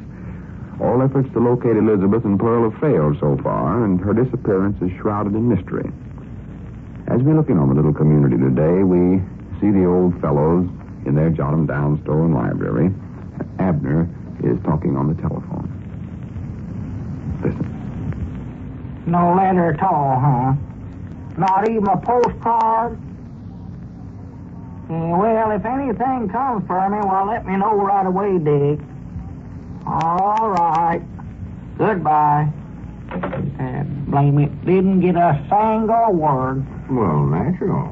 Elizabeth went away and left you. She ain't going to sit around writing love letters to you. Well, she could at least write and tell me where she's at, Lum. Well, she don't want you to know where she's at. At least not right away. She wants to keep that a secret, more likely. Well, I ought to have got a letter from her brother then, the one that lives down there in Texas. When Elizabeth goes anywhere, that's where she generally goes. So I writ him and asked him if she was there, but he won't even answer my letter. Well, he ain't had time to answer it yet. Oh, he's had enough time. Just sits around the house, don't hardly ever do nothing. Well, except go to work every day. He's got plenty of time to write, though. I mean, there ain't been time for a letter to get to him and for him to send one back to you. Oh, he just says that. Just using that for an excuse. Actually, he's just too ornery to write to me. That's the whole thing. Just too Well, now, ornery. wait a minute, Abner. You're jumping at conclusions here. More than likely, he taken my letter and tore it up in little bitty pieces. That's just about what he done. Maybe he never even read it before he tore it up. I don't know. Abner, before you go around making statements like that, you ought to get the facts of the case first. Snake in the weeds. Imagine a feller doing a thing like that, Lum. Your own brother-in-law tearing up a letter without even reading it He first. never done no such a thing. He did do it. He never. Well, if he never done it then, how'd I find out about it? Well, just wait a minute now. Tell me exactly, how did you find out about it? Why? Let's see now. Where did I hear that? I know I heard it somewhere. The only place you heard it was from yourself, and all you done was imagine it. No, sir, I heard it somewhere, No, Lum. you never. So just forget that and try to relax. This whole thing's got you so upset you don't know hardly what you're doing. Well, maybe it was Grandpappy Spears that told me. No, it wasn't Grandpap. Now, stop worrying, Abner. See who You'll was get a hearing from your brother-in-law in a day or so, and I wouldn't be a bit surprised if Elizabeth come back quicker than ever then. Come back? Why, sure. She won't be able to stay away very long, I don't think. They always come back. Well, I don't believe Elizabeth will, old Lum. That note she left for me sounded awful fine. Sometimes they come back when you don't want them. Yeah, well, I want her back, but she said in that note that she could see that the only thing to do was just take little Pearl and leave me for good. Yeah, I know. But again, she gets away from here, she'll start recollecting how nice everything used to be at home. Then she'll get to missing you, and get homesick. She'll be back. Doggies, I hope so. Tell you, Lum, again, I wake up in the morning and I don't hear Elizabeth and little Pearl clattering around the house. It just don't seem like there's any reason to get up. Don't seem like life's worth living no more. Elizabeth clatters in the morning, does she? Oh, yeah, her and little Pearl. Get out there and chop wood to build a fire to cook breakfast. I lay there in bed, hear 'em every morning. Every morning of the world. Chop, chop, chop. Pull yourself together, Abner. This ain't gonna last but a few days more. At least I don't think it will. All as before, I wish Elizabeth and Pearl had quiet down and quit all that noise in the morning so as I could get some sleep. Doggies, now I'd give anything in the world to hear that noise. Chop, chop. That's the way with everything. A feller don't ever appreciate something till he has to get along without it. You never miss the water till the well goes dry. I've always said that. Well, we got a good well of water, Lum. It's Elizabeth that's wormy, her being gone. I know, I just used I could borrow water from the neighbors, but Elizabeth's gone, Lum. That's the worst thing that could happen to me. I know one thing, if Elizabeth ever does come back, I'm going to be awful good to her. Never get mad at her again. Never say a mean word to her. Well, good for you, Abner. I'm proud to hear you say that. Doggies, I might even help her chop the wood. Once in a while. Well, now, wait a minute, Abner. Don't get yourself carried away with all your good resolutions here. It's one thing to be good to your woman, but actual doing woman's work's going a little too far. It is, huh? Yeah. She'll have you milking the cows and feeding the stock and doing the plowing the first thing you know. Doggies, that's just about right. And she won't have no respect for you if you start doing things like that. No, I reckon you're right, Lum. Yeah, well, I'll tell you what I'll do, though. I'll keep the axe good and sharp for her. I'll do Well, that's all right. Doggies, I wish she'd come back. I sure Don't would. worry, she will. Just be patient. Well, I can't be patient at a time like this. Doggies, wait a minute. I know what I'm going to do. Yeah, I'm going to go get her. Well, how can you do that? Well, I'll do it some way. I'll carry her all the way home if I have to, but I'm going to get her back here, Lum. Yeah, but you don't know where to get to her. Huh? So far, we ain't been able to find a single clue telling us where she might have went. Not a single person we've talked to knows a thing about her, or else they ain't telling us the truth, Lum. Yeah, well, I know where she's at. She's down in Texas at her brother's place. That's where she's at. Oh, you don't know that. Sure now, Abner. I do done it, Lum. That's why her brother tore up that letter of mine. He just don't want me to know she's down there. For goodness sake. Doggies, I'll show him a couple of things or two. I'll go right down there and drag that young lady home. That's what I'll do. And I won't stop to pick up the broke glass, neither. Broke glass? No, sir. What broke glass? Why, the glass in the window. He'll have all the doors locked on me where I can't get in the house. I'll just have to break through a window. All I hope is he misses me. Misses you? Yeah, I'd hate to get filled full of buckshot. Now, wait a minute. Are you trying to make me believe that he'd get out a gun and start shooting at you? Why, sure he will. No, let out, Cap, anything I've heard you say yet. I know it. I don't understand it myself, Lum. I don't know what's come over that man. I just can't figure it out. Used to be such a nice, gentle sort of a feller, too. My favorite brother-in-law. Now look at him, firing a gun at his own relay. Oh, for goodness sakes, he ain't doing no such a thing. Why, he is. That's what they're saying about him. Who's they? Huh? Who's all these fellers that's saying that? Why, There, you don't know. This is all just your imagination, Abner. And that's something you ought to get over. Because someday that imagination of yours will more than likely be a ruination of you, getting you in a lot of trouble.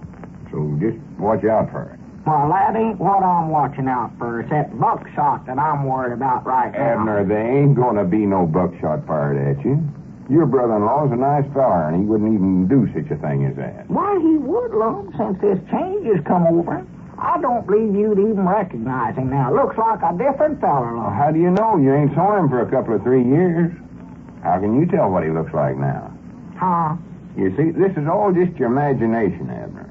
All you got to do is say something out loud, and right away you think it's something you've heard someplace, and it's actual truth. What if I went around doing that, too?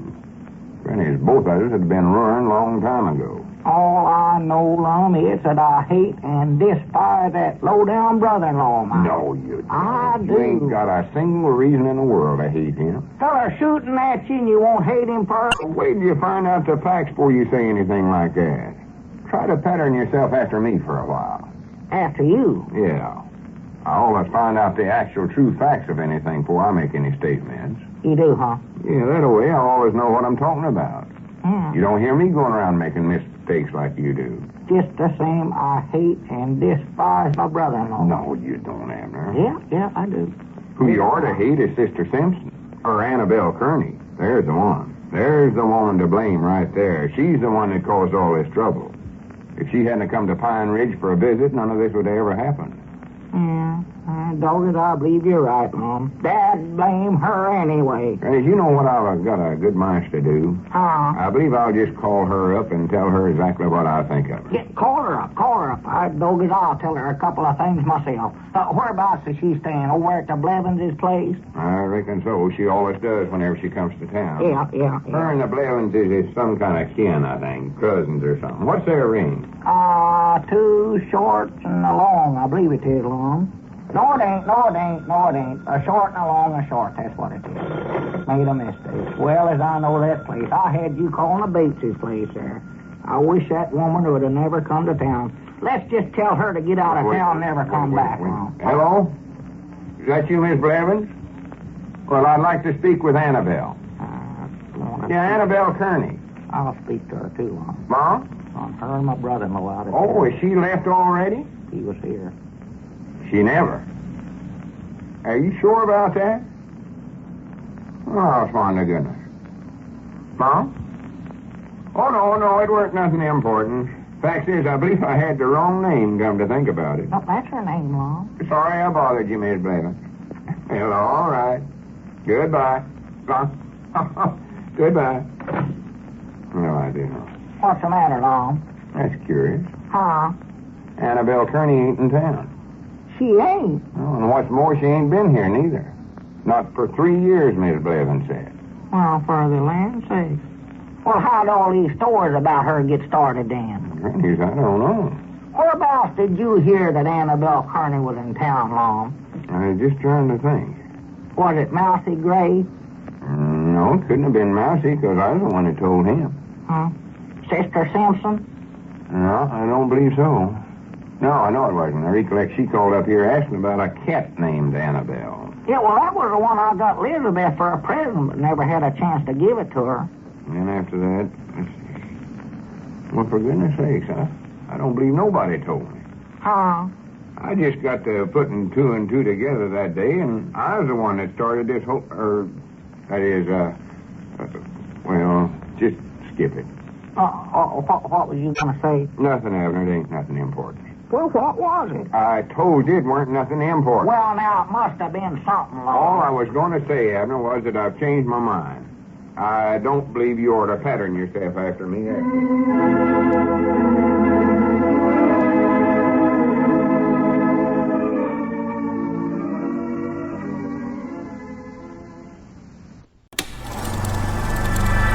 You are now tuned into Then Radio. If you enjoy our videos, we ask that you consider joining our Patreon to support our channel. Don't forget to like and subscribe so that you never miss a new video. We hope you enjoyed today's episode, and as always, thank you for watching.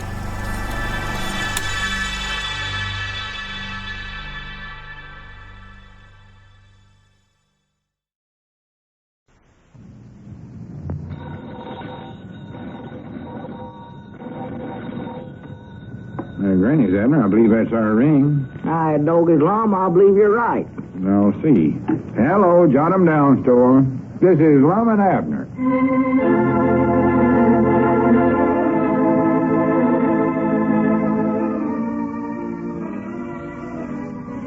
Now, let's see what's going on down in Pine Ridge. Well, no trace of Elizabeth and little Pearl has been found yet, and Abner's enforced bachelorhood is beginning to get the better of him. Anxiously, he awaits each day's mail deliveries, but always he's doomed to disappointment. As we look in on the little community today, we find Lum in the Jot 'em Down store and library trying to console and to advise his unhappy business partner. Listen. Well, now, pull yourself together, Abner. If a letter comes for you, Dick Hudson will see that it gets over here to you. Well, yeah, but I ought to have got a letter long before this, Lum. Either from Elizabeth or that brother-in-law of mine, one. Don't forget, I wrote to him and asked him if Elizabeth was staying at his place down there in Texas. Yeah, I know you did.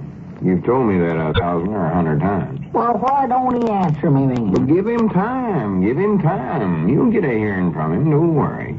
Doggy's Lum, I just can't sit around this way waiting. I got to get out here and hunt for Elizabeth. Find out where she's at. Well, we're doing all we can to find her, Abner. Just try to take it easy for a while. No, I can't. Worried to death. Things are going to come out all right. You just wait and see. I hope so. Just recollect that every cloud has a silver filling. That's old Eddards Saying. Every cloud has a silver filling. Yeah, wait a minute. There comes Mousey up out there. Reckon he's got a letter for me? Well, he might have. All right, wait a minute. Look there, Lum. He's got a piece of paper of some kind in his hand. That's it. It's a short word. That's my letter right now. Don't get your hopes up too high. That might just be a report. Report? Yeah, he's been out doing some detective work, trying to find some clues where Elizabeth might have went to. Oh.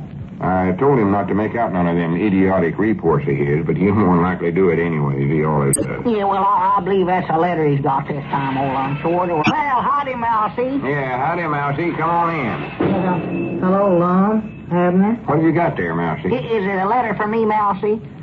No, sir, this is an official report. Uh-oh. I'm scared of that. Dad, blame it anyway. Whereabouts is that letter for me? That's what I want to know. Well, don't worry, Abner. You'll get one sooner or later. Official report of Llewellyn Snavely Gray, alias the man... Now, wait a minute, Mousey. I ain't got time to listen to all that prittle-prattle you always write down in them reports of yours. Well, I made this one very brief, Lum, like you told me to do. Well, it's still too long. All I want you to tell me is whether you found any clues about Elizabeth's disappearance. Well, I'd much rather give it to you in the official form, Lum, and then you get the true picture of the whole I thing. don't want to hear it that way. Just tell me. Answer my question. Well, Lum, I'm sorry, but I'll have to make it in the form of a report. Well, go ahead and give me the true picture then. I always do everything right. That's what I always say. Hurry up and make it short. Yes, sir.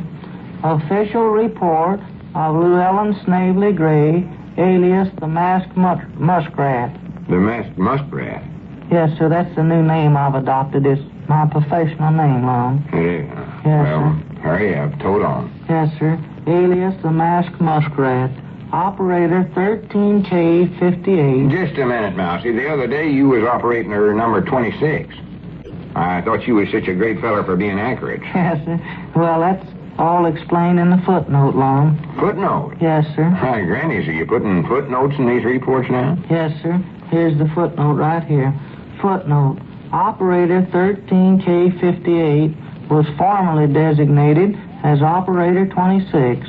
Changes of this type are frequently made to confuse enemy agents, crooks, petty thieves, and other criminals. See how I've got it all down there for you, Lum? You ain't the only ones you're confusing either. Now skip over all that stuff that don't mean nothing. Get on to the main part there. Well, that comes next here, Lum. Let's see. Yes, here it is. And it's brief and to the point, too. Well, good. Question to be answered by report.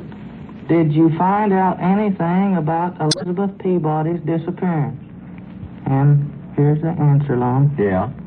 Answer, quote, no, unquote. Is that it? Is that your report? Yes, sir. Now, isn't that nice and brief like you want me to make it, Lum? Mistake. Now, why couldn't you just told me that without going through all that other rigmarole about masked muskrats and stuff? Well, you know me, Lum. I like to be accurate, you know. Swan to goodness, if that don't handicap anything I've ever run up again in my whole life. Well, I guess I better get back on the job, Lum. Yeah, I think you'd better, too. I'll be back with another report just as soon as I have anything to report, Lum. Well, don't make it too soon. If you don't never do it, that's plenty soon enough for me. Well, I'll be back before that. The masked muskrat never fails. Hi-ho, muskrat. Hi-ho, muskrat. That don't beat the bugs a fighting. A growed-up man running around acting like a middle-sized lunatic. Trying to be like some character in Friction that he's more than likely read about Summers, I reckon. If you see him coming back with another report any time today, just let me know so that I can go and hide in a feed room or someplace. Abner, are you listening to me? Well, you don't look like it. Well, I was just sitting here wondering, Lum, why in the world I don't get a letter from Elizabeth. I can't understand it. Dog, Elizabeth's been gone for several days now, Lum, and I ain't heard a word. Not from her or nobody else. She just disappeared, and I ain't been able to hear a thing from I know her. all about it. You don't have to tell me about it. You'll hear from her, don't worry. I don't know. I don't believe the mail hack's got in here yet today. He's been coming pretty late the last couple of weeks.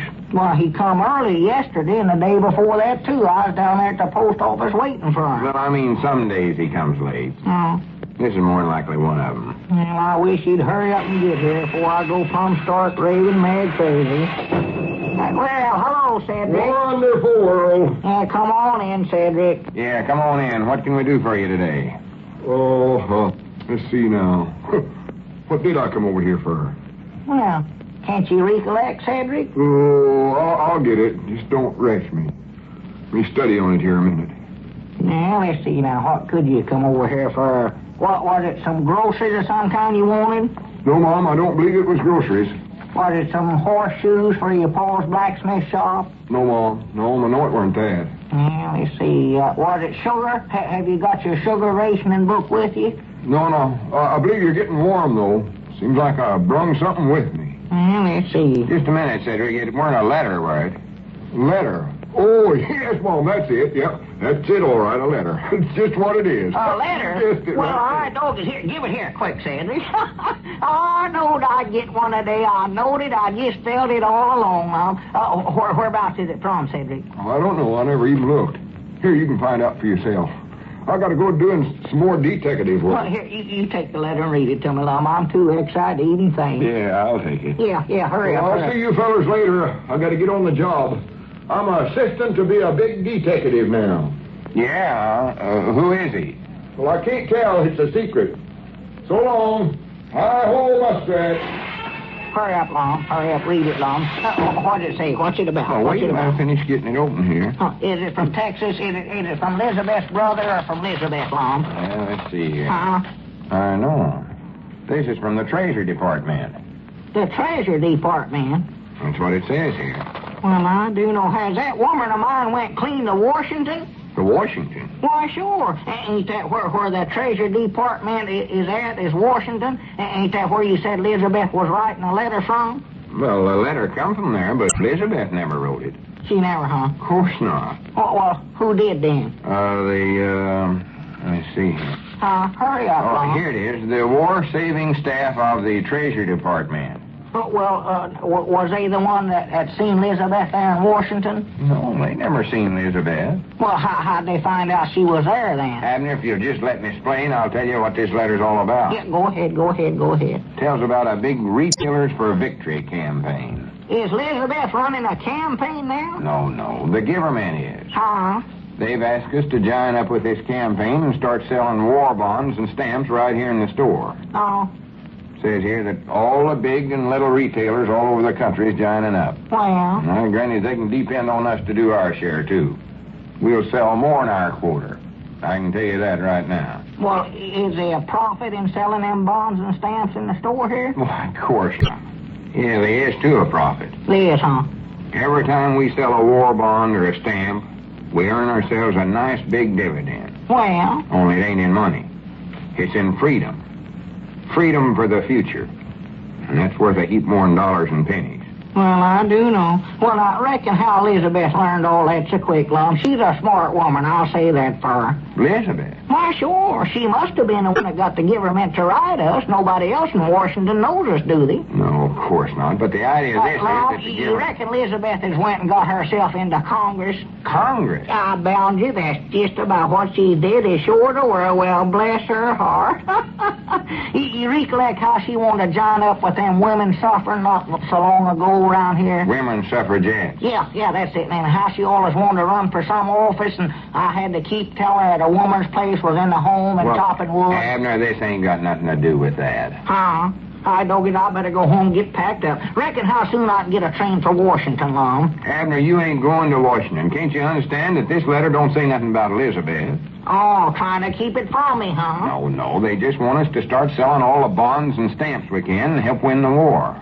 And they want us to get everybody in Pine Ridge to come in and do their share by buying them. Is that what they want? Why, sure. Now, do you understand what this is all about? Oh, yeah, sure. I understand it now. Yeah. Good. That's a relief. Doggies, that sounds like a good idea, too, this Retailers for Victory campaign.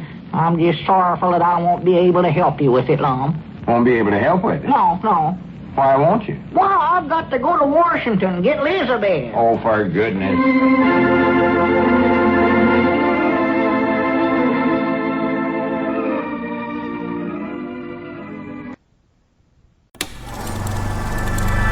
You are now tuned into Then Radio.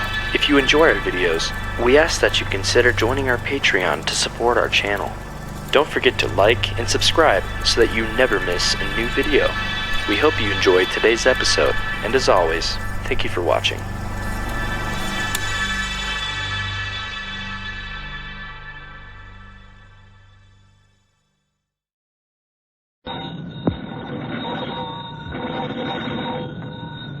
Granny's, Abner. I believe that's our ring. Doggies, Lum, I believe you're right.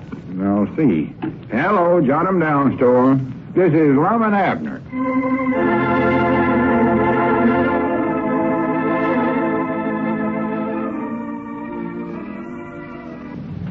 Now, let's see what's going on down in Pine Ridge.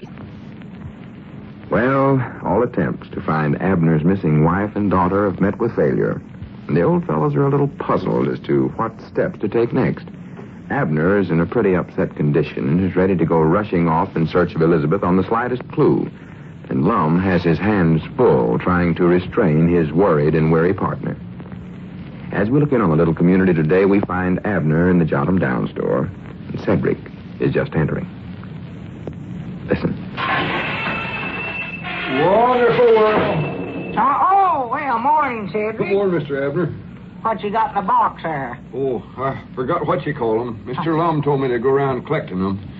Heard anything from Miss Elizabeth and Little Pearl yet? Oh, no, Cedric, ain't heard a word. Not a single word. Oh. Let's see what you got there. Yeah. Here, you take them and give them to Mr. Lum when he comes in. Yeah, sure. Oh, these are binoculars, Cedric. Yes, Mom, I believe that's what they are. Now, I reckon what Lum wants these for. I don't know. He just told me to get them. That's all I know. Them three there's all I could collect so far, though. That's all I could find. Yeah, that's curious. Now, what would Lum want with binoculars? Maybe he lost something, wants to look through these and see if he can find it. Well, I don't believe he'd go to all the trouble. Wait a minute. Reckon he could have been thinking about hunting for Elizabeth?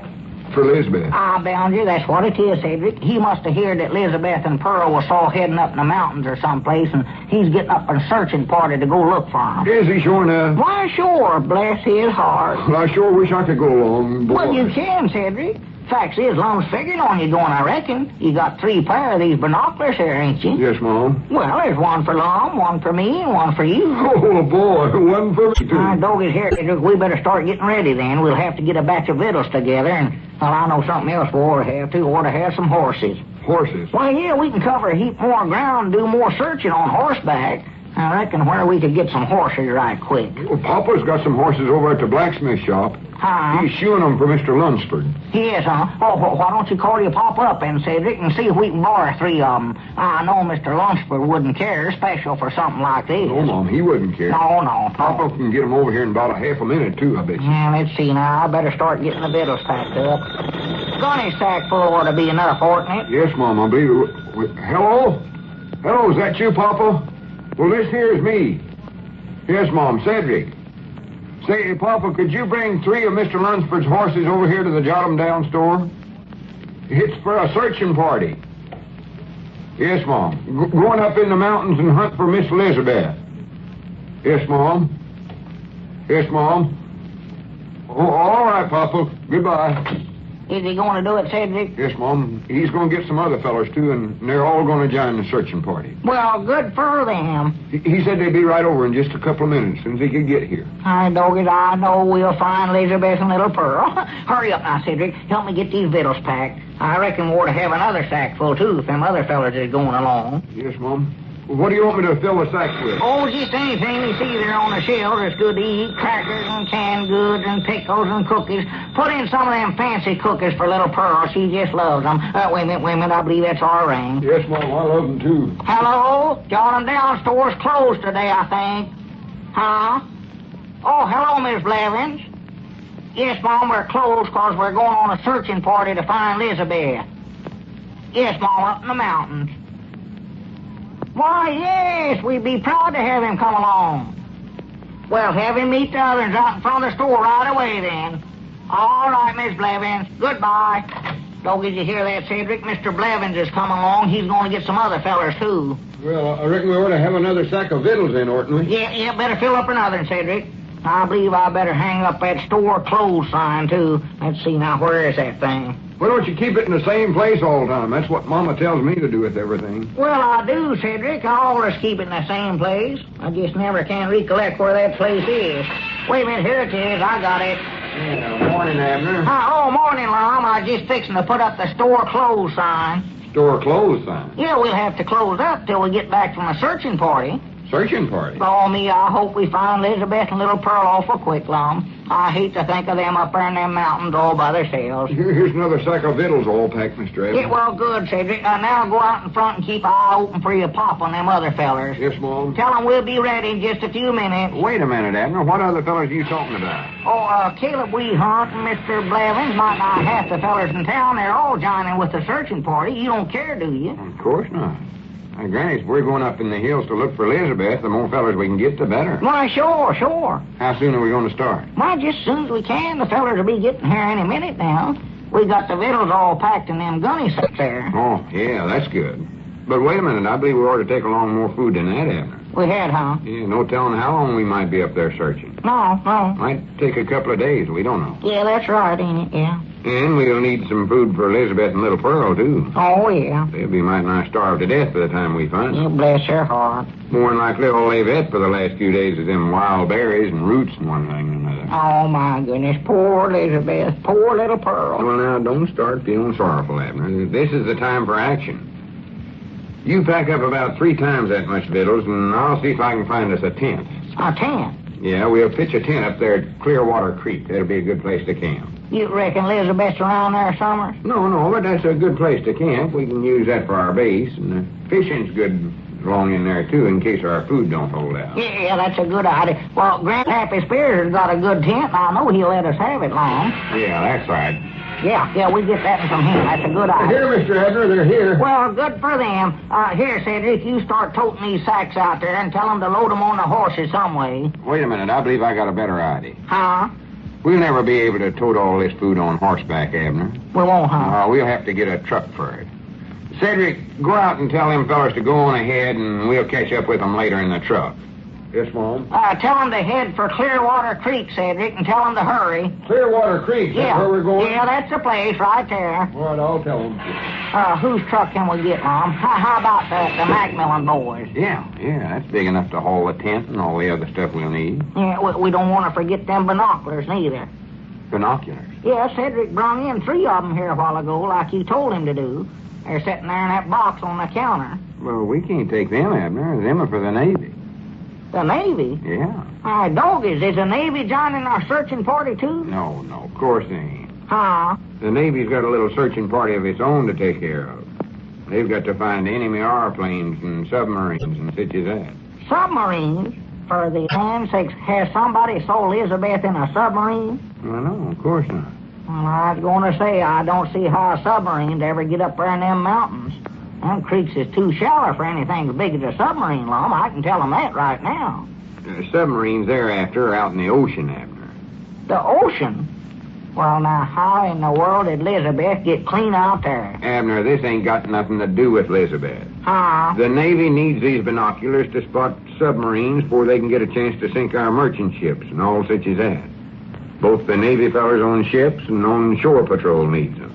Well, why do they need these here, Lum? Can't they buy their own binoculars? No, they can't. Huh? They've already got all the binoculars there is in all the stores in the country, and they still need a heap more of them.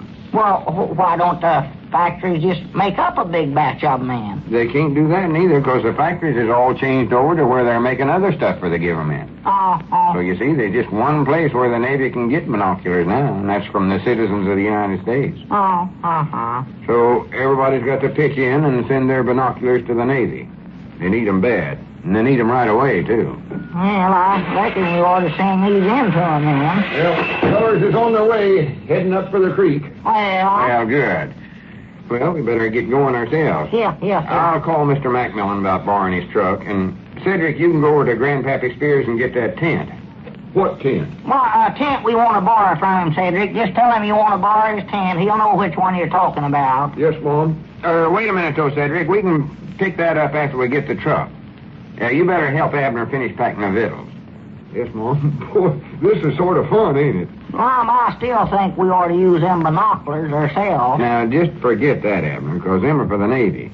I don't believe you realize how important a thing it is for the government to get them binoculars. Well, getting Elizabeth back is important, too. Of course it is. I know just how you feel, Abner, but anything that'll help win the war is more important right now than Elizabeth or you or me or any one human. Yeah. Now, come on now. We got to hurry up and get started.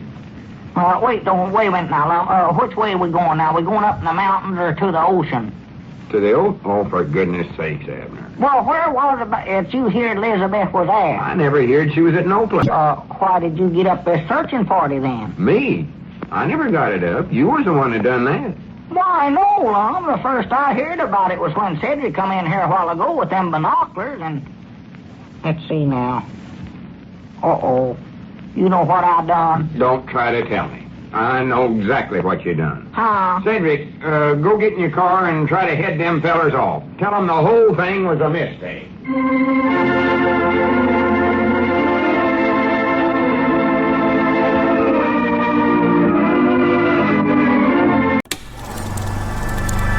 You are now tuned into Then Radio. If you enjoy our videos, we ask that you consider joining our Patreon to support our channel. Don't forget to like and subscribe so that you never miss a new video.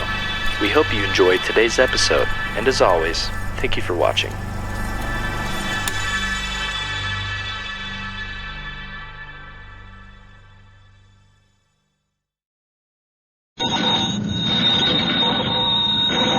Ring. Doggies, Lum, I believe you're right. I'll see. Hello, jot 'em down, store. This is Lum and Abner.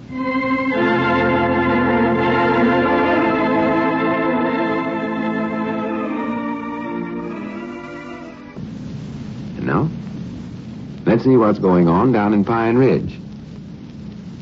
Well, One more day has rolled around with no news about Abner's missing wife and daughter. The old fellows have checked the railroad and bus stations at the county seat. They've consulted the police. In fact, they've followed every clue they've been able to dig up. But nowhere can they find any information about Elizabeth and little Pearl. As we look in on the little community today, we find Abner in the Jot 'em Down store and library. Lum is just entering. Listen. Abner! Hey, Abner, looky here. Ah, It's a letter for you. a letter? Yeah, just now picked it up at the post office. All right, dog. Who's it for? I just told you it's for you. Who's it from? Well, I reckon it's from your brother-in-law, Ed. The postmark says Texas, and it ain't Elizabeth's writing. Texas. Doggy, that's him, all right. Well, hurry up, Lum. Open it up. Read it to me. Read Well, it. Lum. here, you read it. It's your letter, not mine. Oh, well, I can't read at a time like this. Go ahead now. Read it for me, Lum, Yeah, please. I'll read it for you. Yeah, go ahead. Read it. Now I'll find out where Elizabeth's at. Yeah, I'm going to tell her to come right back home. Fact is, I believe I'll do it right now. Where's some writing paper? I'm going to answer that letter. Well, wait a minute. Wait till you hear the letter before you answer it. You don't know what it says yet. Yeah, that's right. Yeah, hurry up. Read it, Lum. Read it. That's what I'm trying to do. If you Go just catch ahead. up for a Well, minute. go on. Dear Abner. Yeah. Huh? That's how it starts out. Dear Abner. Oh, well, that's it, all right. That's the way he always starts out. I start mine different to him, though. I say, Dear Ed. That's what I say. Dear Abner, received your letter telling us that Elizabeth and little Pearl was coming here to visit us. Well? However, we must have misunderstood your letter because so far they have not arrived. Not arrived? Why, they've had plenty of time to get there. We have met every train for the last 3 days but have not saw them. Well, he don't have to meet every train. Just the passengers will be enough. I don't think they're going on a freight. Please write and tell us when they will be here. Well, Lum, do you reckon something could have happened to them on their way down there? Well, no, not necessary. More than likely went somewhere else, that's all. Somewhere's hell? Why, sure. There's lots of other places they could have went to, you know. Where? Well, I don't know. It's what we got to find out. Oh. You oughtn't have told Ed that Elizabeth and Pearl was definite coming to his place, Abner. Well, that's where Elizabeth always goes again. She wants to make a trip summers long. I've told you 1,000 or 100 times before you oughtn't to jump at conclusions that way, Abner. Yeah, I know. You're going to have your brother-in-law going down to the depot meeting every train that comes into Texas from now on. He's more likely to give up his job to do it, and then he'll go broke, and pretty soon his whole family will starve to death. Oh, well, Lum, I never meant to do all that. Well, don't worry. It won't go that far, I don't think. Won't, huh? I'm just giving you an example to show you what this conclusion jumping of yours can lead to. Yeah. Here, let me finish reading your letter. Oh, is there some more to it? Yeah, this might give us more information. Yeah, sure. Where was I at? Oh, yeah. We are all fine here. I went hog wild the other day, and for Amy's birthday... That's his woman, Amy. Uh-huh. And for Amy's birthday, I bought her a second-hand washing machine. Yeah, he always was wonderful for fancy gadgets. Amy likes it just fine. Well, Opal is that's doing... his oldest daughter, Opal. Yeah. Opal is doing canteen work for the Army boys and likes it just fine. Well, bless her heart. Bless her little heart. Aunt Ione has went to work in a defense plant near here as a riveter. Riveter? Yeah. She says she likes it just fine. Ah. Her birthday is next week, so if you think of it, you might send her a nice pair of overalls. What size? It don't say. Oh. Well, must close now. Everything here is just fine. Everything's fine, ain't it? Well, that's fine. Yeah, everything's always fine with Ed. Never had a sad day in his life, I don't reckon. Write soon and tell us when to expect Elizabeth and Pearl. Wish you could come along with them, but know you have to stay there and keep the old nose to the grindstone. Ha ha. What are you laughing about, Lum? Ed laughed. Oh. I mean, he put it in a letter. Oh, he thinks he said something funny there. Oh. He's a joshing sort of a feller. And he always laughs at his own jokes, you know. Hope everything there is just fine. Yours truly, Ed. Well, Ed writes a nice letter, Abner. Yeah, but he never told me where Elizabeth is, though. Well, at least we know now that she ain't there. No. So that illuminates your brother-in-law's place. And means we got to start looking everywhere else we can think of. I don't know no place else to start looking. No. Whose car is that out there? Over there across the street. Never seen that car around Pine Ridge before. Don't believe I haven't either. It's stopping out there.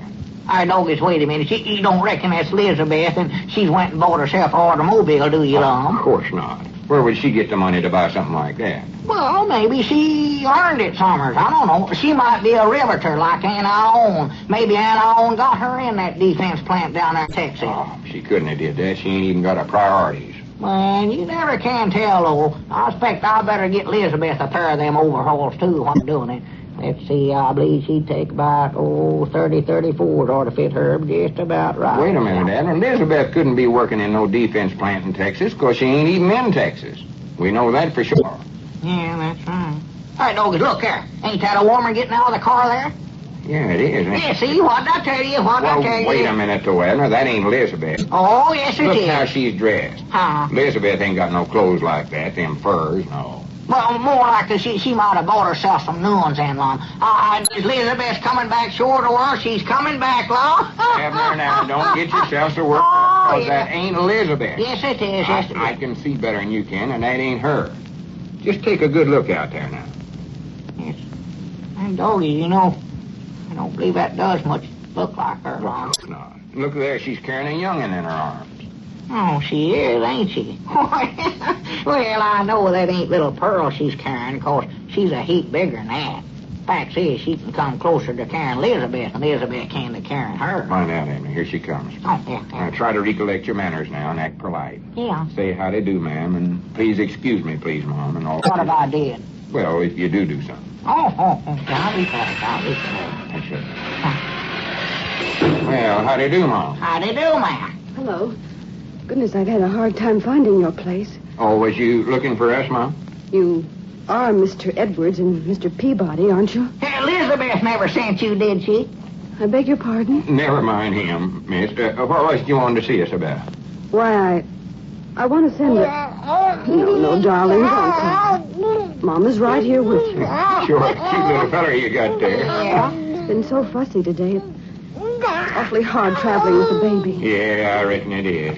Well, what I wanted was to send a money order. Money order? Yes, this is the post office, isn't it? Well, no, Mom. The post office is across the street there. Yeah, over in Dick Huddleston's store. He runs it. Oh, dear, I can't seem to get anything right today. It's across the street, you say? Yes, Mom.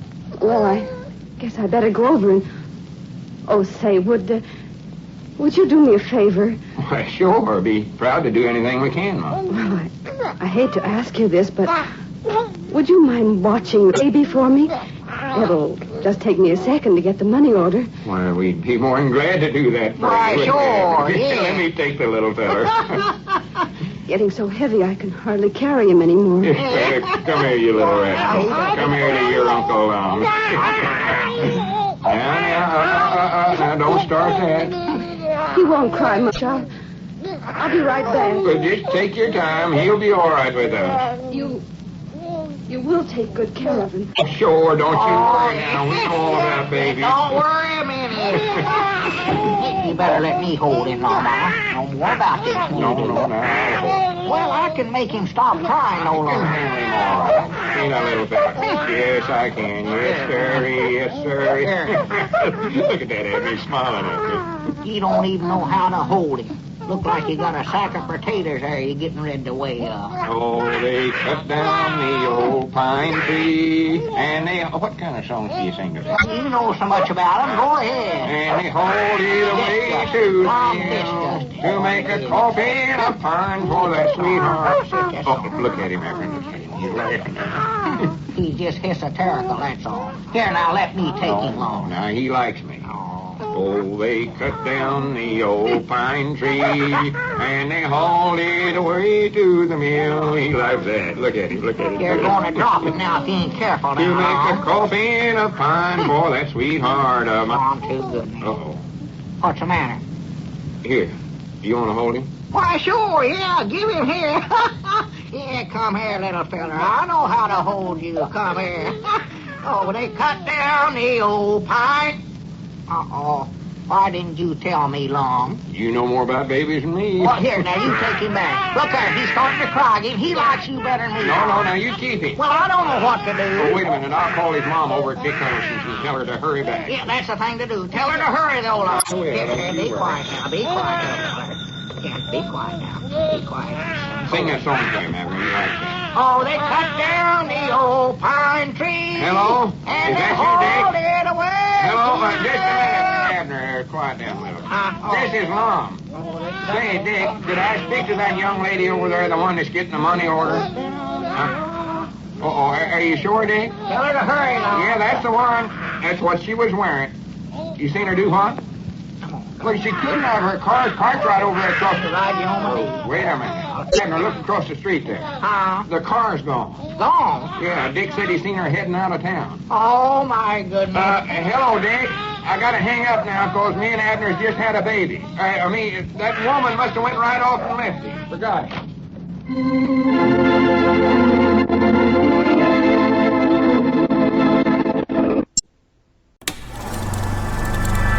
You are now tuned into Then Radio. If you enjoy our videos, we ask that you consider joining our Patreon to support our channel. Don't forget to like and subscribe so that you never miss a new video.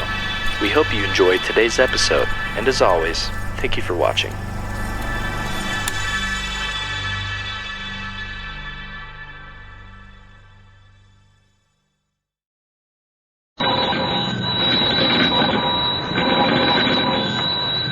Granny's, Abner. I believe that's our ring. Hi, Doggy's Lum. I believe you're right. I'll see. Hello, jot 'em down, store. This is Lum and Abner.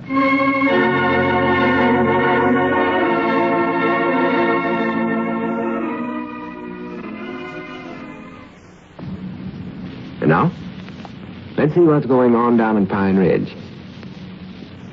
Well, Pine Ridge is still minus 2 of its citizens, Elizabeth and little Pearl, but it's now acquired a new citizen, at least temporarily. A young woman appeared at the Jot 'em Down store and left her baby with Lum and Abner while she went to the post office to buy a money order. However, she never went to the post office, nor did she return for her baby. And so far, no trace of her has been found. As we look at the little community today, we find Abner in the Jot 'em Down store and library. Lum has just entered. Listen. Yeah, morning, Lum. Whereabouts is the baby? Oh, let me sit down here. I'm wore to a frazzle. Oh. Wore to a frazzle. Hey, where's the baby at? Oh, I left him over at the place there. By himself? No, I got Mousey to come over and stay with him. Mousey, now what does he know about taking care of babies? Well, I just give him instructions what to do. Just takes a little common sense, that's all. Women folks always make a lot of fuss over taking care of babies, but that's just a lot of husk and shuckings. How'd you get along with him last night? Oh, fine, dandy. Weren't nothing to it. Well, what you so wore out for then? You look like you never had a wink of sleep. Well, I did get up once or twice with him. Just routine stuff, though. Just checking up on him. He cried a little bit long, about 10 o'clock, and I got up to see what was wrong with him. What was wrong with him? Well, I never did find out. I got him right back to sleep, though, in an hour or two. Maybe 3, I don't recollect. You mean he cried for 3 hours? Well, not study. He'd let up once in a while, especially when I'd swing him up over my head. Was you swinging him around in the air in the middle of the night? Well, he seemed to like it. My arms got awful tired. To sleep? Oh, yeah, sure. He went to sleep all right. I don't know, but I believe I must have some magic touch with young'uns. He went right to sleep after a while. Of course, a funny thing happened then. Funny thing? Yeah, I hate to tell it on myself. When he finally went to sleep, he was so doggone quiet that I got to worrying about him, so I got up to see why he wasn't making more noise, and then that woke him up, and he started crying all over again. He did? Doggies, now you're going to ruin that baby. No, I ain't. It's natural for babies to cry. Besides, he never cried much the second time, just a couple of hours is all. Couple of hours? Yeah, I got him back to sleep again. I sat up in my rocking chair and rocked him the rest of the night. For the land's sakes, Lum, that ain't no way to do with a baby. You're going to spoil him that way. Now, you better let me take him home with me tonight. No, now, he's sort of used to it over at my place for now. Ain't good to drag young'uns all over the country to a lot of different places. Besides, Elizabeth ain't showed up yet to take care of him. Well, I can do it. I'd do it heap better than you were doing. I can tell you that right now. No, you couldn't, Abner. Yes, You still got them old-timey ideas about raising young'uns. Wait a minute, I believe that's our ring. Yeah, my ideas might be old-timey, but they don't keep a young'un crying all night long, I'll tell you that. Hello, Jot 'em Down store, library, and publishing company. Eddards talking. I just tried for it. Oh, hello, Mousey. What's the trouble? Rock him all night. Yes, huh? Well, maybe he's a little hungry. Yeah, better give him some more milk. Tell him to warm it up first, Lum. Warm it up first, Mousey. Oh, I don't know, about a quart, I reckon. That's way too much, Lum. Make that a pint, Mousey. That's still too much. Well, give him as much as he wants and see how that works, Mousey. Yeah, call me back and let me know. All right, Mousey. Goodbye. Doggies, Lum, you don't even know how you're supposed to feed him. Well, I hate to see the little feller starve to death. Wouldn't hurt to fatten him up a little. He's fat enough just like he is. I recollect when little Pearl was about his age, she never weighed no more than Wonderful world. Oh, howdy, Cedric. Oh, howdy, Mr. Abner, Mr. Lum. Well, I got some news for you, Mr. Uncle Henry Lunsford told me about it. Uncle Henry, the town marshal? Yes, Mom. Oh. Yeah, I told Uncle Henry to check up on that woman that left the baby, Abner. Oh. What did he find out, Cedric? Well, he said to tell you he ain't found out nothing so far. Nobody knows nothing. Well, didn't nobody get the license number on her car or see what state it was from or nothing? No, Mom. Nobody knows nothing, he said. Doggies, Lum, this is curious, you know what? First Elizabeth and little Pearl runs off, and we don't hear a single word from them, and now this woman disappears and leaves a little young'un in our store. We don't know where she went or nothing. Yeah, it does look mighty curious, don't it? Yes, sir. I reckon what a woman like her'd want to run off and leave a little baby for. Special, such a cute one. Well, maybe she's just poor and couldn't afford to take care of it no more. Well, that woman never looked poor, though. She's wearing nice clothes and driving her own car. Yeah. No, that couldn't have been it. No, I reckon not. No. There's something mysterious there, and I aim to find out what it is, too. I wish we could. First thing we got to do is find out who that woman is. Yeah. She sure likes to ask questions, don't she?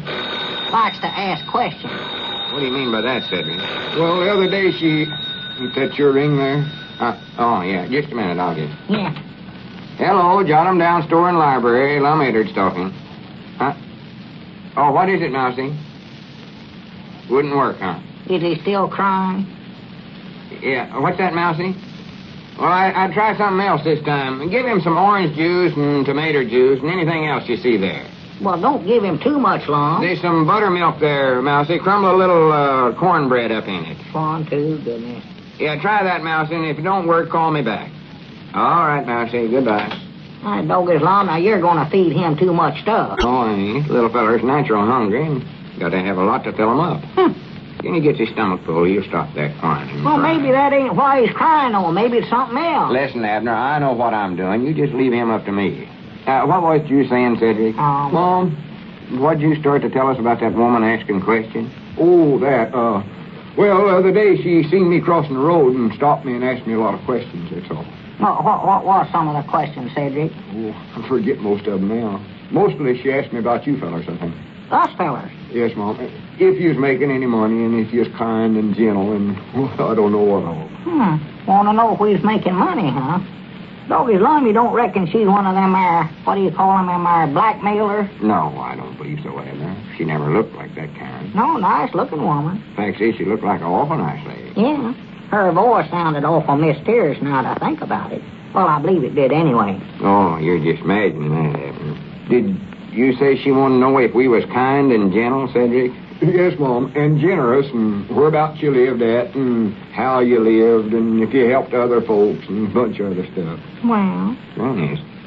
That sort of looks like she is definite aiming on leaving the baby with us when she come in here, don't it? Yeah. Else she wouldn't ever have bothered to find out all that stuff about it. Why, no. She asked whereabouts your store was at, too, and where the post office was at. Recollect that now. Did she ask that, Cedric? Yes, Mom. Well, that shows she ain't a very smart woman right there, Lum, 'cause she got that all mixed up when she come in here. She thought this was a post office. No, she didn't, Abner. I see through the whole thing now. She just used that as an excuse to get us to hold the baby for her. She did, huh? Well, she said she wanted to get a money order, but Dick said he never sold her, and she never even asked for one. No, I know that. No.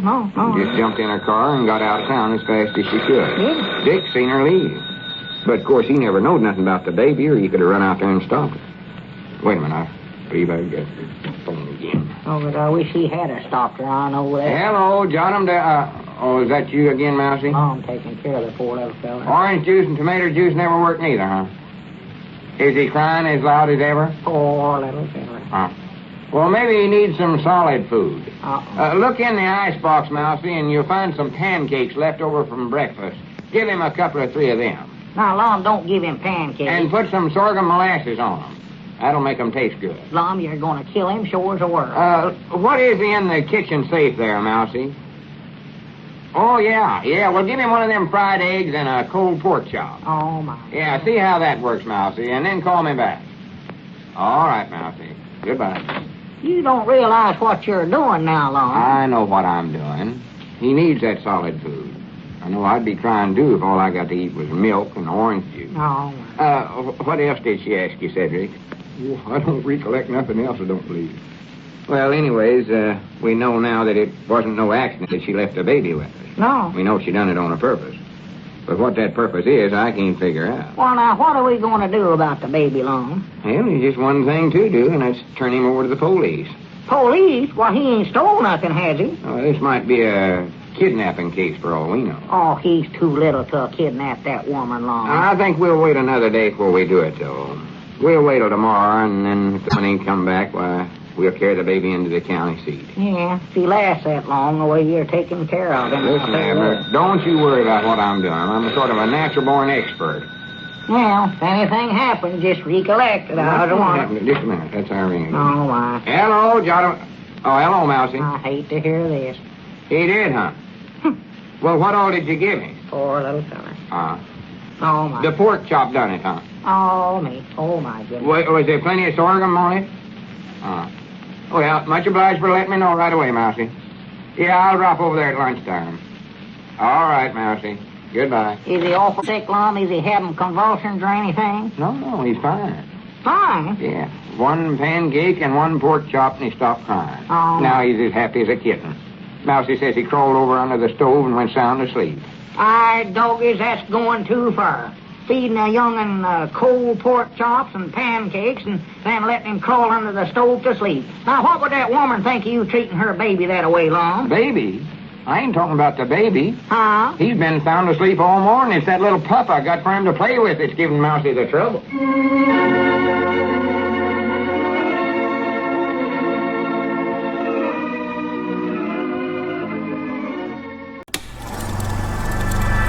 You are now tuned into Then Radio. If you enjoy our videos, we ask that you consider joining our Patreon to support our channel. Don't forget to like and subscribe so that you never miss a new video. We hope you enjoyed today's episode, and as always, thank you for watching.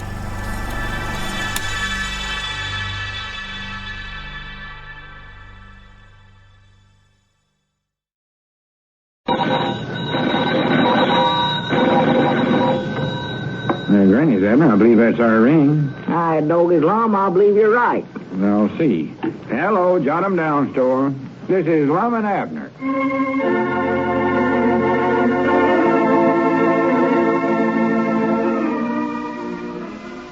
Now, let's see what's going on down in Pine Ridge.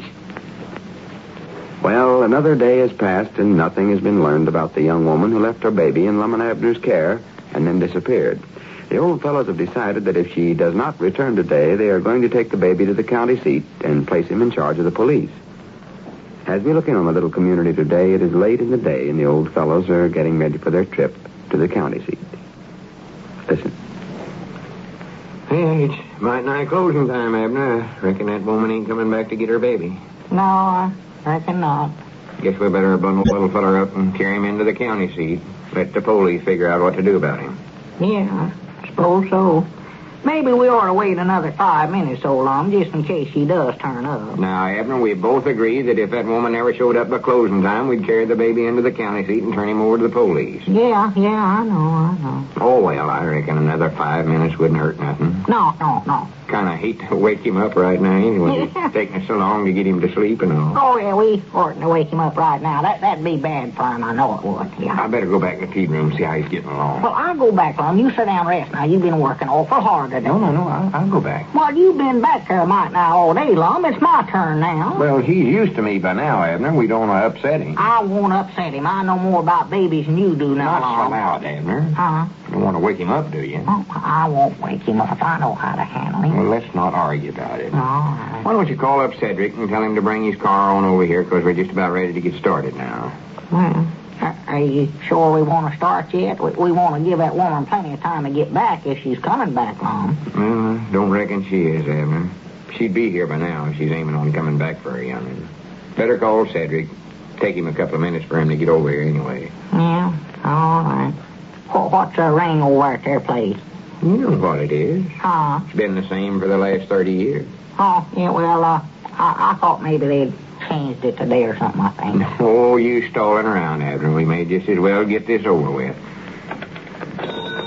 Sort of hate to see the little feller go myself. I don't know what else to do. We can't take care of him. Elizabeth had just come back while she could look at him. Hello? Cedric? Well, I reckon you can come over in your car and get us now. Uh-huh. Of course, now, if you got anything else to do and can't make it... No, Abner, don't tell him that. We better get the baby to the proper authorities. Yeah, well, all right, Cedric. I reckon that'll have to be all right then. Goodbye. Huh? Oh, wonderful world. Dad, blame it. What's the matter? Why, he says he can come right over. Well, that's what we want him to do. Yeah. There ain't no use fooling ourselves, Abner. We can't keep no baby. In the first place, he don't belong to us. Well, his mama went off and left him here with us so long. Yeah, but she'll want him back. Don't worry about that. And if she don't want him back, I'll bound you there's somebody that does. Oh, yes, cute as he is. This whole thing's awful curious to me, Abner. And there ain't no telling what trouble we might be getting ourselves into by keeping that young'un. Yeah, it does seem sort of peculiar, all right. Might be a big ring of crooks of some kind. Me and you'd wind up in a penitentiary. Oh, my goodness. And even if that didn't happen, me and you ain't no fellers to be bringing up a little tot like him. Well, I know how to bring him up, Lum. Well, it ain't that so much. I'm a natural-born expert on babies myself. But the point is, me and you just ain't got the time. We got the store here to run. I've got my publishing business to look after. Yeah. I ain't printed a single thing since the baby got here. Yeah, well, he does take a heap of time, all right. And he's a lot of bother around the store here, too. Look at all the damage he's done just crawling around here today. Knocked over them cans of sorghum molasses and spilled them all over the floor and tipped over a box of soda crackers and they got them in the molasses. Yeah, well, of course, he never meant to do that, though. Well, no, naturally never, but he done it just the same. Yeah. And then he gets to crying, and we can't hardly hear what anybody's saying on the telephone or nothing. Oh, well, he's a bother, all right, yeah. And when we ain't trying to study up some way to get him to stop crying, we're trying to figure out what's best to feed him. Yeah, he's a problem. Yeah. And he's liable to get into that ant poison or something like that. Oh, my goodness. And then he'd get sick, and we wouldn't know what to do for him. Be our fault, too, for letting him crawl around the store. Yeah, well, it just ain't no sense in taking on more trouble for ourselves. And for him, I reckon. And when folks comes in here, they want to stand there and play with the baby, and they get so interested in him, they forget to buy any groceries. Yeah, well, he's going to run our business. We ain't careful. That's just about what he'll do, yeah. No, Abner, there just ain't no two ways about it. We got to get shut of him. And the quicker we do it, the better off we'll be. When we get attached to him. Well, I reckon you're right, Lum. I guess that's a thing to do, all right. Just get shut of him. I hate to think about it, but I guess that's a thing to do. Well, that's what we're going to do, then. It's only a sensible thing to do. Why, of course it is. Of course it is. All right, doggies, look out there, Lum. Huh? There's Cedric driving up in his car out there. And he never wasted no time, did he? Well, I'm glad he never. Now we can get going. You want me to go get the baby ready for the trip? No, I'll do it. Well, hurry up, then. Now, we don't want to get ourselves in a penitentiary. Hurry up, Lum. Get going. Yeah, I will. Just a second. Well, Cedric's out there waiting. I know that. I can see him. Well, why don't you hurry up, then? Abner, you run out and tell Cedric to wait a few minutes. There's a couple of things I got to take care of first. What things? Oh, just different stuff. Huh? All those things a feller's got to do before he makes a trip this way. Like what, for instance? Oh, like, well, I got to shine my shoes, for one thing. Shine your shoes? I always shine my shoes before I go to the county seat. Why, Lum, Eddards, I never heard of such a thing in my whole life. I never once seen you shine your shoes before you went into the county seat, and you know. Well, I'm starting this week. It's a good idea to keep looking neat that way. Yes, It's good for business reasons. You ought to start shining your shoes, too, Abner. Well, I'll shine my shoes, but I ain't got time to do it right now, Lum. We got to get in the county seat. Wonderful world. Oh, come on in, Cedric. Oh, ain't you fellas ready yet? Well, we're just about ready, Cedric. Soon as Lum gets the baby fixed up, why, then we'll be ready. Yeah, we may have to wait a little bit, Cedric. You ain't no big rush, are you? No, Mom, I reckon not. You said for me to come right on over, though. Yeah, well, we was in a hurry at that time, Cedric, but, well, Lum's got to get him ready, for the trip and all such as that. See, the baby's asleep right now, Cedric, and it's awful bad thing to take a sleeping baby in a car. Awful bad thing to do. Yeah. Well, Lum, if he's sleeping, we... Wait a minute. Did you hear that? Huh? He's awake. Can't you hear him crying? I can't hear nothing. Huh? That's just your imagination again. No, it ain't my imagination either. I can hear him, too, Mr. Lum. Why, sure. You can, huh? Yes, Mom, I can hear him good. Yeah, I reckon you better get him while he's awake, Lum.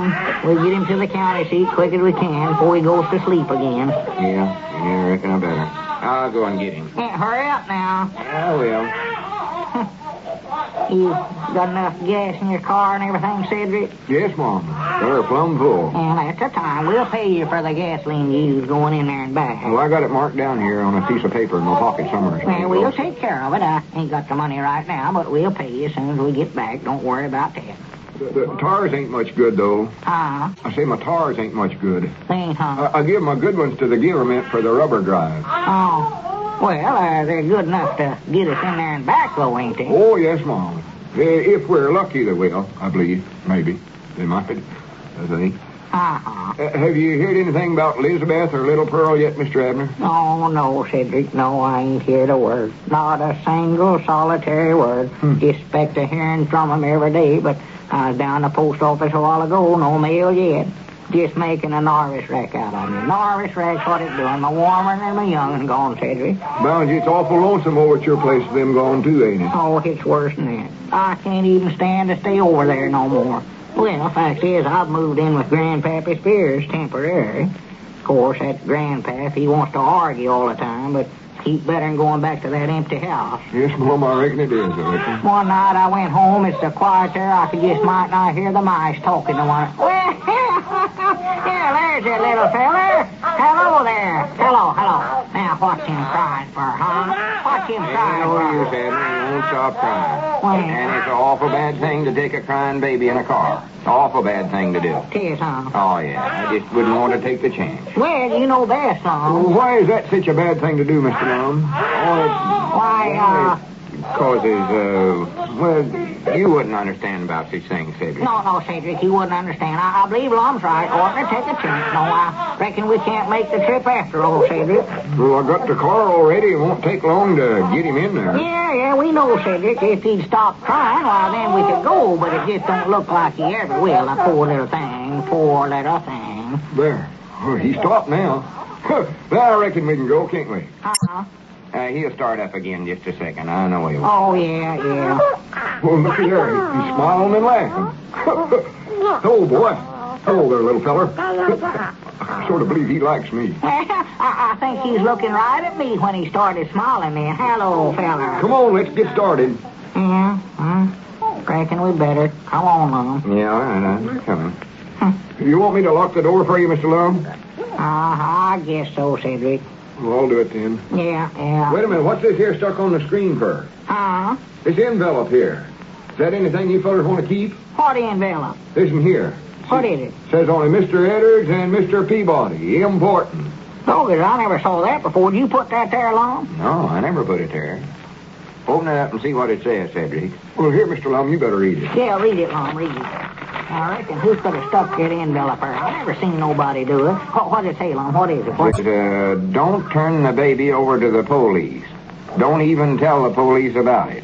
Keep the baby and keep your mouth closed. Huh? Heed this warning and you will live much longer. Don't turn the baby over to the police. Don't even tell the police about it. Keep the baby and keep your mouth closed. Huh? Heed this warning and you will live much longer. Signed, the Black Pelican. Oh, my goodness, listen to that, Lum. Yeah, that's good news, ain't it? Good news? Why, didn't you hear they threatened our lives? Oh, yeah, but who cares about anything like that? We get to keep the baby, though.